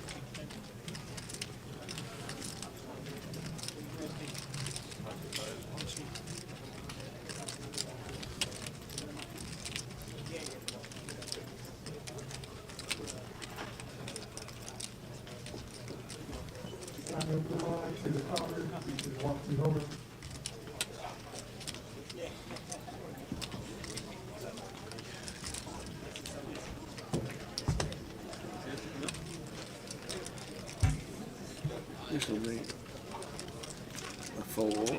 12 next time, will it? He did bet. I'll be putting a bet of around about 12k, and will it can't get out of the way? Yeah, 5. Alex Cigar, chip leader on our table, 95 bigs. Jamie Lee sat in another different seats. He's been in seats 1, 2, 3, 4. Was he in 4? Well, I was in 1, 2, 3. He was sat 4 in the cash game. Or was he there? He was there in the cash game, wasn't he? Yeah, he was there. So 1, 2, 3, and 5 twice. Oh, that's 6. It's 5.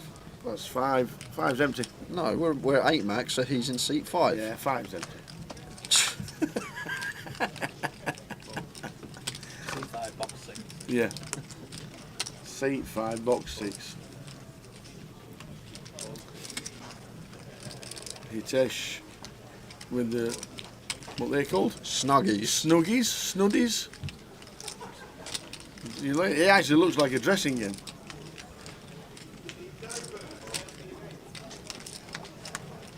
The dressing gown man. Yeah,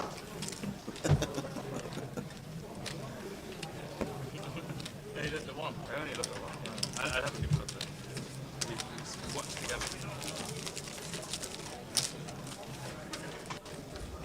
Simon Walworth says he's Mitch still in. Let's run through slowly the 24 that are still in. Still in, Mirang Patel, Ayan Bival, Navdeep Chopra, Mohammed Abdel Kader. On our table, Dan Tran, Max Tafigo, Ravi Sheth, Tim Chung, Jamie Lee, Alex Sigard, Hitesh Asani and Willie Tan. Dan Robrassa, who I think is chip leader. Sven Mermans, Sunny Mystery still in. Druv Doshi, Chris Day, Neil Bethune and Charles Akidari, Jack Hardcastle, Janiki Shi, Dayun Kim, Davy Green and Patrick Fahy. They are the players that are still in.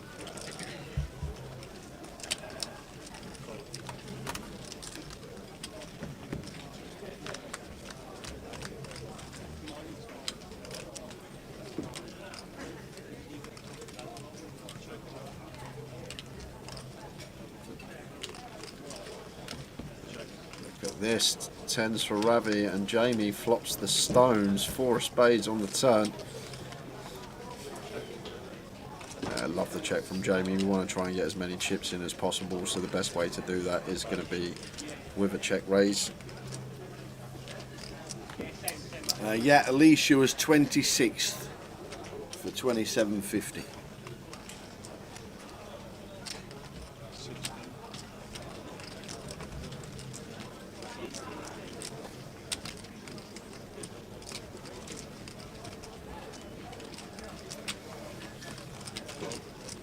Small check raise compared to the size of the pot from Jamie though.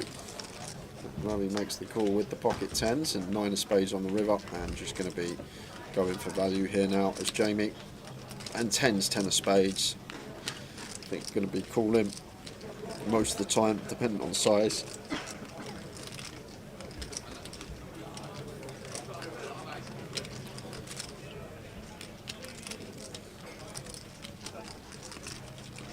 Like spades do get there, but we still want to be going for value here as Jamie Lee. Like overpairs will check this flop, even some 8x will check this flop. He goes for 35 into 60. Just south of 60%. And a tough spot for Ravi, but I think against a player like Jamie Tower, who's going to find enough bluffs and the right ones, I think 10's 10 of spades is going to be a nice catch. Yeah, and does make the call, can't fault him for that, and Jamie shows. Yep, Ravi shows the 10s and flicks them in the muck. Spurs fan 2251, come on you Spurs. Evening Tower and Jay, well done on your award Tower, absolute class and pure entertainment throughout the years. I love Grosvenor streams for your entertaining commentary and Jay's expertise. Cheers Spurs fan. Wouldn't call it that Spurs fan, but thank you. Thank you very much indeed. Kind words. Magic. Tell them, oh, you tell me. You tell me now. I haven't read this in your book. 127 to 1. Wow, so you've done that 7 times today, so that's probably about a bit into. And as you can see, top right, we're down to 22. Who we lost? 24th was Mirang Patel. We thought we actually thought he was out, Yeah, we thought but I think it was a misclick. And Ian Bivol was on our feature table in the first session. He was out in 23rd for 27.50, and now the money has gone up to 3,090.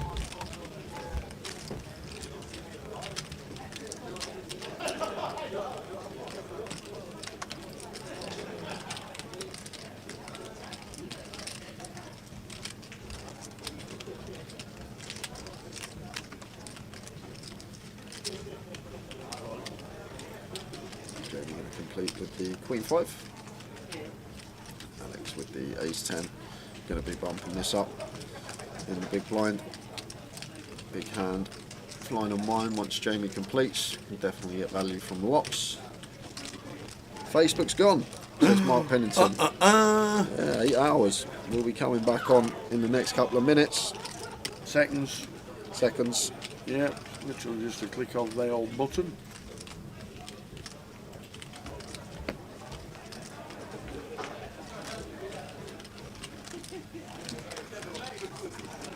Nearly 100 bigs for Jamie and Alex. Great position to be in. The average at this moment in time is 65 bigs. 65.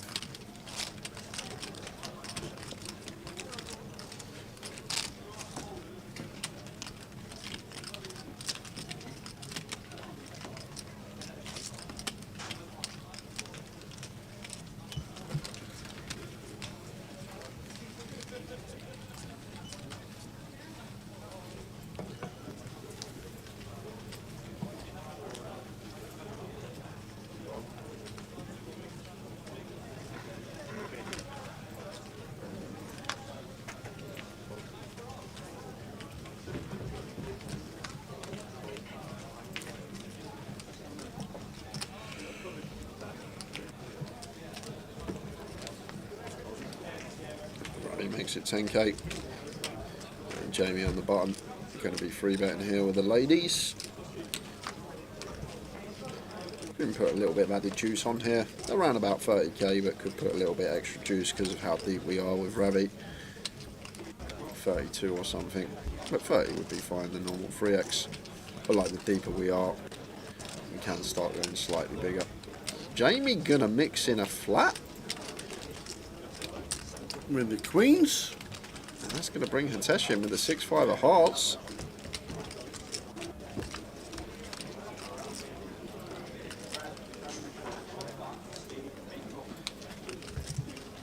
How are we doing, Jules Soul 76? Good evening.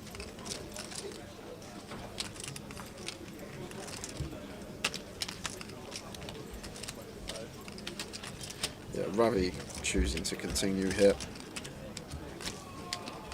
are meant to have a fair amount of checks. Out of position to Jamie, LP versus LP, but is undeterred and does fire.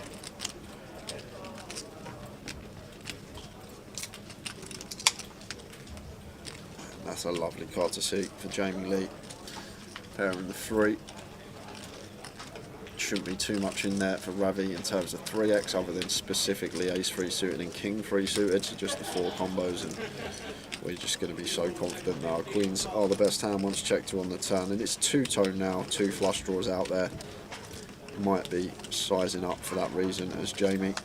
Queen of Hearts, Queen of Clubs. Definitely could see a big bet here on the turn.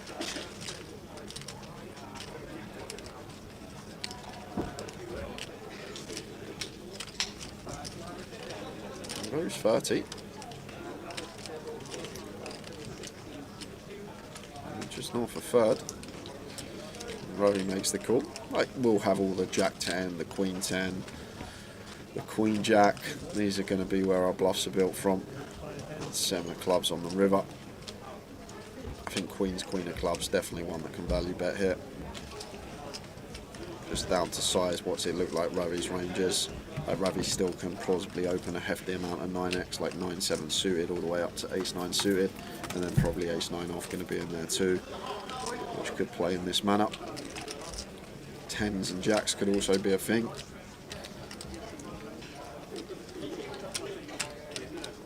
Jack goes for 55, so third again.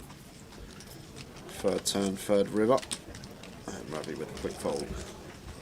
Playing superbly well, Jamie Lee. Big blind, please. Big blind, that means we're lost. We're lost. That means we're on 3 tables of 7, it has to be. It does. Nav deep chopper. Bust out in 22nd for 3,090, means we're on 21. 3 tables of 7, ladies and gentlemen. I feel like it's the last session. I think we're done in an hour and a half. We might be. You'll find the information in hot water. You'll be surprised. Huh? You'll be surprised. That's good news. Carl Lakeland being kicked upstairs into the bedroom. Mrs. wasn't happy. I was interrupting a film with the stream. Always a great watch. Cheers, Carl.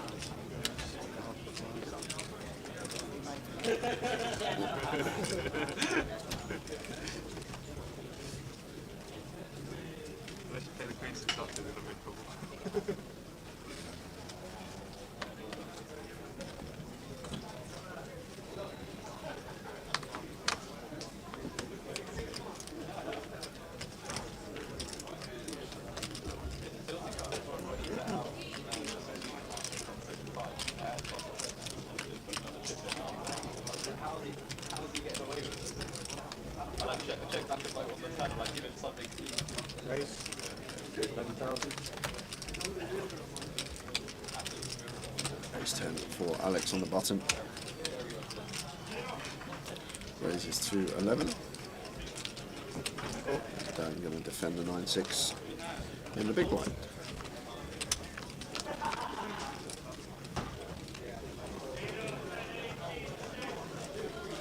King 4-5, 2 hearts.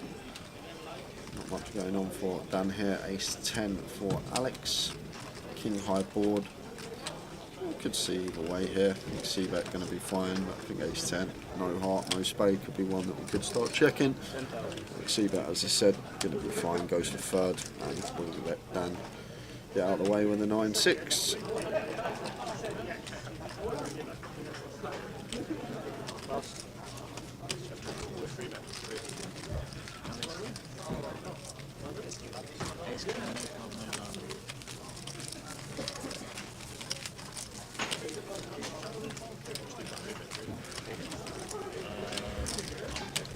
So 21 out of 331. Started the day with 96. We're down to 21. And still got a good 4 hours left of the day. We're just under. Should be finishing up about 1:30 midnight today. Yeah, there'll be another redraw at 16.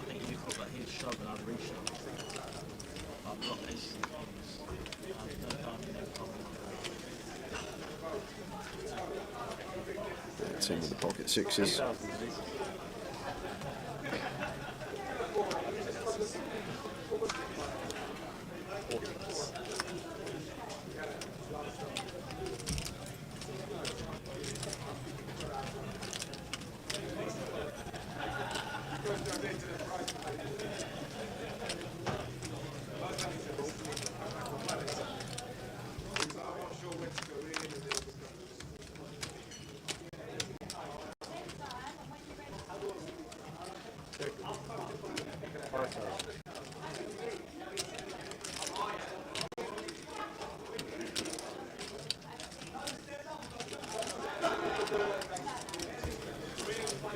Tim with the south of 20% continue for one big blind. Top and bottom for Max.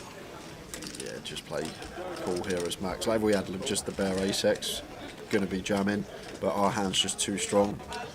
Keep our range wide, keep some bluffs of tin in.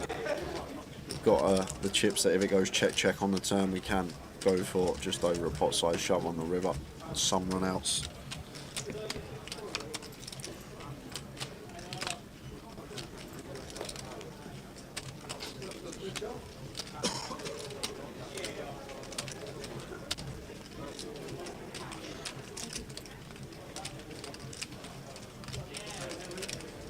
Now just down to size that we want to choose here as Max with the ace-5. 10 seconds. Don't really expect him to be checking back too much ace-x, so he just goes for 30k and snap fold from Tim.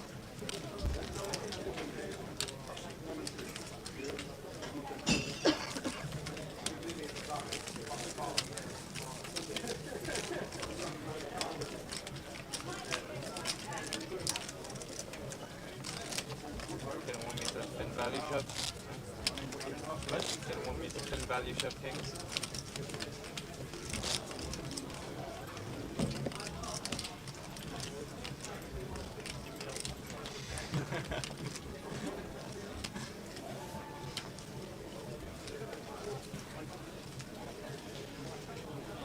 Watching the stream on the balcony here in North London as the sun goes down back tomorrow for the seniors. Sounds fantastic. Seems to have been a sunny day everywhere in the UK today. 10,000.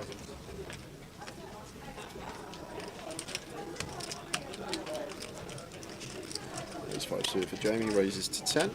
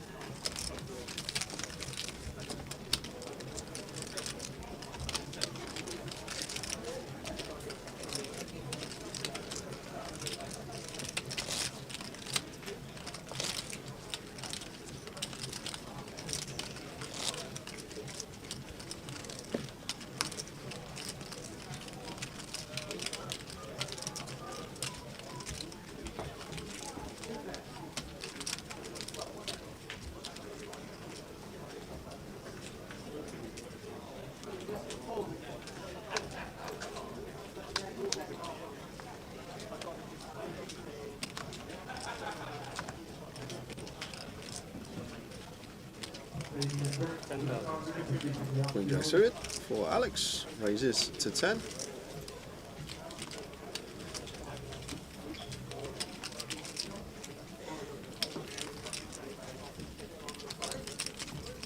Looks like Dan with a decision in the cutoff.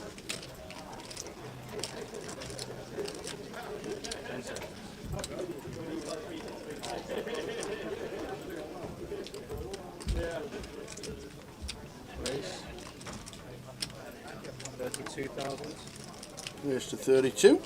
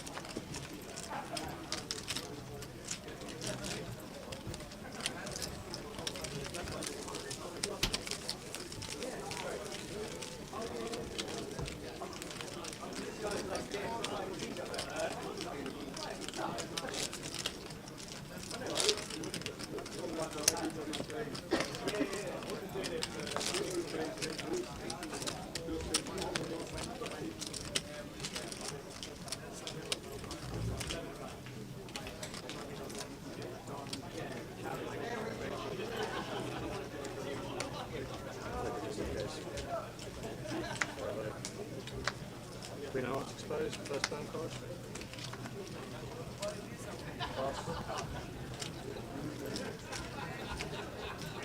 All in. All in. Hitesh. And going to be getting called. 7 BBs. Ace 10 here for Danny and the Hydrack. Let's chop it up, please. Just going to play flat.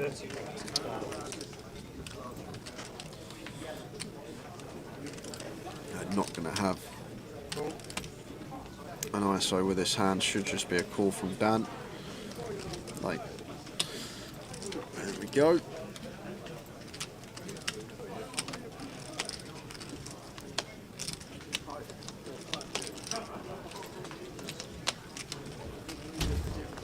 Tesh stands up. All in the call.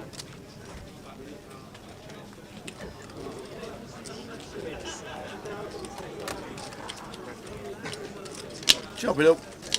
No dramas, thank you very much. None, not any. Don't want any.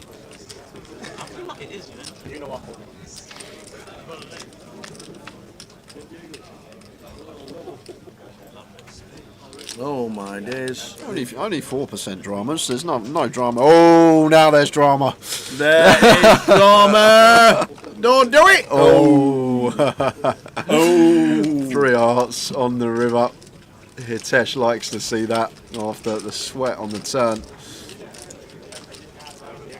Did he just fold Queen Jack suited down? Didn't actually catch it, Ollie, if he did. Whoever it was. Queen Jack suited, actually one we could potentially have called, especially if it was big blind. I'm not sure who it was, but It rolls, so I wasn't sure. It could have gone either way, right? Pretty much. what time's next giveaway, Tal? Are we saying 9:30? 9 p.m. I mean, it could have easily been a 4. 9 p.m. 9 p.m. You got the question ready? Yep. Okay. 9 p.m. 9 p.m. 15 minutes time. You'll need to get your fingers and your calculators out. Oh, great. I'll need some paper first. I'm all out here. Oh, there we are. Perfect. Bin 'em. I've got some paper here as well.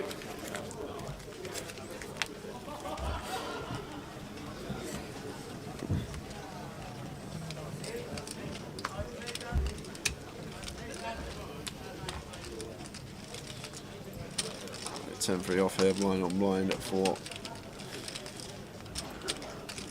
So Tim on the button. Tim's folded. It's Jamie blind on blind. Can't see it's holding just yet. That has completed for 2.5k more.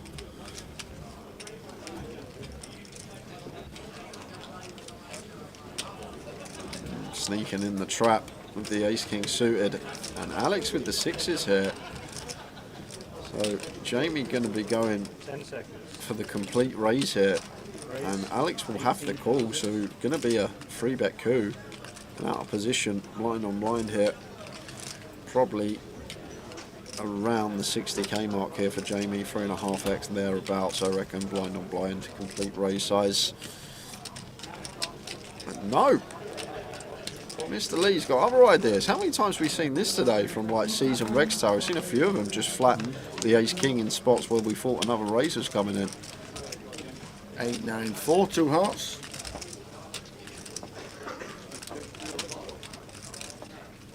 Check.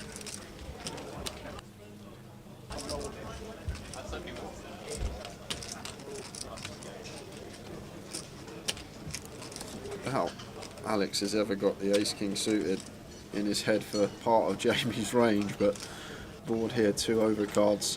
Like Jamie will have a lot of complete calls with like these middling cards, the 8-9 off, the 10-9 off, 7-8 off, some suited connectors around the middle. So it could go either way here for Alex. Does choose to check. Ace of hearts turn. Bingo for Jamie, who's having a great start to this session.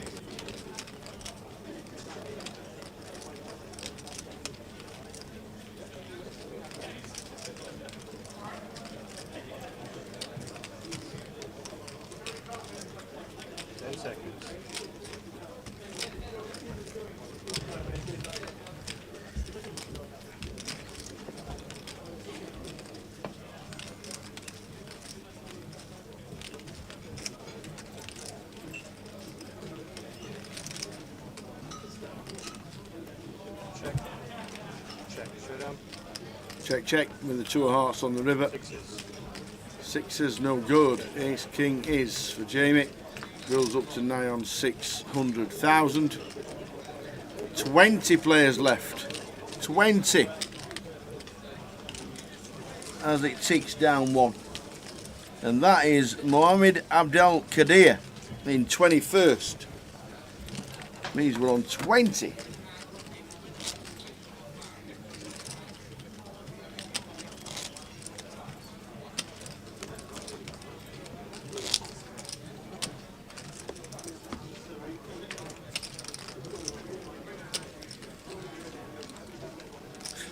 Can you do it at 8:55? Got to go out at 9.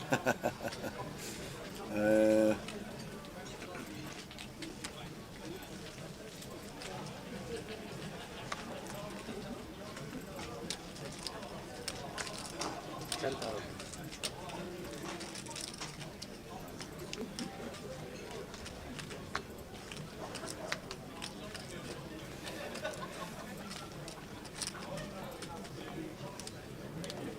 Yep, Keyman, that is Jack Hardcastle on the outer table that you can see. Just rubbing the hijack raises to 10.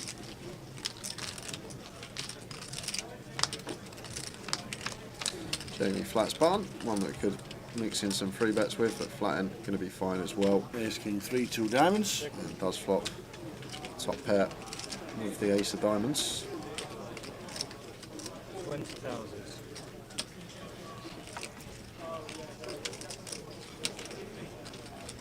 And Ravi continuing. Easy call for Jamie. Tesh out the way.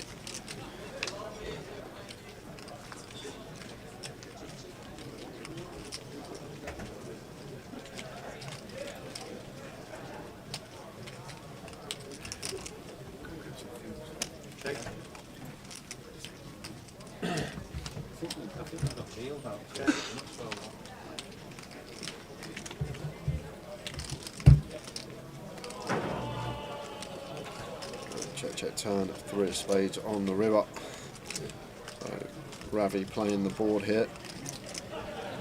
And what are we trying to fold out? He is going to go for the small bet and easy call for Jamie. And Ravi going to have to show the 7 height. And Jamie wins with the ace 10.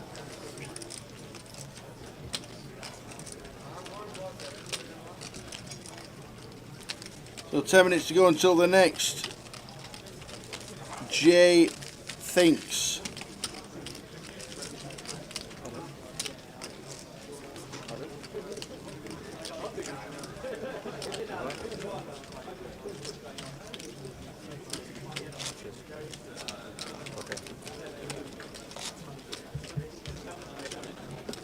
Yeah, Jamie trying to defend his title. We didn't actually win this leg last year, Sean. We won the one later in the year.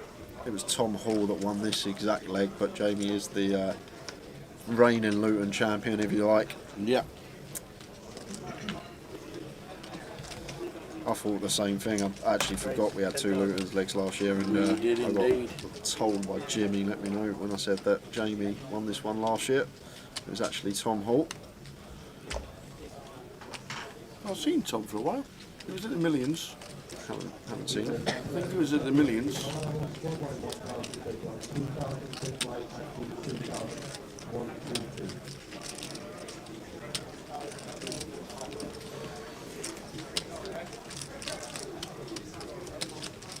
Pocket 7s from Max, raises to 10.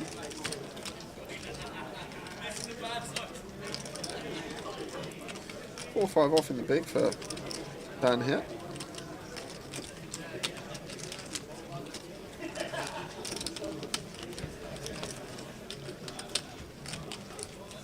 Just raise and take, Dan not defending the 4 or 5. Is that an Ewok in 7? No, he's just come in his dressing gown and thought, yeah, that'll look good on the street.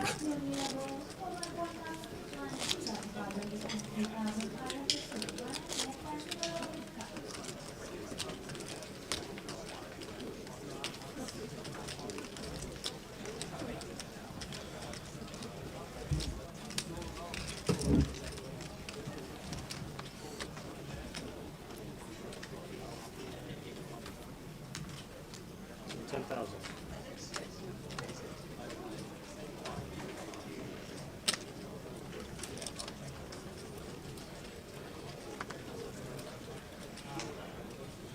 King Jack for Ravi raises to 10.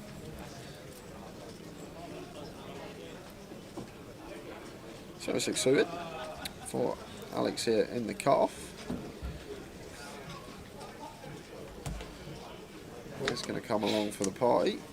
Fancies it. I think fairly close this one versus gun, whether we're supposed to call or fold. Alex chooses call, does obviously have the chip lead at the table, so can, well, Jamie Lee's got it now, but second and chips can afford to get involved. And Max in the big line here, pocket sevens off of 19. Ravi's been really active, like really active. So with a flat in between that I don't ever think is going to be a trap. Could just jam here as Max, and I'd love to see it. There it is. Absolutely spot on, yeah. Going to get it through.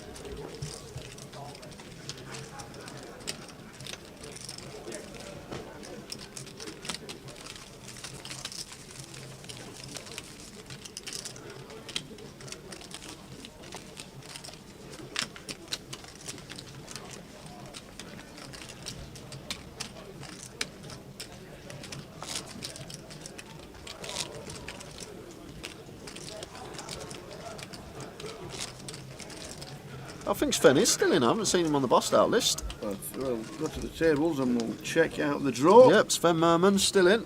Table 8, C2 sat the side of Sonny Mystery and Dan Rawbasser. He's like a thorn between two roses.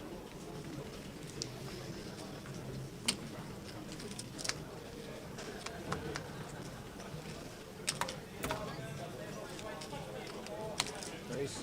10,000. There's the 10.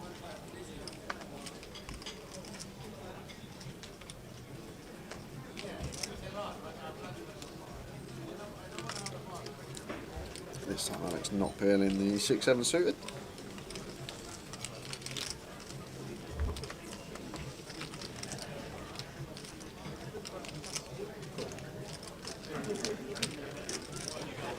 Another 9-6 suited, nice one to defend in the pick.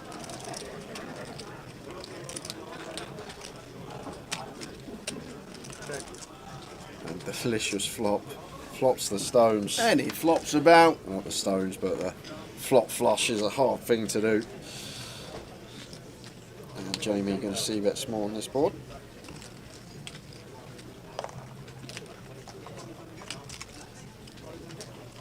No, it's quite nice today in Luton, Lawrence. To be honest with you, since we've been here, it's been nice in the day, and then the walk back to the hotel at night, it's been blitz. Absolute Baltic last night, it was. It felt like it was actually 0 degrees last night. It really did. I don't actually know what it was, but today, during the day, it's 22. Beautiful. I think it's been beautiful all over the United Kingdom today. Absolutely everywhere seems to have been really, really nice. But the walk back on the night time, honestly, it is freezing.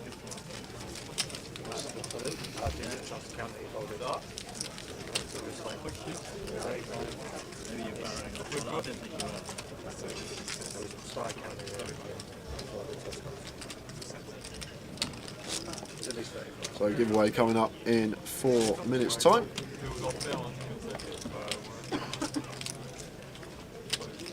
Gary L says congratulations on the award tower. Well deserved. Good luck in Vegas. Thank you very much indeed.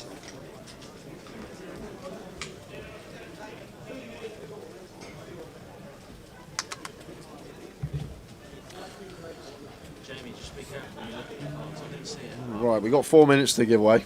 I'm just going to nip to Lou. Would you like anything on the way back? Water, please. Water. There's no still water in the fridges I'll anymore. have a sparkling You have a water. sparkling.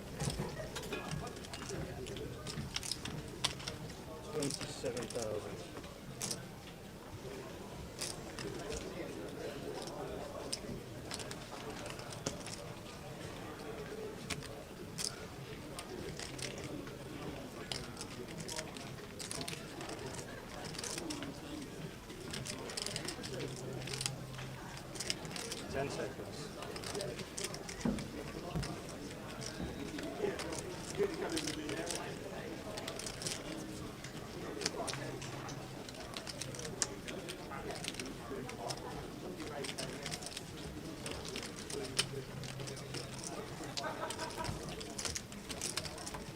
When will the streaming for Goliath start? There we go. There is as is. Oh, well, now what you do is that one, then that one, and then come back to that one, and then hopefully it'll work. It does. How does it do? I know how to fix it. I know how to fix the camera when it freezes. I'm amazing. There we go, Darren. Darren Oliver says on Twitch, when will the streaming start? It will start on Saturday the 29th. Saturday the 29th of July is when it starts. We were hoping to start on the Friday the day before, but we couldn't get the whole the day before, and obviously we're setting up and we can't move it once we're set up. We wouldn't set up in the main casino and then move it all to the hall just for one day. So we are streaming from Saturday the 29th. Starts at 12, as you can see there in yellow. We'll have the ladies event on day 2. We will be checking out all the other events as well, but all the way through Saturday, all the way through to the following Sunday. 9 full days of live streaming. It'll be at least 9-12 hours.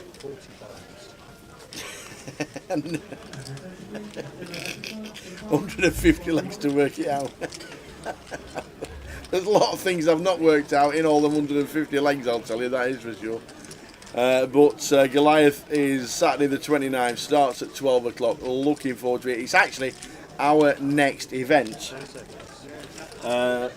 It's our next event to stream because somebody's off there. Somebody's off there. Yeah, so that is our next Card Room Direct live stream. That is it. We're off to Goliath.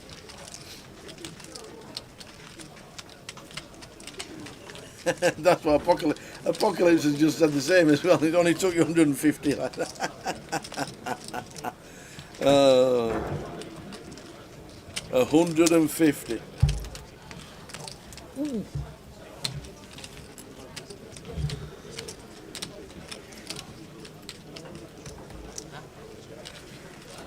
Estimated time finishing on day 1 with the breaks at Goliath. Jim, over to you. 18 30-minute levels, so that's 9 hours. Well, so that's 12 till 9. Yeah. Plus the breaks.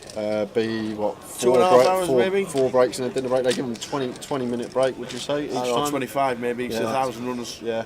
So hour 40 minutes plus the dinner break an hour, 2 hours 40 minutes plus the hour, 11 hours 40 minutes. What time's the start time? 12. So yeah, about 20 to 12. Just before midnight, we reckon.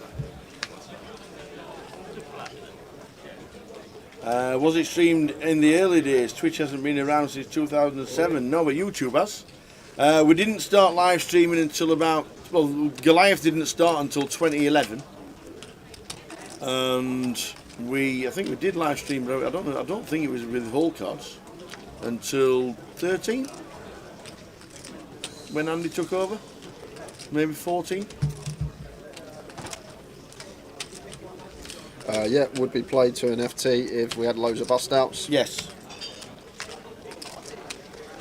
But we did, I do remember we did the first year streaming without whole cards. We also done that in Blackpool on day 1B, didn't we? Yeah. Oh yeah, that's true. That was a tough task. Yeah, that was a tough day, that was. So yeah, first Goliath was 2011. You ready? What for? It's 9 o'clock. Oh yes, baby! Spurs fans waited, and, yes, we're late. Yeah, we're late. Sorry. You know the rules. You know the rules. You One know guess the rules. per account. Don't want to be disqualified. You want my answer, not the correct answer, and do not guess until it's on this piece of paper. Said it all. So, in the background, yep, is Mr. William of the Tan. Let me guess. Willie won an event in Stoke in 2000 and something. How far's Stoke from somewhere or something like that? I'm off. There's no need. There's no need. He has a bracelet. Yes. That's not what I want to know. And I actually think you might remember this from when you were scrolling through. You see, you've already checked his database. So I'm thinking your photographic memory might help you with this one. How much in English pounds is Willie Tan's first entry of a GUKPT? Of a GUKPT. I only scrolled down to his first cash in 1993. First GUKPT.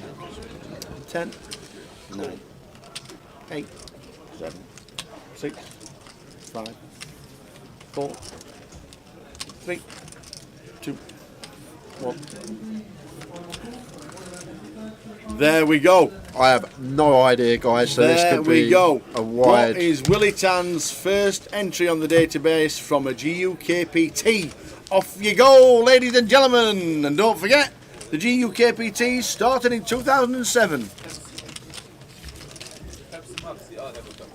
In pounds, not dollars, in pounds. One guess per person. Clean flow. Also clean flow. So get your guesses in for a chance to get yourself on the wheel. What was Willie Tan's first entry on the database as a GUKPT cash? You know, the GUKPT sticker at the side of his name.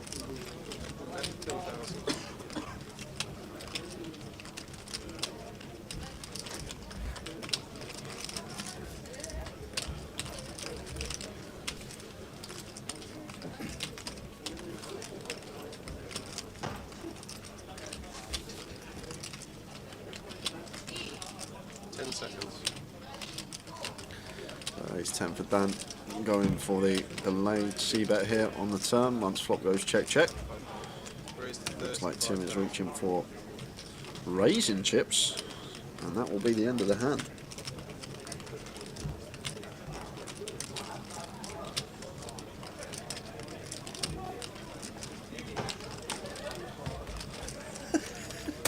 There's some interesting guesses coming out. £45.50 in a GUKPT. Oh. What does Jay think's Willie Tan's first entry on the database as a cash in a GUKPT? And it's pounds, and you need to be close to Jay's answer and not the correct answer.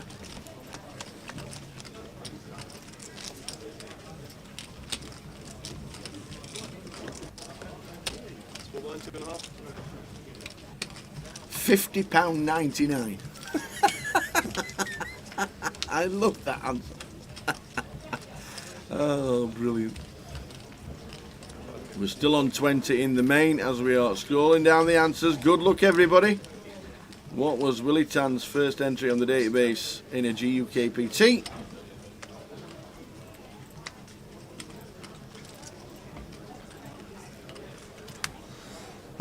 So Ravi here with the pocket fives, Tim with the ace-4 suited. One that we could definitely choose the free bet as a bluff. Nice candidate to do it with, and that's exactly what Tim does.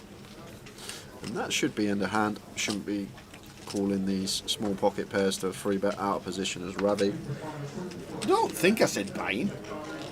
I think I said database entry. His first database entry. If anybody has guessed on the assumption that what was the buying, I'm pretty sure if I did, it was a slip, but it was the first. How much was his first entry on the database? And what did he cash for?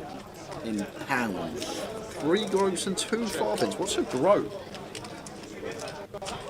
Groat, I've never heard that. I'm guessing that's proper old. That is old. Wow, Ravi called. 5s against 3.5x out of position. +1 versus hijack. Just has to fold to the C-bet now. Fancied going set mining. Thought the hand was going to be over. I look back and we're at a flop.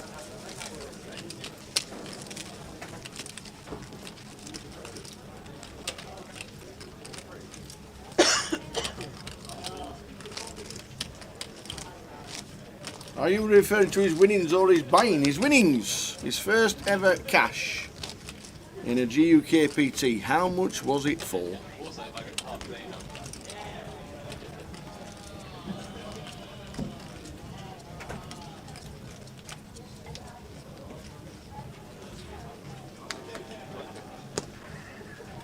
I didn't keep splash. Evening, gents. Just got home from golf just in time for the question. What's the question again?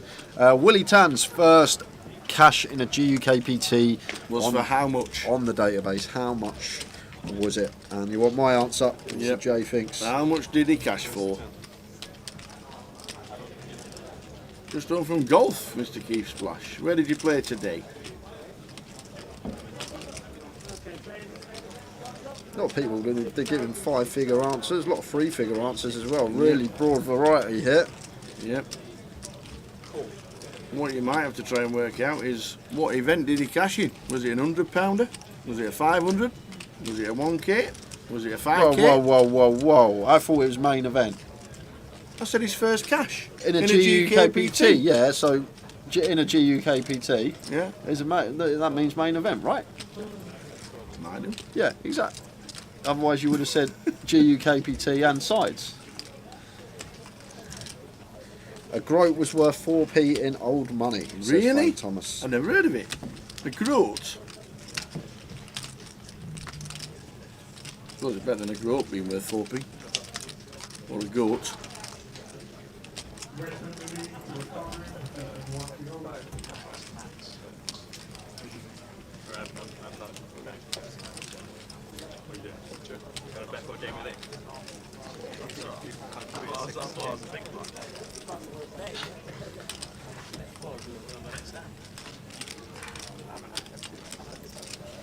So I'll give you the answer, the correct answer we will give you after this hand.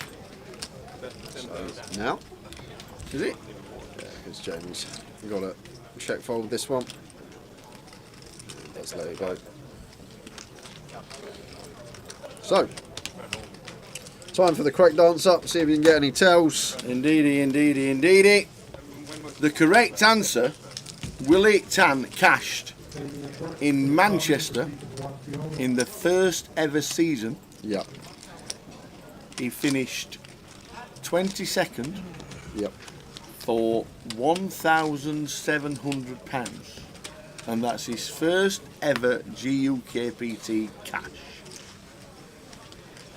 There we go. But that's not the answer that we need. It's what this guy's wrote down, and you got about a minute. End of the hand. End of the hand. It was the event that the legend Mr. Dave Colclough won when Barry Neville came second with his amazing interview at the end on TV, on Channel 4. Oh. That's when he gave, you know the interview? Yep. You know the one when he said, when Dave Colclough won it and Barry Neville won it, he says, Barry, you've just won £47,000. What are you going to do with it? He says, well, I owe a few people money. He says, I'll pay them back. And Dougie said, what are you going to do with the rest? He says, they'll have to wait. That's great, that is. That is a funny story. Oh, good old Barry Neville. We love Barry Neville. On the final table, Richard Ashby, who's still playing. Chris Bruce, Ryan Fronda, who we see now and again.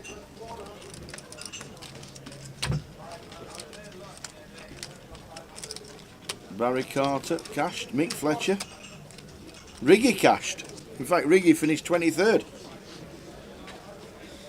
And Spuddy, Chris Flint from Blackpool as well.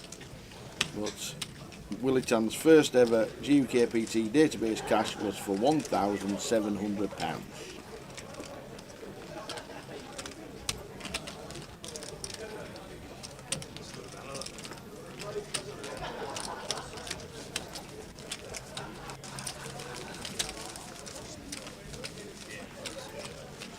So guys, you've got about 15 seconds if you want to have a guess. It is recommended that you put it in the chat box now.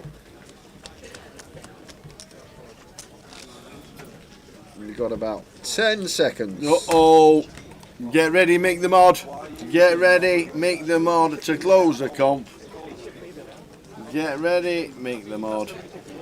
That boy Finn. Will, please. He's so confident he's going to win. I love it, I love it. Mick! Close the comp, please. Gas, just in.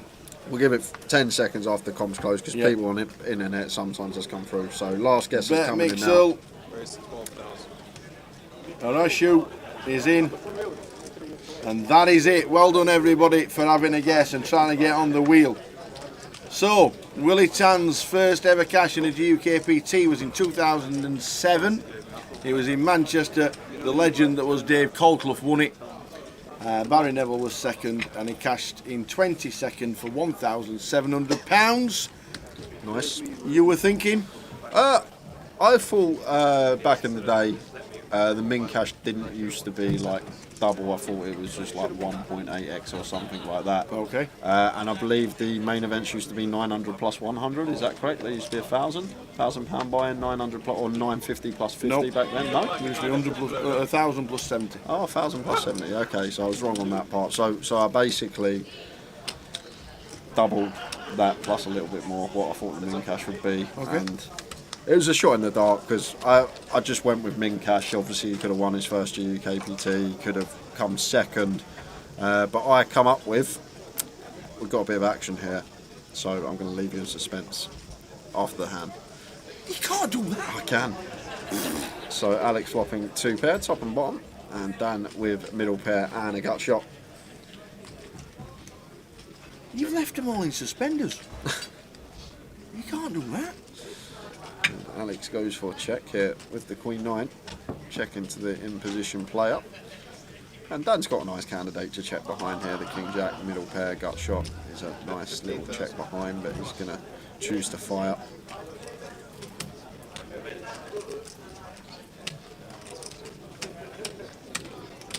Now over to Alex. Always continuing, it's just whether we want to play flat or whether we want to try and build a pot now. Yep, just play flat. 2 of hearts on the turn.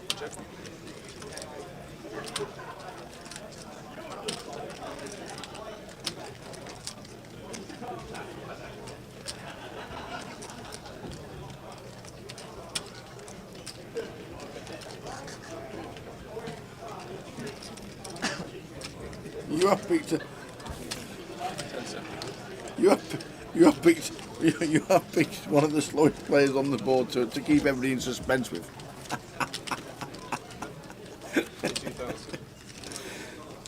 So we go check, bet. Alex will think about it for 30, then call. They're now trying to guess how much you think you cash for. To be fair, it's a tough one for Alex, not whether to fold, but call or raise like this spot. But now we are met with a double barrel, does just go for call. And Danny's always going to be checking back river unless we see a 10 or a jack. Yeah, but it's a 5, so this should just go check, check. And it will be going Alex's way. Can't see anything else here but check, check. Alex not going to be playing Leeds, I don't think. Why? It's in October. Playing Leeds. Surely this has to be a check from Dan.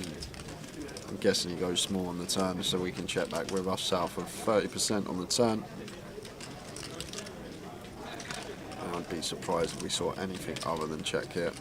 Like, we've got to think, what does a bet achieve, and just doesn't achieve much at all. Only getting action from better, fold out worse, and that is that. So shower. Yes. You went for? So I basically doubled 1,000, went for a little bit more, summing around there, and I come up with this 2-1-1-2. 2-1-1-2. Do you think they paid him out of pound coins? Where did you get the 2 from at the end? Who's ever been cashed in the main event for and to get paid out in pound coins? 12? Okay.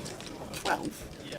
hold on a sec. I just want to show Tower something. Let's have a little look at the payout, shall we? There's not going to be 2012 paid out. If they're paying £9 coins, every one of them's going to end in a zero. It has to. I'll put my money on it. You can scroll along as much as you want. There won't be a payout of anything with a 1 and a 2 and a 3 on it. If somebody gets £12,415... All right. I think you might be right. Really? I'm sure I've seen I just put 2112 because it's symmetrical, isn't it? It's symmetrical. So guys, the winner. The winner, you might have worked it out yourself and scroll backwards. Yeah, P Willow on Twitch was 12 off with 2,100. Yes. Well done to P Willow. Second for the £30 token is Ansem One, who was 15 off. So 3 in it between them two. So well done to you two. Ansem, you're going to get yourself a £30 token, assuming P Willow wants to go on the wheel. Would you like the wheel spin? I am assuming P Willow. That kicks off tomorrow at 9 p.m. Yes. You need to be tuned into the stream for the 1K seat to claim. 9 p.m. we will be spinning the wheel. P Willow, are you on the wheel? Let's do it, he says. Yep, P Willow is on the wheel. That's 9 names,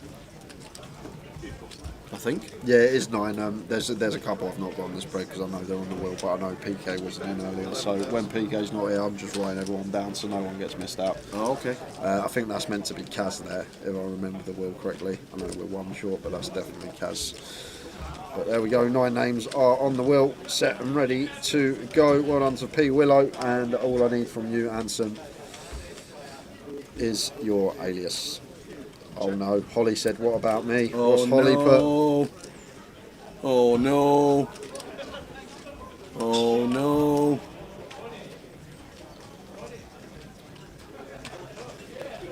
Ah, I've got no guess from you, Holly. Unless I'm missing something. Meeting the Monsters 2100 from Holly. Yeah, let's have a look. So 2100. P Willow 2100, that's in there. Scrolling up, scrolling up, scrolling up, scrolling up. P Willow again from the original one. Still scrolling, still scrolling, still scrolling.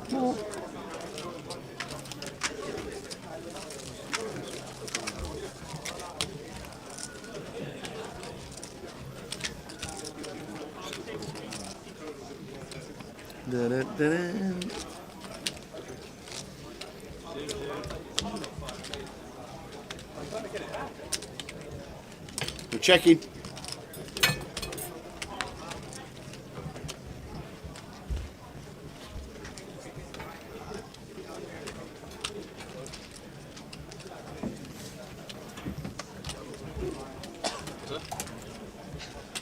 Yep, got it. Got it. Got it. Confirmed. Oh no. We're going to go on the wheel. Oh no. Oh, we're going on the wheel. No.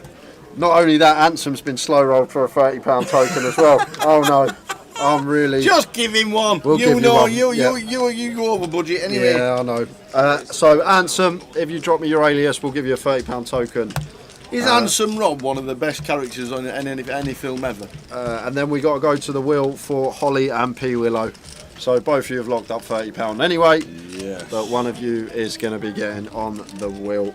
Well done, Holly. I missed it. Do you know why I missed it? Because your Twitch username is so long. Yeah. On our restream chat box, like your answer's like halfway like through the screen, whereas everyone else's is like a quarter of the way through the screen. That's it. Blame Ollie. And I think that's why I missed it. Yeah. That can be the only reason. Blame Ollie. You do right. You blame somebody else. It was Tower's fault.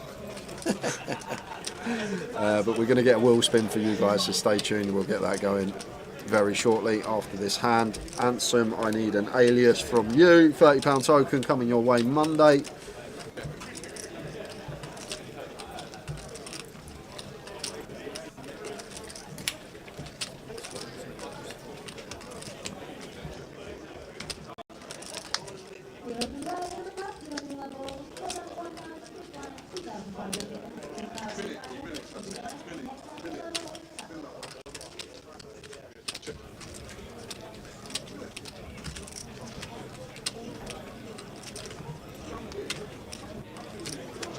Lovely, cheers, got it. Thank you very much. stone face. So we're on the wheel. Oof. Holly!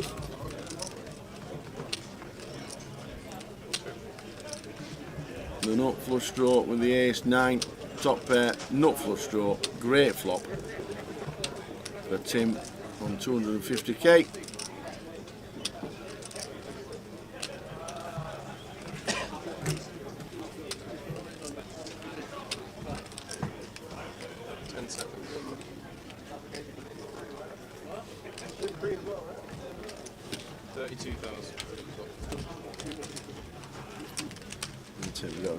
Value after checking all the way to the river. Ravi drops to 174. Oh, we got the wheel. Yes. Oh, this is to get on the wheel. Even though you're on the wheel, you'll be off that wheel, and then you're going on to the another wheel. There we go. It's the wheel time. It's going to be P Willow. P Willow is on the wheel tomorrow for a chance of winning £1,000 seat to Coventry. And Holly, you will still get yourself a £30 token. Yes. So drop me your alias, and I will get that sent to your account on Monday. Well done to P Willow.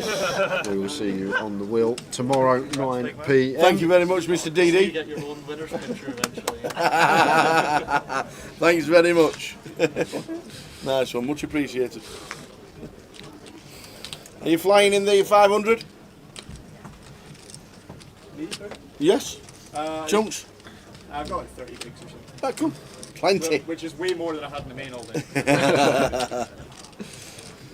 I thought he had the nut flush draw then. Didn't you have the nut flush draw? I was. Sorry, Chris.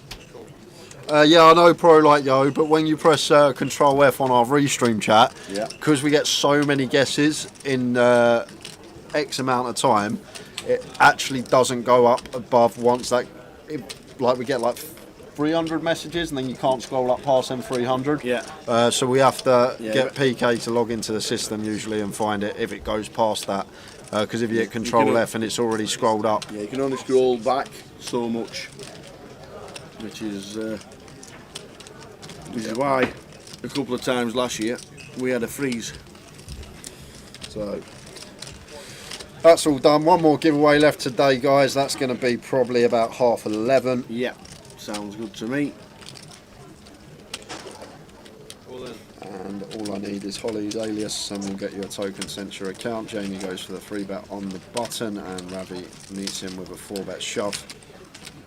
Hiteshu's just been sitting there, like, just not getting involved, having a little grind up. He does look cosy.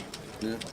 Pokemon says at this rate it could be all over by 9 o'clock tomorrow. If it is, we're going to re-evaluate, obviously, regarding, because obviously when the comp does finish, the live stream will end, and obviously we will have to do the wheel at some point. So at 9 p.m. maybe that would be the plan, as a normal GUKPT doesn't normally finish before 9. And the thing Mel is most looking forward to is finding out why Jay knows the Luton Airport song and why he couldn't tell us until Sunday. Well, that mystery will be revealed tomorrow. I'd forgot about that. I want to know why you know the song. Cats UK sing it as well. Cats UK. I'm absolutely staggered. If you want, we can do. Yeah, come in for an hour and a half. Yeah. Whatever the last session is. That's perfect. Absolutely staggered. Okay, perfect, Dan. We will have Danny Laidlaw coming in for the last session. Got a while till we get there. That will be about 10:15. Dan Laidlaw is going to come in and do some comms for the last session of the day. Absolutely not. It was 1977. He wasn't born until 94.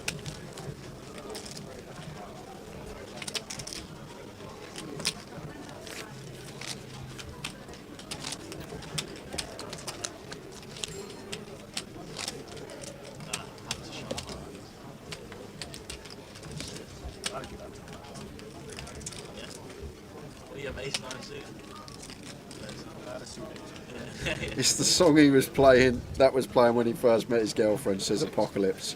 What would that have to do with Sunday, though? What relevance why could I not just tell you that now? I might give a £30 token for anyone who can figure out the mystery before we get there. Why? I can only tell you guys Another tomorrow. £30 token. How many of them have you given away so far? We've done about 700 quid in £30 tokens. I'm not going to lie. We got a £500 budget, and the worst thing is, Tower. I hate to say this. Sorry if you're watching, Tom, but Tom said try and do lots of closer tickets. We've given away one closer ticket.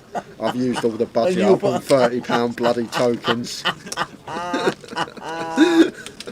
Oh, there's no wonder you close your laptop when you finish on a Sunday and don't reopen it until the next leg.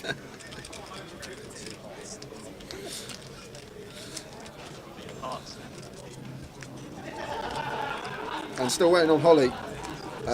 If you are still watching, Holly, I'll tag you on Twitch. If you want to send me a whisper so people don't know your username, get that on the spread.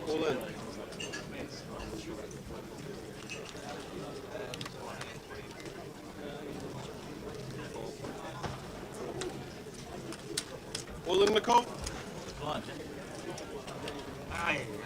So, the dressing gown's in with the twos against Tim Chung's Ace King. Does he survive?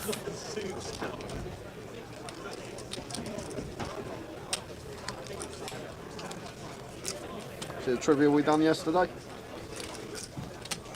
I said, would you take the twos, the Ace King on the Jack 10 suited? Ah, yes. Twos against Ace King. We have a flop. Hatesh holding at the moment. Yep. 4 diamonds.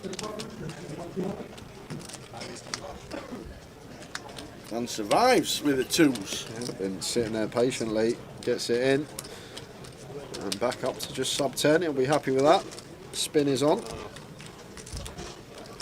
The spin is real. Let's just see. Yeah, it's just gone down to 18 players, wow. Tower. That's just 2. 3? 3, I thought it was 20. Yeah, we have. Oh, did we lose mode? Yeah, we lost mode. We're on 20. Abdul Qadar in 21st. So But we've lost Jin Kui Shi and we've lost Neil Bethune. Oh, man. So that leaves us with 18 players, guys. 18. 2 more 2-table redraw. We are going on a break in half hour, so if we don't get to the 2-table redraw before break, we will keep this table. There's no need to change.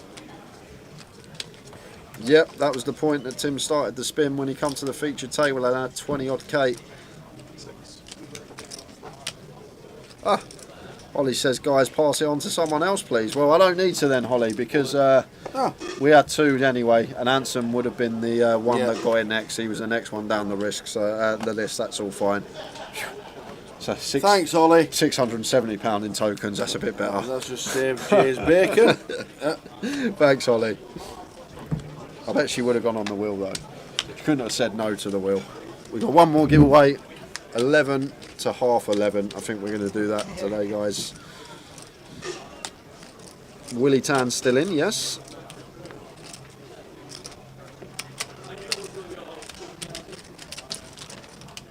And Hatesh gets that through, and now just with 12 bigs and much more workable stack.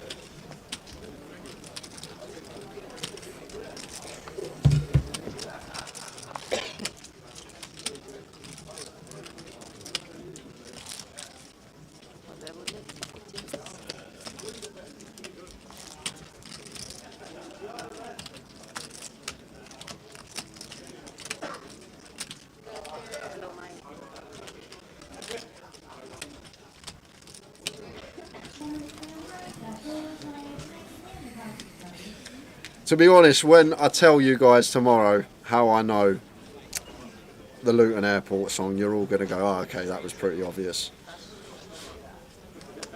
It will all make sense tomorrow.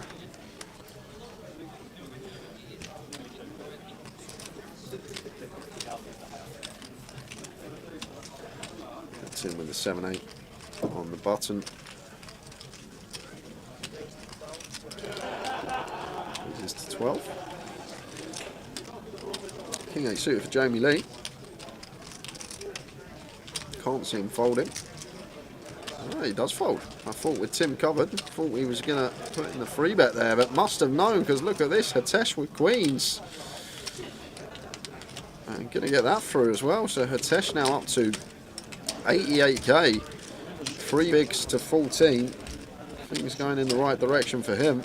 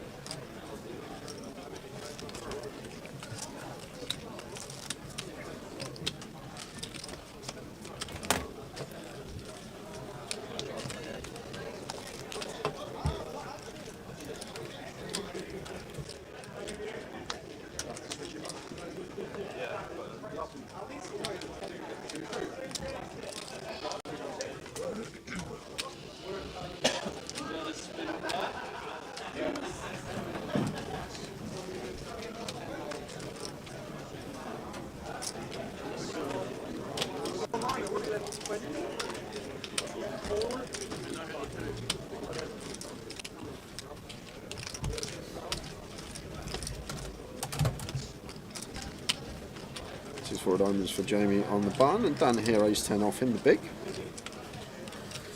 Both options available here. Could plausibly free bet this one. Flat going to be fine too. He's just going to opt for defend. I like flat with ace 10 specifically, because Jamie should be opening ace deuce through ace 9, so he does have a lot in there that we do dominate. So don't mind the flat at all here with the ace 10 from Dan, but does get out flopped by Jamie. Jamie flopping bottom pair and the queen 6-8 rainbow. Quick check behind. 3 clubs turn.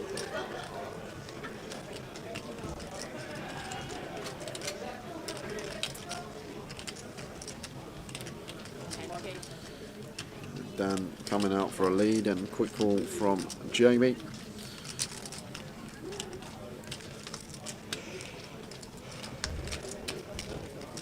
And 5 on the river.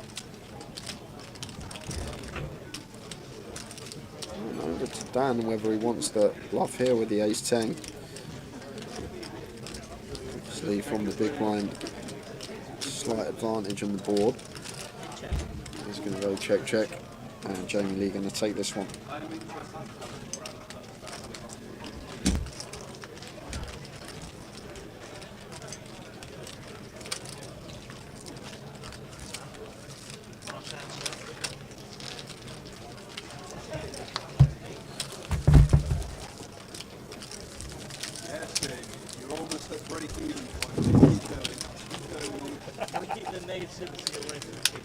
Hey, you go away with your negative energy. I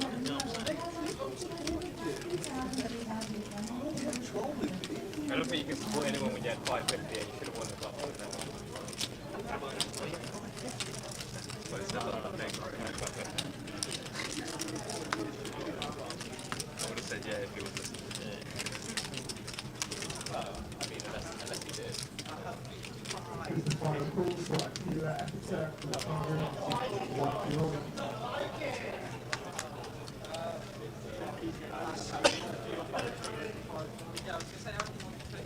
King Queen for Tim. Standard open in the hijack off of 44.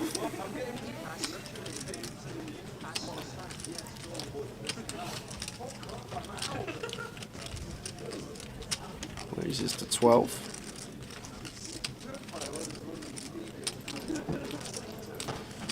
King Queen for Dan in the small blind, same hand, and could go either way here versus Tim's hijack open. Could plausibly free bet, could flat, all about having a mixture.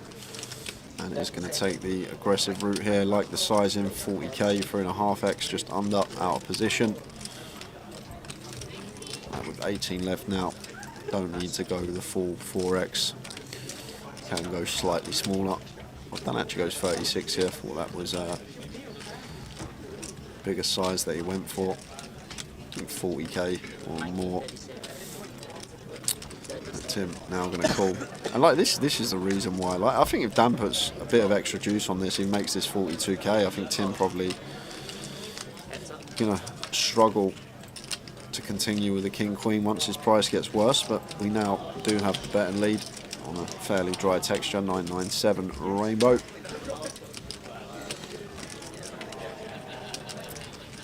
Going to be small c-bet size, paired boards, rainbow, 3-bet pot as the out of position 3-bet up, 21k, something like that, quarter to third.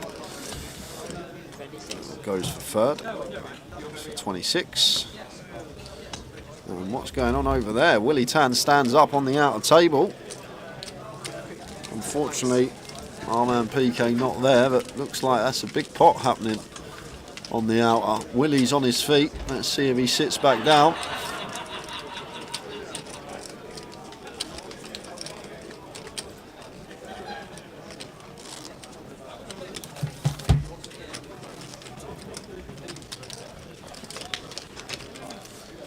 He's still got chips in front of him, Willie. Just stretching the legs.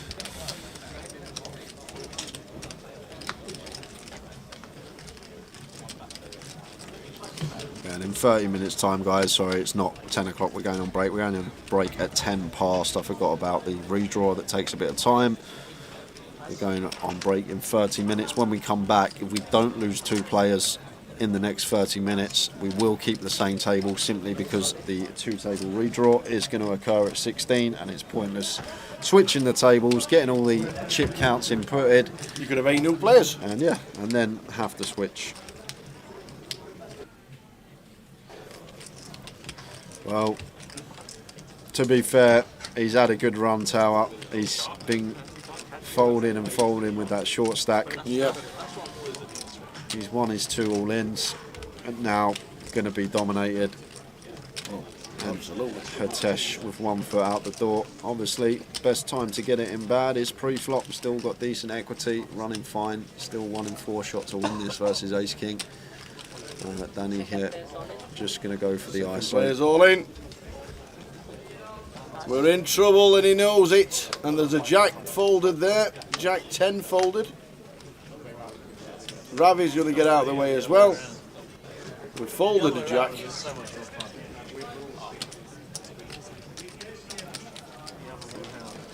So, yeah.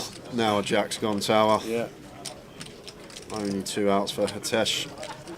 But he's done well, he's laddered a couple of spots, he's been grinding away and he's not out of it yet. He could potentially still find this 2 out up. There it is! There was a jack folded as well. Amazing. But now fading 3 outs himself. And a clean as you like turn. So Hatesh going to be doubling. He does double. There we go. Sit down, sir.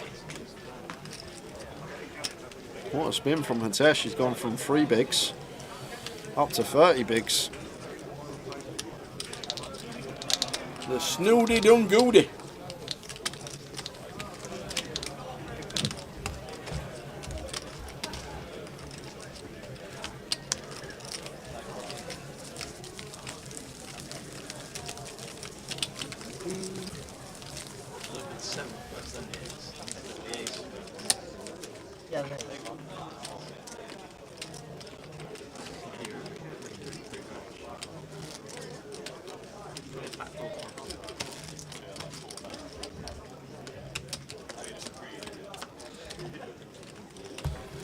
Just under half an hour of this session to go.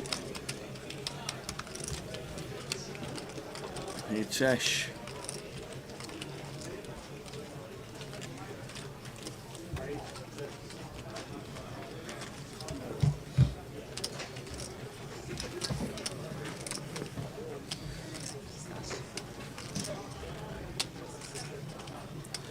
Ace suited for Hatesh.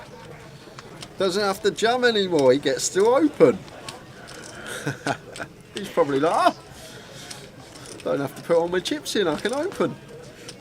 Been sitting there all session with a stack that has just been push or fold, and he's had such a good spin. Now sitting pretty on 30 big blinds, opens to 14k.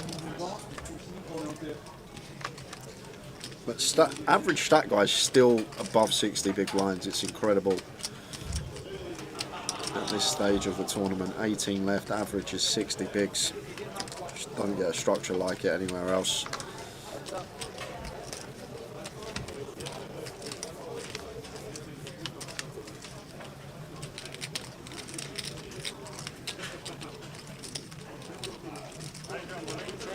No, not Red Bands. Trig busted ages ago.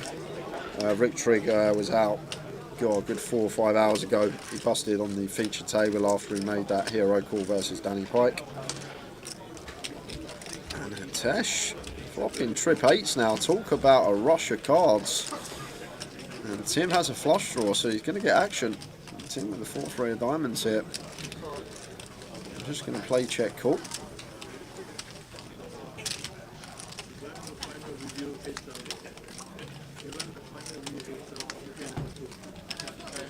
Six on the turn. Tesh with the quick check behind, trying to induce some bluffs from Tim on river. Like our range from Tim's perspective looks like a lot of ace highs, king highs. Tim's supposed to have all these 8x and 6x hands defending from the big blind, so checking back turn can be inducing some bluffs from our opponent.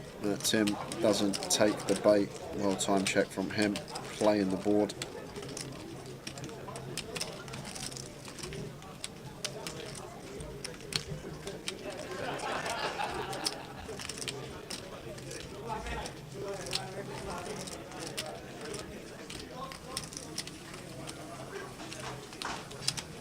Yeah, that's the side event. Triggs in, not Rob Adams. We've only got 3 tables left in the main. Behind that is the cup.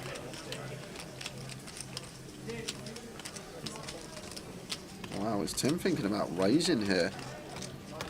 Would have been ill times. I thought once he took that long tower, he was going to be bumping it up, and it would not have worked. He would have run into the nut boat. And just like that, Hitesh is second in chips on the table.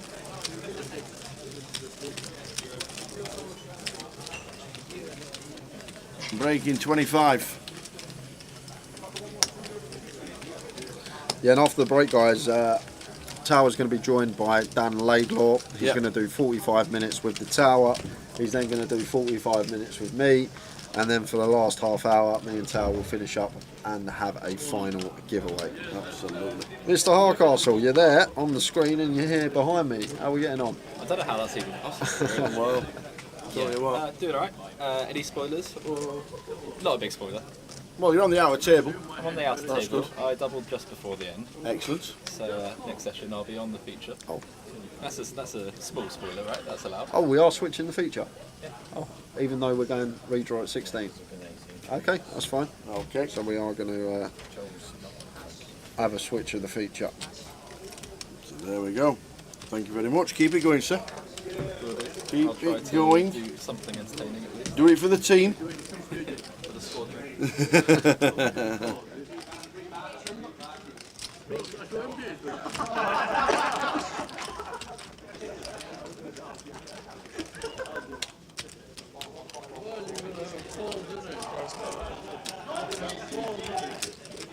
Too early.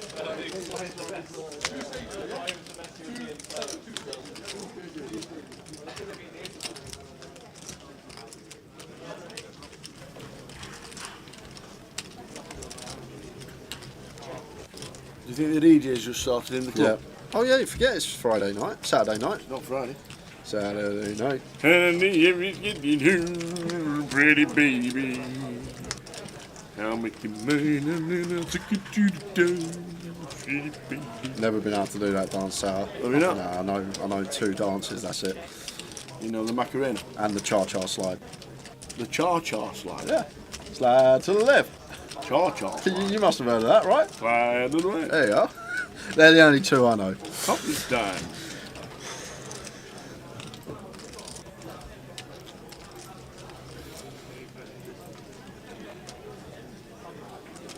So about just after, well, about 8 minutes past, we go on the final 15 minutes.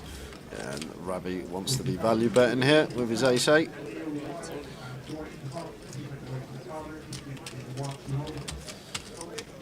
Goes for 20k, and that should be end of hand.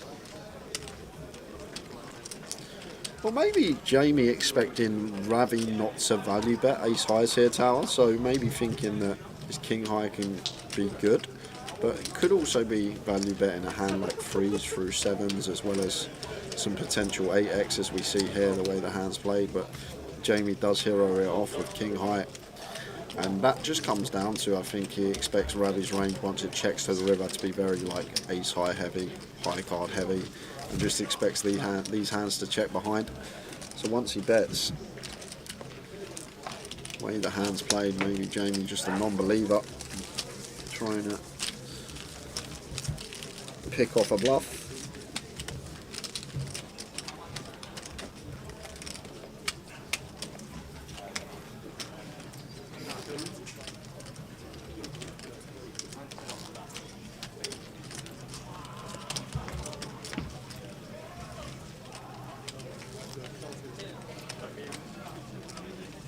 Three tables of 6 left. 18 players. Willie Tan cashing again. 16 years after his first GUKPT cash.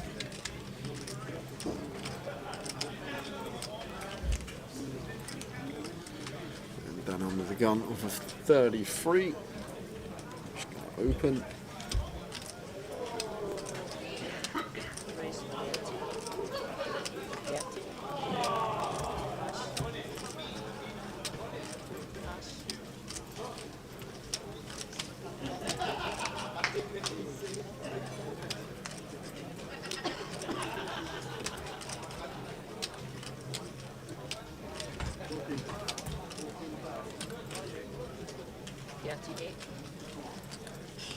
Suited queen on the button here for Tim.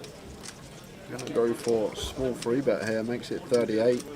The queen deuce suited versus the gun open from Dan.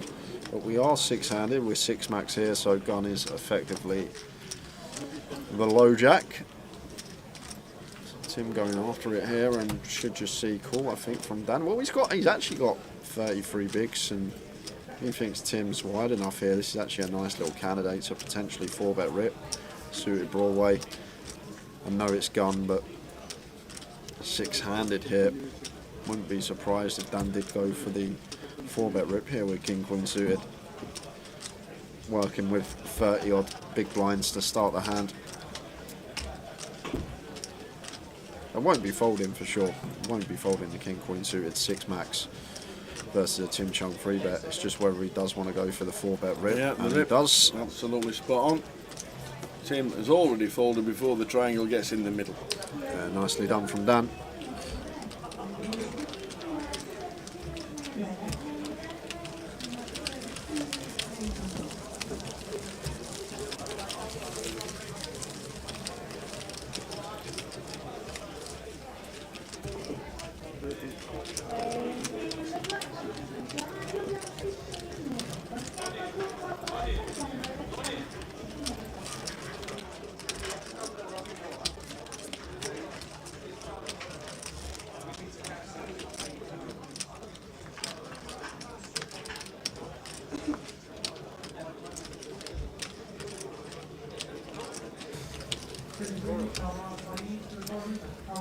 And Preston, we can't get rid of the live icon, unfortunately. It's algorithm on Facebook. There's not a lot we can do about that. We can't put any cards anywhere else because you miss the action on the other side. The only thing we can say is YouTube is /GUKPT. Twitch is /GUKPT. Apart from that, we can't do anything about the live logo, which is very frustrating, but it's nothing to do with us. Yeah, Hitesh here might be thinking about a light free bet with the A6 off facing the Jamie Lee button open, and he is going to go for it.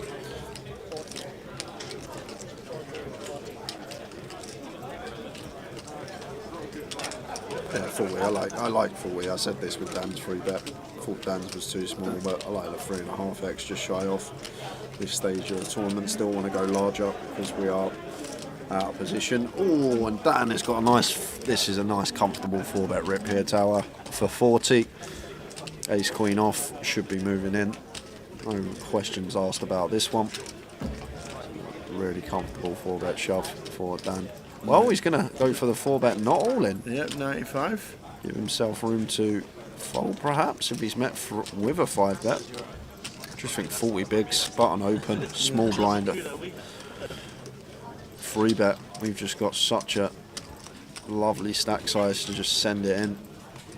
He's going to go for the 4-bet, not all in. Same result is going to occur, though. Hitesh can't do anything but fold. Yep.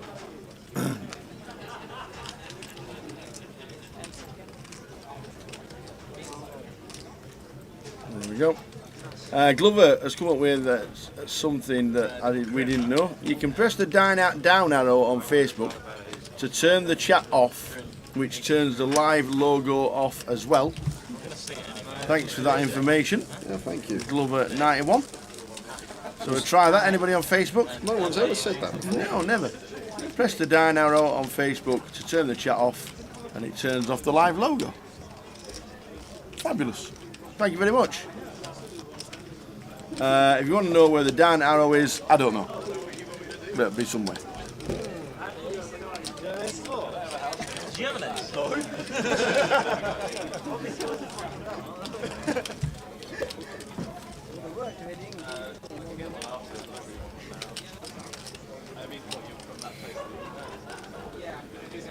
We're going on break in 15 minutes time, guys.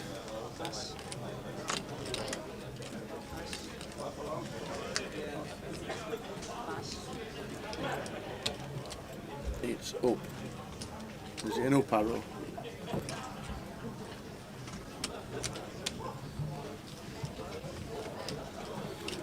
Up arrow, down arrow, I don't know, Tower. There's arrows everywhere.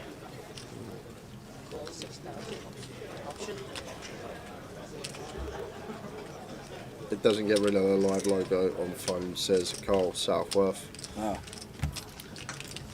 Ooh, we thought we had an answer. Yeah, one max could raise here, Tower, for sure. Only at a small frequency, but the trash holdings are definitely ones that we can bump up in the blinds. One of the spots we do want to be most polar in. It does just choose to check his option, which is fine as well. We can't just 100% raise these hands. We need to set our frequencies and know how often we're going to be chucking in a raise. So neither player with much here. Danny might go for the one big blind lead, the 7-8. Dan's checked. Max has checked.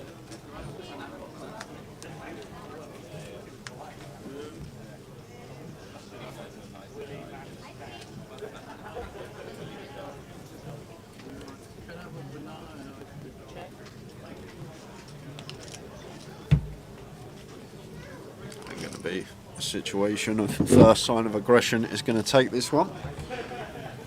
Pack's actually with the best of it on 9 higher.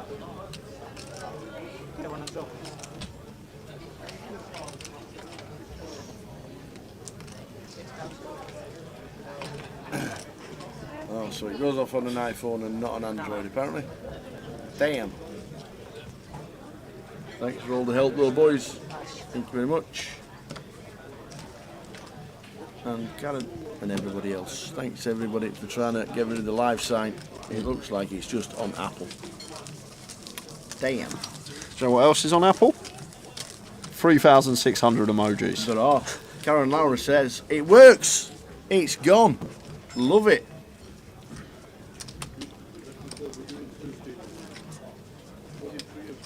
Amazing.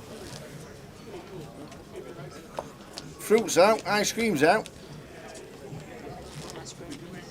Did you get an ice cream? No, I didn't. I might have one after dinner. Dinner left. Going to get myself some dinner on the break. Okay. Yes, what I'm having. Hunter's chicken. Oh yes, he says. Oh yes, get me in. Oh, look at that. It's the only thing I like on the menu, to be honest, Al. That's all it is.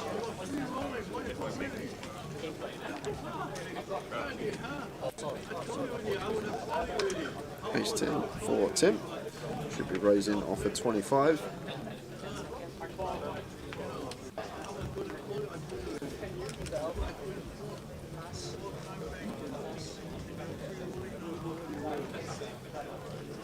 Does raise it up, makes it 12.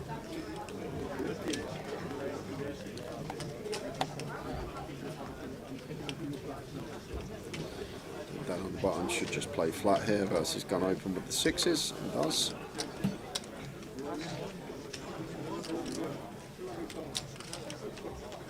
Mr. P-Man's just seen the socials. Congratulations to the tower. Thank you very much, Mr. P-Man. Thank you indeed.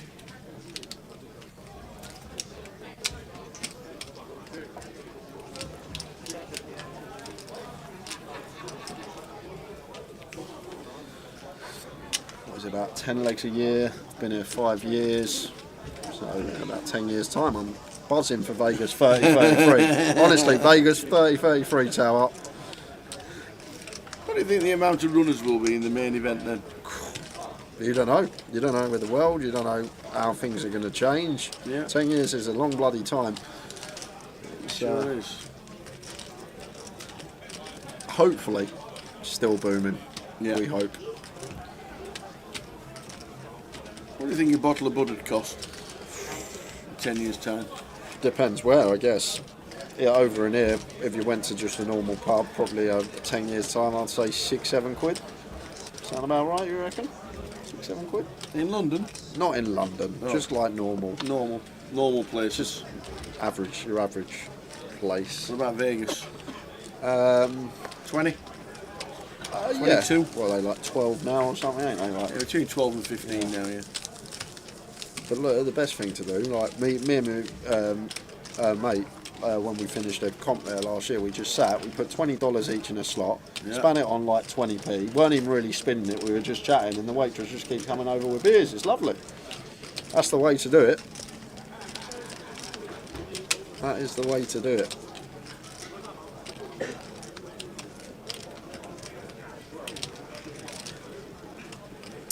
So 10 minutes to go, guys. Feature table is getting switched when we come back. As you know, we are welcoming Mr. Hardcastle, as well as Charles Akadiri, Doho Kim, Dave Green and Patrick Fahy. Yeah, 20-33. Did I say 30-33? I did. I remember going 30-33, yeah. Yeah, 20-33. That is a long 10 years. I'll tell you what, if I'm still here then, bloody hell.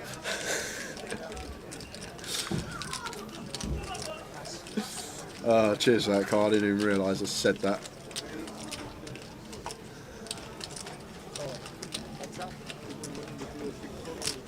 Willie's still in. Well, he is there. There he is. Straight in front. He's got the brown hat on. The old flat cap.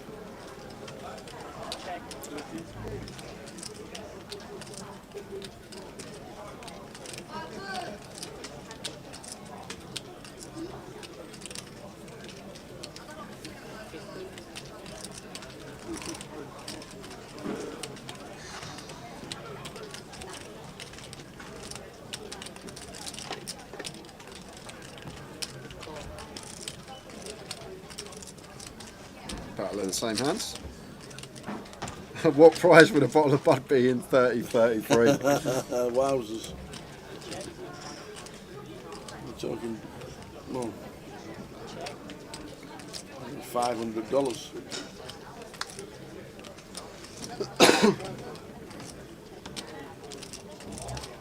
Hey, hearts on the river.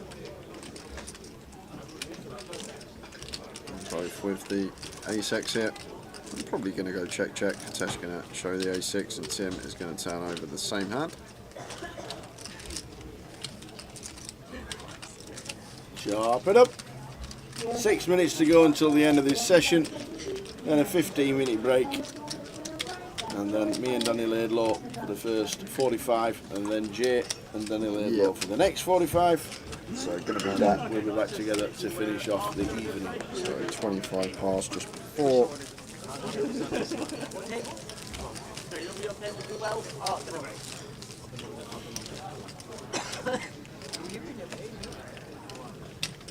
Debut.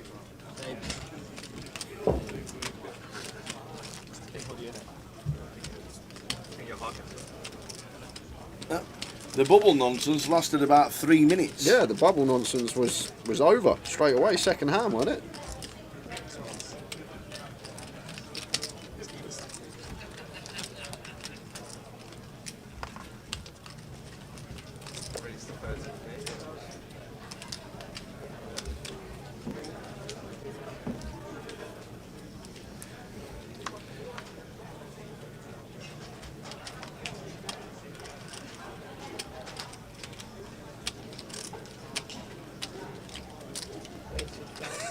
I guess. Paul Fletcher's back. Think I've timed that well. Taking this is our for Mr. Bubble Nonsense. Back in time for the redraw. It's almost like I planned it. And Gaz is like, well done, Paul. You can have another break now because we're about to go on break. We will be back at 25 past, Paul. We got 5 minutes left, and then back at 25 past just before.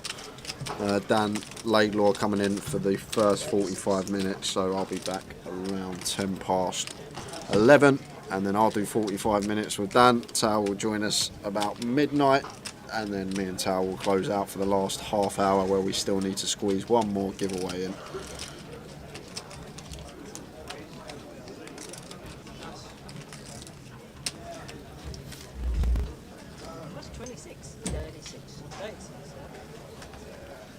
Been an 18 a while, but when you're 60 bigs deep, it was always going to happen. The structure is still amazing considering we're down to 18 with a full session to go.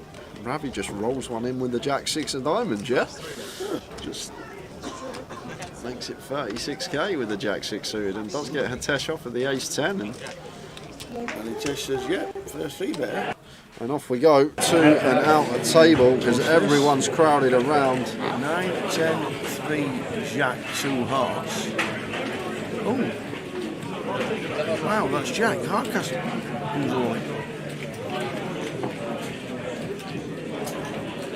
it's Mr. Green.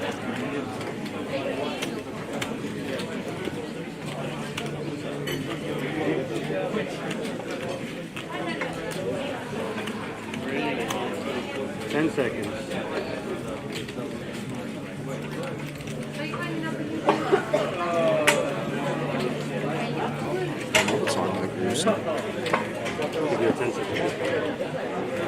Cards there as well. See, minute 75.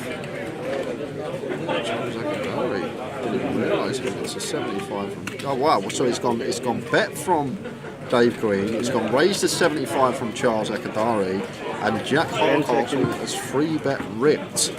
Wow. Well, Green says snap from Charles. That can't be. Yeah.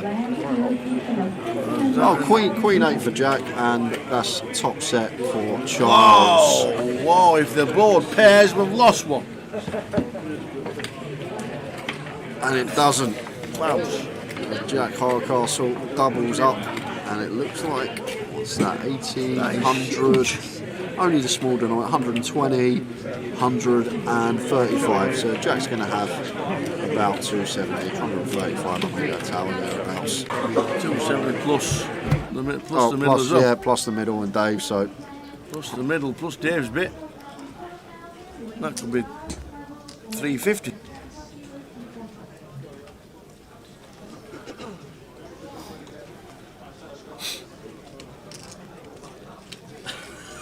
Rip Cheetah, can't get that bloody Wheatfield song out of my head now, thanks to Yeah, you, Bob. I realised that Rip Cheetah as soon as the hands are turning over. I was like, oh, this is the hand Jack told us about. He did say about the spoiler. Last hand before the break. Players are getting up on their feet. Get in there, 15 minutes. Come on, what am I going to do for 15 minutes? Oh no, you got to do an interview. Yeah. Whoa. You got to do an interview with Albert on the break, Tower. Last hand before the break, we think. Max has turned up and down here with the jack in here. Could be a plausible barrel with the jack 8 suited.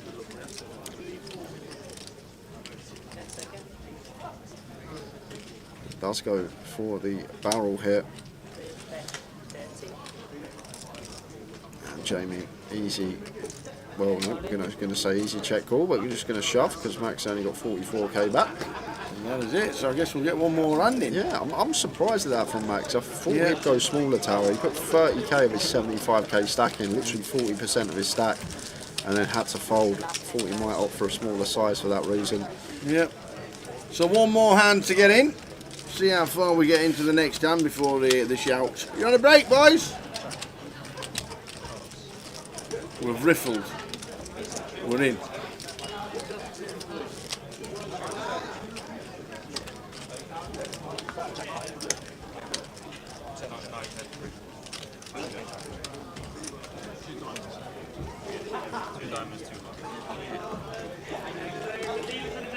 Going to get a quick switch of tables There we when go. we are back. Joe has just shouted, last hand. And Max is all in with the deuces. Twos again. How many times for twos this time? How many times?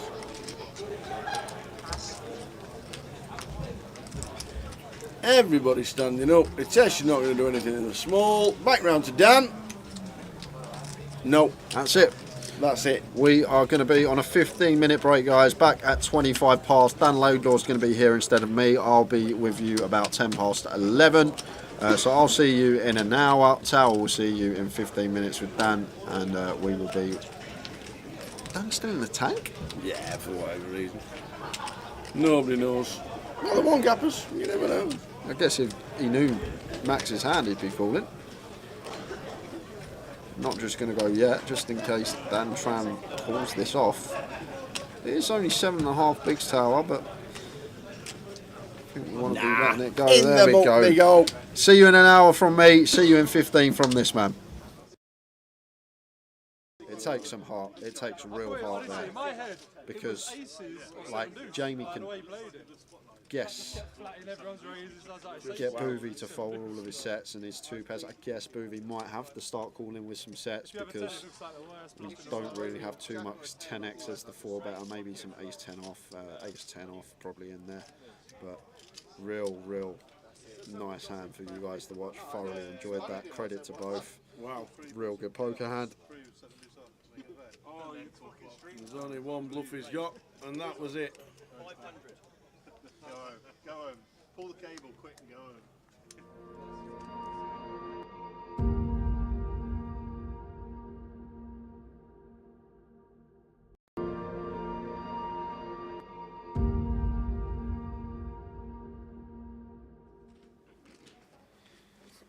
SU Queen in the small.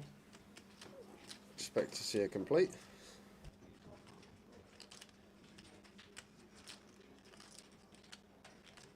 So Queen 5 for Abdul, 25 to call, so he does. Sorry, Queen 6, and Len's got the 2s. Yeah, one of the pairs that could definitely check in the big blind, the smallest. Here is Lynn. It's horrible if we get limp 3-bet as well with the deuces, so does go for the check here. Off to the flop we go. 4, 6, 4, 2 spades. A nice looking flop for Abdul with his top pair, just going to come out firing. Deuces, spades.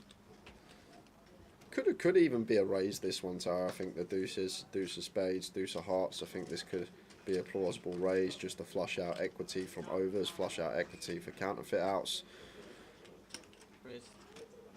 And he does go for the raise here. Like, you just know in poker these days, so many players go for the one big blind lead from the small blind, blind on blind with almost any 2. Really cool. 10 of spades turn. So Lynn just counteracting that by choosing his deuces to raise and flush out all this equity of overcards. But Abdul not with overcards, flop 2 pairs, so made the call and 10 of spades turn, and Lynn doesn't actually have a bad candidate here. Deuces, deuce of spades. After the flush completes, the small pairs with one of the suit that contains the flush are going to be very nice candidates to be barreling on. And Lynn does go for the double barrel with the deuce, deuce. Like it. The river's a 6. Check mark. Thank you very much. And now playing the board is Lynn. What you gonna do? Oh no. Abdul's gonna go for the lead. No, Abdul. Like, Lynn's hand probably has to bluff. You can't showdown deuce high, and Lynn's hand would have had to bluff tower. And now Abdul potentially missed out on Lynn. Unloaded on the river, went for the lead. Keeps some bluffs in of our opponent. He's going to value better 4 anyway if he's got a 4. Might start checking back some flushes. That's probably why Abdul thinks the lead's going to be good here, but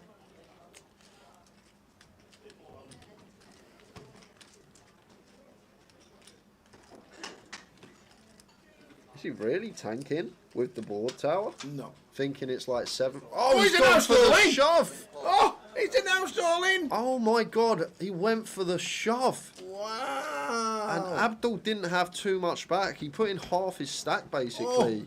Oh, Abdul gets up. On the river, and Lynn What down a to double. 820k. What a lead from Abdul Tower. What a lead. Don't do it, Abdul. What are you doing? Don't do it. What a great lead. I'd never lead that.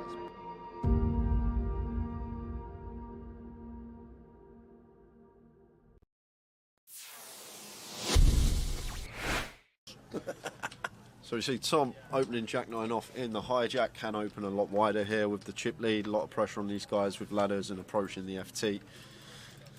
But Matt never going to be going anywhere here with pocket 8s. Easy decision for him in the small, just the call. And it's heads up between Tom and Matt Davenport here. Let's see a flop. Flop time is 9-3. Second pair for Tom. Takes the lead in the hand. It's still may bet small here, Tom Hall. This is a board that's just going to favour us a lot of the time here, being the opener. We do have middle pair as well, so we do have some disguised trips or 2 pair when the turn is a jack or a 9. So potential. You can go really small here, as small as quarter potentially.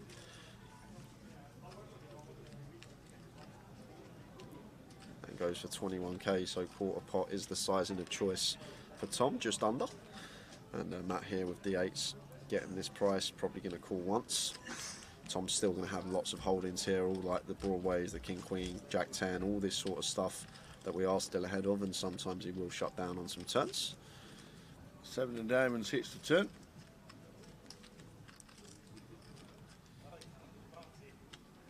So this is where it's probably just going to go check, check here. Tower. I think Tom maybe a bit optimistic to fire our 9 here again.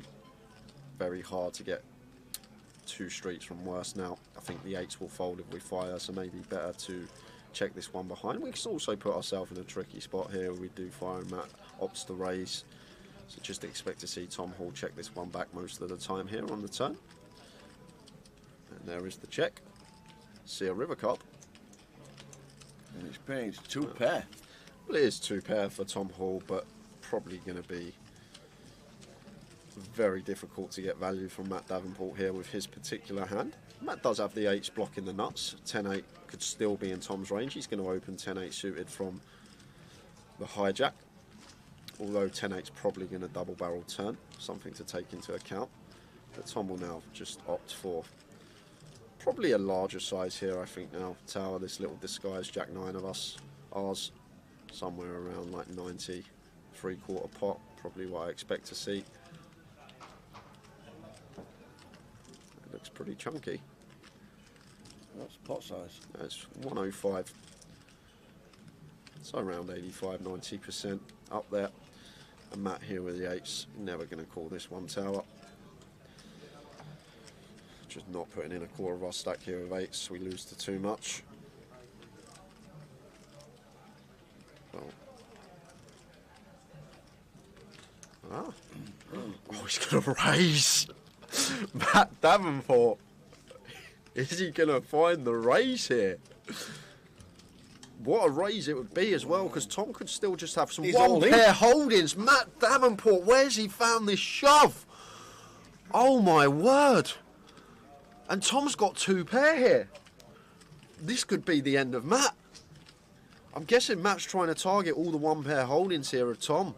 Like, Tom can check back some ace-x on the turn and go for value on the river, and Matt's trying to target this, but Tom's even higher up here with 2 pair. And he's gonna be in the tank here, because what will go through Tom's head, Tower, is we beat value? I don't think we do. Maybe 9-7 might be in there for Matt, but is he going to check rip that? Obviously Matt can still have some ace-3, ace-9, ace-7 defending out the big blind. He might even float a 10-8 as well, wrap round this 9 with backdoors, so 10-8 of hearts, diamonds, and spades probably going to be in there. But the question we got to ask ourselves, is Matt Davenport ever going to do this as a bluff? And what are the bluffs, Tower? Once Matt calls on an ace-9-3, there's not many you can come up with. And because of that, I think Tom may let this one go. Simply because of the board texture on the flop. It's ace-9-3 rainbow. What on earth is Matt supposed to have here? He can have sets, he can have 2 pair. And what hand is he going to turn into a bluff? Is he going to rip some 9-10, some 8-9, blocking straights and 2 pairs? This is just a 6-6 jam from Matt Davenport early on a big day 3, and Tom Hall in the blender here and lets it go. Matt Davenport, you boss, and shows Tom as well. Pocket 8s. There is a reason this guy is top of the National League. Matt Davenport putting on a show early on. Wow. He's not afraid, Tower. He's not afraid of busting. Fasten your seatbelts, ladies and gentlemen. Wowzers.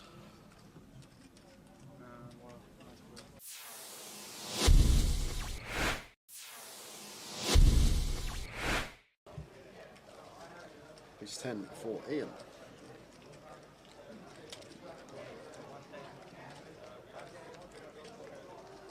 Raises to 1.3 under the gun +1. And Radu here with the ace-jack in the hijack. Surprised if he went anywhere this deep with Ian. Probably more inclined to just flat this one versus the early position open. But obviously can mix in a 3-bet some of the time. And it looks like that's exactly what he's done. 3-bets to 3.2.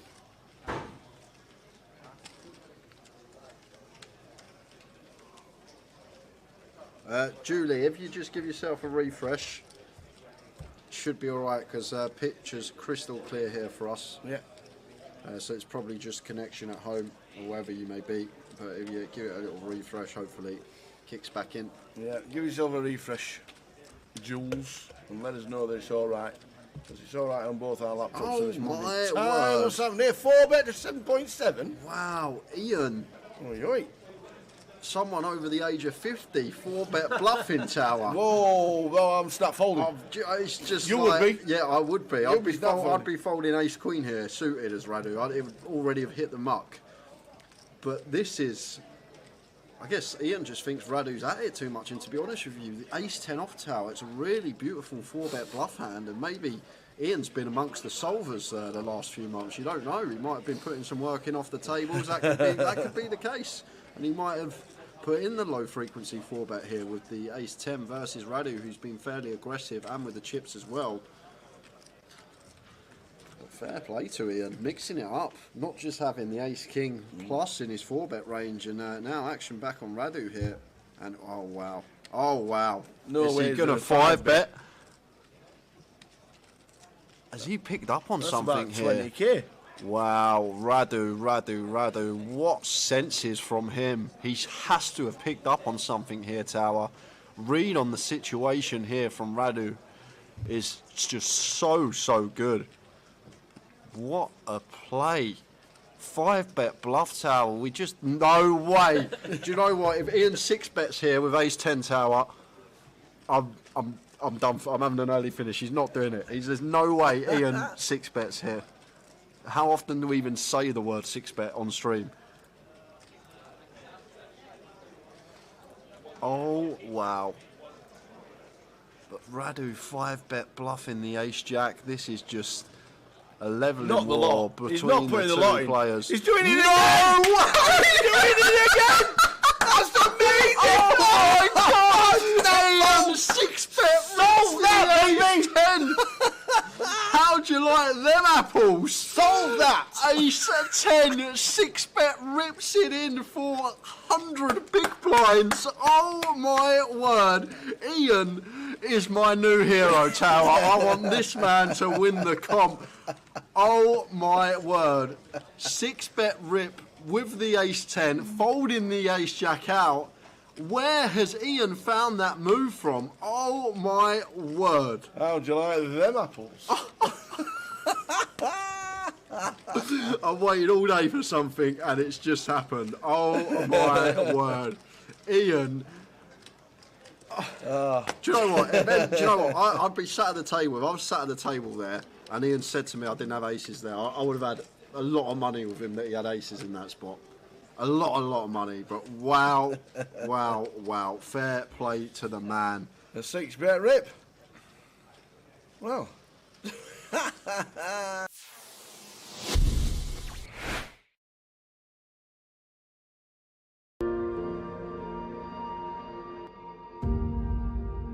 Back it, you got no chance. So Ali with the queens this time. King jack last time. Kings before. Raising up with the queens. It won't be a standard raise. Raises to 7.2. Tharles gets out of the way. Jack's got a rather smile on his face with a 6x in front of him. Yeah. Oh, he's got a hand he's as got well. Tens. Oh, the Just lot's going moves in with the 10s. Is he doing the old 60 bigs, just shy of, and yeah, he's not this put the is lot in. gonna He's be a probably big left one chip behind. pot. Ali's going to snap this off, and Jack Oliver going to need a 10 to survive. They're all in. Ali Malone, queens.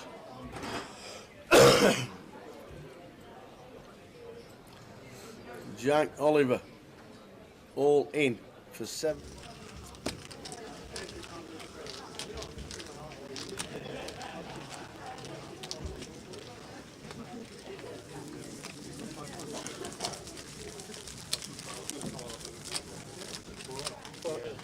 Welcome back, everybody. That 15 minutes went rather sharpish, didn't it? It's amazing. Whew. So there we go. We're on 18 players. 18 players. We've kept the same. We've swapped the table. Charles Akidari, Jack Hardcastle, Willie Tan, Dorian Kim, Davy Green, and Pat Fahy.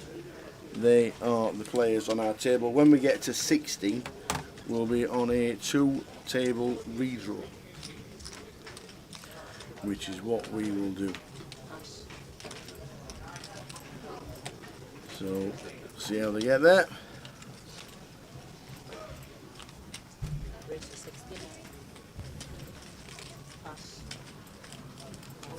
Hello. Here he is, Danny Laidlaw. Oh, sorry, I'm late. No worries. Hello. Be as late as you want, pal. You are here. Here. Who we got now? Jack on the feature. Yeah. Davy Green in seat number 7. There he is with the cards. Willie Tan. Yeah. Couple names left in. Jamie Lee, Jack, Willie. Did he Tan. tell you about what was his chat at the break after he just doubled? He was talking about the hand. Said it was a bit of a weird one. The guy flats jacks in the small blind, but Patrick with the 10s here, squeezing it.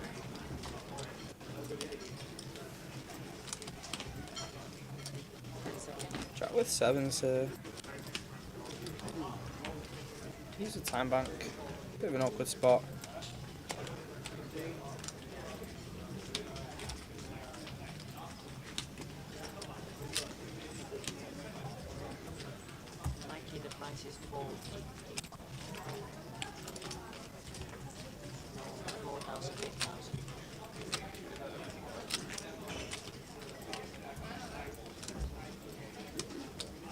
to get through her.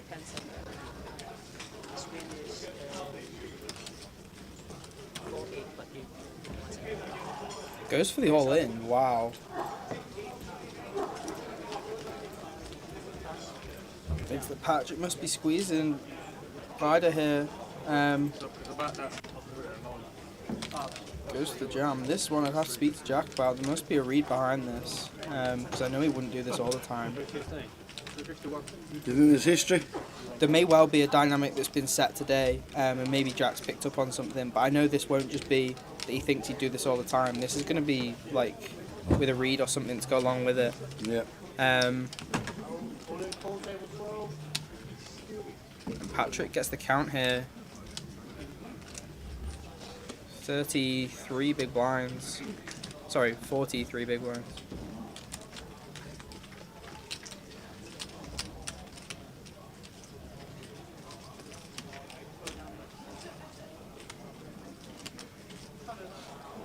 Has to be history, doesn't it? There will be a dynamic that's been set. Is tens the lowest pair that you're thinking about? Wow, Patrick folds. So this may be why, honestly, that Jack's done this. If he thinks that because Patrick should never fold that hand in theory or whatever. Yeah. So if he thinks Patrick's gonna squeeze like 9s, 10s, and then fold to the jam, maybe even ace queen as well, then just jamming 7s is gonna be really good here. With the dead money from the small blind as well, and obviously the dead money from the squeeze sometimes. That's a really interesting one I'd have to ask Jack about.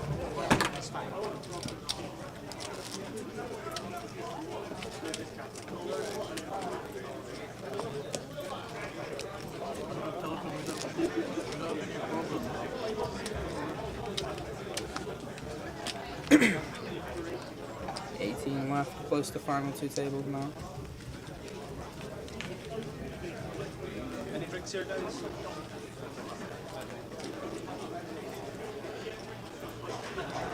We're at 18. Who would have thought would have got to 18? It's really, really deep. 60 bigs still. Yeah. Still 60 bigs. Average stack. It's just amazing. It should be a really good session Sunday night. Some really deep poker, getting close to the final table, different dynamics playing out.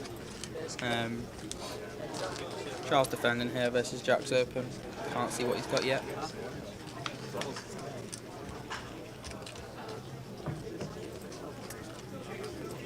King high board.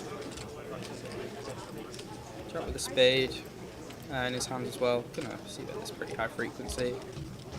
Just benefits from folding out a lot of the overcards that Charles may have that don't connect here.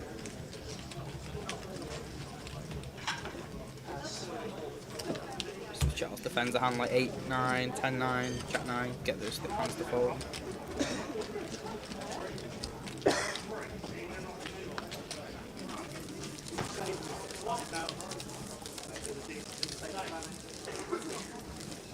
These were the counts at the end of last session and the start of this one, which is 5 minutes old.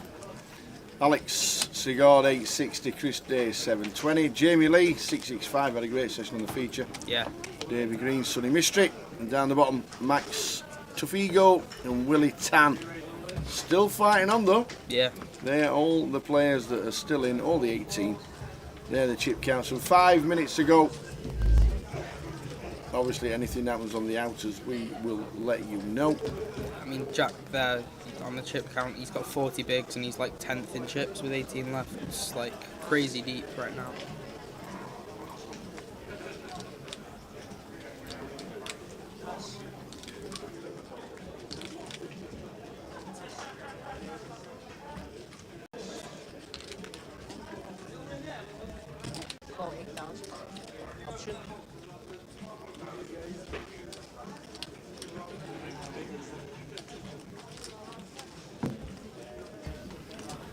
Charles with the call here. Just a call, none in Jack. Says the trap for Jack. Yep. He's gonna Makes walk it into 30. it.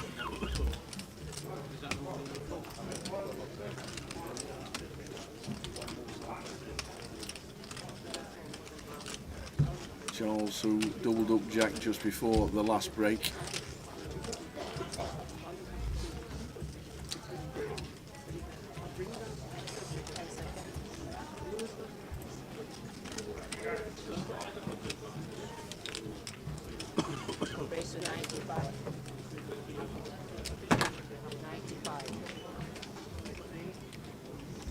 Charles now with the 4-bet and Jack.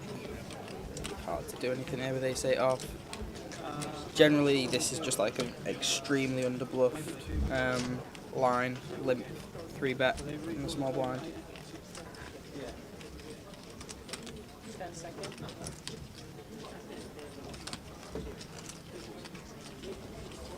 I'm gonna take time to think about it.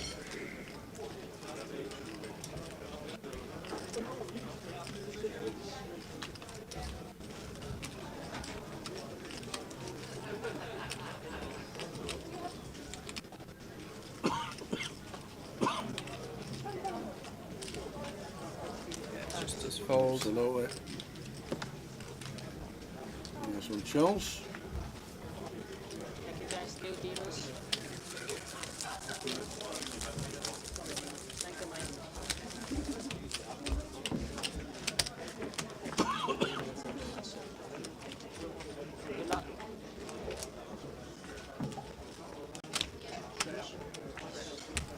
Well, it's just changed to 17. So something's happened on the outer. We got here All the way, best of luck, guys. Jack 9 at risk against ace 10. 8, 2, 3. Back both the back door Nine. flushes. Yeah. Good. No good. And the queen of clubs. It's 10 holds. To Max. yeah, final 2 bubble now. Max Trefigo played well, sir. Yeah. Well done. 18th. That means there's 17 left.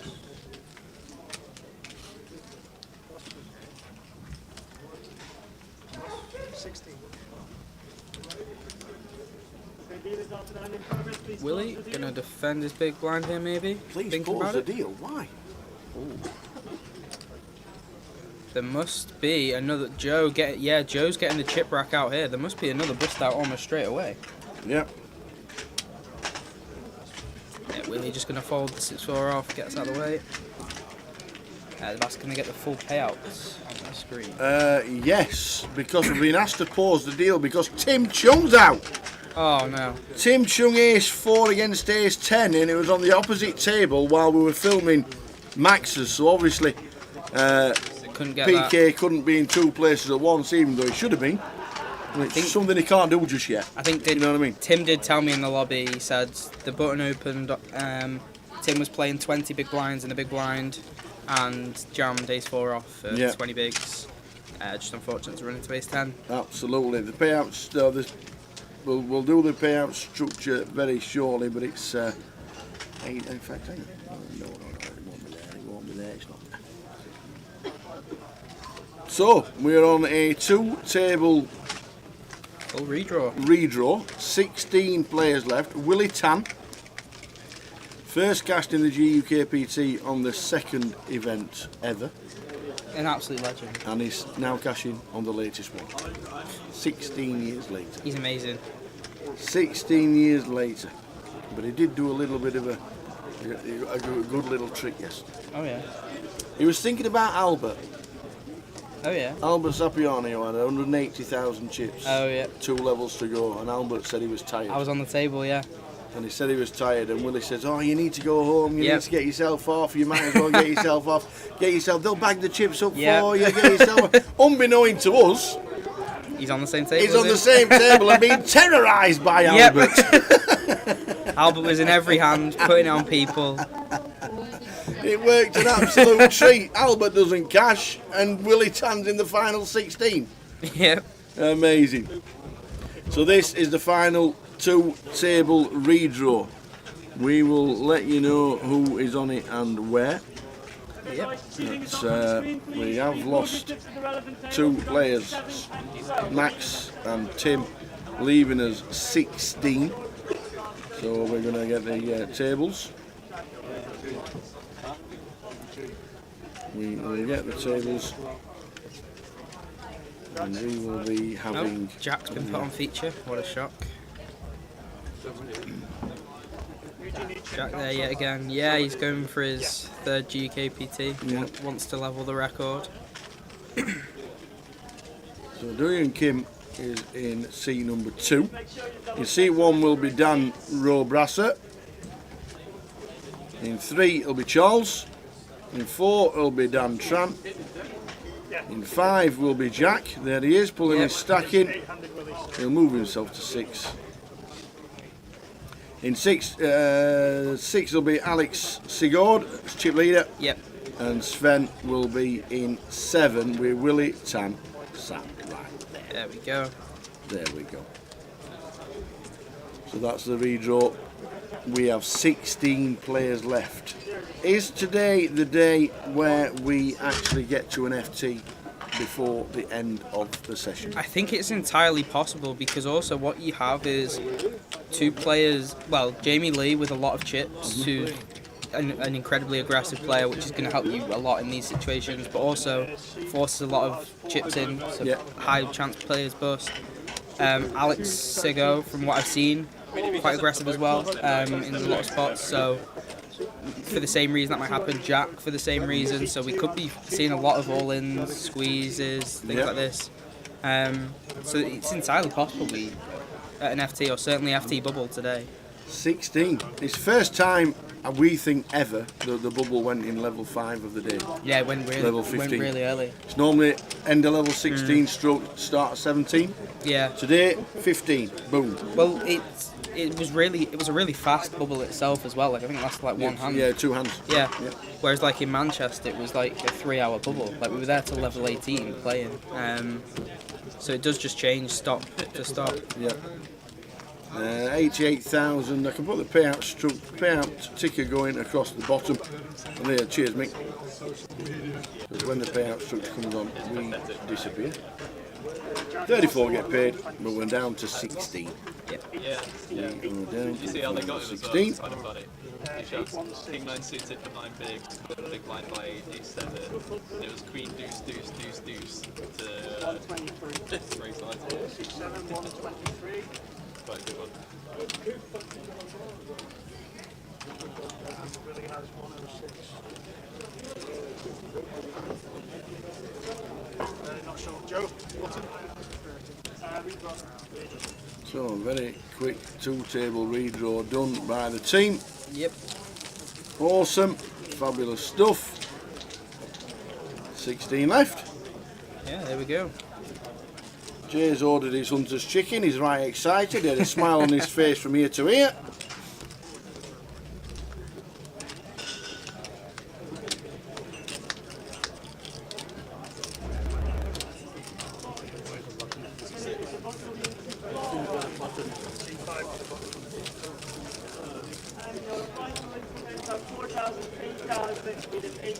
Big blind anti-guy. 4-8 with an 8. 2 levels to go. We're about 10 minutes into the second class, so we're going to finish round about 12:30 unless we get to an FT. Yeah. So 12:30 the live stream will finish unless we get to an FT. Whichever it comes first. I think we'll probably see it at around, most likely around like 10 to 11 players, maybe 12, like an FT bubble type situation. Willie here with aces under the gun. And just to let you know, the average stack is 60 big blinds. Extreme deep. 60. Going to be a lot of play here. Willie going for the open. As you would. Of course.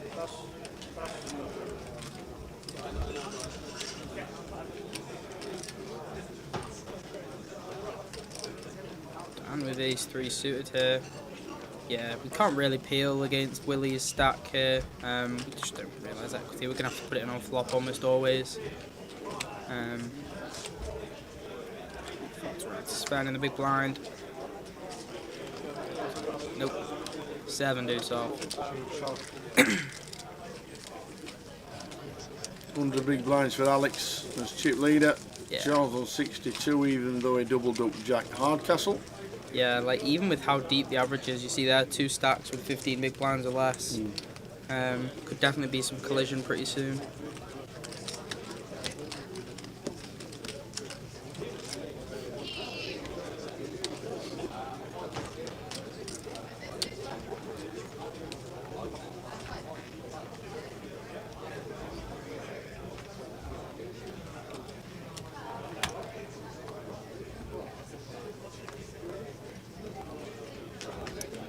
with ace-10 suited here. Going to be going for an open.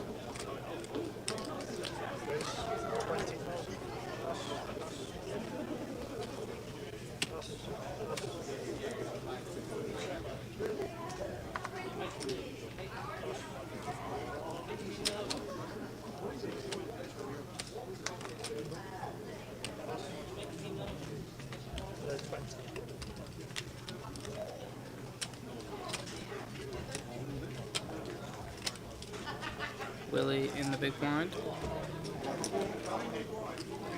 Just gets out of the way. The only man with a question as a name. Willie Town. Do you get coached by Jack? Yeah, Jack coaches me. Does a lot less now. I kind of just do a lot of my own study now. But certainly when I was coming up, like the last year or so, especially last year, was coaching me. Yeah. They've got a good stable.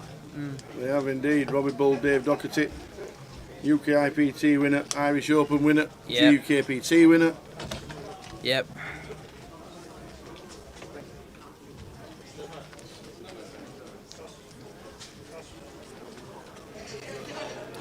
Do I wait until it's your turn pre-flop to look at your whole cards, or do you look before? It's a good question. It is a good question. I wait until it's on me, and the reason being is, one, when you look, it's almost like a security thing, right? Of no one can get anything from you, any sort of read about how the strength of your cards.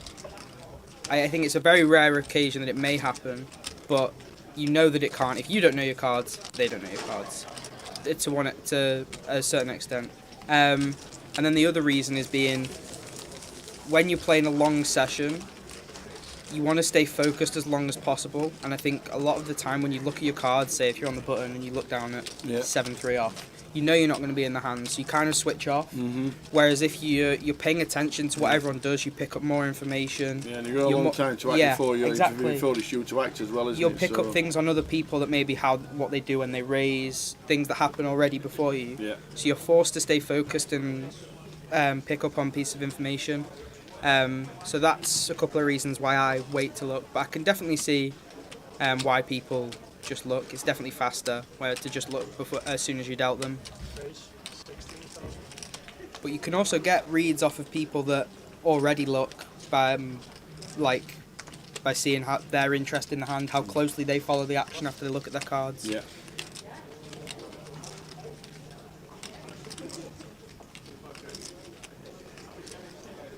Yeah, Jules, that's a good one. When it folds round to you in the big blind, you get a walk. Don't look at your cards. Don't look at your cards. Like, oh, look at these! Look at these! What are you doing? Don't look at your cards. Yeah.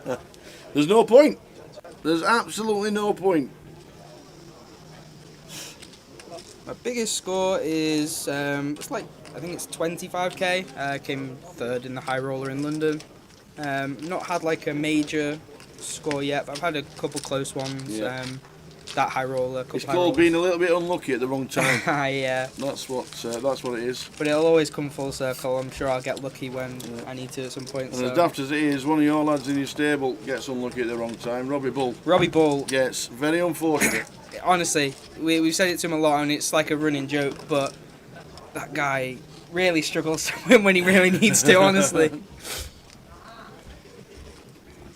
He's very used to it at this point, but I think it's even starting to get him a little bit. But yeah, I think to give credit to Robbie, one thing that maybe doesn't get given enough credit for by everyone is he puts in so much volume. Yeah. He's everywhere. If you see a 25 in Scotland, he's there. He's playing it. I think that was one of the things he said to me in the grand final last year. Yeah. He says you will be seeing a lot more of me next year. Oh, yeah, 100%. And obviously he meant it, because we have seen a lot more of Robbie Bull this year. Every GUKPT stop, he's been there. He plays the full schedule. He plays brilliantly, in my opinion. Obviously, I'll be biased because I'm his friend, but I think if you watch him on the stream, you see, and if you asked him after, he could fully justify everything he does with some great theory. He's an excellent live player as well. I mean, Robbie's going to be due a major score very, very soon, for sure. Oh, thank you, Scutters. I appreciate that.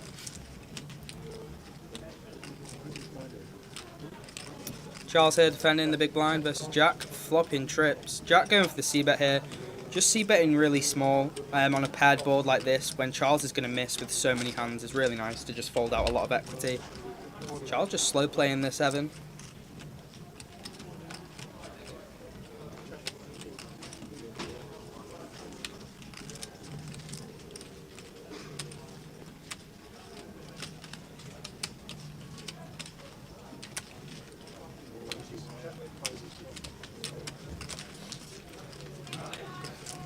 Seven, 3, 7, ace on the turn, checked with the 2 of diamonds on the river. Check mark for Charles, trip 7s on the flop, we check called. Played it slow, check the turn. Yep.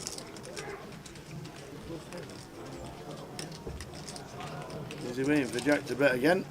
I think Jack could put a little bet in with hitting the ace on the turn. Yeah, this is kind of annoying for Jack. Like, if Charles just raises the flop, which he probably should with his hand a lot of the time, Jack's just forced to fold. But now Jack hits his miracle ace. Well, it turns out to be terrible for him because Charles now with 10-7. Yeah, we're bumping it up. Yep. Once it goes check, check, Jack just doesn't really have any 7s at all on this turn. Charles should be pretty comfortable with a raise here. Yeah. We're going to make it something like 101. Yeah, something like that. Let's do it. Yeah, Charles very trappy, yeah. He was at the way I busted day 1 on one of the bullets was by when I opened he flatted ace king suited in the big blind. Jack snaps. Yeah, Jack. Once Charles just calls on the flop, it's really hard to have a 7 because on the flush draw board, Charles just benefits from piling money versus flush draws, even over pairs, right? If Jack's got jacks, yeah, allowing him to the turn ace to come, and Jack's just then gonna check back and hands things like that. You want to just force the money in a lot there, especially with a weaker 7. But Charles gets the max in fairness to him, so. If he'd have done what I'd have done, Jack would have folded turn and he is 150k worse off, so yeah. Fair play. Yeah, absolutely. Adds to his stack. Second in chips is Charles.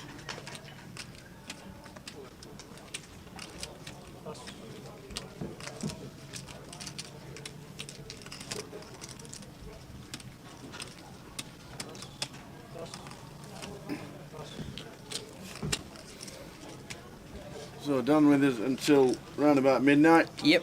And then Jay's coming in around about 11:10, and then we'll do a giveaway when we are both together closing the show out from midnight. What's the giveaway for? Seat into the main GUKPT at Coventry. 1k. Wow, that's a big one. We have had 5 Tower and Jay thinks yesterday. Yep. We're going to have 5 today and 2 tomorrow. So there'll be 12 names on the list. 12 names. The wheel will spin tomorrow, wow. And somebody will be playing Coventry's GUKPT at Goliath. Yeah, that's brilliant. There is no monetary value. You can't say, can I chop it up and do things like that? And that's what you'll be playing right there. GUKPT main, day 1A, Thursday or Friday. That will be in the main casino because we don't get the hole until Saturday. Yeah, that's a brilliant schedule. Super. The addition of the super high roller as well, new to the schedule. Be interesting to see what numbers that gets. Honestly, it's a little bit of a busy day on Sunday. On which the 30th. That's what I was looking at before. if you can come and play, absolutely. There's the ladies event, Red Tooth, Mystery Bounty. Main day 3, which I'm sure you'll be commentating on, Goliath Flight. All Red Tooth events are open apart from the last one on the Sunday, the 6th of August. And then there's also a high roller satellites. If you want to play the high roller the next day, you can. It's really, really good, honestly. Or if you want to play the high roller that day, you can satellite into it. There will be 12 players on the list on the wheel tomorrow. There will be 12 names on the wheel tomorrow, and they will be fighting it out. Yeah, the super high roller would be really interesting to see what numbers that gets, honestly. I think I'll probably be playing it. I'm not certain, but it'll probably depend on the field. What numbers look like. But yeah, it'd be really good because maybe it becomes a more permanent addition if it's a success. Yes. Did I have much joy on the Party per Chameleon series, seeing a few 55s? I came like third in something for like 3k. Did okay like past couple of weeks. We did it. Nothing massive though. We did it. Well, he's getting it all in. With 6-4. Willie shows him the bluff. He shows him the 6 high in the bin jack. I absolutely love to see that from Willie. Well done, Willie Town. Absolutely. More of that, please. On the outer table, you can see Dave Green's seat is empty. Ooh. That means Dave Green is out. Do we have? I don't think we do. I don't think PK was there, whether he was busy or what he was doing. I don't think we got Dave Green's exit.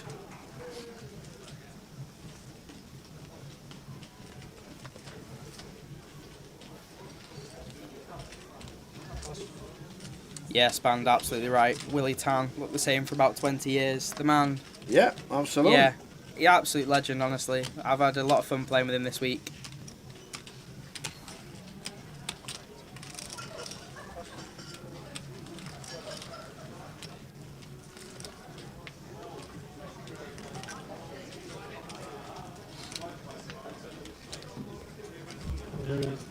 Chap with the King 3 off, blind versus blind here. Playing 30 bigs. Just goes for the corp.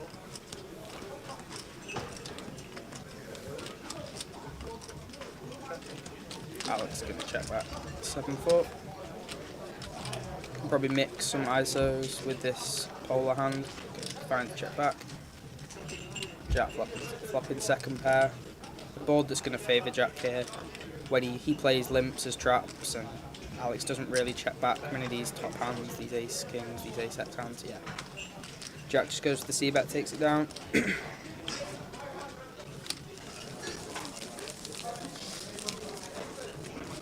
So Dave Green's exit was an absolute cooler. Ooh, what happened? We didn't get it, unfortunately. It was ace king against aces.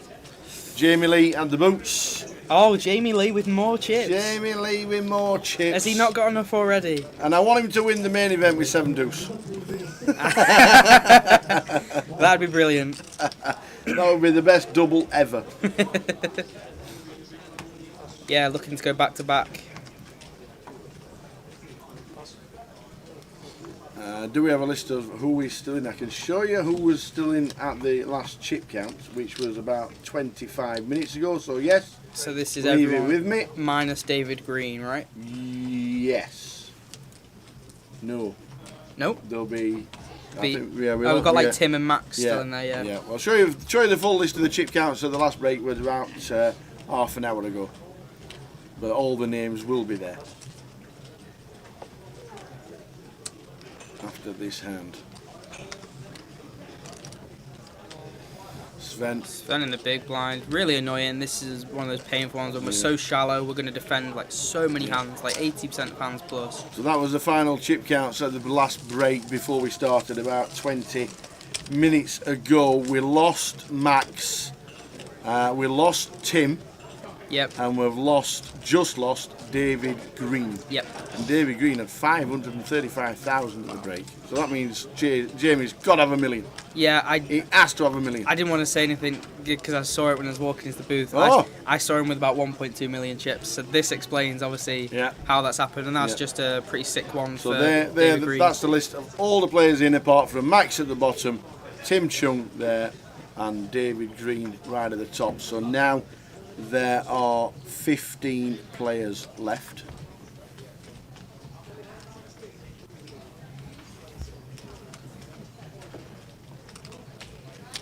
Willie Tan looks like he should have a whippet sitting under his feet at the table. Got the sunglasses on now. William raising 10-9 suited +1. Johnny Scott says, Dan, will he be playing Goliath? Interesting, lots of pros don't play, but the value is immense. GUKPT are 3-day events, as is the Goliath. Why would they not flicking 150 to win 200k? Totally agree. I agree with you, and I will be playing it, as will a lot of my friends who are pros as well. Who I think the argument that some pros will have is that maybe it's travelling to play for it as well, and the argument is maybe the hourly. So although you can win 200k, which is obviously brilliant, on average you're obviously not going to win loads and loads. So maybe it's better to just stay at home and play online for some people. But I'm going to be there, and a lot of people will be there as well. I remember asking Paul Jackson years ago, like 5 or 6 years ago. I remember asking him about 5 or 6 years ago, and he just said, why would you not play? And I think then it was like 60 or 70 up top. Yeah, it's so he says, why you? It was like £125 for 60 grand. He says, why would you not play it? Yeah, it's like 200 plus K up top now. It's going to be brilliant.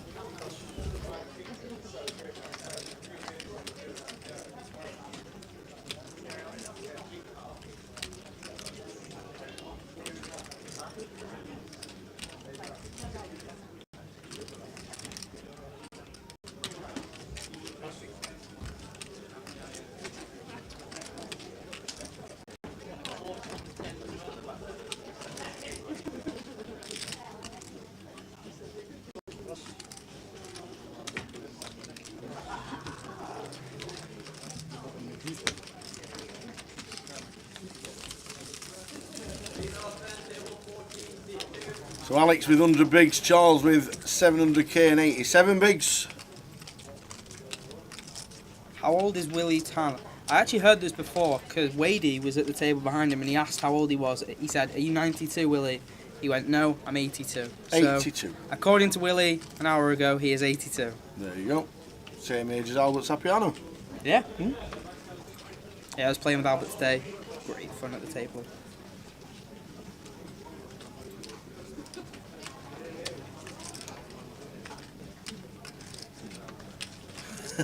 Are you a golfer? Am I a golfer? No, not. My granddad is a big golfer. Cool. And he's always tried to get me into it, but it's just never really been for me. Now it'll be a time thing. Yeah. Six hours walking around the field whacking a ball. I can make chunks of that online. I said to him, I was like, it's probably something I'll get into in a moment, just not now. Yeah. Goliath, the best value tournament, get online at Grosvenor. Yeah, there's satellites running all the time. You can get in for like £1 now, can't you? You can. It's brilliant. Yeah, Johnny Scott's good golfer. Plays off about 5 or something like that. But unfortunately, every time we play golf, it rains. Every single time me and Johnny Scott play golf together, it rains, and it's always Johnny's fault. I was on the table with him, spanned. No, he didn't, and he made sure to tell us that he was annoyed. 35 years. I'm not here flush for 35 years, mate. He gave us the speech. It was brilliant. Where's Span this week? I've not seen him actually. Spanned, where are you? Where are you, Spanned? What's happening? Although he does have a full-time job as a lawyer. In fairness to him, he's probably working. Maybe no more days off. Down here with the 8s. Enjoying the sunshine somewhere. Yeah. I'm not saying that. It could be in Malta, it could be in Vegas, it could be in Bratislava, it could be in Rozvadov. Yeah. All these places have got events this week. So much live poker at the minute. And Willie in the cut-off here goes for the... Is he going for the call? Yep. Looks like it. Nice one. Yes, the 9 for Willie.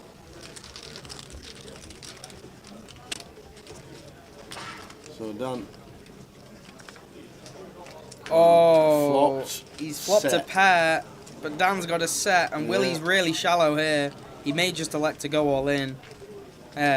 Once Dan bets, or if Dan checks, he might just jam himself. If he puts something like 1 big in, that would be unbelievable.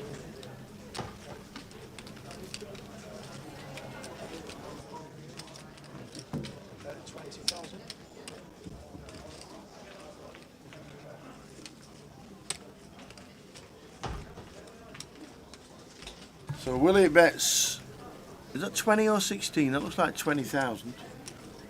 Dan, yep, 20,000 is the bet. So now Willie. Yeah, it is 20k and a call. Jack turn could slow the action here. Yeah, Dan checks. Willie moves all in. No. No, he's drawing dead. No. Willie Tan is drawing dead. What an effort. Oh, and it's the ace for, wow. rubs dealer. No. Just the rubs. Willie Tan, ladies and gentlemen, big round of applause, please, from the entire country. Well done, Mr. Willie Tan. Super, super effort. £3,780 in 15th place. The legend that is Mr. Willie Tan. Bracelet winner, been cashing in GUKPT since 2007. That's brilliant.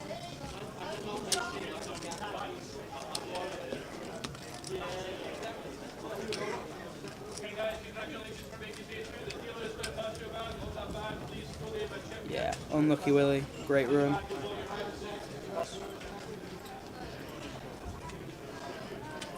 So we're on 14.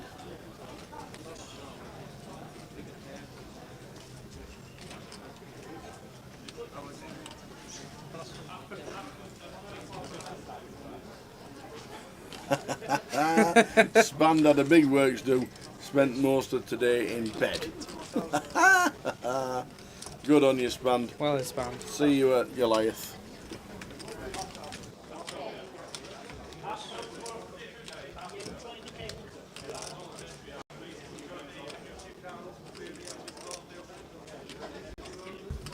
So he's finished his hunter's chicken. He's coming in to chuck it in. We've just lost Willie Tan.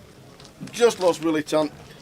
I'm going to be joining Dan for a bit. Yay! Go on then, Danny boy. 333. How many flops you see like that?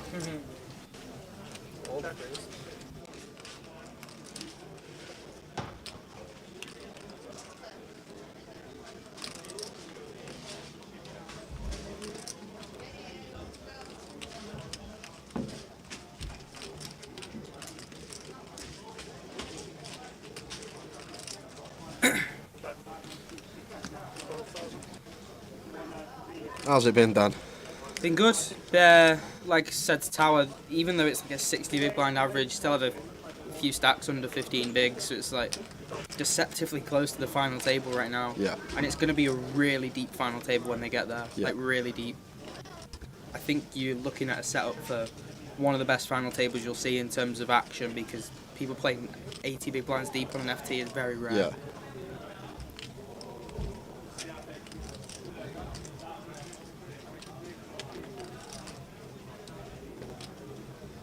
This has gone open from Dan, continue for 12. I really like this turn bet here from Dan. He's just now he knows ace highs are going to have to call another street, and this blocking position, like other Dan in the big blind can't now raise like sixes, sevens, anything.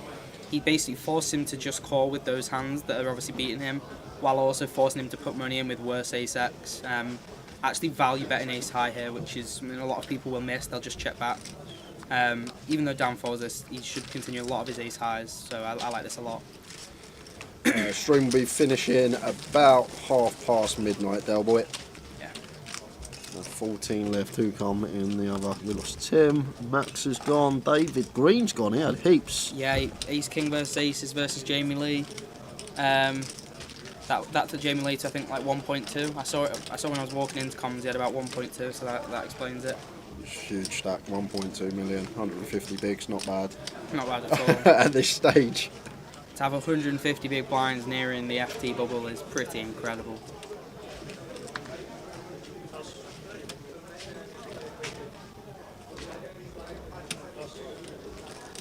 Jamie Lee with chips is dangerous. I'd say Jamie Lee without chips is dangerous, so give him a massive stack, it's even worse.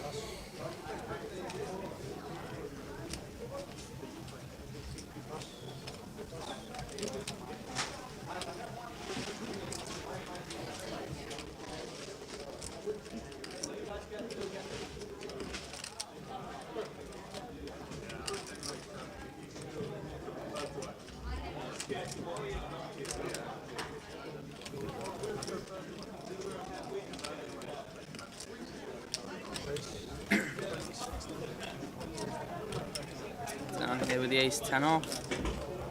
Raises into jack with blind. See jack defend here.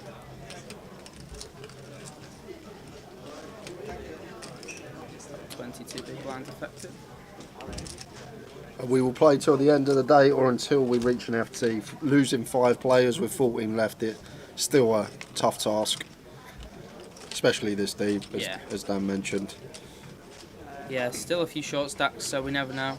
Even though there is a 6 big blind average, I mean, Jamie Lee accounts for 3 of those average stacks. Exactly. This ace high board, down in the C bet, Jack's just out here. No back doors, just out.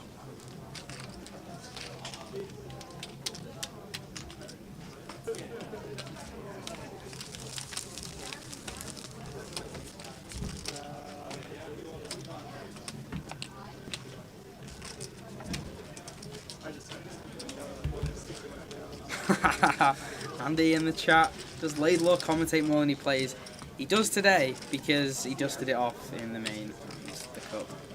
We were actually talking earlier about Andy Wilson because we were talking about, people were talking about, do us to have a drink on stream, and we was like, no, we could never do that, get drunk. And then obviously Goliath last year, we had Andy Wilson about 8 pints deep come in for a couple of hours with me, and I remember him walking in, staggering in with his pint in his hand. I go to Tower, I'll take this one, Tower, you go have a break, and had a drunk Bowie effect for about an hour in the booth. Can we have it again this Coventry, please, Bowie? Get back there. What does Jack listen to in his AirPods? Elderbrook and Dua Lipa. They're the 2 that I know he listens to a lot. Dua Lipa. Dua Lipa and Elderbrook, they're 2. He's always listening to them. Oh, he's 3 months sober. Well, that's good then, Andy. If you have cut the drinking and you kept it off for 3 months, we're not going to force you. Well then, Andy, are you going to be coming to Coventry? When's your next UK stop? I know he's been grinding Scoop out in can't even think, in Canada, Vancouver.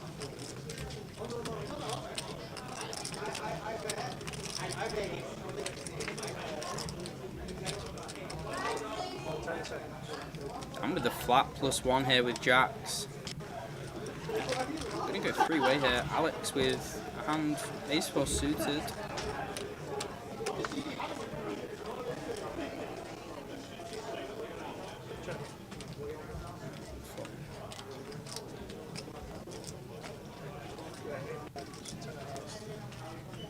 Set 8-3 rainbow board. Yeah. Top over pair for Dan, still good. Gonna see that in bet this one's check 2.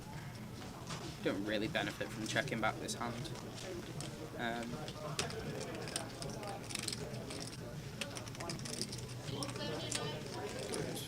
25, 30k?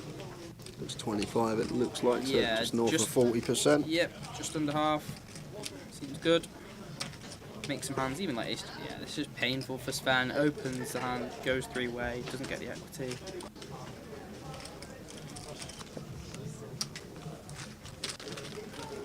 I think Jamie Lee will take some stopping with chips now. Yeah, absolutely, Ian. 1.2 is it? 1.2 million. Yeah, 1.2. Incredible. Am I playing the GUKPT Blackpool? I am. I'm going to be there for the. I'm definitely there for the high roller in the main. I don't know if I'm there for the cup at the start or anything.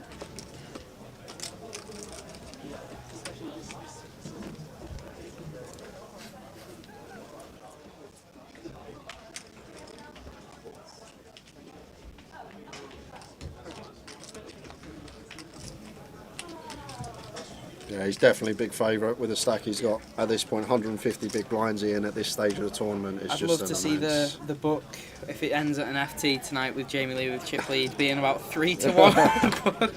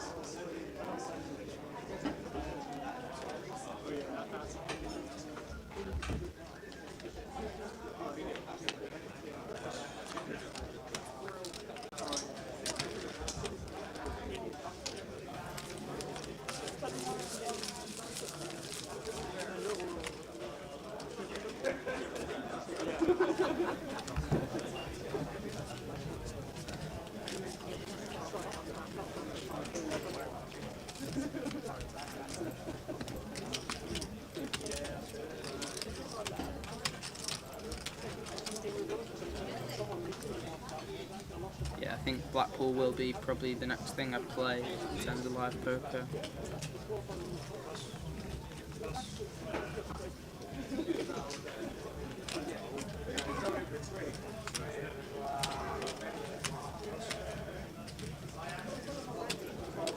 For Jack in the cut off. Gonna be opening this.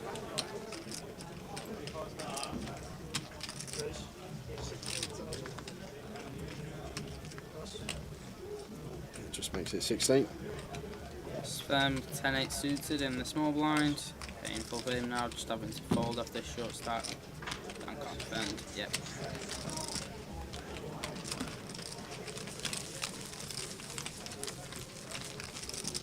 Yeah, he's on the other table, on the outer table, Jamie Lake.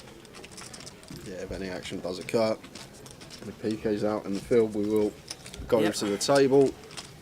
Didn't you get upgraded today, PK? They had the full, yeah, they had the full camera out. Replaced, not upgraded, he got replaced.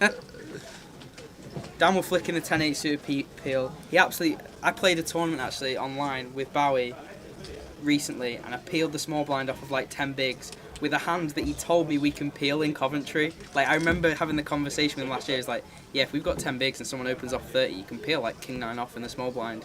I peel King 9 off. Bowie's in the big blind. Jams for fucking like 30 bigs.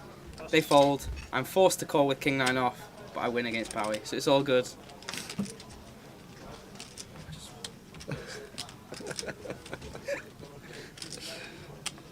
I miss Andy. I haven't seen Andy. I Yeah, I miss Andy I Wilson. seen him. He was in Manchester. It was a great laugh at the table. Not seen him in a while, so hopefully see him again soon. Surprised he's not playing the 25k heads up in the WSOP right now. Yeah. What are you doing? Why aren't you there? Dan in the small raises it to 22 with the Queen 3 off. He might have a piece of Landon Tice. You know, he's over it. You know, Landon beat Dan Smith. He then beat Stephen Chidwick. And then Chance Connor. And now he's beat Chance today, so he's in the money. Did you see the hand against Chidwick? I didn't. Go on. It was, I can't remember exactly, but Landon limp button off of like 28, I think. Yeah. With ace 4 suited, Stephen Chidwick make it 3.5 BBs from the big. Landon just ripped. Stephen Chidwick had jacks, and Landon Tice found the Barry. You love to see it. Love to see it. Yeah. I like Stephen Chidwick. He's an excellent player, but and then today against Chance Cornoof, I can't remember the stack sizes, but he limp button again with ace 3 off, I believe it was. Chance raised ace 10. He then shoved the ace 3 off. Chance called. He come brick 3 on the river. Sometimes it's just your time. Dude, I only yesterday found out about, you know who John Smith is, right? Yeah. This guy is an absolute heads-up animal, and the running joke is that he played Ivy. Apparently last year he crushed like 7 of the top 10 players in the world to get to the final. Whatever, he's finaled it back to back. He's like an actual heads-up beast. This like 70-year-old man. Genuinely, he beat like Chidwick, like everyone on the run to the to the final 2 last year. Did it the year before.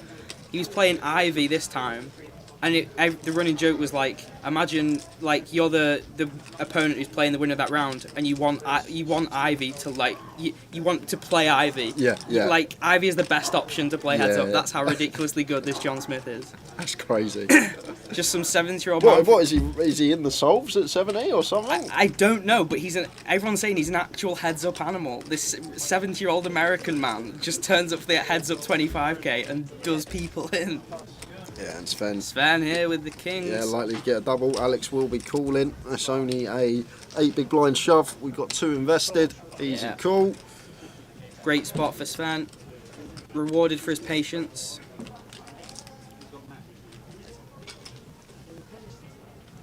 Bowie a cash player usually. Not that I know of.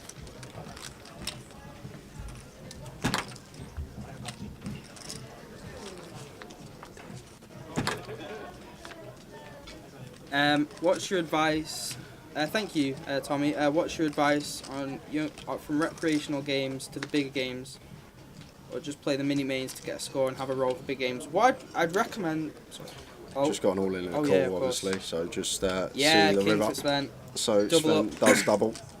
Got that. No, it's all good. I would recommend, like, I think playing the mini mains are for sure the best value. Like the 25, 50s, 25, 25s as well are brilliant, but the mini mains specifically have obviously the same structure as the main event. It's a really, really good structure. You get a lot of play out of £250, which is really good. Maybe playing even online.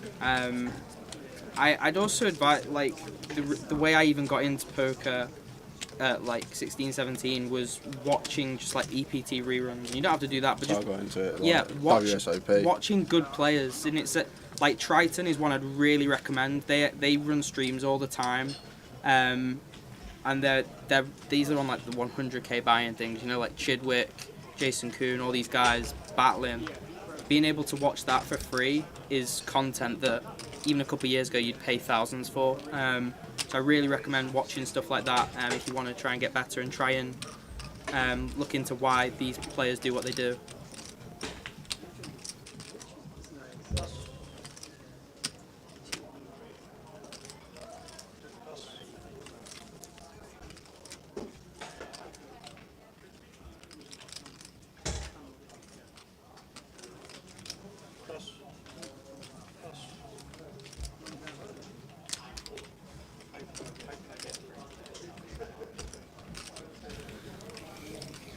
Well, to be fair, he wouldn't have opened.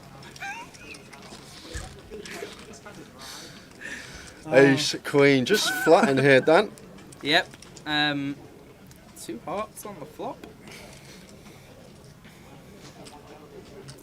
Obviously, we're like 60 plus deep, so Ace, Queen just versus EP, choosing to flat for down in the big blind. Because the problem is, once we 3-bet, if we just get 4-bet, we're in a disgusting spot where like we just have to fold. Because playing offsuit out of position, like post, or if we face a jam even, obviously just have to fold. It's really grim. And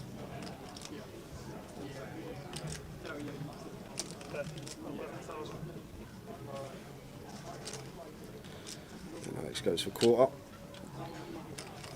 Seems to play. He's been on the feature a lot, Alex, the last couple of days, and seems to play pretty well. Like sizing's usually always on point, and does have.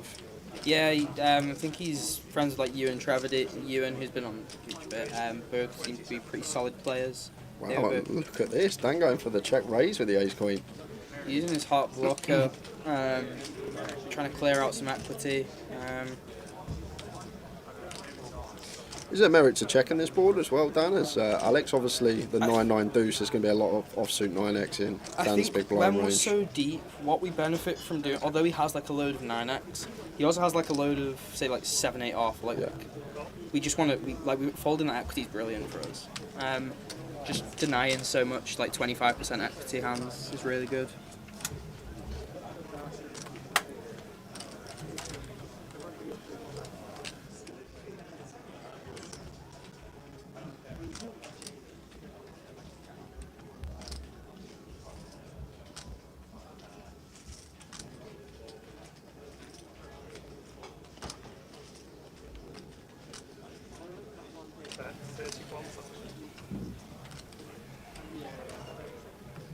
I'm going to continue on turn here, Dan. And Alex has picked up wheel drop. Not going to be going anywhere, especially versus third. Getting 4-1 on a call.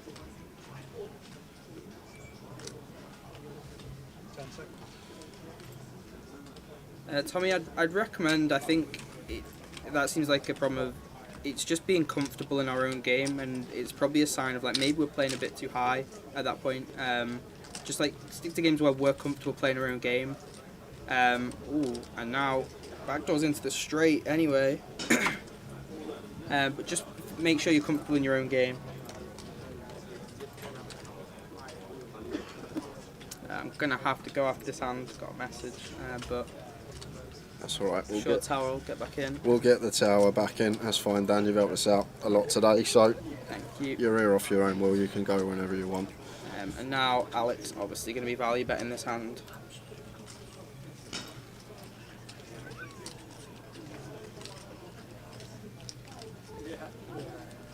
just see what size he goes here. 'Cause we don't expect Dan to check any 9x. Exactly, really, that's exactly what I was about to say. We're not targeting like a really strong range of hands here or anything. Like 5s, 6s, 7s, maybe stuff like that.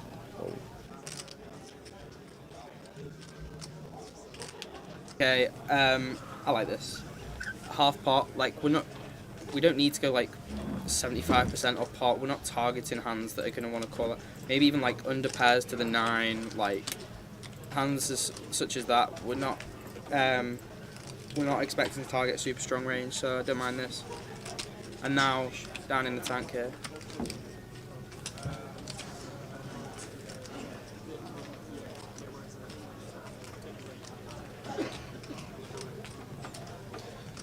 Fix says block snapped. I'm not a greedy boy, he says. I'm greedy boy. Oh, I'm a greedy boy here. No, I know. I think it's also fine to do a massive bet, but he's targeting certain hands. Robbie says, "Be in forever. Bet infinite." And that's just out of the way. So Tower's back. He's come back in. Dan's got to go. Championships are ready, Dan. Big thanks to Dan Laidlaw today. It's been good. Helps us out as always. Tower coming back in for the last hour of the day. We're going to do a giveaway at past. Tell you what, he knows his stuff, doesn't he? Yeah. His championships are here. That's what he is. Championships, salt vinegar. Don't think it is championships, but Tower's back with me for the last hour. Oh, English only would be good.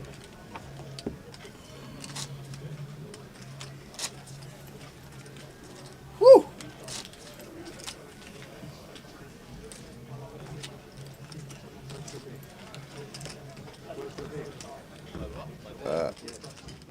Serious on day 2. Maybe next level. 5 minutes. Maybe a beer then. It's beer o'clock now.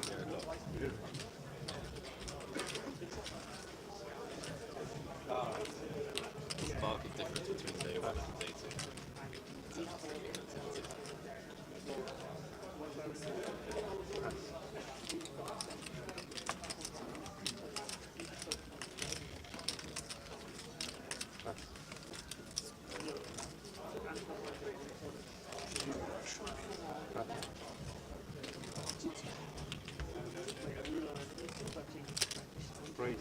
So guys, we're going to do a giveaway at past, so 5 minutes time.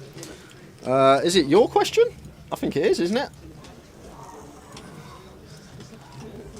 We've got one more giveaway for today. Last opportunity to get yourself on the wheel. On the wheel. So Charles opens from the bottom with the 6-5 off, raises to 17. And look at this for Jack Harcastle. Flopping bottom 2 pair.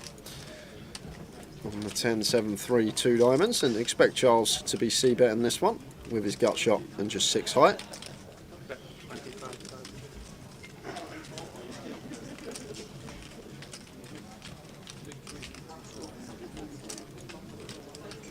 He can definitely start check raising straight away, Tower. Unblocking 10x, and as well as that, we can credibly rep a lot of bluffs here. Yeah. Lots of gut shots, 8 9s and up and down, front door diamonds as well. So Jack just going to be bumping this up. Looks like he's gone around 3x, slightly less, 67k. And Charles with the 6-5 off here. I'm not sure we can fold or whether we play flat tower. I'm guessing against Jack's size, Jack's stack size, we are supposed to fold. Is going to take one off, okay. It's getting a nice price, 3-1. But obviously the only turn that we want to see is a 4.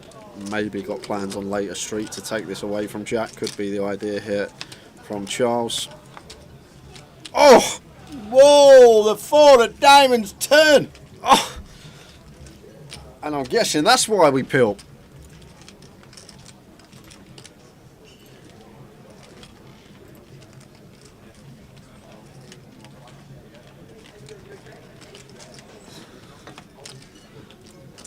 And Jack just moves all in, and Charles snaps it off, and Jack's going to see the bad news. He's up against the 5-6. Wow. He can hit a 7 or a 3. He's not even staying to watch the river. Wow. He cannot believe it. It needs to pair 7 or a 3. It's a 9.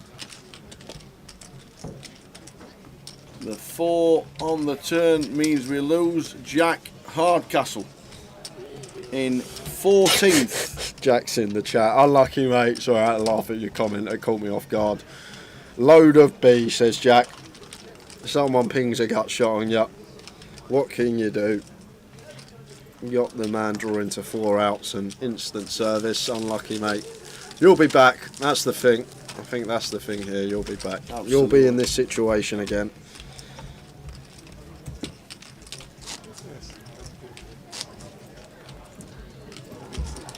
Right, I'm going to grab some paper. Are you? What is it? It's for you, the paper, but I'm trying to find For me? What is it now? Oh, we've got a last giveaway. I've got some here. Here we go. My own piece of paper. With my own Sharpie. One last giveaway. When are we doing it? 2 minutes? Yeah, 2 minutes. 2 minutes. 28 minutes past now. So we'll do it at 11:30. Get yourselves ready. Get yourselves ready. 2 minutes. One more giveaway tonight.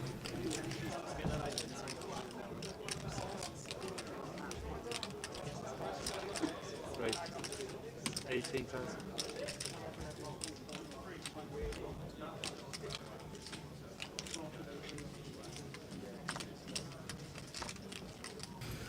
So we have 2 minutes.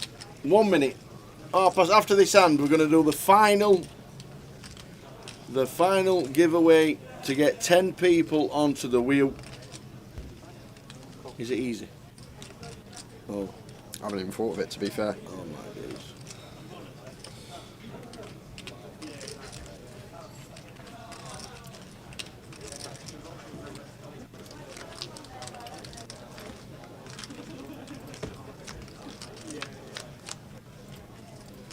King, 3, 5.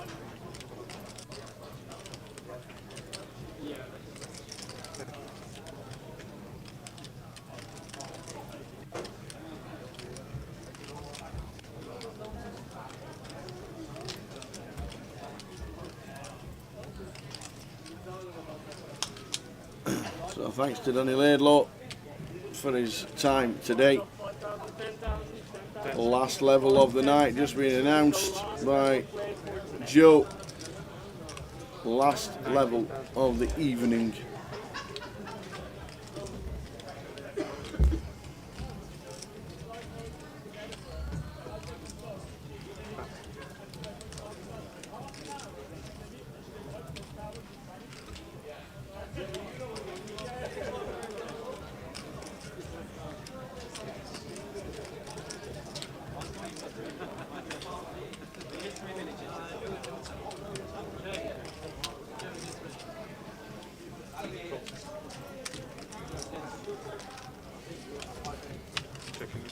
So Dan checks in the dark with the 5 of spades. Check in the dark.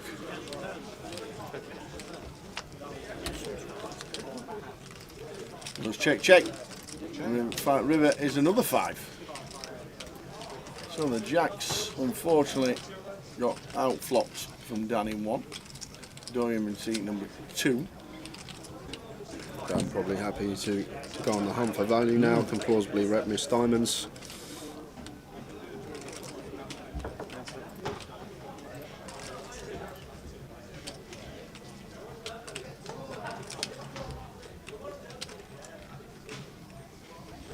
And can tell you, while Dan's in the tank, guys, there's been another bust out. What? We have lost Ravi Chef, and you never guess who busted him. Jamie Lee. Up. No. 1.7 million. No. 1.7 million for Jamie Lee at this stage. As Dan goes for value. We are on 12.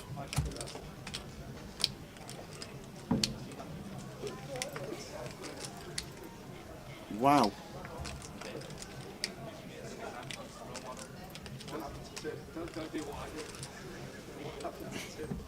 Jamie Lee.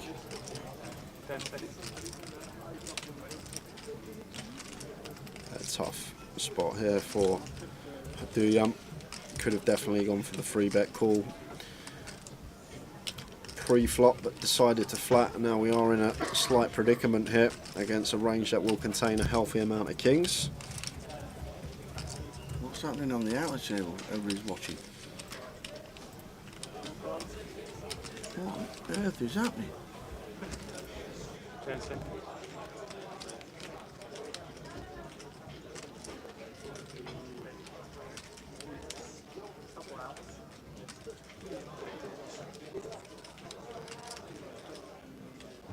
Well, I bet have ate it. Doyle's in the tank with the hooks. There's a lot of looking on the other table. Our table is wild. You're not wrong, Cool Runnings. You are not wrong. 10 seconds. He has time banks to use.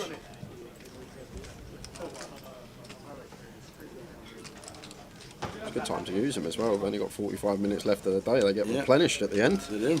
Might as well make them useful. And the reason people are standing up, Tower, because you never guess what. What now? You never guess what Jamie Lee's done. Not again. Hitesha's gone. What? You're joking. So we are down to 11 players. Is there only 5 on the other table? And I believe Jamie Lee has 1, 2, around 3, 4, 5. 1.8 million, Tower, I believe. We're on 11.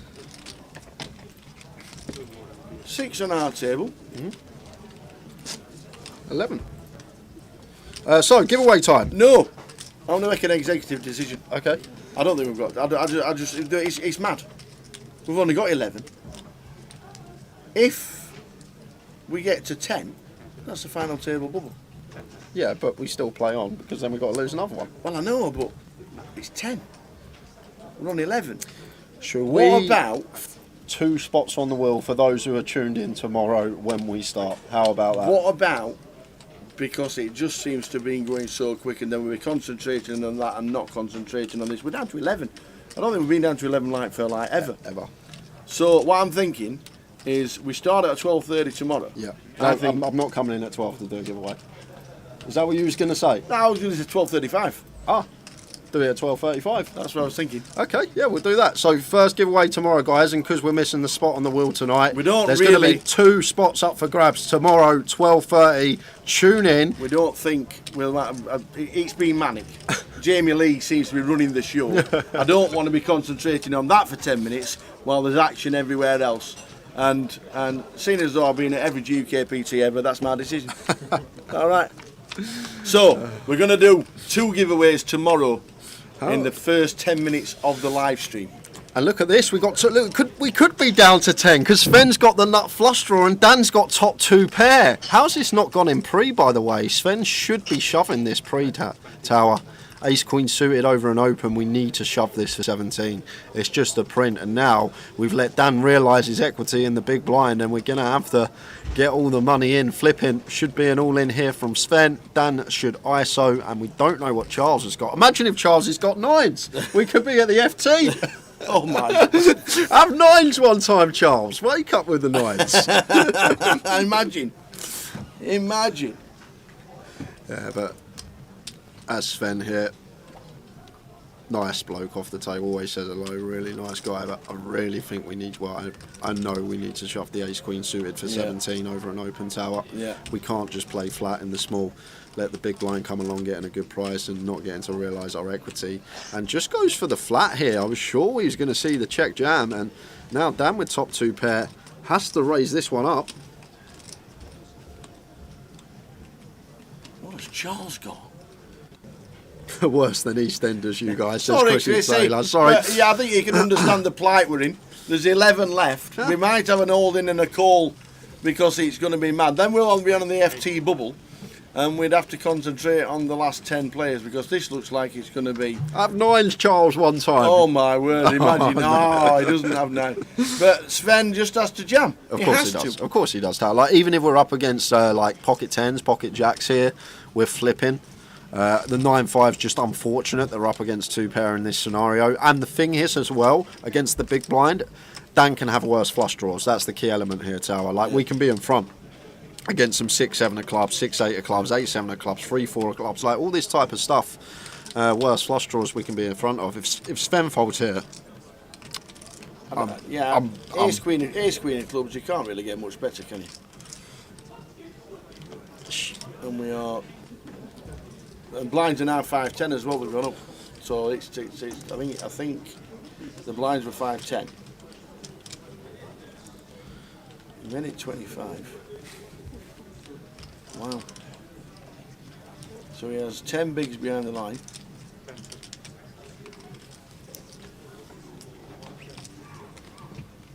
surely not. Please put it in, Sven. Thank you very much. Yes. I was getting so worried then, Tower, that he was going to fold.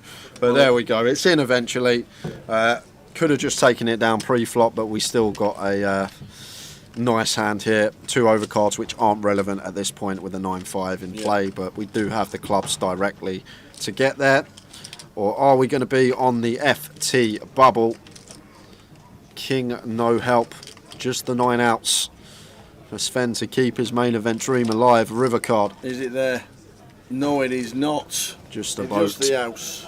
And we're going to head straight over to and out of table, no, guys. You are having because a we have got a million chip pot. Jamie Lee, if he holds here or gets there, what is the situation? Set he needs fours. to get there. Oh, it doesn't. It's a combo draw. So up and down pair and flush draw versus a set. And that's a million chip pot going the way of Sunny Mystery. If Jamie Lee got there then, Tower, that'd have been the FT. He would have had 2.4 million coming back tomorrow. But Sunny Mystery doubles, he's up to a million. Jamie's got about 1.2, 1.3. And back to the feature we go. We are on the FC bubble, guys. Sunny Mystery up to a million. Wow. What is going on this last session? It's manic. Wow. So, as you can understand. All right, you might have been right with the giveaway. Thanks. You might have been right. 10, as you can see. 10.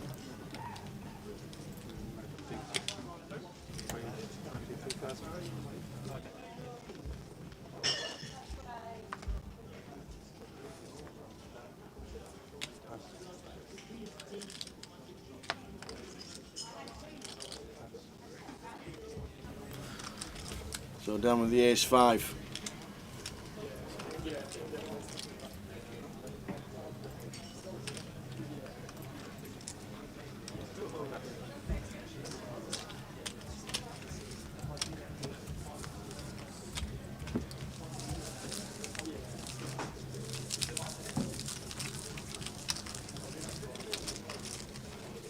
Wow.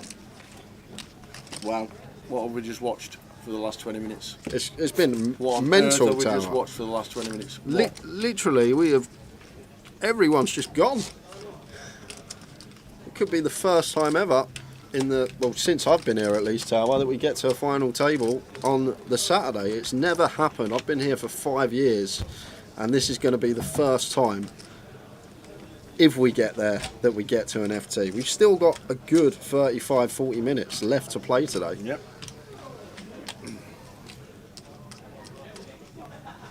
How are we doing, Sven, mate?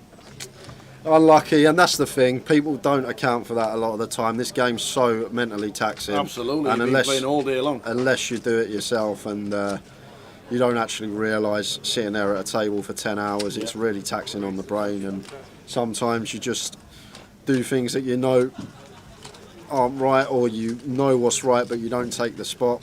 Yep. But unlucky, mate. It's still a very good run. Still a very good run. Top 4% of the field in a nice main event field. Yep. And we will stop at 9 or in 35 minutes time, whichever comes first. If it's, as Jay says, the first time an FT has been hit on a Saturday night for over 7 years. When was the one you done when the FT got hit on the Saturday night? It always used to happen. Always used to happen? Always. Oh, okay. First 3 or 4 seasons. And then they just tweaked the structure. They added one of the levels, olden days, when you had the running antes all the way around and all that. And then it got towards 2 tables, around about 2014 maybe, 2013, 2014. Back when the GUKPT was in black and white. Absolutely. So, but yeah, it was always the FT on the Saturday night. Very rare that it wasn't. It was like we were speaking, like you were speaking about it not being an FT. Yeah. So, and then the structure got better, which meant the play got better, and obviously then coming out of lockdown, it's just got bigger and better, and the runners have been immense. So it has not happened for a while, but it might not happen again because we're on 10, and it's not as if we're on the hand for hand, so you won't carry on. It's either 35 minutes or a bus down. Simple as that. And we're back tomorrow at 12:30 with a giveaway. Yeah, starting at 25-2. We are going to kick off with the giveaway. Yep. We got 2 seats for the World. Do you know what? Because it's the FT throughout tomorrow, should we say... Can we not do one at 12:35 and one at 1? But we've got 3 more spots, haven't we, on the Then wheel? do one at... Maybe just do one. Top 3 get their spot on the wheel. So everyone's tuned in, ready for the final table tomorrow. We'll see. We'll have a think. But definitely going to be a giveaway at 12:35, guys, as Charles now checks and takes his showdown. But no good against Alex. Alex with the ace-6. Yeah. I'd like to say we do one, just in case people can't tune in to start with. Mick the Mod says, don't think we'll be here at 9 o'clock. That's also something we'll have to change if we don't think we'll be here at 9 o'clock with the live stream. Oh, Jay might be. We'll be taking the rig down, and Jay could be sat here saying, who's on the wheel? I will. I'll do that. I'll happily do that. I don't mind if you boys want to do the set down. I'll sit here spinning the wheel. How many names have we got on the wheel? We have 9 so far. 9? Yep, 9. We said 12 total, so we've got 3 more spots, Right. which I think we should do first session all day tomorrow. Yeah, well, we can do it first session. Definitely first session. But I don't think we should give more than one away at a time. And maybe we shouldn't have said 9 PM Sunday. We didn't really think about that. But we will see what happens. And I don't know. We'll figure it out tomorrow. Absolutely. We don't expect to get to an FT on a Saturday. We haven't yet, but we're on 10. So we will have to think about things. We've got a live stream free roll at 6. Yeah, we do. And we got a sportsbook tomorrow for the remaining 10 players. Yeah, remaining 10 players are going to be in the sportsbook. Check it out on Grosvenor Sport at 9 AM. Jamie Lee 1 to 33 on probably by the time we get there. He's only, what's he got? He just lost Oh a yeah, chunk. yeah, he did just lose a million chip. Well, you lose a million chip pot tower and you still got 1.3 million. It's not the worst thing in the world, is it? Alex flatting, raising the king 10, Dan flatting the 7s, and Charles in the small blind here with 8s. Happy to just call this one, middle in pair. Well, he's going to go for the free bet. That will lose Alex from the pot. And then over to Dan with the 7s, 5-handed here. I think this deep should be coming along. Obviously showing strength. Yeah.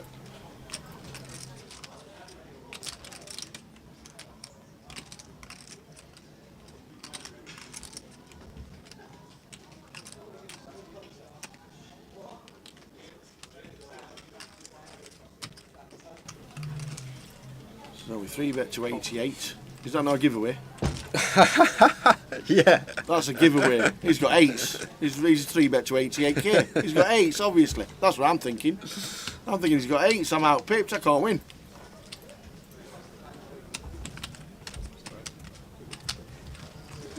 To the flop, hefty pot already, 214k in the middle.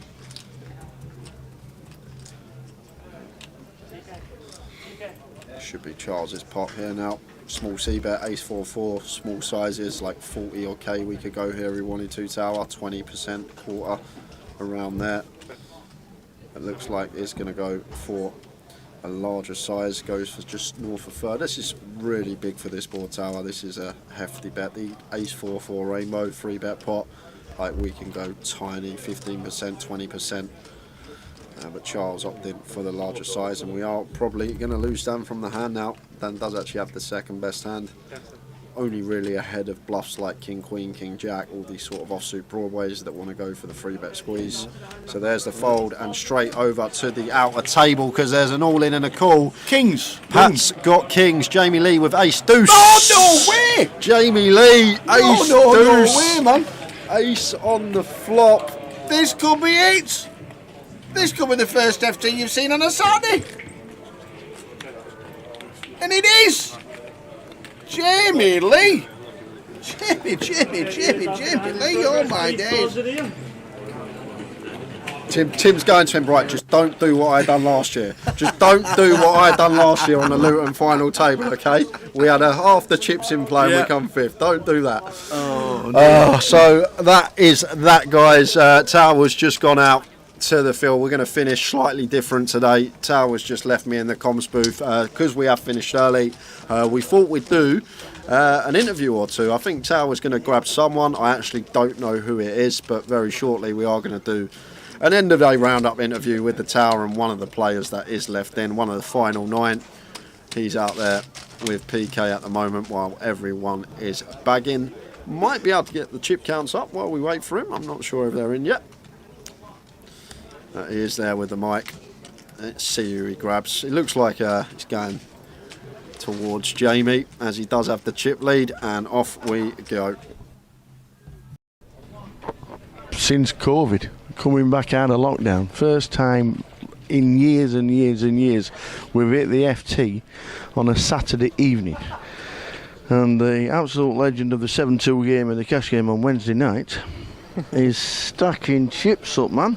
I thought you wanted the early night, innit? So oh, you're an for the boys. gem. And you've lost the pot as well. I lost the pot too. Sonny, I'm not sure I didn't get it in on a flop. Sonny bagging up chips as well. What a good day. Yeah, it's been good, Joe. I had some good chips. Yeah. Good hands in the last 4 levels. Yeah. What's that, about 1.92 mil? 1.4, 1.7, at 1 point, just under 1.8. 1.8 mil, bagging up the chip lead. Fittingly, it would be amazing if your final hand was the... Deuce 7. It's my birthday, I want to go for it. I promise if I get Deuce 7 on the final table tomorrow, I'm going to go for it. You've sat in seat 2 as well before, this week. Table 7, seat 2. You said it was fate. Great day, well done. Thank you. Top man. I'm just have a quick word with Sonny Mystery as well, because Sonny's bagging up chips. First FT for a while for Sonny. No, I don't mean ever. I did mean a GUKPT. There was no rubs. Well done. Good day. Cheers, mate. Yeah, very good day. There's 7 figures on that chip count. 1 million.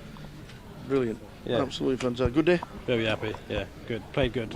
Yeah. Feel like I played really good anyway. Yeah. It's just like one of those days where we started with 96, and then within 2 levels we're down to like 60. The average stack's still, what, 70 bigs? Yeah, it's such good play in this tournament. It's mental. 70 bigs average stack, and we're down to the final table on the Saturday night. Yeah, some of the hands, it's just people just getting in. It's just crazy. Yeah. But well, redraw tomorrow. Final table. Looking forward to it. We can do this, can't we? We can.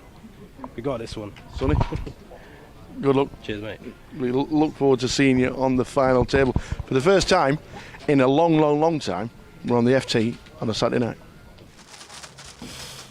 That's it, guys. We are done before midnight on Saturday. It's unheard of. It is unheard of. Nice to get some interviews there as well. Tower out with the boys having a chat. Jamie Lee with the chip lead. Here's the chip counts coming up for you. We got a book tomorrow. Jamie Lee's going to be favourite. There's the 9 players left in. And to be honest with you, Tower, what's the chances somebody with the name starting with a D going to win it? Yeah. Probably still not that likely, because Dan, they're all at the bottom. Pew, Barney McGrew, Cuthbert.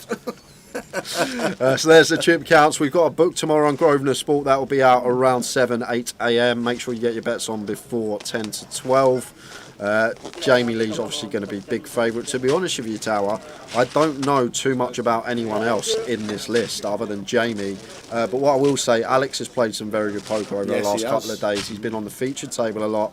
I always give you guys a tip that I think will be value for money. And Jamie's obviously going to be too short if you want value for money. I reckon Jamie is going to be 5 to 2. 5 to 2? Really? Yeah. I think it'll be 7 to 4. You think it'll be 7 to 4? Okay, I'm going to go with 5 to 2. Okay. We will see tomorrow. But my tip for value, because I'm assuming he's not going to get priced down, because not many people are going to know about him in this country because he's French and he plays in France. But Alex Agord is going to be my tip for tomorrow. So if you fancy a little flutter, there's my tip. You don't have to take it. Get on who you want.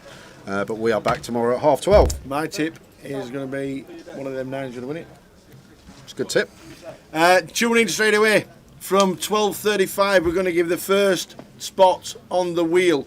We will probably then do the next one between 1 and 1:30, and the final one will be in the first session. We just don't know when. We will have to think about when the final table is running on when to do the final spin. Now we know we said 9 o'clock, but we've never been on an FT on a Saturday for I think something like 7-8 years. So we will reevaluate that tomorrow. We'll give you plenty of notice, and if it is one of those things, we'll sort it out. We will sort it, but 3 chances to get on the wheel in the first session tomorrow. If it's over in the first session, me and you are going on the wheel. Sweet. All right. I'm up for that. Like it. Thanks everybody. Thanks everybody for coming to join us. Thanks everybody for surprising me and making me cry, because that just means the absolute world. Well done to the tower as well. Well done to the tower. 150 GUKPTs. That is. It's not finished yet. It's not finished yet. There's one more day to go. If I'm not here tomorrow, can somebody take this home for me? That's everything from us, guys. We're back tomorrow, 12:30 on stream. We will see you all then. Ta-ta.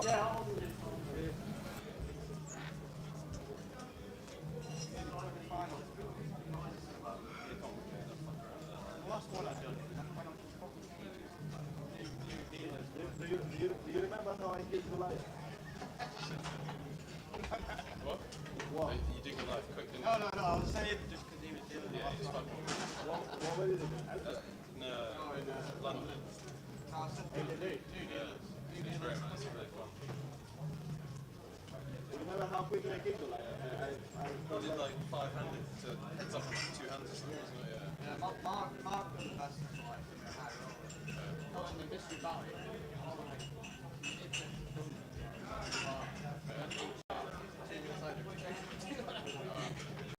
Yeah, in London, I went on break when it was 500. Come back 25 minutes later and it was and I was just like, what? Why is there a trophy on the table? They're in highly good now. On the train, lost signal.